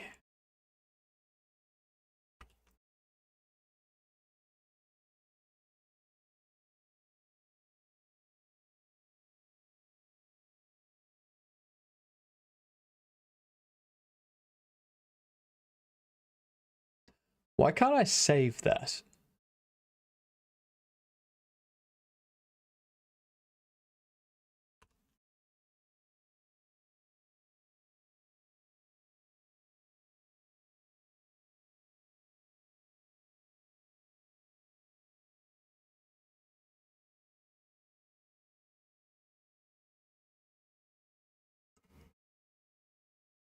Dynamic orientation? No. There's about 50 of them. 50. And about 50 of them. So even if I find 50, I don't know if there's 52 or 53 or 51. And if I find 48 of them, I don't know if I'm missing 2 or if there's just 48 of them because there was about 50 placed. That is horrible.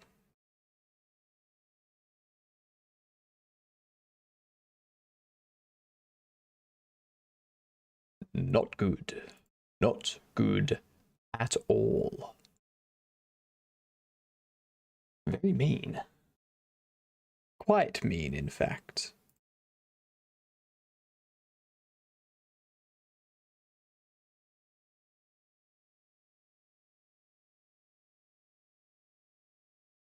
What is allow dynamic transforms? If set, allows for setting scale, position, and rotation of dynamic bodies. That's fine.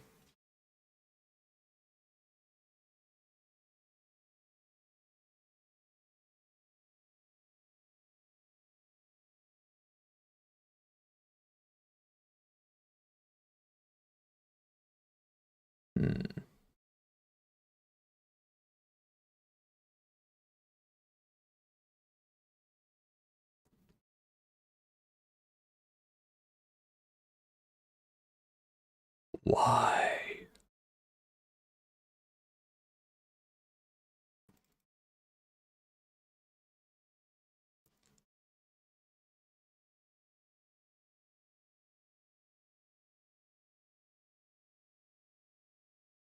Alright, so we got the main collection, we've got the renderer. I will tell you where one is. It is on your head. No, it's not. That's my headphones. You're not fooling me that easy. I'm not throwing my headphones out. Jeez.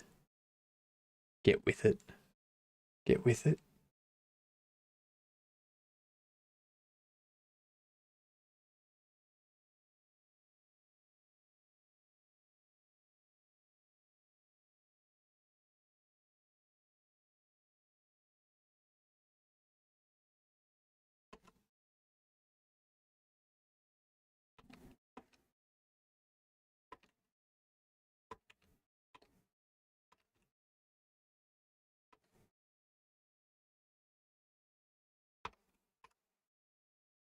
Render.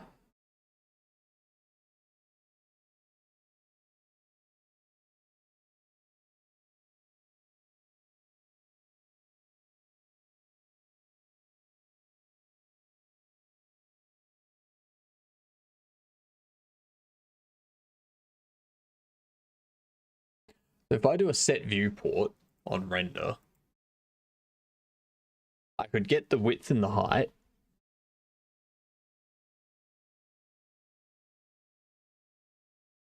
Look at look at both of them.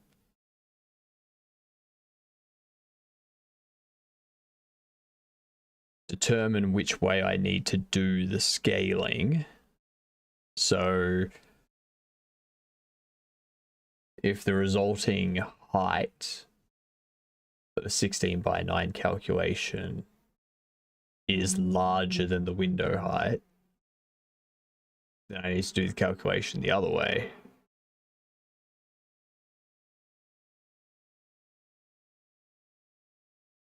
No, you could not. They don't allow special characters or spaces in their emotes. So you could call it bet 20 red, but nothing would pick up on it because there's no exclamation and there's no spaces. So yeah.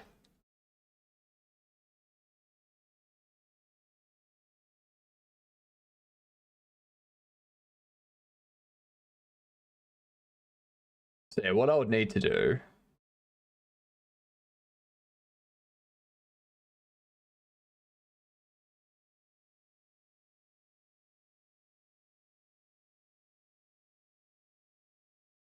is do the calculation, determine which way I need to do the calculation, and then set the width and the height based on that 16 by 9 calculation, and set the viewport X and Y. I'm gonna go into your dreams now. You cannot stop me. That's fine. You usually pay me a visit and stop me from sleeping for like 20 minutes anyway. You're annoying. Damn sleep paralysis.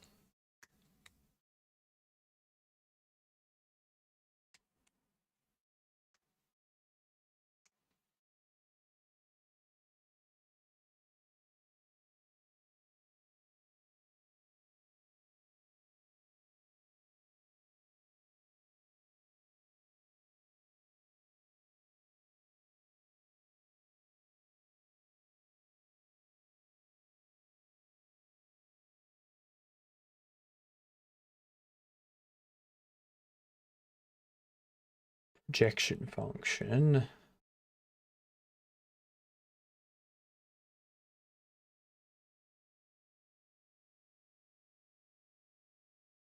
So where's the best spot to put this?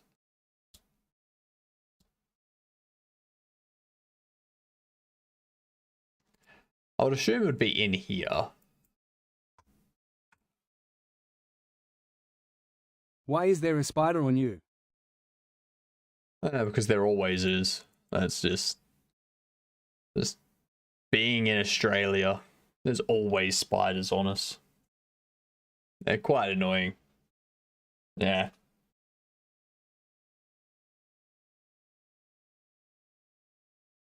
I'm just glad that it's a jumping spider. Because, you know, not one of the large jumping spiders that we call huntsmans either. It's one of the tiny ones that look like you can keep as a pet. Okay, so we have a state width and a state height. Render of get width and render of get height.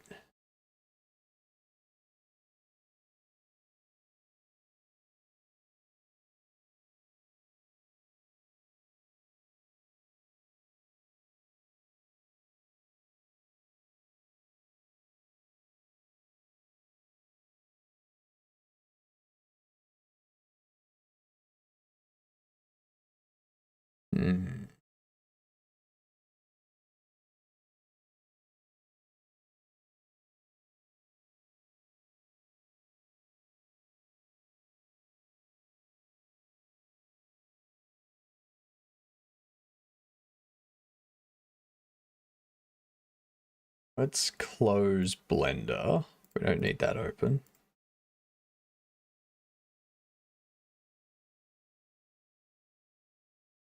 Go back into Google, or DuckDuckGo, I should say.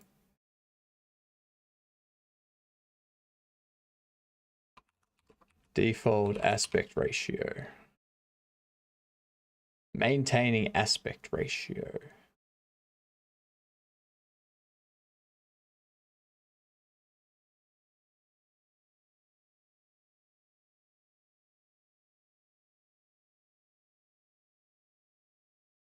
It shows a render script where the original aspect ratio is maintained, regardless of how the window is resized.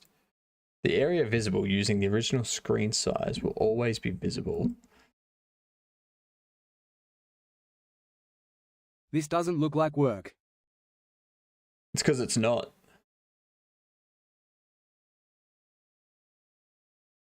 You've been here for a while now. You should know that I don't work.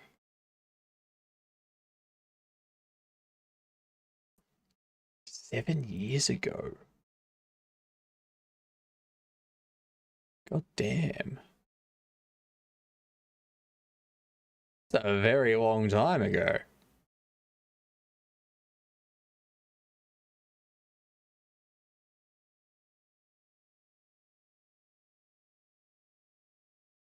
Yeah, the original current set viewport 00, current with current height. Set view as self view. Render set projection, matrix 4 orthographic.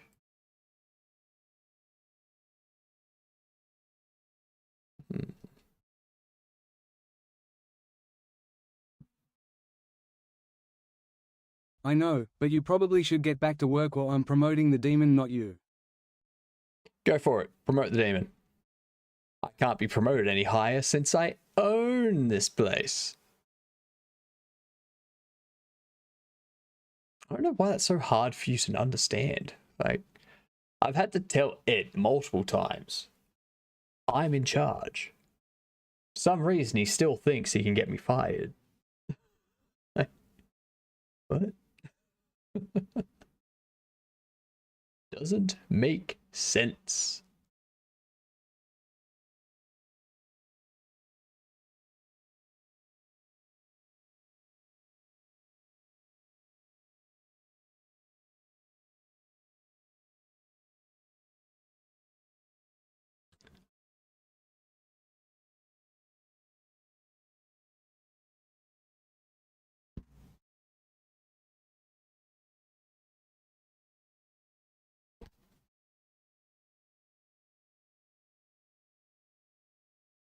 Not for long, I'm making the demon the owner now.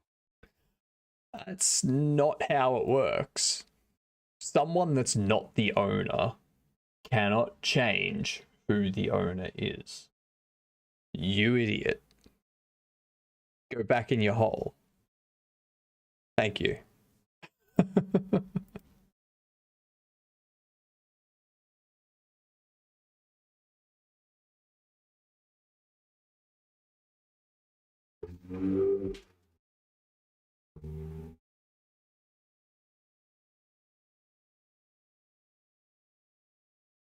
I wonder what happens if I just check auto aspect ratio.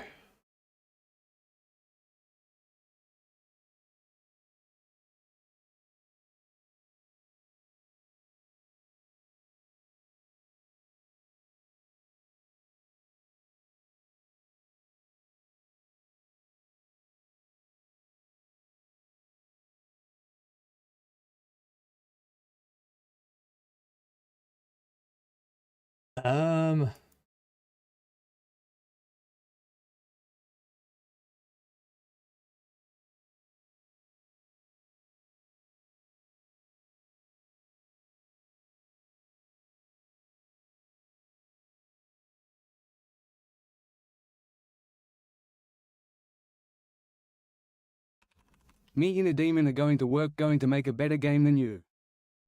Go for it. I'd like to see you try.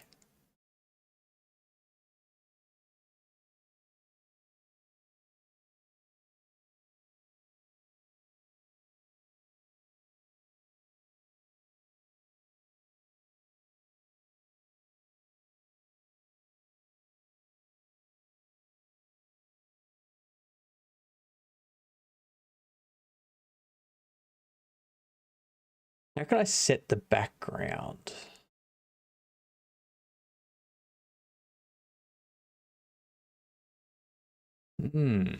What if? Let's go in here. Let's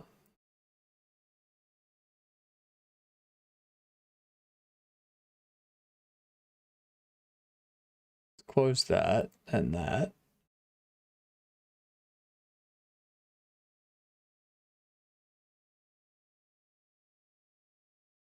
Copy. Paste.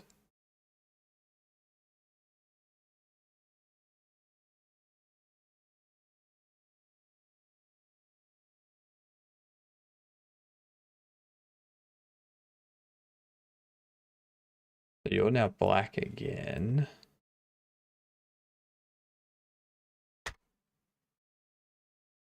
There we go. If I go here, I add a game object file. No. Add a... No, not a game object. God damn it. Oh. You know what? Add a game object. Add a component file.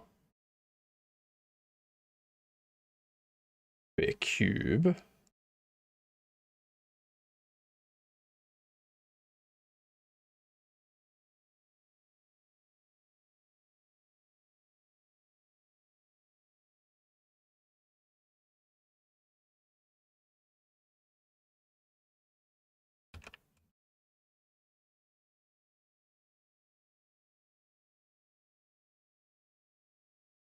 Is that back at orthographic? Fuck's sake.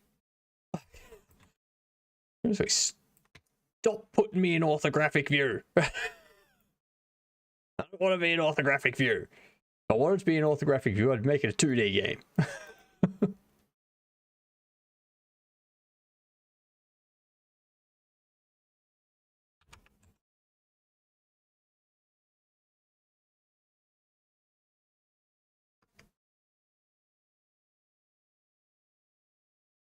I'll go with that.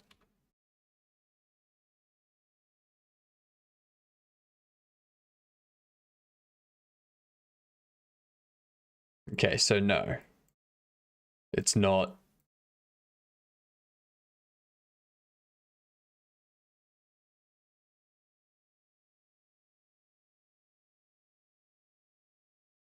I mean, that could be better.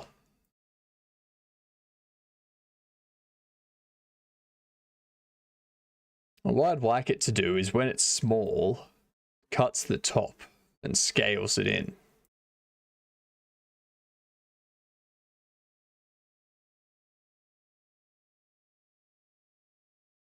So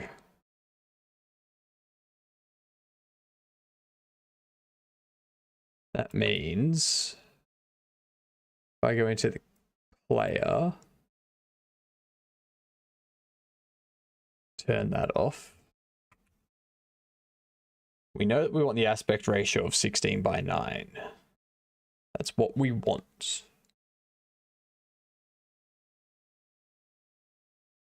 So in here,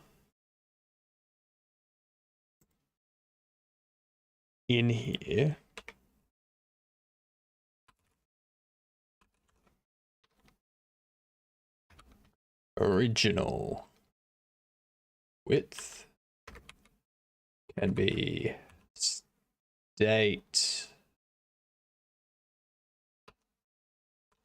width.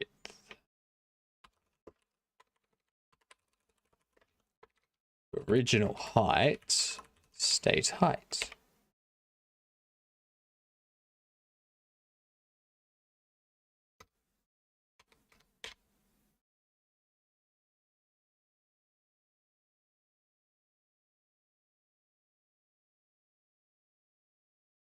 And then I'll need to calculate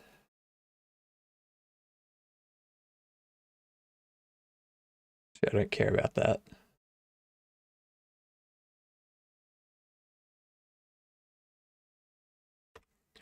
But I want to know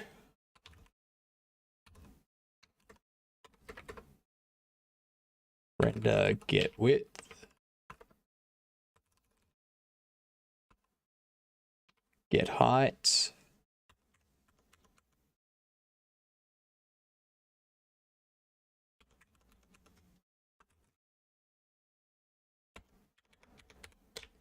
I want to check object movement. I don't know. Something rotating.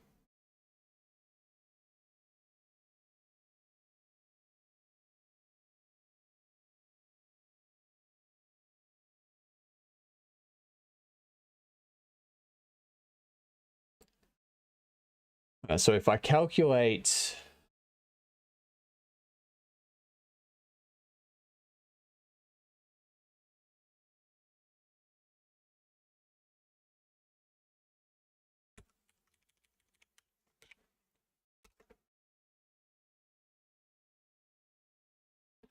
if render get width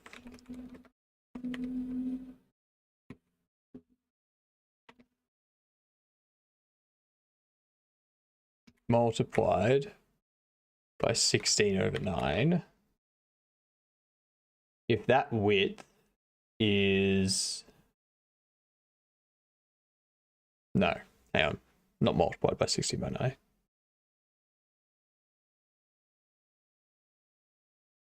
Shit, what's the calculation again?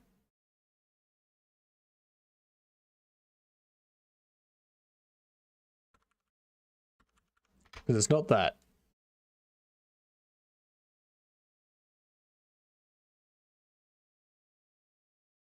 Basically, I can lock it so that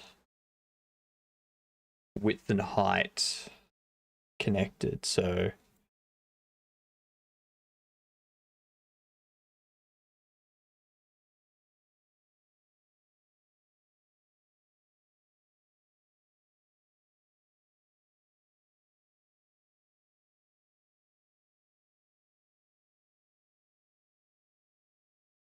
God damn, what was it?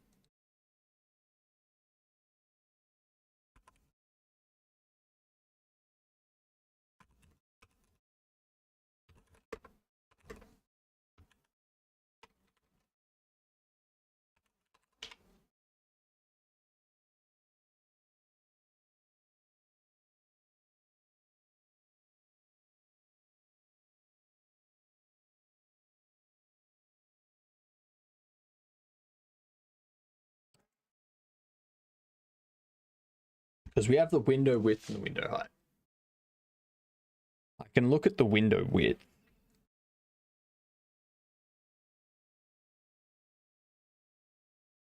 Get the window height for 16 by 9 of the width.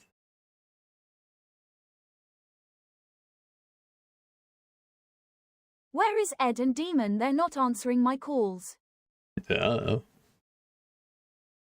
mean, Ed sits next to you, so you'd have a better idea of where he is than me.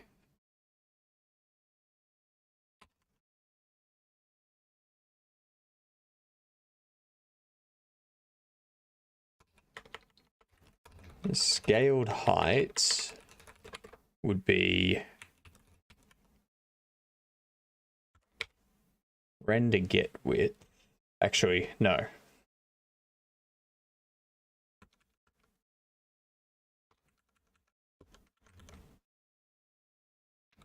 Window height ratio would be state window height. No.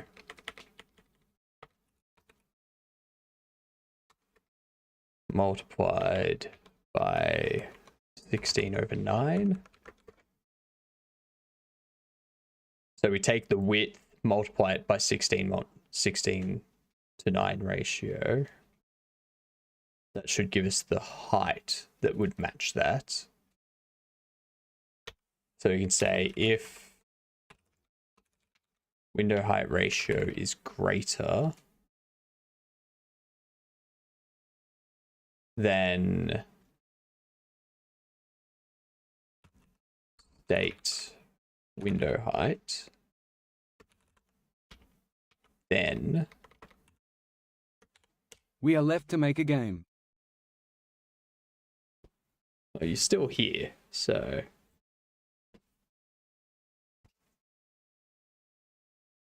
you can't have gone too far to make a game.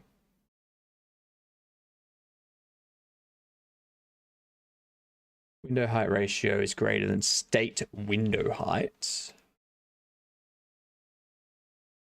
Then we need to scale the width instead.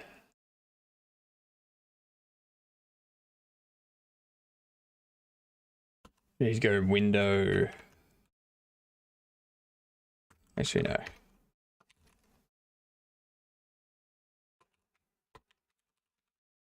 Window width will be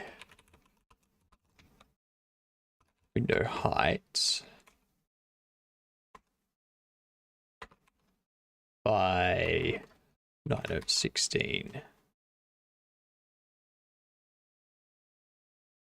Because height is the smaller value, width is the larger value. And then window height ratio is state window height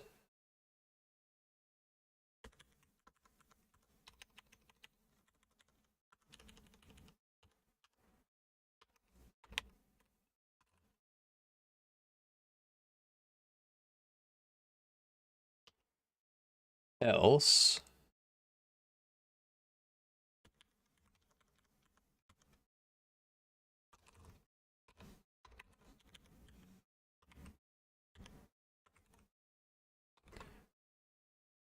equals state window width.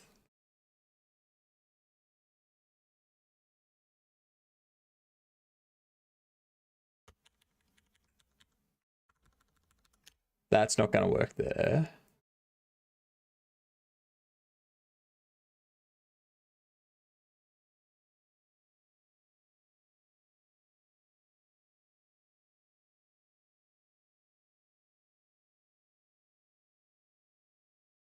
Otherwise,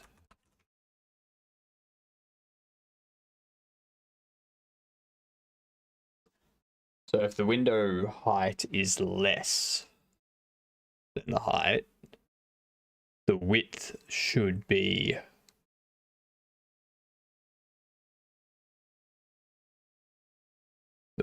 more than what we need. We can go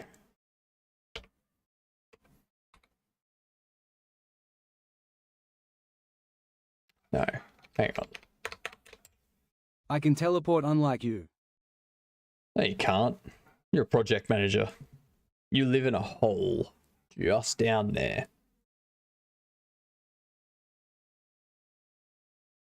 You can't teleport, you just pop up. Only the witch can teleport. That could be a fun little thing I could add to the TTS, isn't it? Have it so that the witch can appear in different spots. I'll do that, but I'd have to like draw them at different angles and stuff to be looking towards here.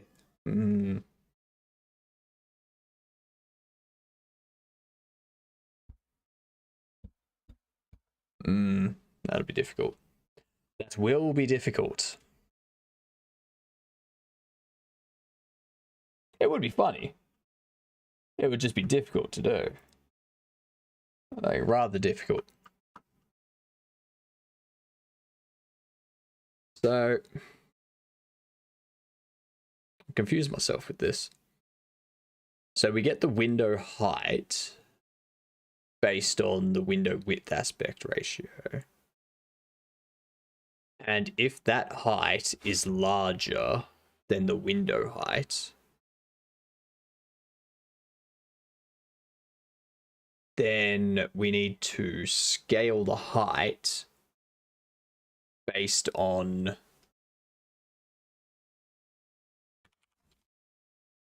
we need to scale the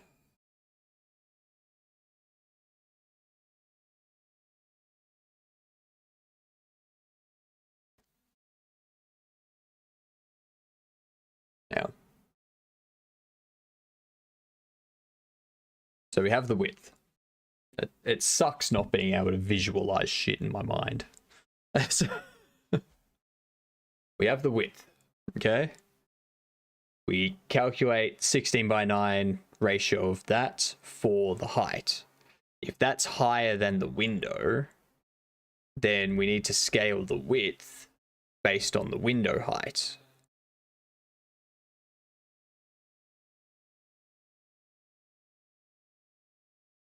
We haven't set the window height yet.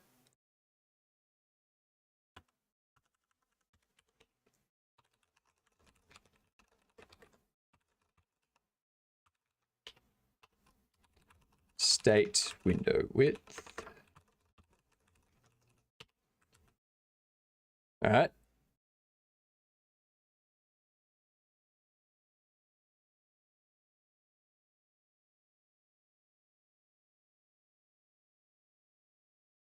So I don't need to do that.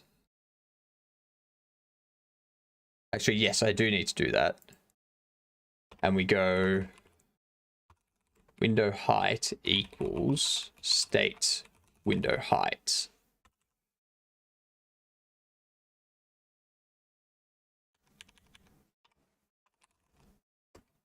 Local view matrix equals vmath vector 4. Now this, the height will be perfect, so the y can be 0. The x needs to be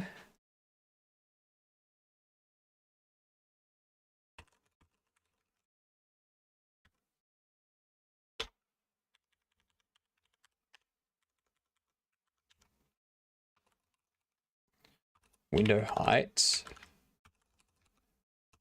window width. Well, I will 0. eat the witch. I'll eat the witch. Go for it. I don't know what eating the witch will do. You don't get a witch's power by eating them. So, good luck. Also, have you seen how she's dressed? I don't think she's actually a witch. She has a funnel tied to her head and a parsnip on her nose. Not a witch.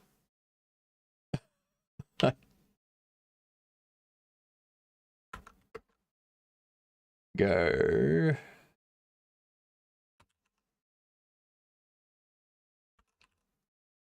State window width divided by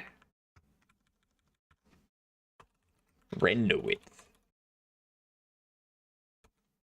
That is a much better term for this.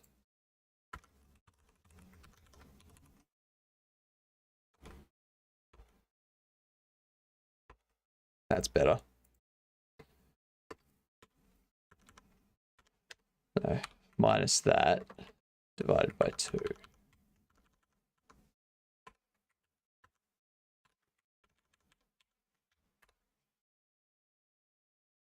Otherwise, we go render height equals. Now, otherwise, the render height is less than or equal. Hang on. Render height is greater than window height. Why was she delicious?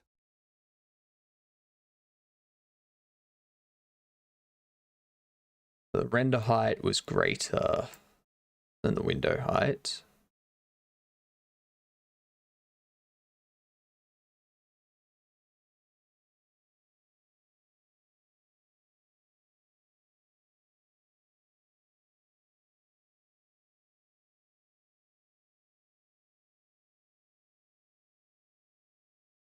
The render height's greater than the window height. We need to then we need to set the render height to the max, to the window height, and we scale the width. Otherwise, we need to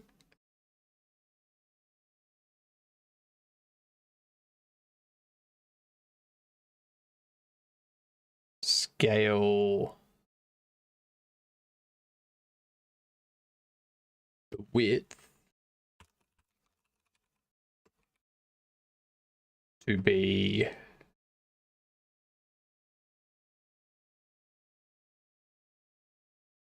She tastes like candy. Okay. I don't want to know what you get up to with the witch, Ed. All right. It's a work environment, remember? Maybe you should get back to work. Huh? That's right. Turned it on ya. Take that.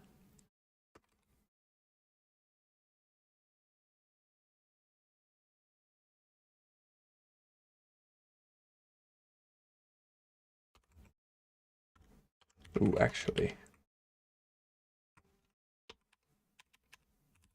Else.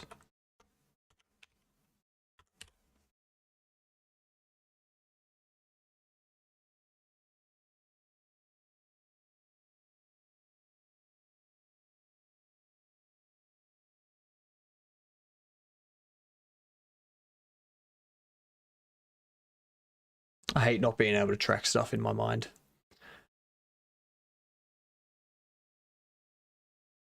We need to scale the width. Or scale the height to be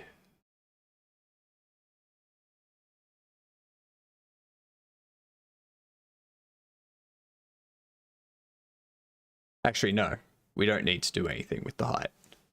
I set the render height to whatever it, like the render height stays whatever it is.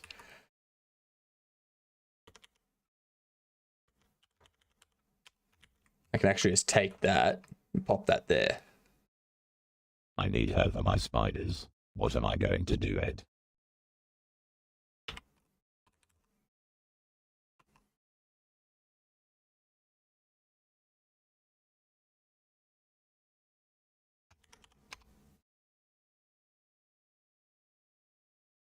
Let's see what happens. Well, it crashed.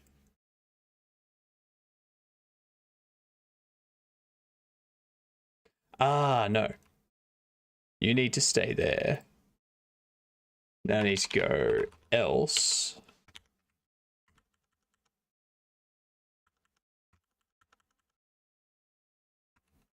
You become 0.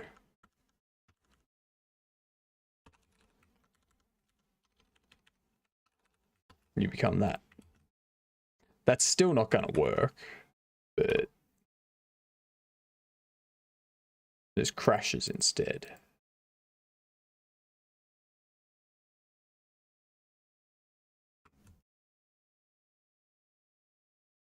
Why are you not saving? Like,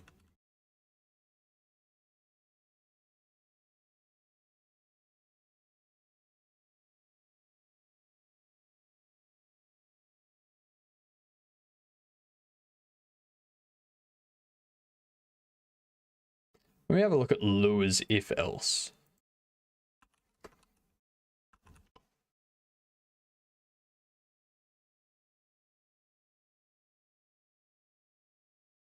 Yeah, it doesn't need anything after the else. That's what I thought. Exactly what I thought. So why is it crashing?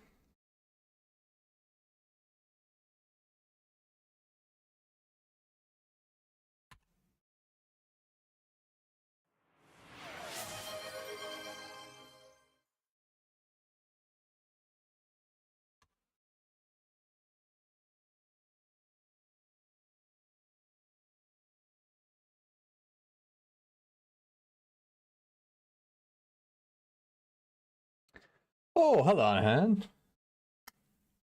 I need to get more water. We got ads coming in like 4 minutes. I'll get some more water during the ads, and then I'll do the hip. Oh, hypnotic! I need those spiders. You need those spiders. There were never any spiders dropped off here. The witch dropped off banana skins, so I can't help you.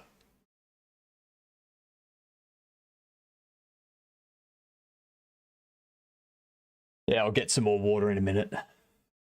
I'm trying to figure out lure. Oh, sorry, not lure. Default. Because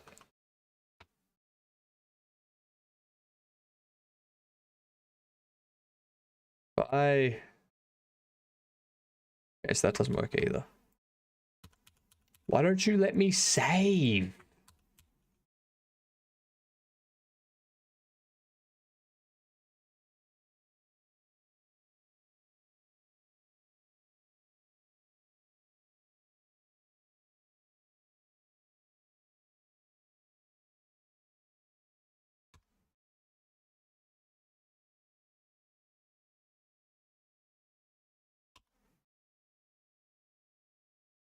I got no idea why it's breaking now.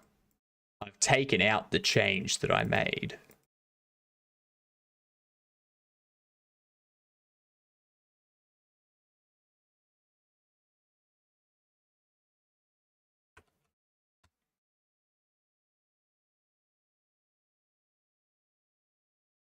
Right, it doesn't have that much. Okay.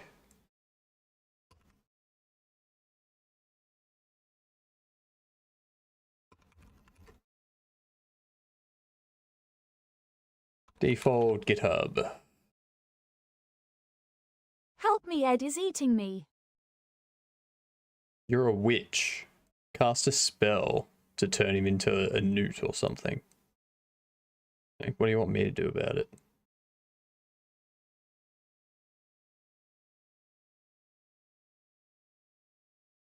And Goose. I think we can stop with the cannibalism.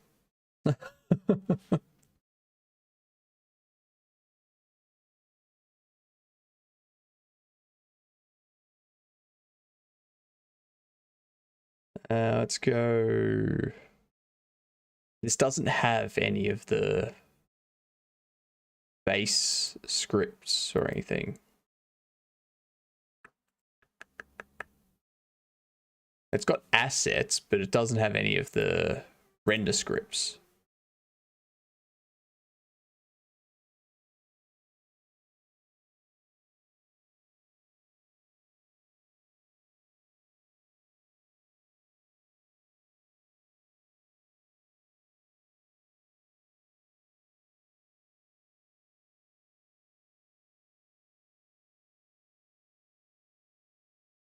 Like, these are those scripts. Right.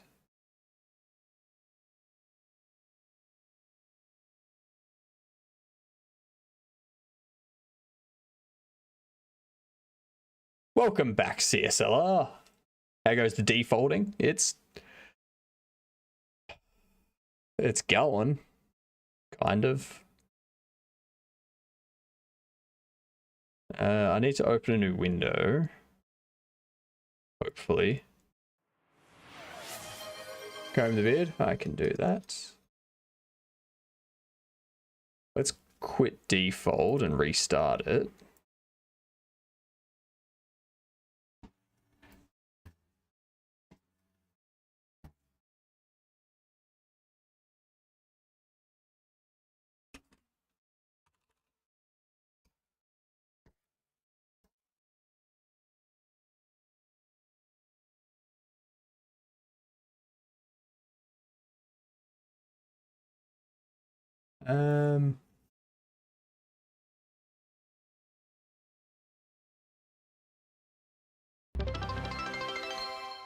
Mig! Hello! How are you? I'm about to have ads hit, which I need to get some water, but tell us about what you were doing. I'm currently tinkering with default and trying to learn that now that I have finished with the traffic jam game. That's what I'm doing. Ah, width and He height. took my powers, you're the only one I can stop him.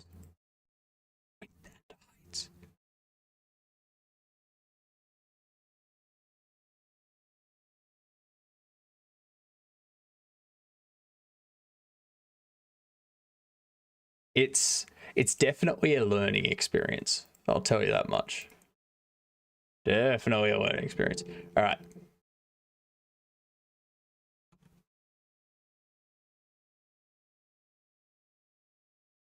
Width, height.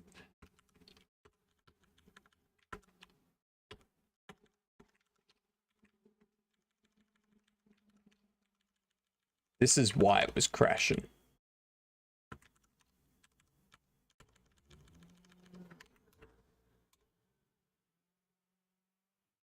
Hey! Okay, that's not doing what I thought it would be. I'll be back in a second. I just need to get some more water. Ooh, new bosses. Very nice.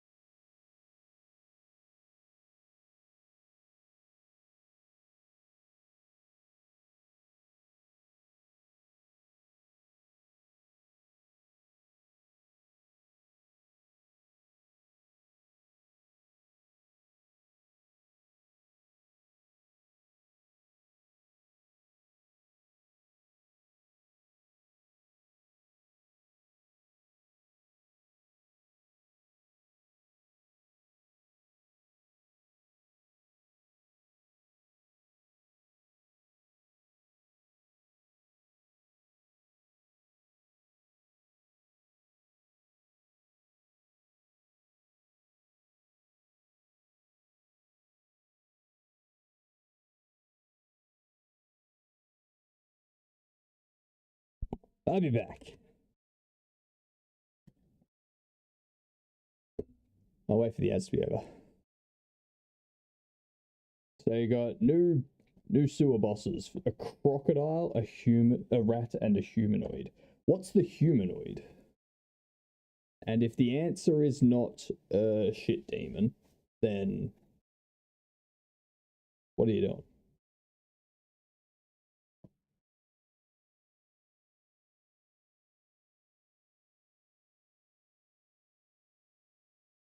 I need to update manually.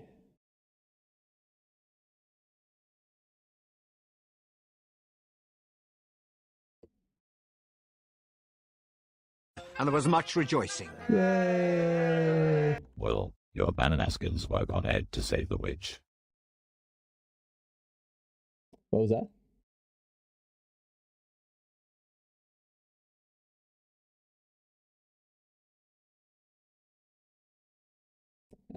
Ed's not doing anything to the witch, so I don't need to save the witch. They're just lying to me. That's all. Water. That's right. I need to hydrate.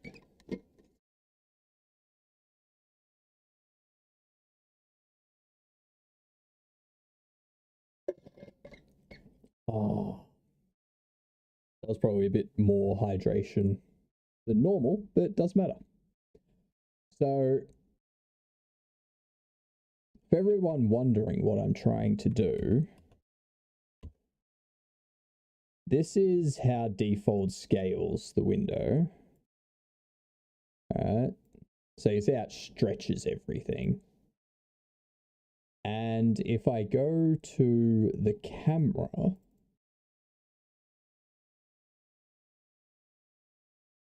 if we tell it to go an auto aspect ratio with this, with that set as our 16:9 set as our aspect ratio, it does scale things, but that's not how I want it to scale. What I would like to have happen is when I'm down here, I would like the edges to be chopped so that it's still a 16:9. The anomalies are still around. There was an anomaly resolved like 29 minutes ago. An anomaly will come up soon.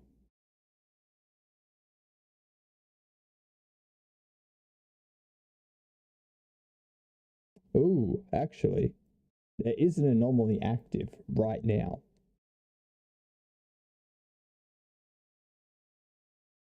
This is one of our new filter anomalies. Our filter anomalies are very fun. So this one has applied a filter effect to my microphone. It just appeared? No, it's been there for a while.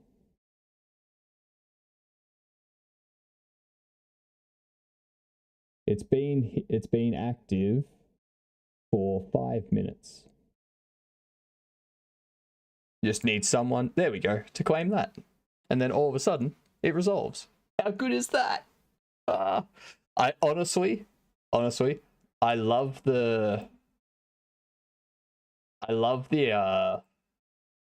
this filter anomaly. This is my favorite anomaly so far. It's just a filter effect. It's so good. Yeah, so I want this to kind of cut and be like, have the contents rendered as 16:9. Because otherwise I'm going to have an issue where I have the UI like weirdly shaped and I'm going to have things overlapping. Especially if I go like this. I'll have like things down here overlapping and being weird and yeah.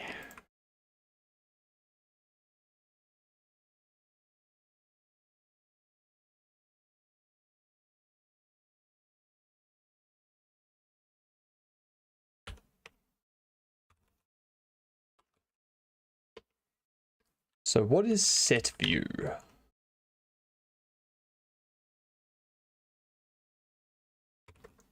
Render set default render.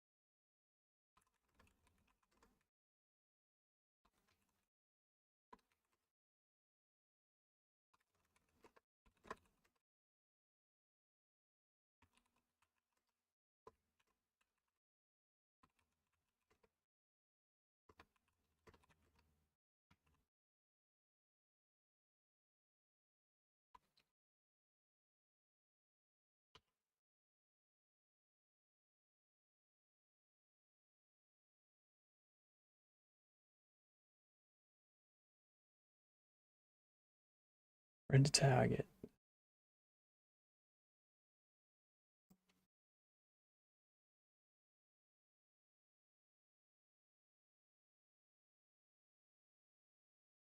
Where are we? So set view.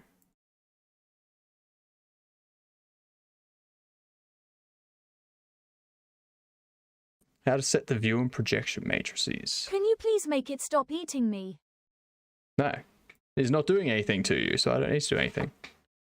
Set the render viewport to the specified rectangle.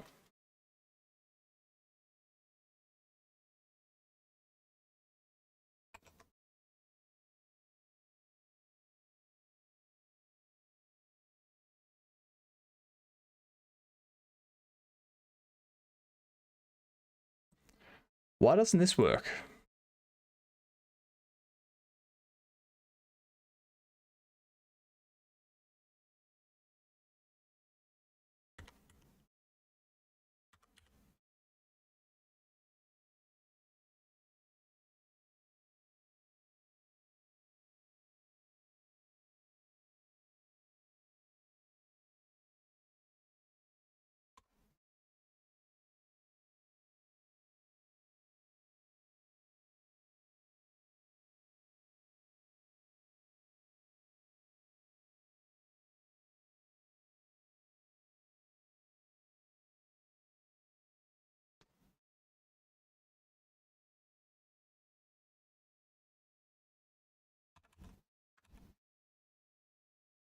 Now I have the witch's power, you cannot stop me now. No, you don't. You have nothing, Ed. You delusional little man. The hell? So the window width minus the render width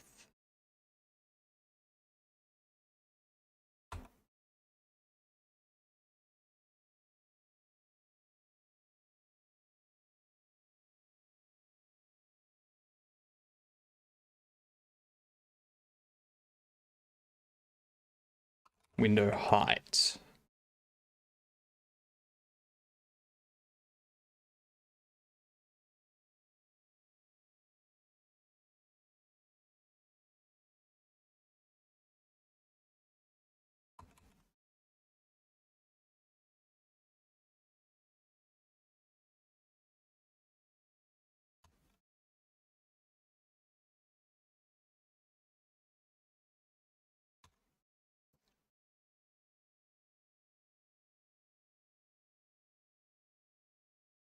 Why does that not...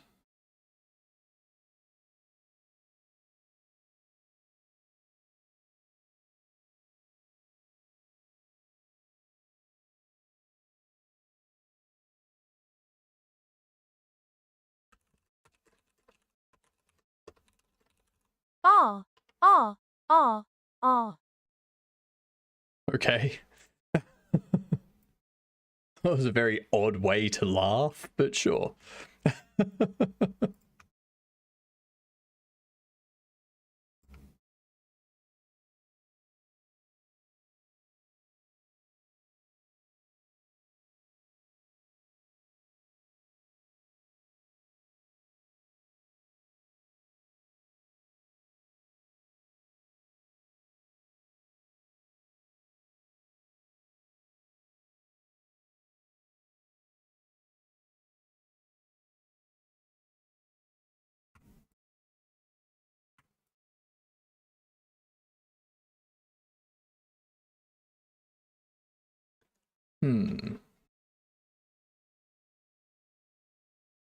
Wonder if instead of that,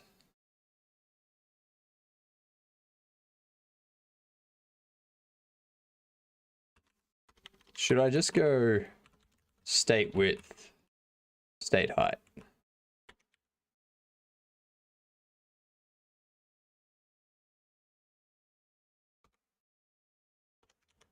Get rid of you.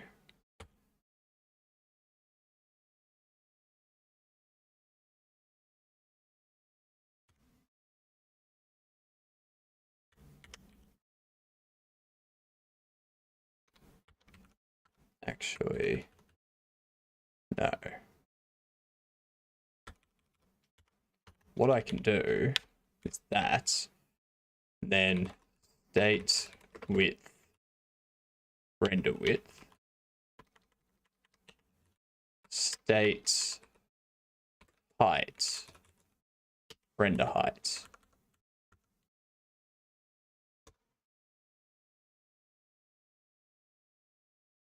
Spelled that wrong. No. Still nothing. I am going to put a banana skin on Ed, don't tell him. I think... Wait, what was that? I'm going to put a banana skin on Ed, don't tell him. Go for it. I annoy Ed as much as you want, Demon. He's very annoying to me, so... The more people on my side, the better.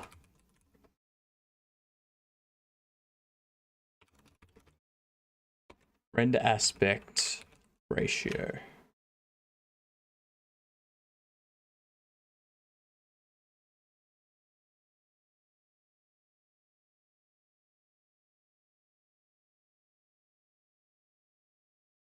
Default GUI system is relatively bare bones, but does provide a system for pivot, anchors, and adjusts. I don't care about that.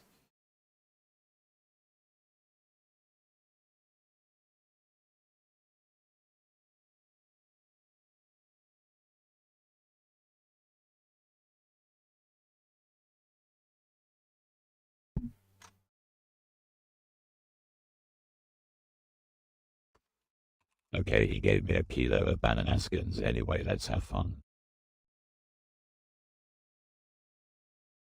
He gave you a kilo of banana skins?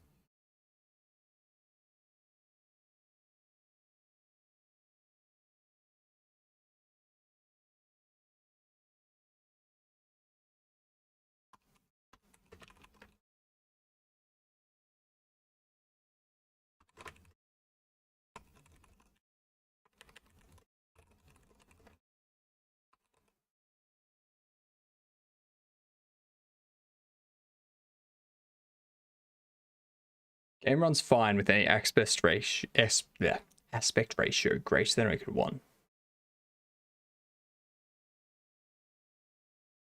You can calculate viewport width and viewport height to be whatever.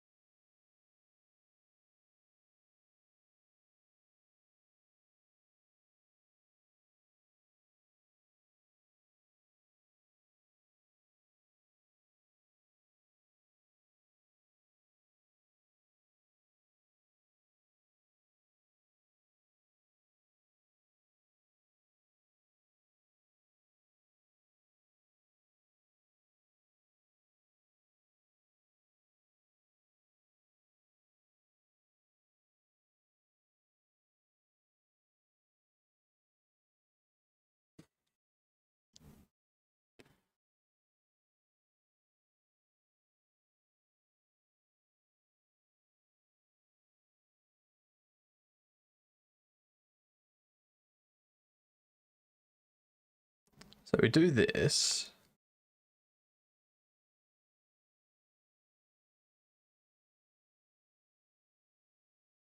Function configure layout. The hell's configure layout called? Configure layouts down here on message.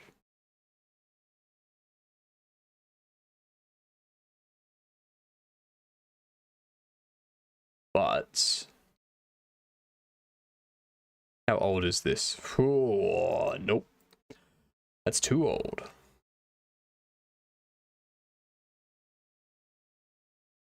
No, why are you helping Hypnotic?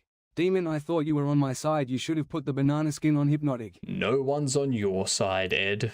You suck. Alright? That is all there is to it.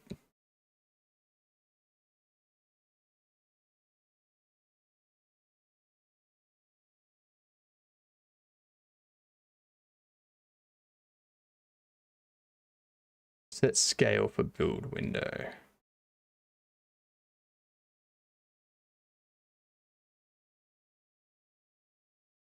Can try force the aspect ratio and resize using DefOS. This is all back in 2018 as well. That's...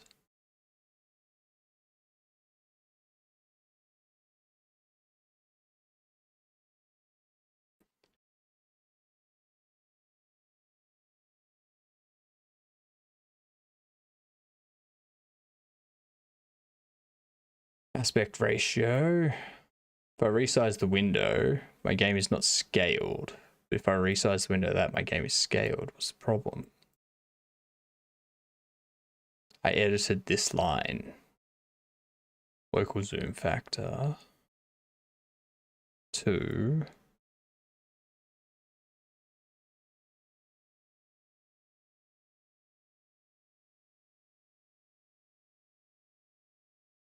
Math min. Works very fine. Made background size estimated to cover all the resolution. So I'm going to resize the rendered view, both when the window gets larger and smaller than the default size, and also maintain aspect ratio. Always scale the content, but it doesn't maintain aspect ratio.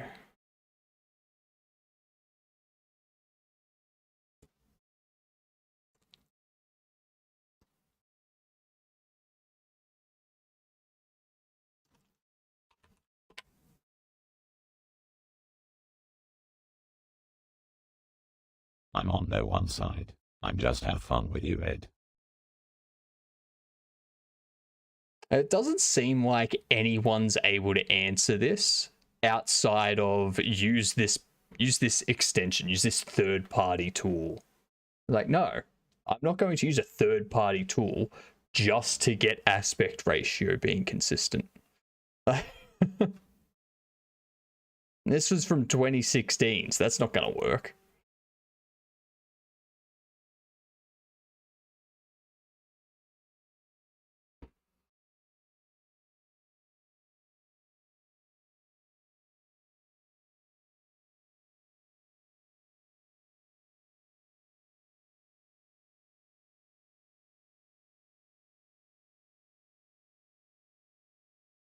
Maybe what I do... You want a soapbox about web dev? That's so fair. No. I've worked places where it's like, all right, we're rebuilding the website. We need a carousel. Let's get a library. It's like, or hear me out. Let's take a few days, write it ourselves, write tests for it, get it working how we want it to, and save ourselves 275 kilobytes. Let's not add this random package to our code base because we're lazy. It's not hard to write a carousel. If you can't write a carousel, then you're probably a junior web dev. Hello, okie dokie. You've never made it this far? Well. Tomorrow, so everyone's aware, stream tomorrow is going to be about 14 hours long. I'm starting at my regular time, 9.5 hours ago.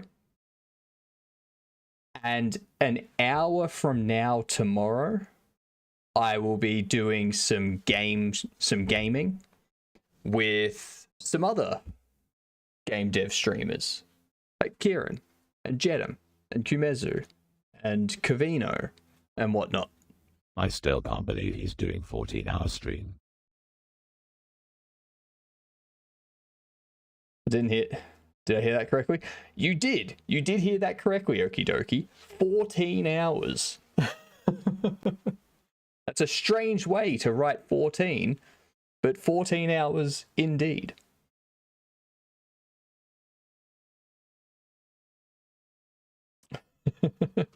Reckon you could do 15? I still need to get to bed so that I can stream the following day. If I wasn't streaming on Saturday, I'd probably go for like 18 or 19 hours.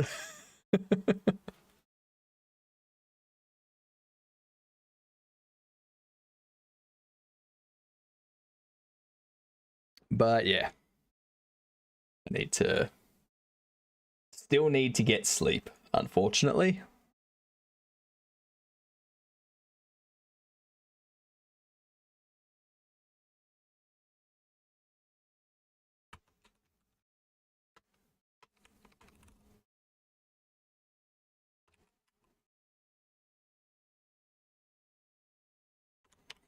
I can set the viewport. I will help you with that.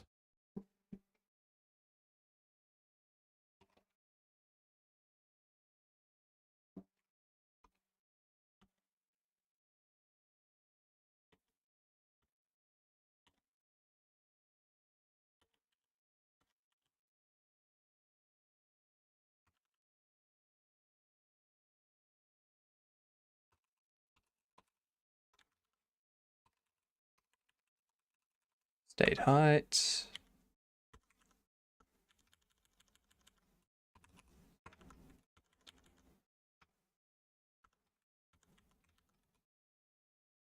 we can do that. Spilled water on my computer. Should I have it looked at by a pro? It depends. Where did it spill?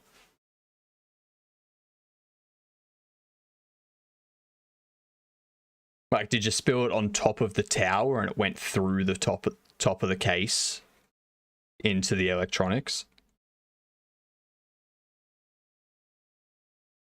Or is it a laptop and you spilled it on the keyboard of the laptop? Either way, I would suggest you unplug it, open it up, take it apart, put the components on their own, take out the SSD, take out the graphics card, all that sort of stuff, and let them dry. Just let them dry. And then put it all back together after like 24 hours or so, once it's had time to dry out. And you should be good. As long as you don't turn it on while it's wet, you'll be fine. It's only bad if you turn it on while it's wet, because that's when things short out. If you haven't turned it on yet, then take it apart, let everything dry out, put it all back together, and you'll be fine.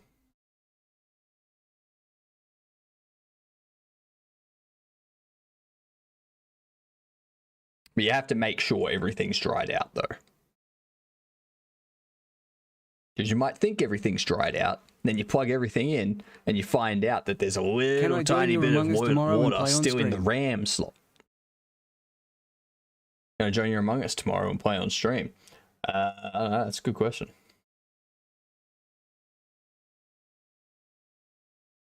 Let's see. I don't know how many we've got.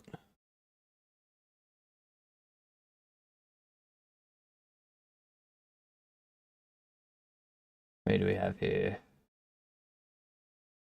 11.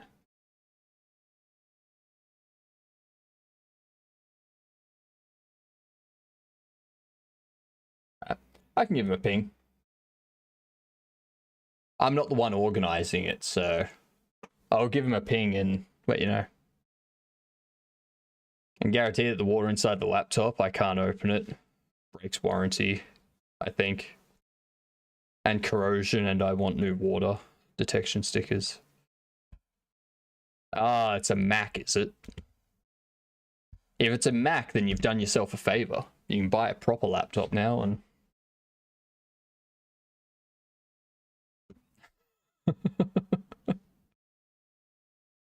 Buy yourself a proper laptop, throw Linux on it, you're good to go.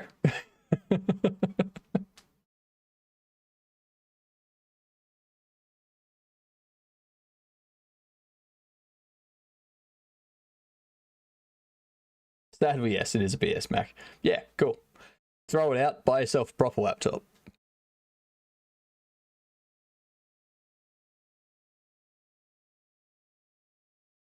Any laptop that's a Mac is a paperweight, and paperweights are useless.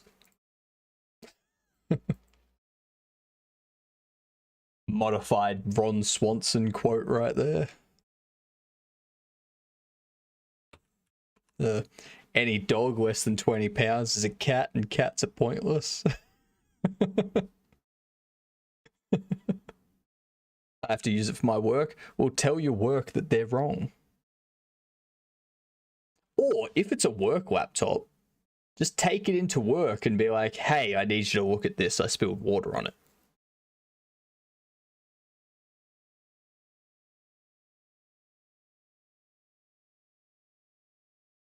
But Mac supports Windows.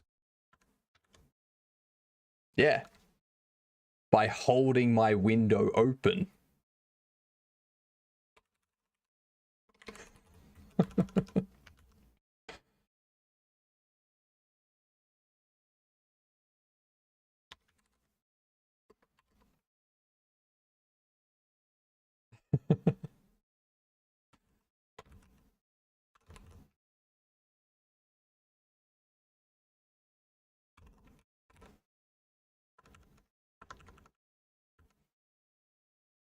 Extra object again. Jeepers. Got a lot of anomalies coming in today.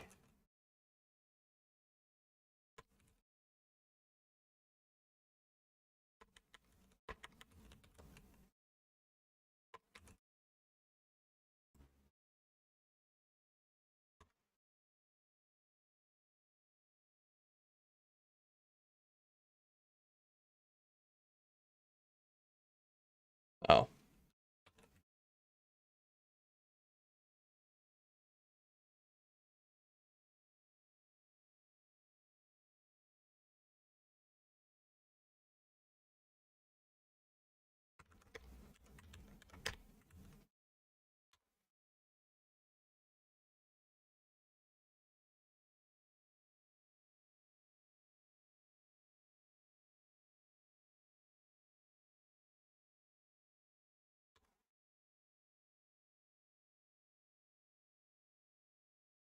No.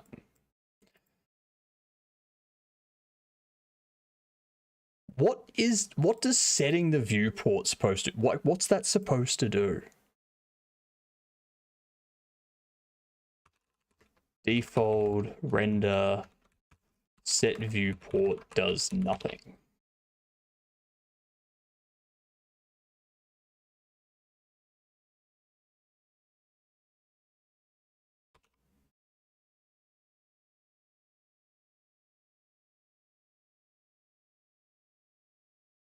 Yeah, minimal aspect ratio is too tall when I use Have you tried letterboxing. turning it off and on again? That may fix it.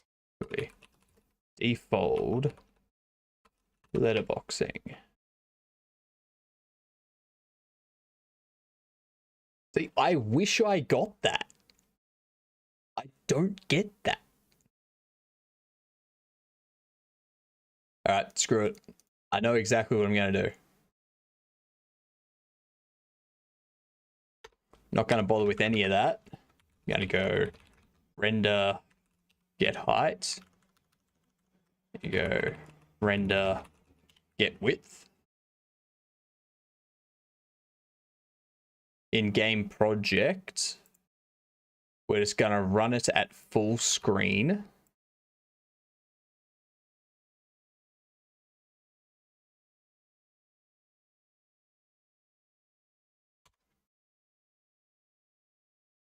Which does that. And then I'll set up stuff so that it's... I'll set up stuff so that when you change the resolution, it just changes... Wait, it does that. It changes the resolution, but it's still full screen. I'll be like, you're not going window mode. Okay. Okay. And if you go window mode, then it's going to be borderless window mode. That's it.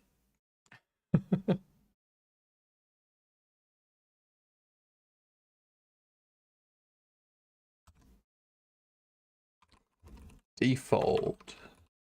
Because there is no way to disable window resizing by the looks of it. by the looks of it.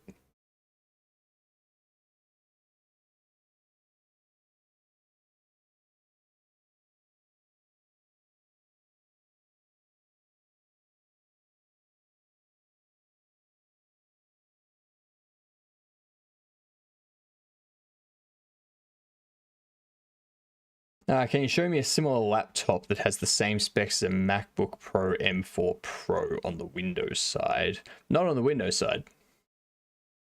Go for something that you can throw Linux on there. Crap done research, I only found Dell XPS series, but battery life sucks. I don't even know what the... I don't know. MacBook Pro M4.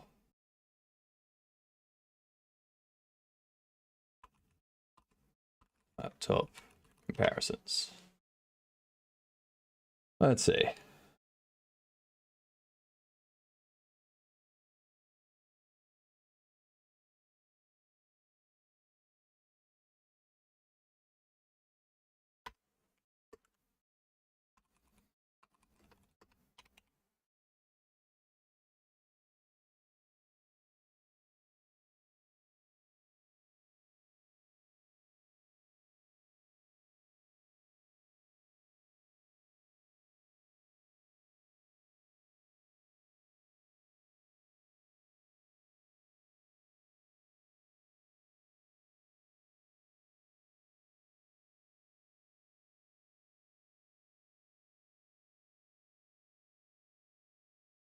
Jeez, they both suck at gaming, don't they?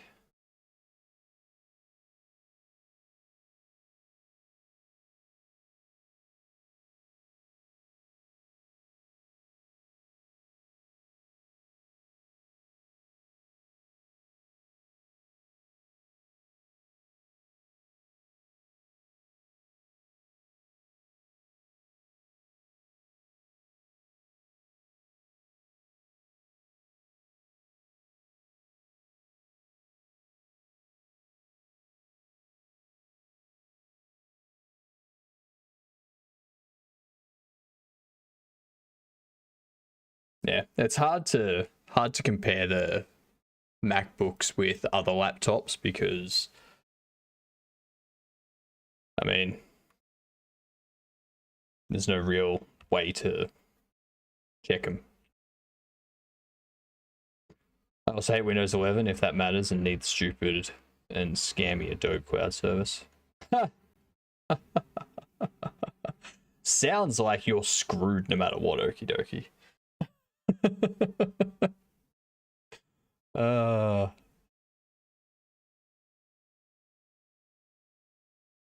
Nothing I can help with there.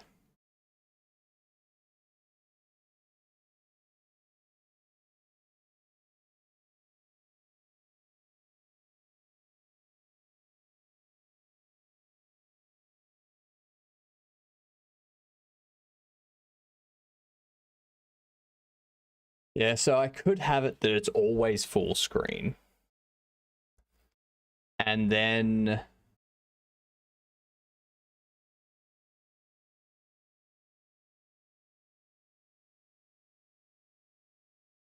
I can just change the resolution inside that full screen window. Then if people want to window it,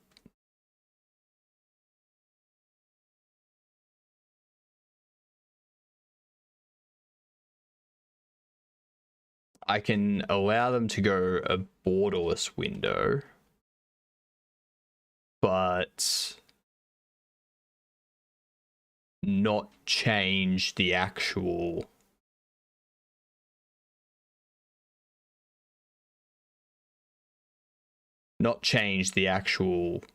resolution. They can just go borderless. It's full screen borderless. That allows them to switch windows if they want that way easily. They can leave it in full screen and change resolution if they want. But then there's no real point in changing resolution at that point except for performance reasons. So, hello DB Peter, how are you? Why is that a global emote? No. You have to ask Twitch. Me Feast has a new game show out on Amazon. What? Oh, Me Feast. Yep.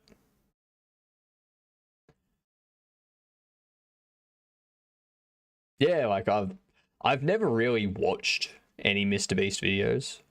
I've always seen like clips on YouTube Shorts and that, but I've never actually watched any of it. Just that kind of content doesn't appeal to me.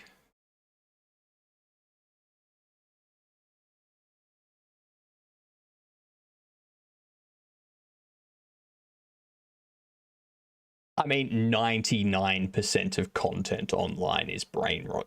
Okie dokie. Like,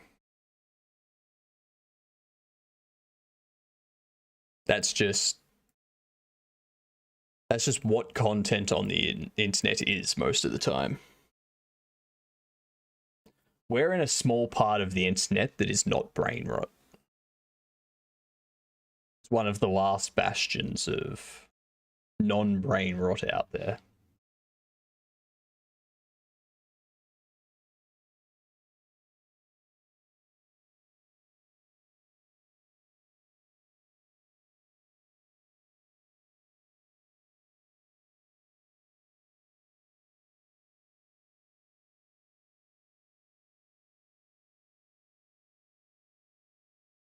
I will say I was surprised that I was surprised that there's some reasoning to it. I understand why they did it. I understand why Thor was blocking people that in his chat were using that AI generated global Twitch emote. I understand the reasoning behind it.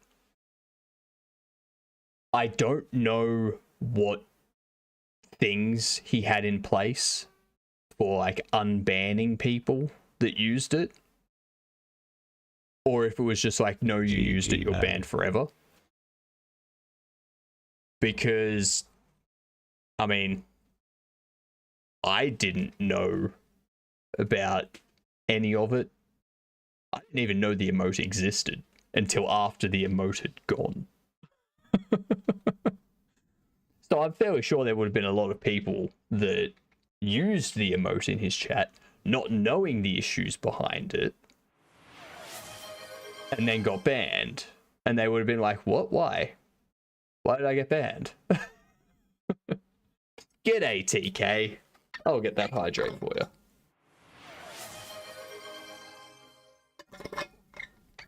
So the Twitch global emote, Cat in the Hat, was an AI generated image.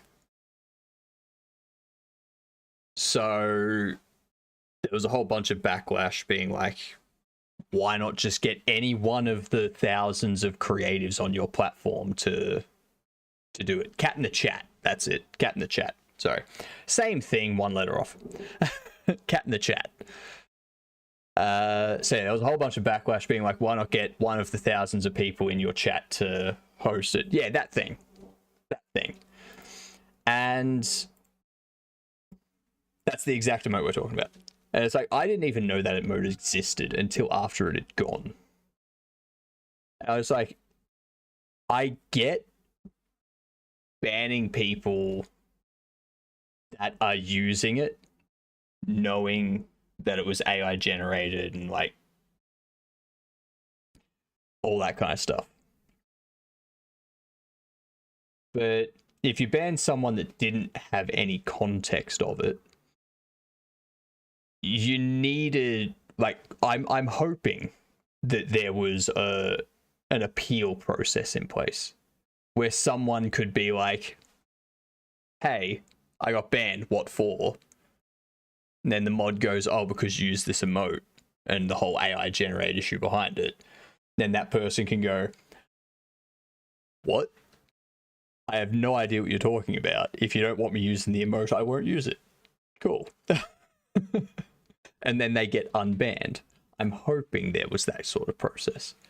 But like, I didn't see the entire thing on the stream. I only saw a clip of it. And the clip, I don't remember mentioning anything about an unbanning process. So I was like, that seems excessive.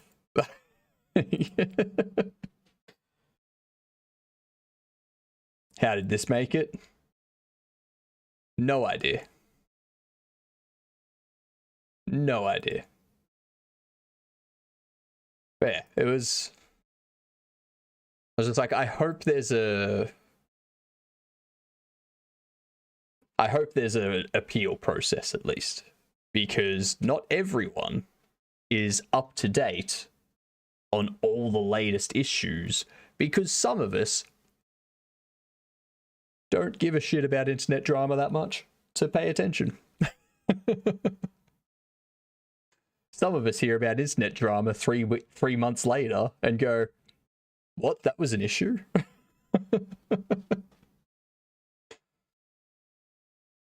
does one get a global emote? Is it pure money? No, I don't think so. I think the global emotes are just, they come up with an event or something that they want a global emote for, and then they give it to people. Like, they reach out to someone to be like, you want to make this? Or they create it internally or something like that. And then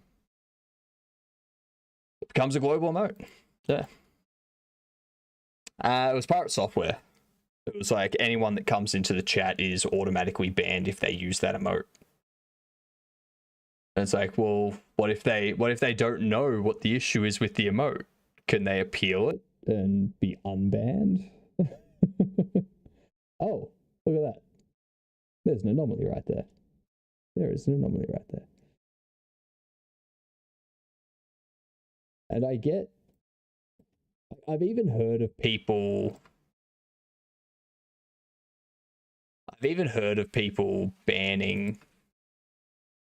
banning other people for playing a game that's got like controversy around it. And it's like, to me, that seems excessive. It's like, I get it, moderate how you want. Moderate your channel however you want. Go for it. I will moderate based on people coming into my channel and doing something stupid. However they behave outside of my chat, not my business, not my problem. You come into my chat and act like a dipshit, I'll ban you. You do that in someone else's channel, I don't care. It's not my channel. Like, they can moderate you over there. Just don't bring it over into my channel.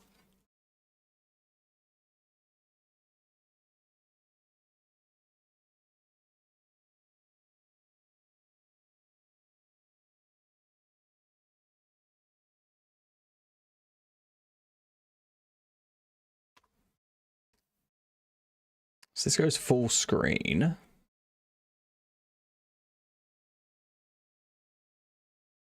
I wonder what their closed game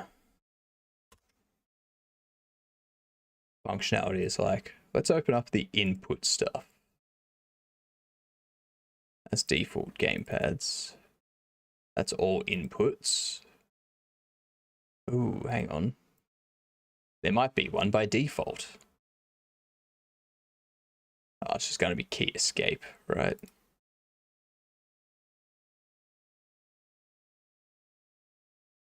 Game input bindings.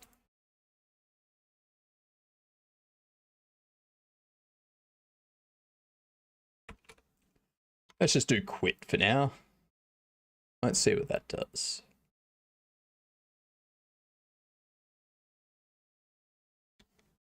On input, the action ID is a hash of quit, then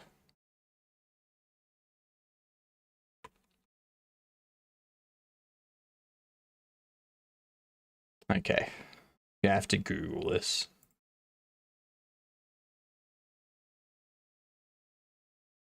The tag on Beast Games on Prime Video is unscripted.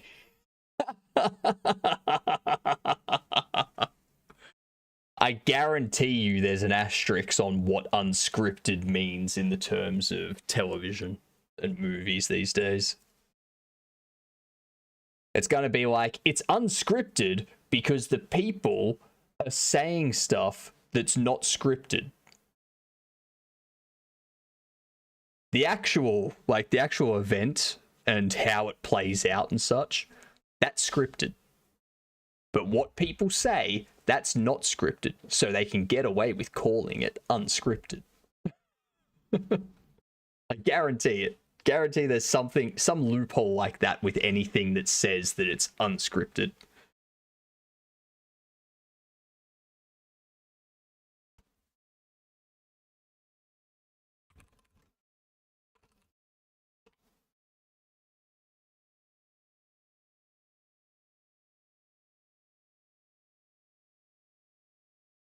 Proper way to exit game. Currently using OS exit. We have an exit message, which hopefully should solve the case.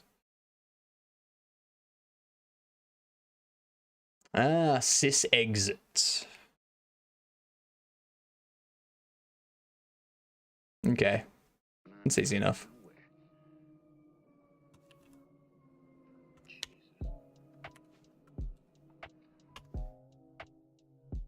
That starts up. Hit escape. Doesn't do anything.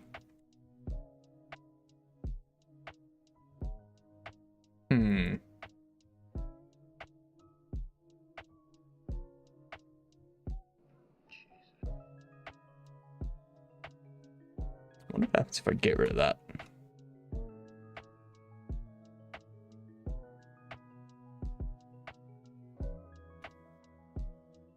I'm assuming that's just setting the light. Yeah.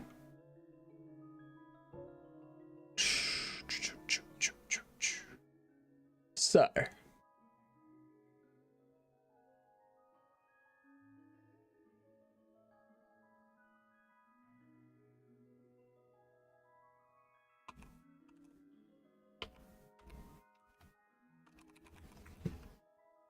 I don't even think...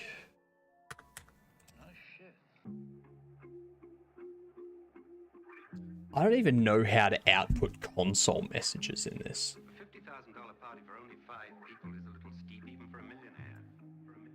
I'm gonna throw a breakpoint there, see what happens.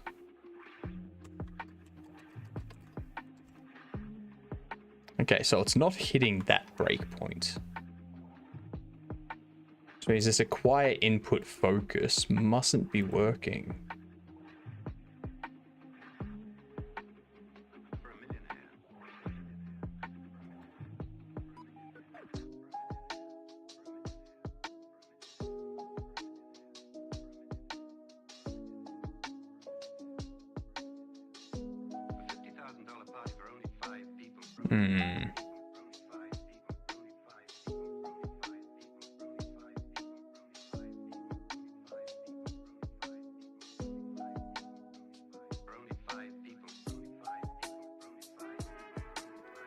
I'm gonna set up a script.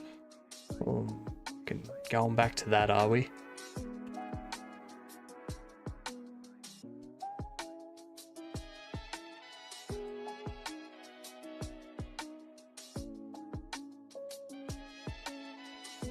Yeah. I'm not liking the experience in default so far. The experience leaves a lot to want.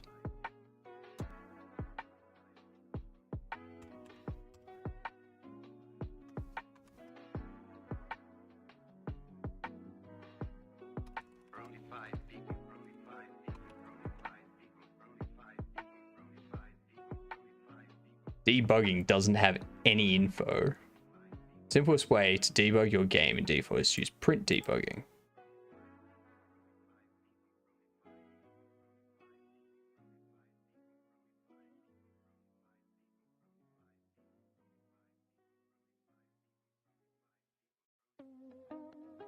In addition to printing, the engine can also draw debug text in straight lines on the screen.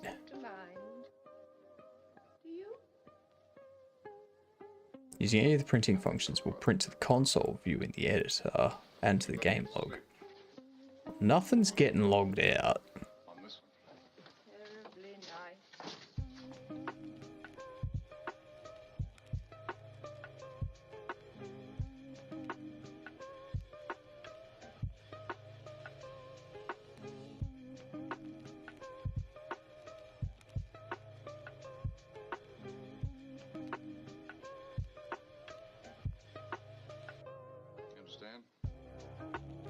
What Miss B says and does is probably going to be highly scripted.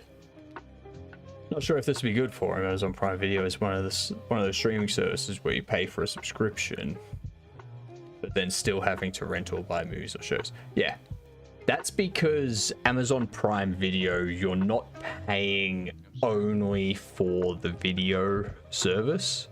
You're also paying for the delivery side of things.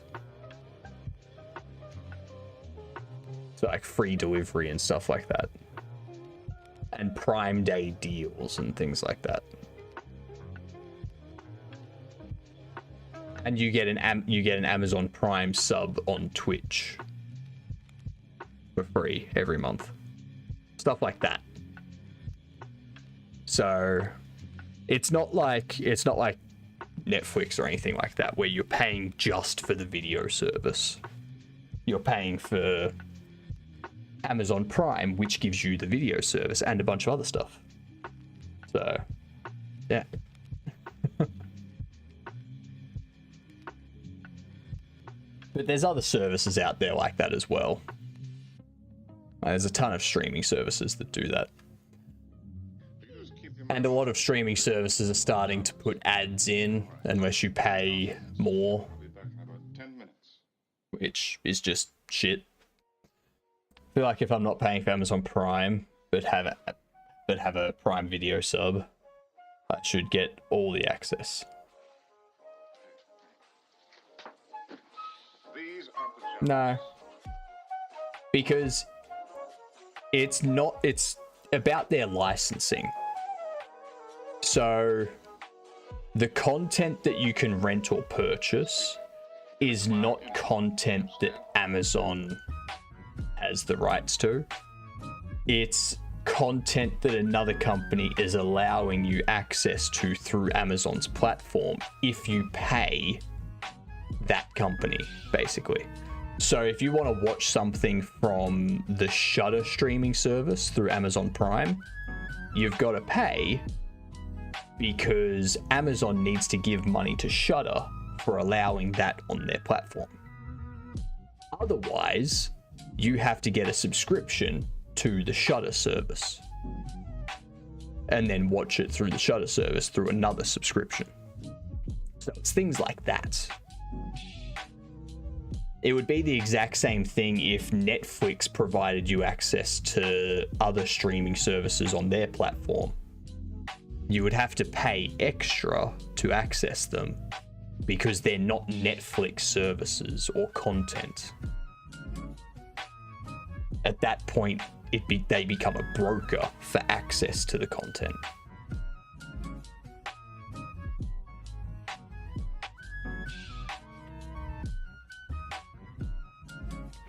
And it's either that or that content just doesn't exist on Amazon and you have to go elsewhere to find it. So, yeah. Streaming services are just cable channels now. That's all.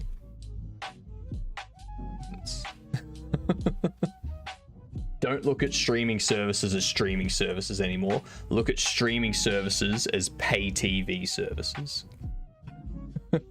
Where you've got to pay access to that provider's services, and that's it. That's all you get.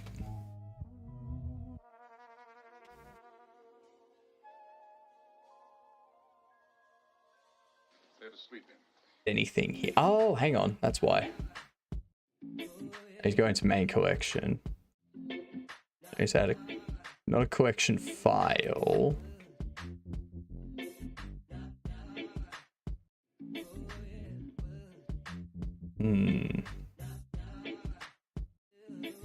The be a component file would have a main script.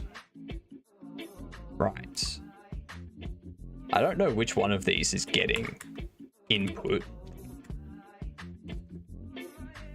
but none of them are printing shit.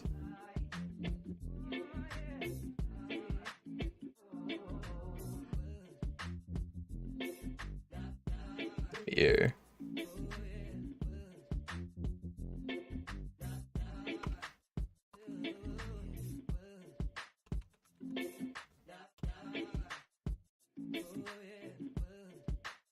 I think I posted a relevant video to the Discord that explains this.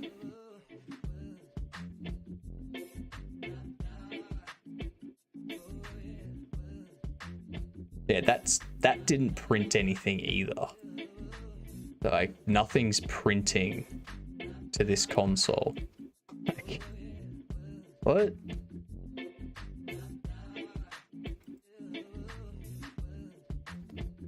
Jesus Christ. Even their debug printing is weird. Wave to okie dokie. Yeah. You just need a guide to streaming services these days. Because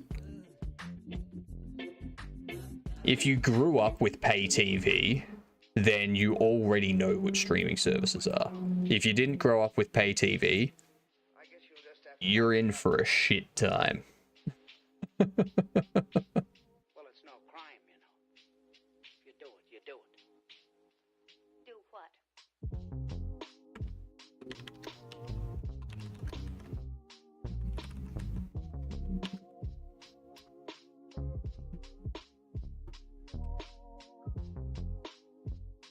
Nothing's printing to the console.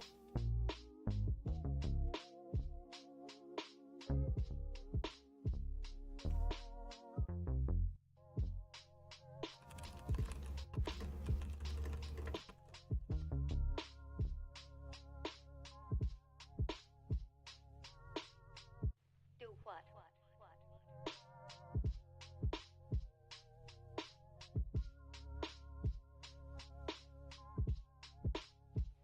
Well, it's no crime, you know.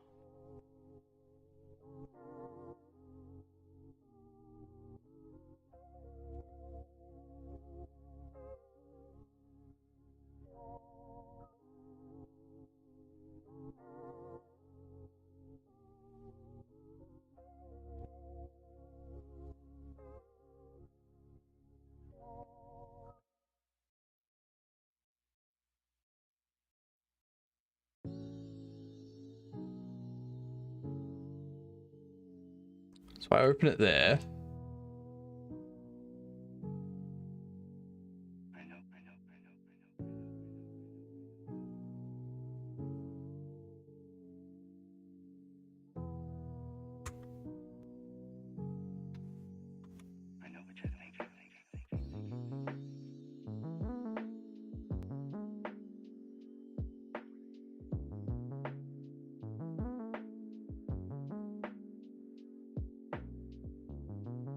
Yeah, this doesn't make any sense.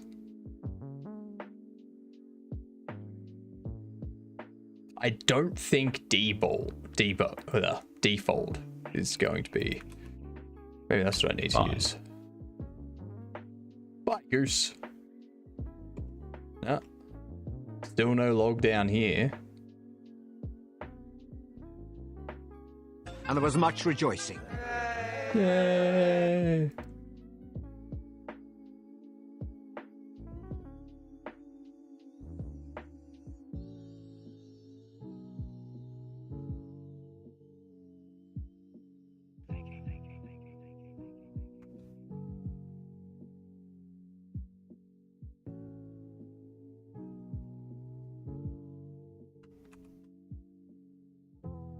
All right, there we go.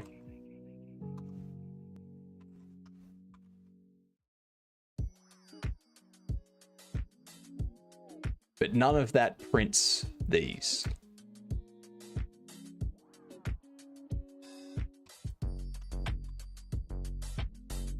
Fuck. Stop.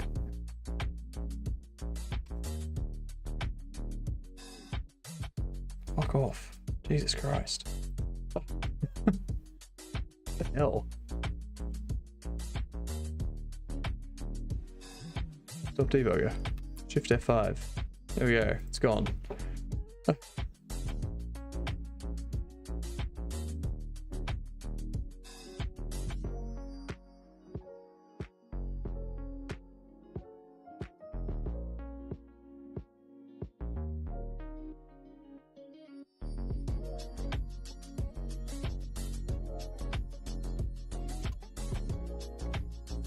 If you add an ad, then an ad adds an ad and adds more ads, but also adds. Okay.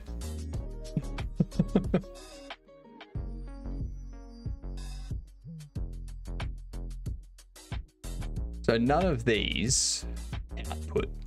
None of them. I know that runs because there's lighting on the object and the camera's set up. The fixed update should be running every X amount of time. I've got the fixed update stuff set. And this should run on input because a quiet input focus is called.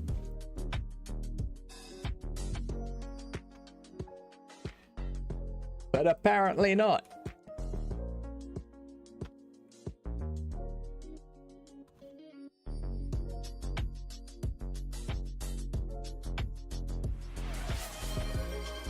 Doodles, okie dokie. I'll be wrapping up soon as well. I think tomorrow we're going to be testing out O3DE, seeing how good that is. And if I have a similar experience in O3DE as I have with Default today, then I don't even think I need to worry about game jams. I just know that I'm going to be using Godot.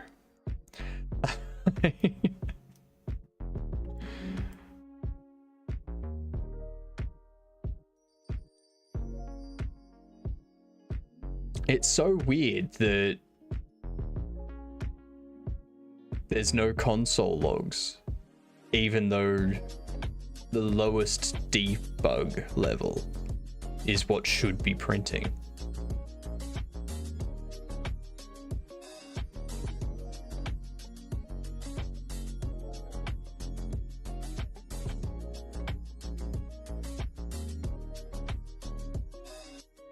And had ticked release.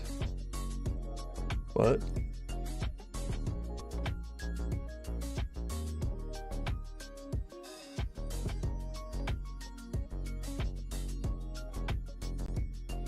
I don't even think that's a thing anymore.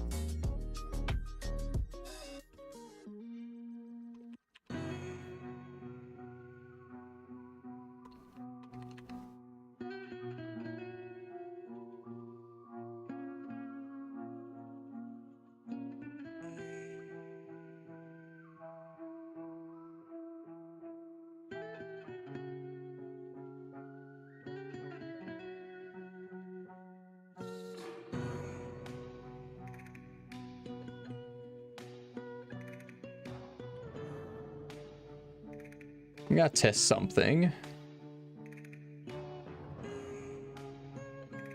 Pop open default again.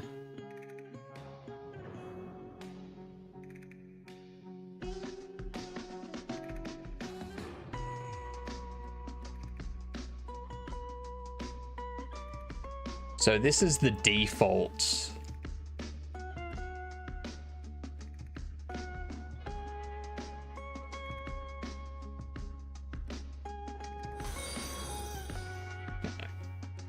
Thank you for the follow, much appreciated.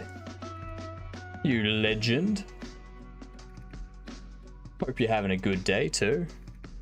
Feel free to lurk or hang out or do whatever.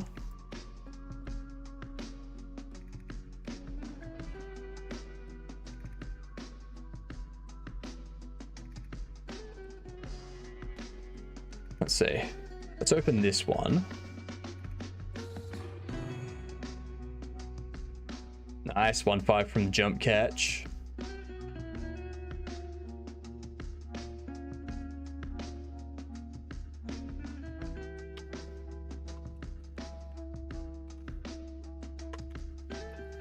Okay, so we run this.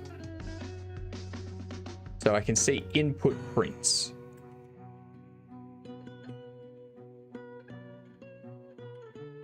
This is the main script. We've got camera there. Camera there. Let's close that.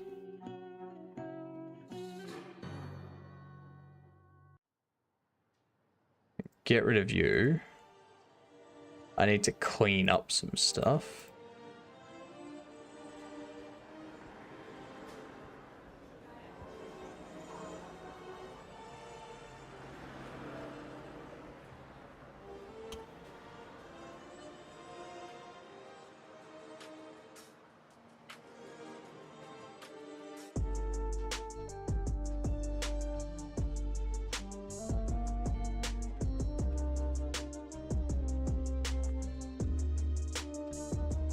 Up.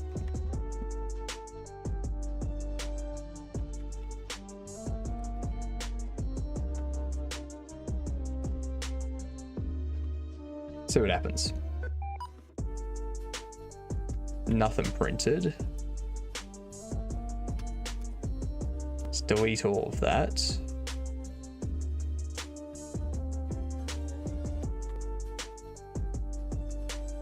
Actually,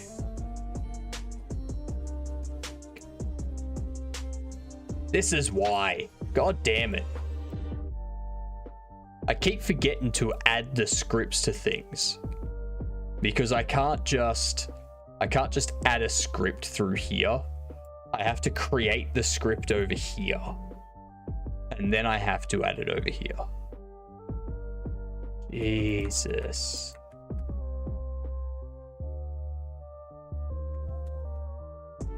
Okay. So now when I run this, I hit escape.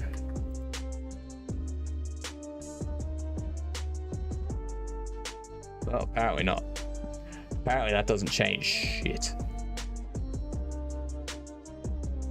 Hang on. Add the component file. Why did you delete? What the fuck?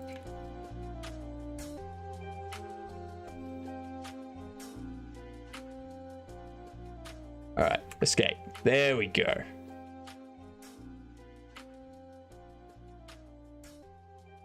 So that would be, I assume it's that.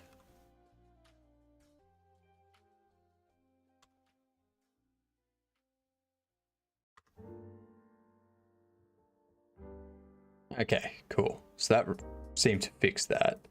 If I get rid of that and I run that, there's going to be an error. No.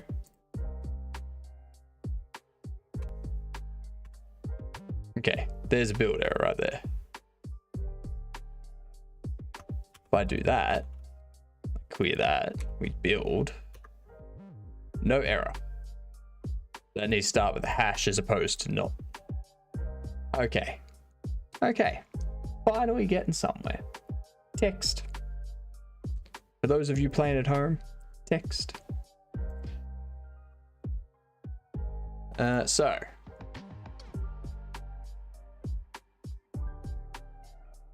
gotta remember to add these scripts, which it's very frustrating.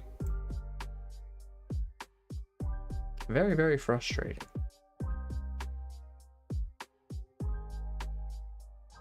I probably don't need to do that.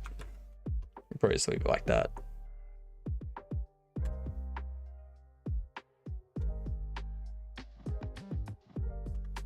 Yeah, that doesn't do shit.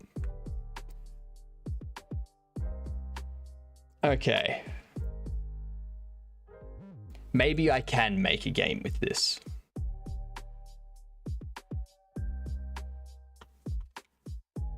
I'll go if action ID is hash back, then oh, hang on. I want to change the position of this camera.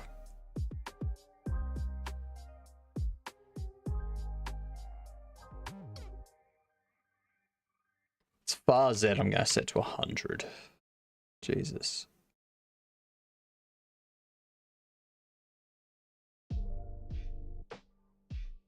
So what I want...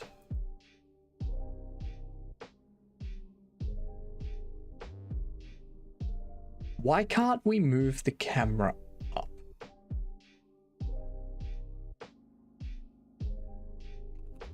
Default. Camera rotation.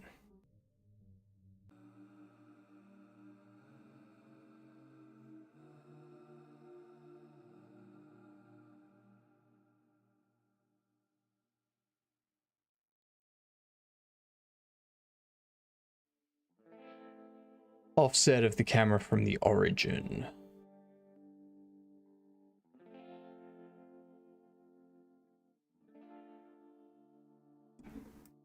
I have to set the camera position in script. Okay. So let's have set camera property position value vector 3 should do. Well, we want it to be 0 on the X. We want it to be 5 on the Y. We want it to be 2 on the Z, I'll say. I'm going to set this cube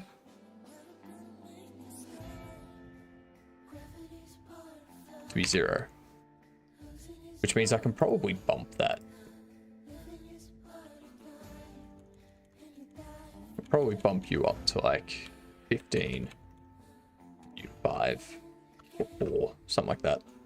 Something like that. Then set camera rotation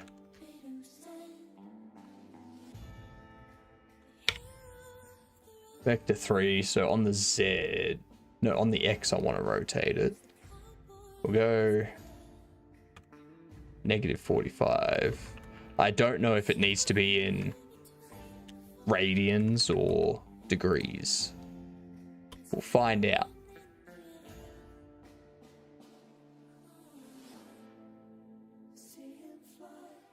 Hmm?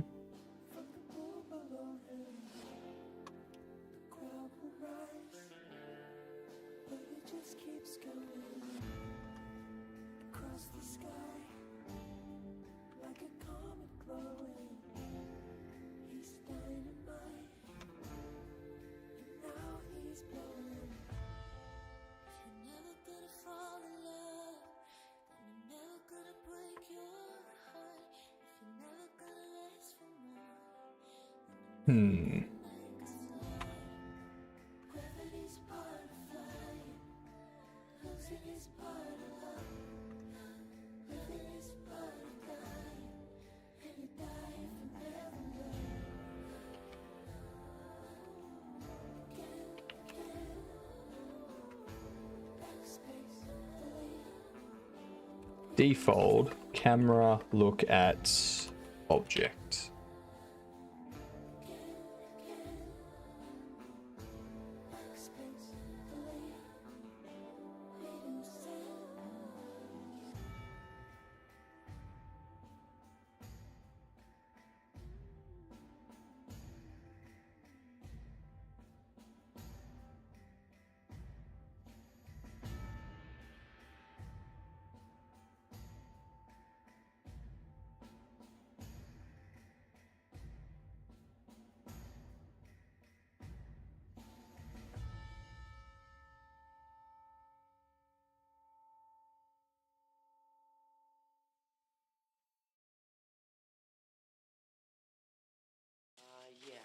Give me a tab. Tab? I can't give you a tab unless you order something. Right, give me me a Pepsi free. You want a Pepsi, pal? You're gonna pay for it. Look, just give me something without any sugar. API reference. That'll be better. Okay. Some of that shit. Camera.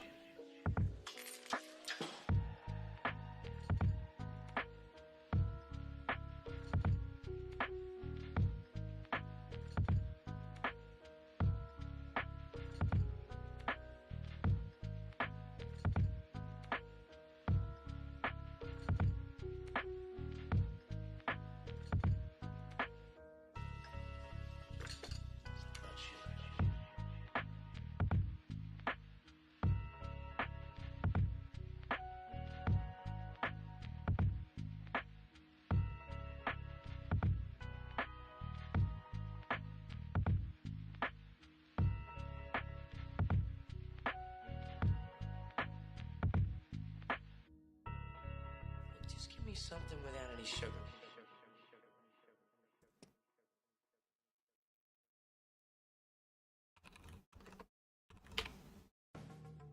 There has to be a simple way to...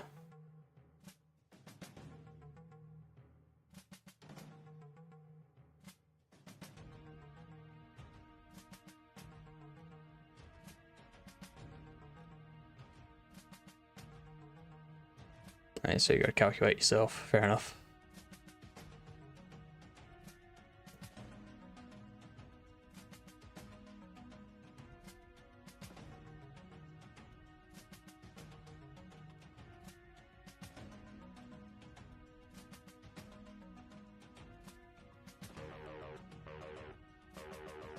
Yeah, the camera has no rotation whatsoever.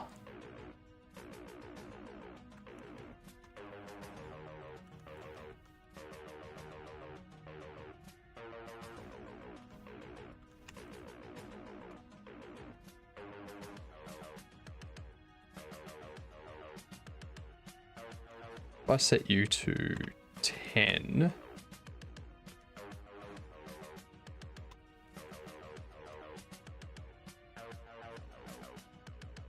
There's nothing still.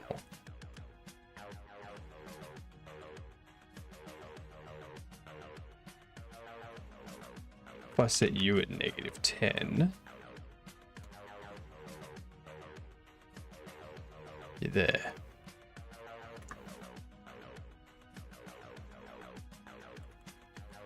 If I set you at 10, does nothing. Yeah. So set position does nothing. Default camera offset.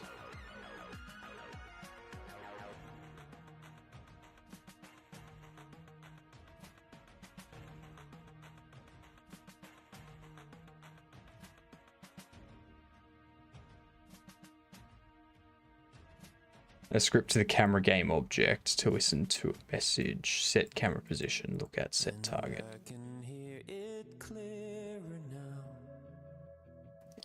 Have a look here. All the things I should have said.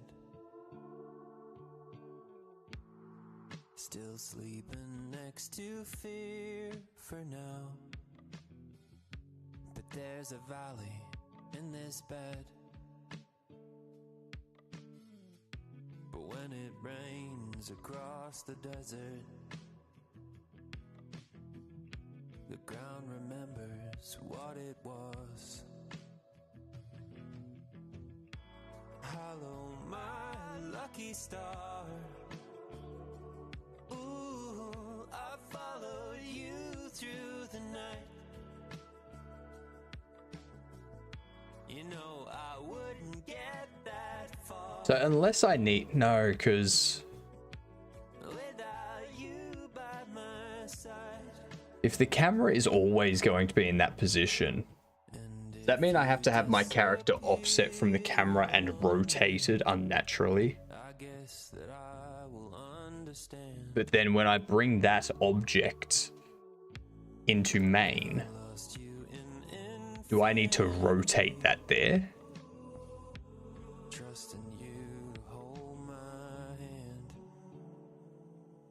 Or keeps on spinning, and there's no way to slow it down. Hello, Or would I have to create a game object for the camera and then put the camera under that? you know I wouldn't get that far without you by my side. Let's see. New game object. Camera. I'll go add the camera there. Red line across the sky, 'cause the sun is about to rise. Take that.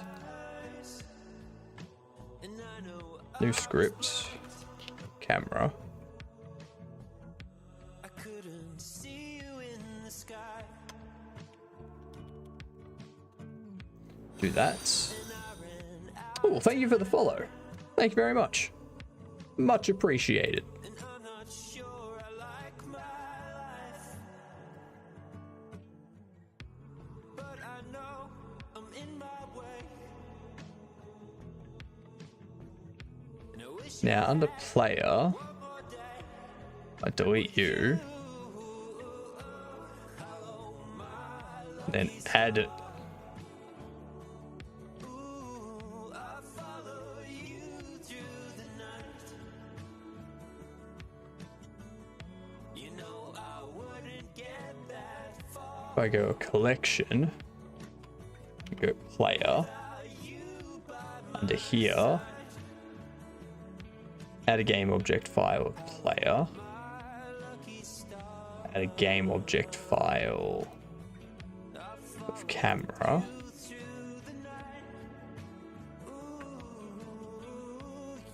get rid of this damn orthogonal perspective.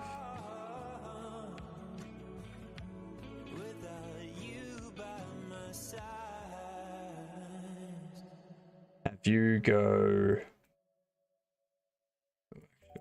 into here, set you to 0, because why would I want you offset?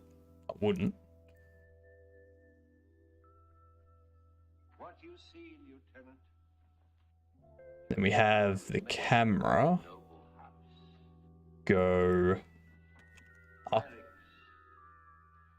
15. 4.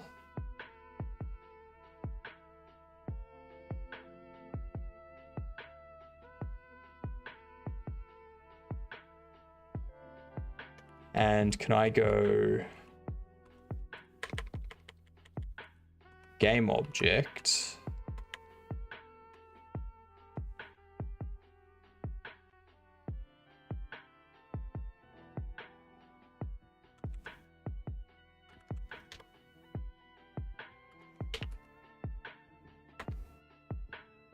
Matrix 4 look at. Sorry, game object. Set rotation. We're gonna go self. This will be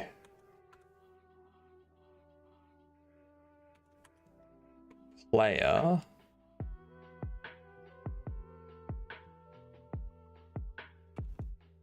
Player. And up is going to be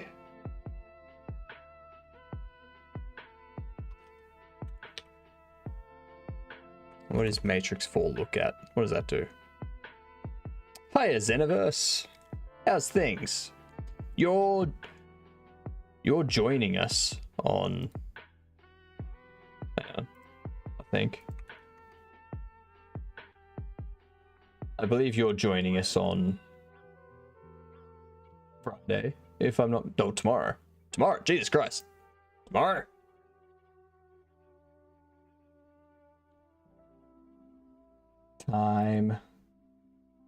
Time disappears. Oh, crap. Hello. So this here is an anomaly. For those that don't know, I have anomalies that happen on stream. And I'm currently an anomaly. So there's another anomaly down here. Text. Where did it go? I don't know.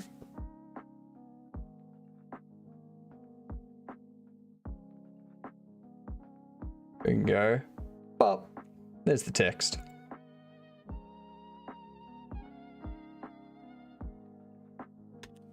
So if we do default, what are we looking for? That. No, not that one. This value. That value. Matrix 4 look at.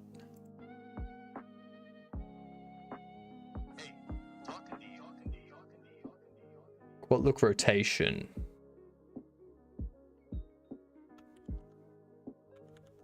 Hang on. How do I access that? Oh, you create it.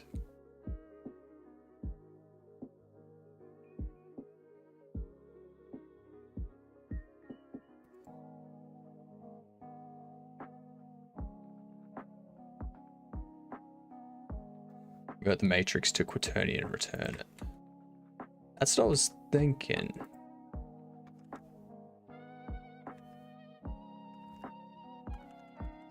So do that. You'll be that. You'll be that. Then go local rotation matrix. And then we can go VMath.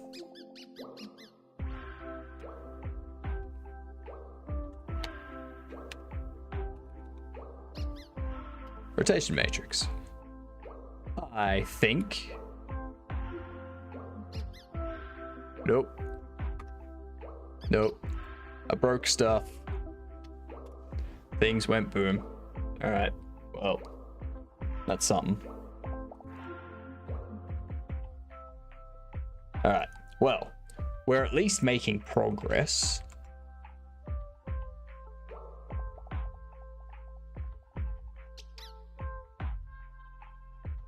I think my issue is around this.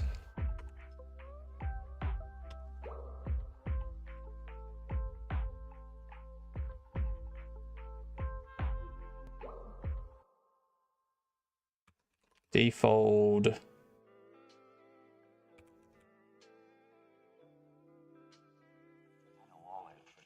Reference objects in collection.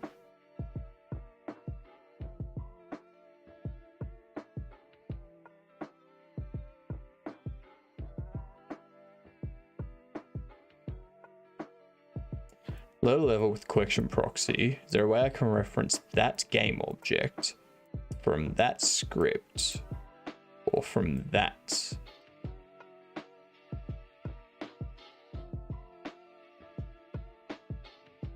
Solid with a little module. Use space to transport itself.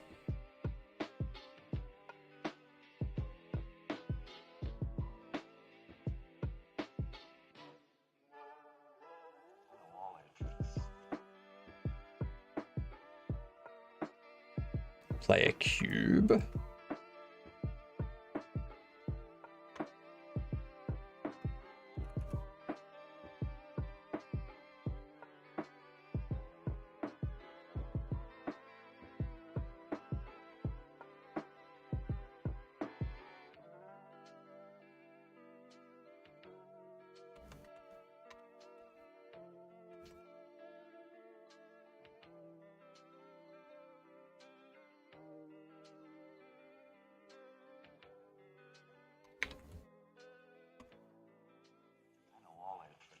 Okay, that still broke everything.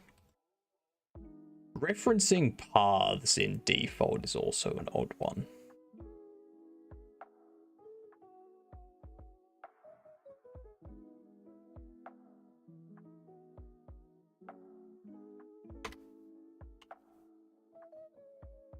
You think I'm mad.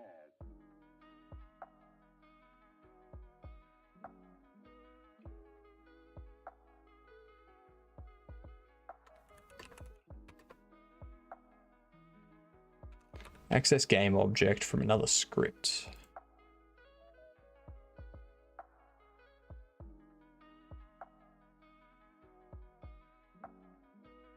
Not quite what I was after. Don't want to close it either. Calling function from another script in same game object. No.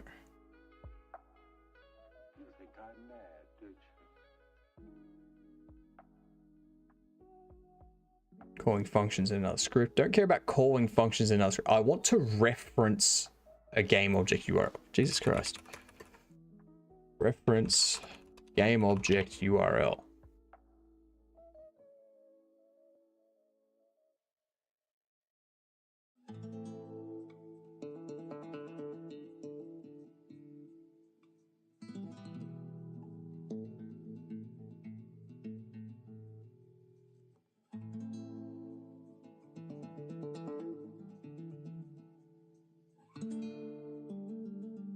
Yeah, I know about messages, so I want to...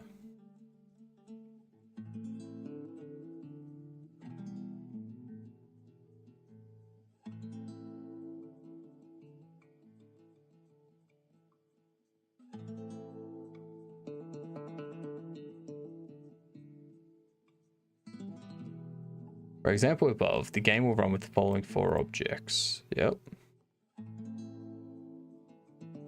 Absolute addressing. Manager, controller.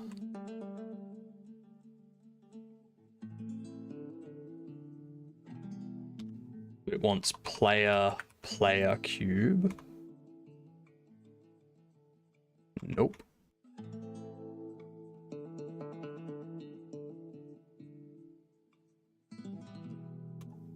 That won't work either.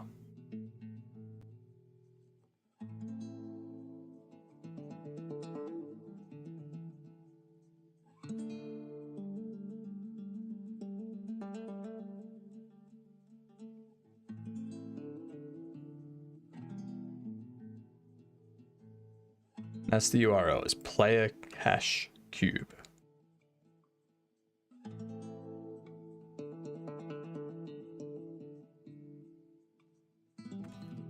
But it doesn't like that.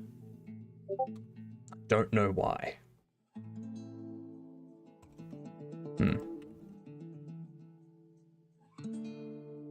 I don't think I'm ever going to understand default.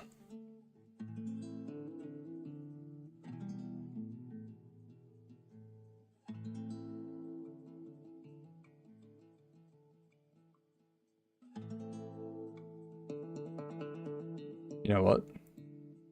That might be why.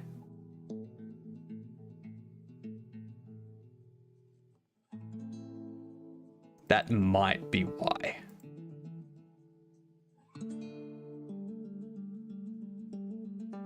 Player cube, okay.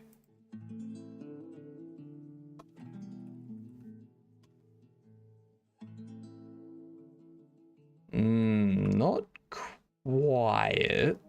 Excuse me, fellas. I think we should just write our papers. Just because you live in here doesn't give you the right to be a pain in the ass. So knock it off. I don't want you to acquire input focus. I want you to acquire input focus. Just ignore him.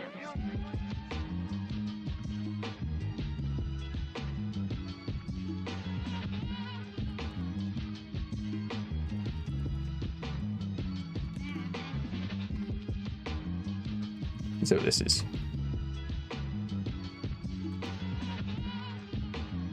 Nothing. That tells me this camera script isn't running. Because that's the first thing I'm checking these days is why isn't it running? Do I have the script attached? Chances are, no, I don't.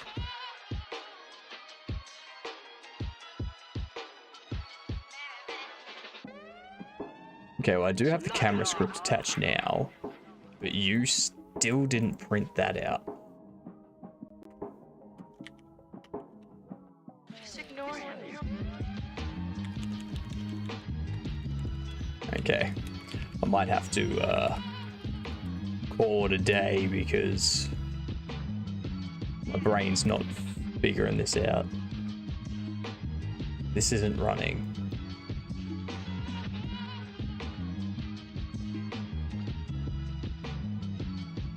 The camera does have the camera one script.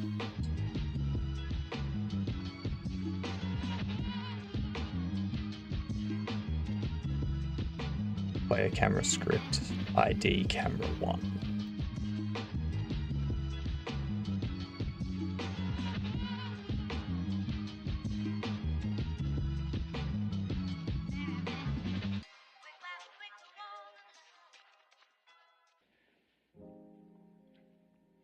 You must know you're doing it when you're doing it. Well, now you know I'm gonna have to say that all depends. Player hash cube. From what angle you play? You only mean angle.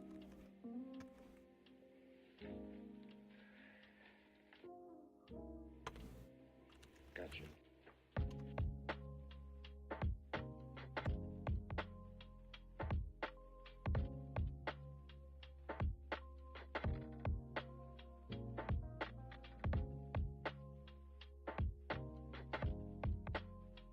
No, don't put it in there. Move it above it. For fuck's sake.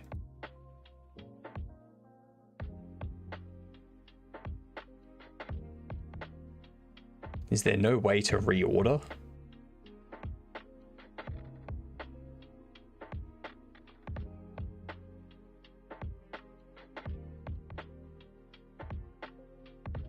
Okay, so apparently there's no reordering. So I'm assuming order doesn't matter. There's no order of precedence going on.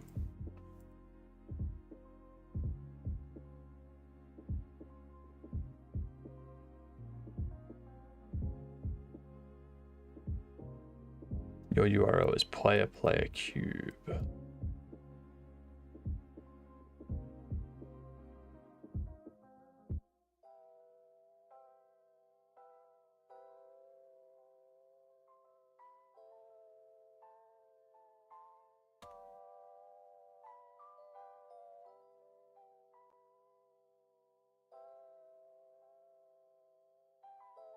You can't talk, you can't quit, you can't get out of this until I say so.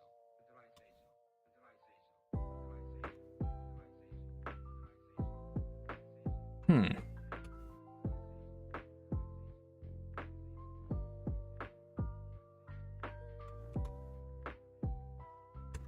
That's not what your rotation is.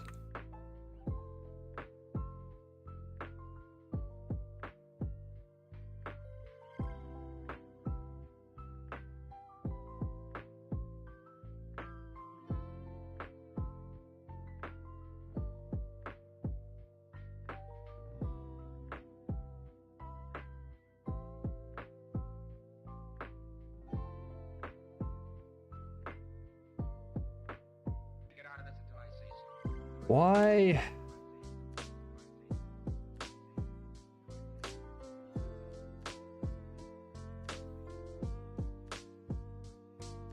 This doesn't make sense. These scripts aren't printing.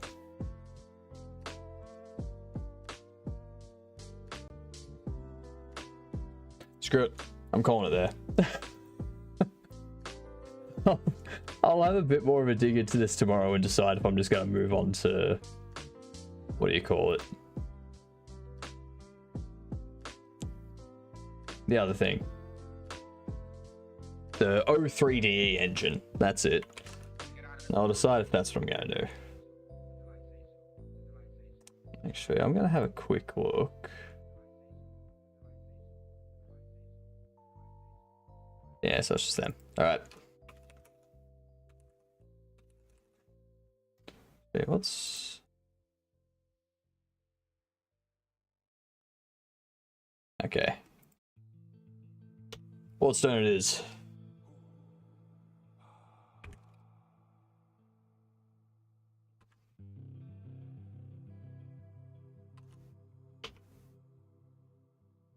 There we go. All right.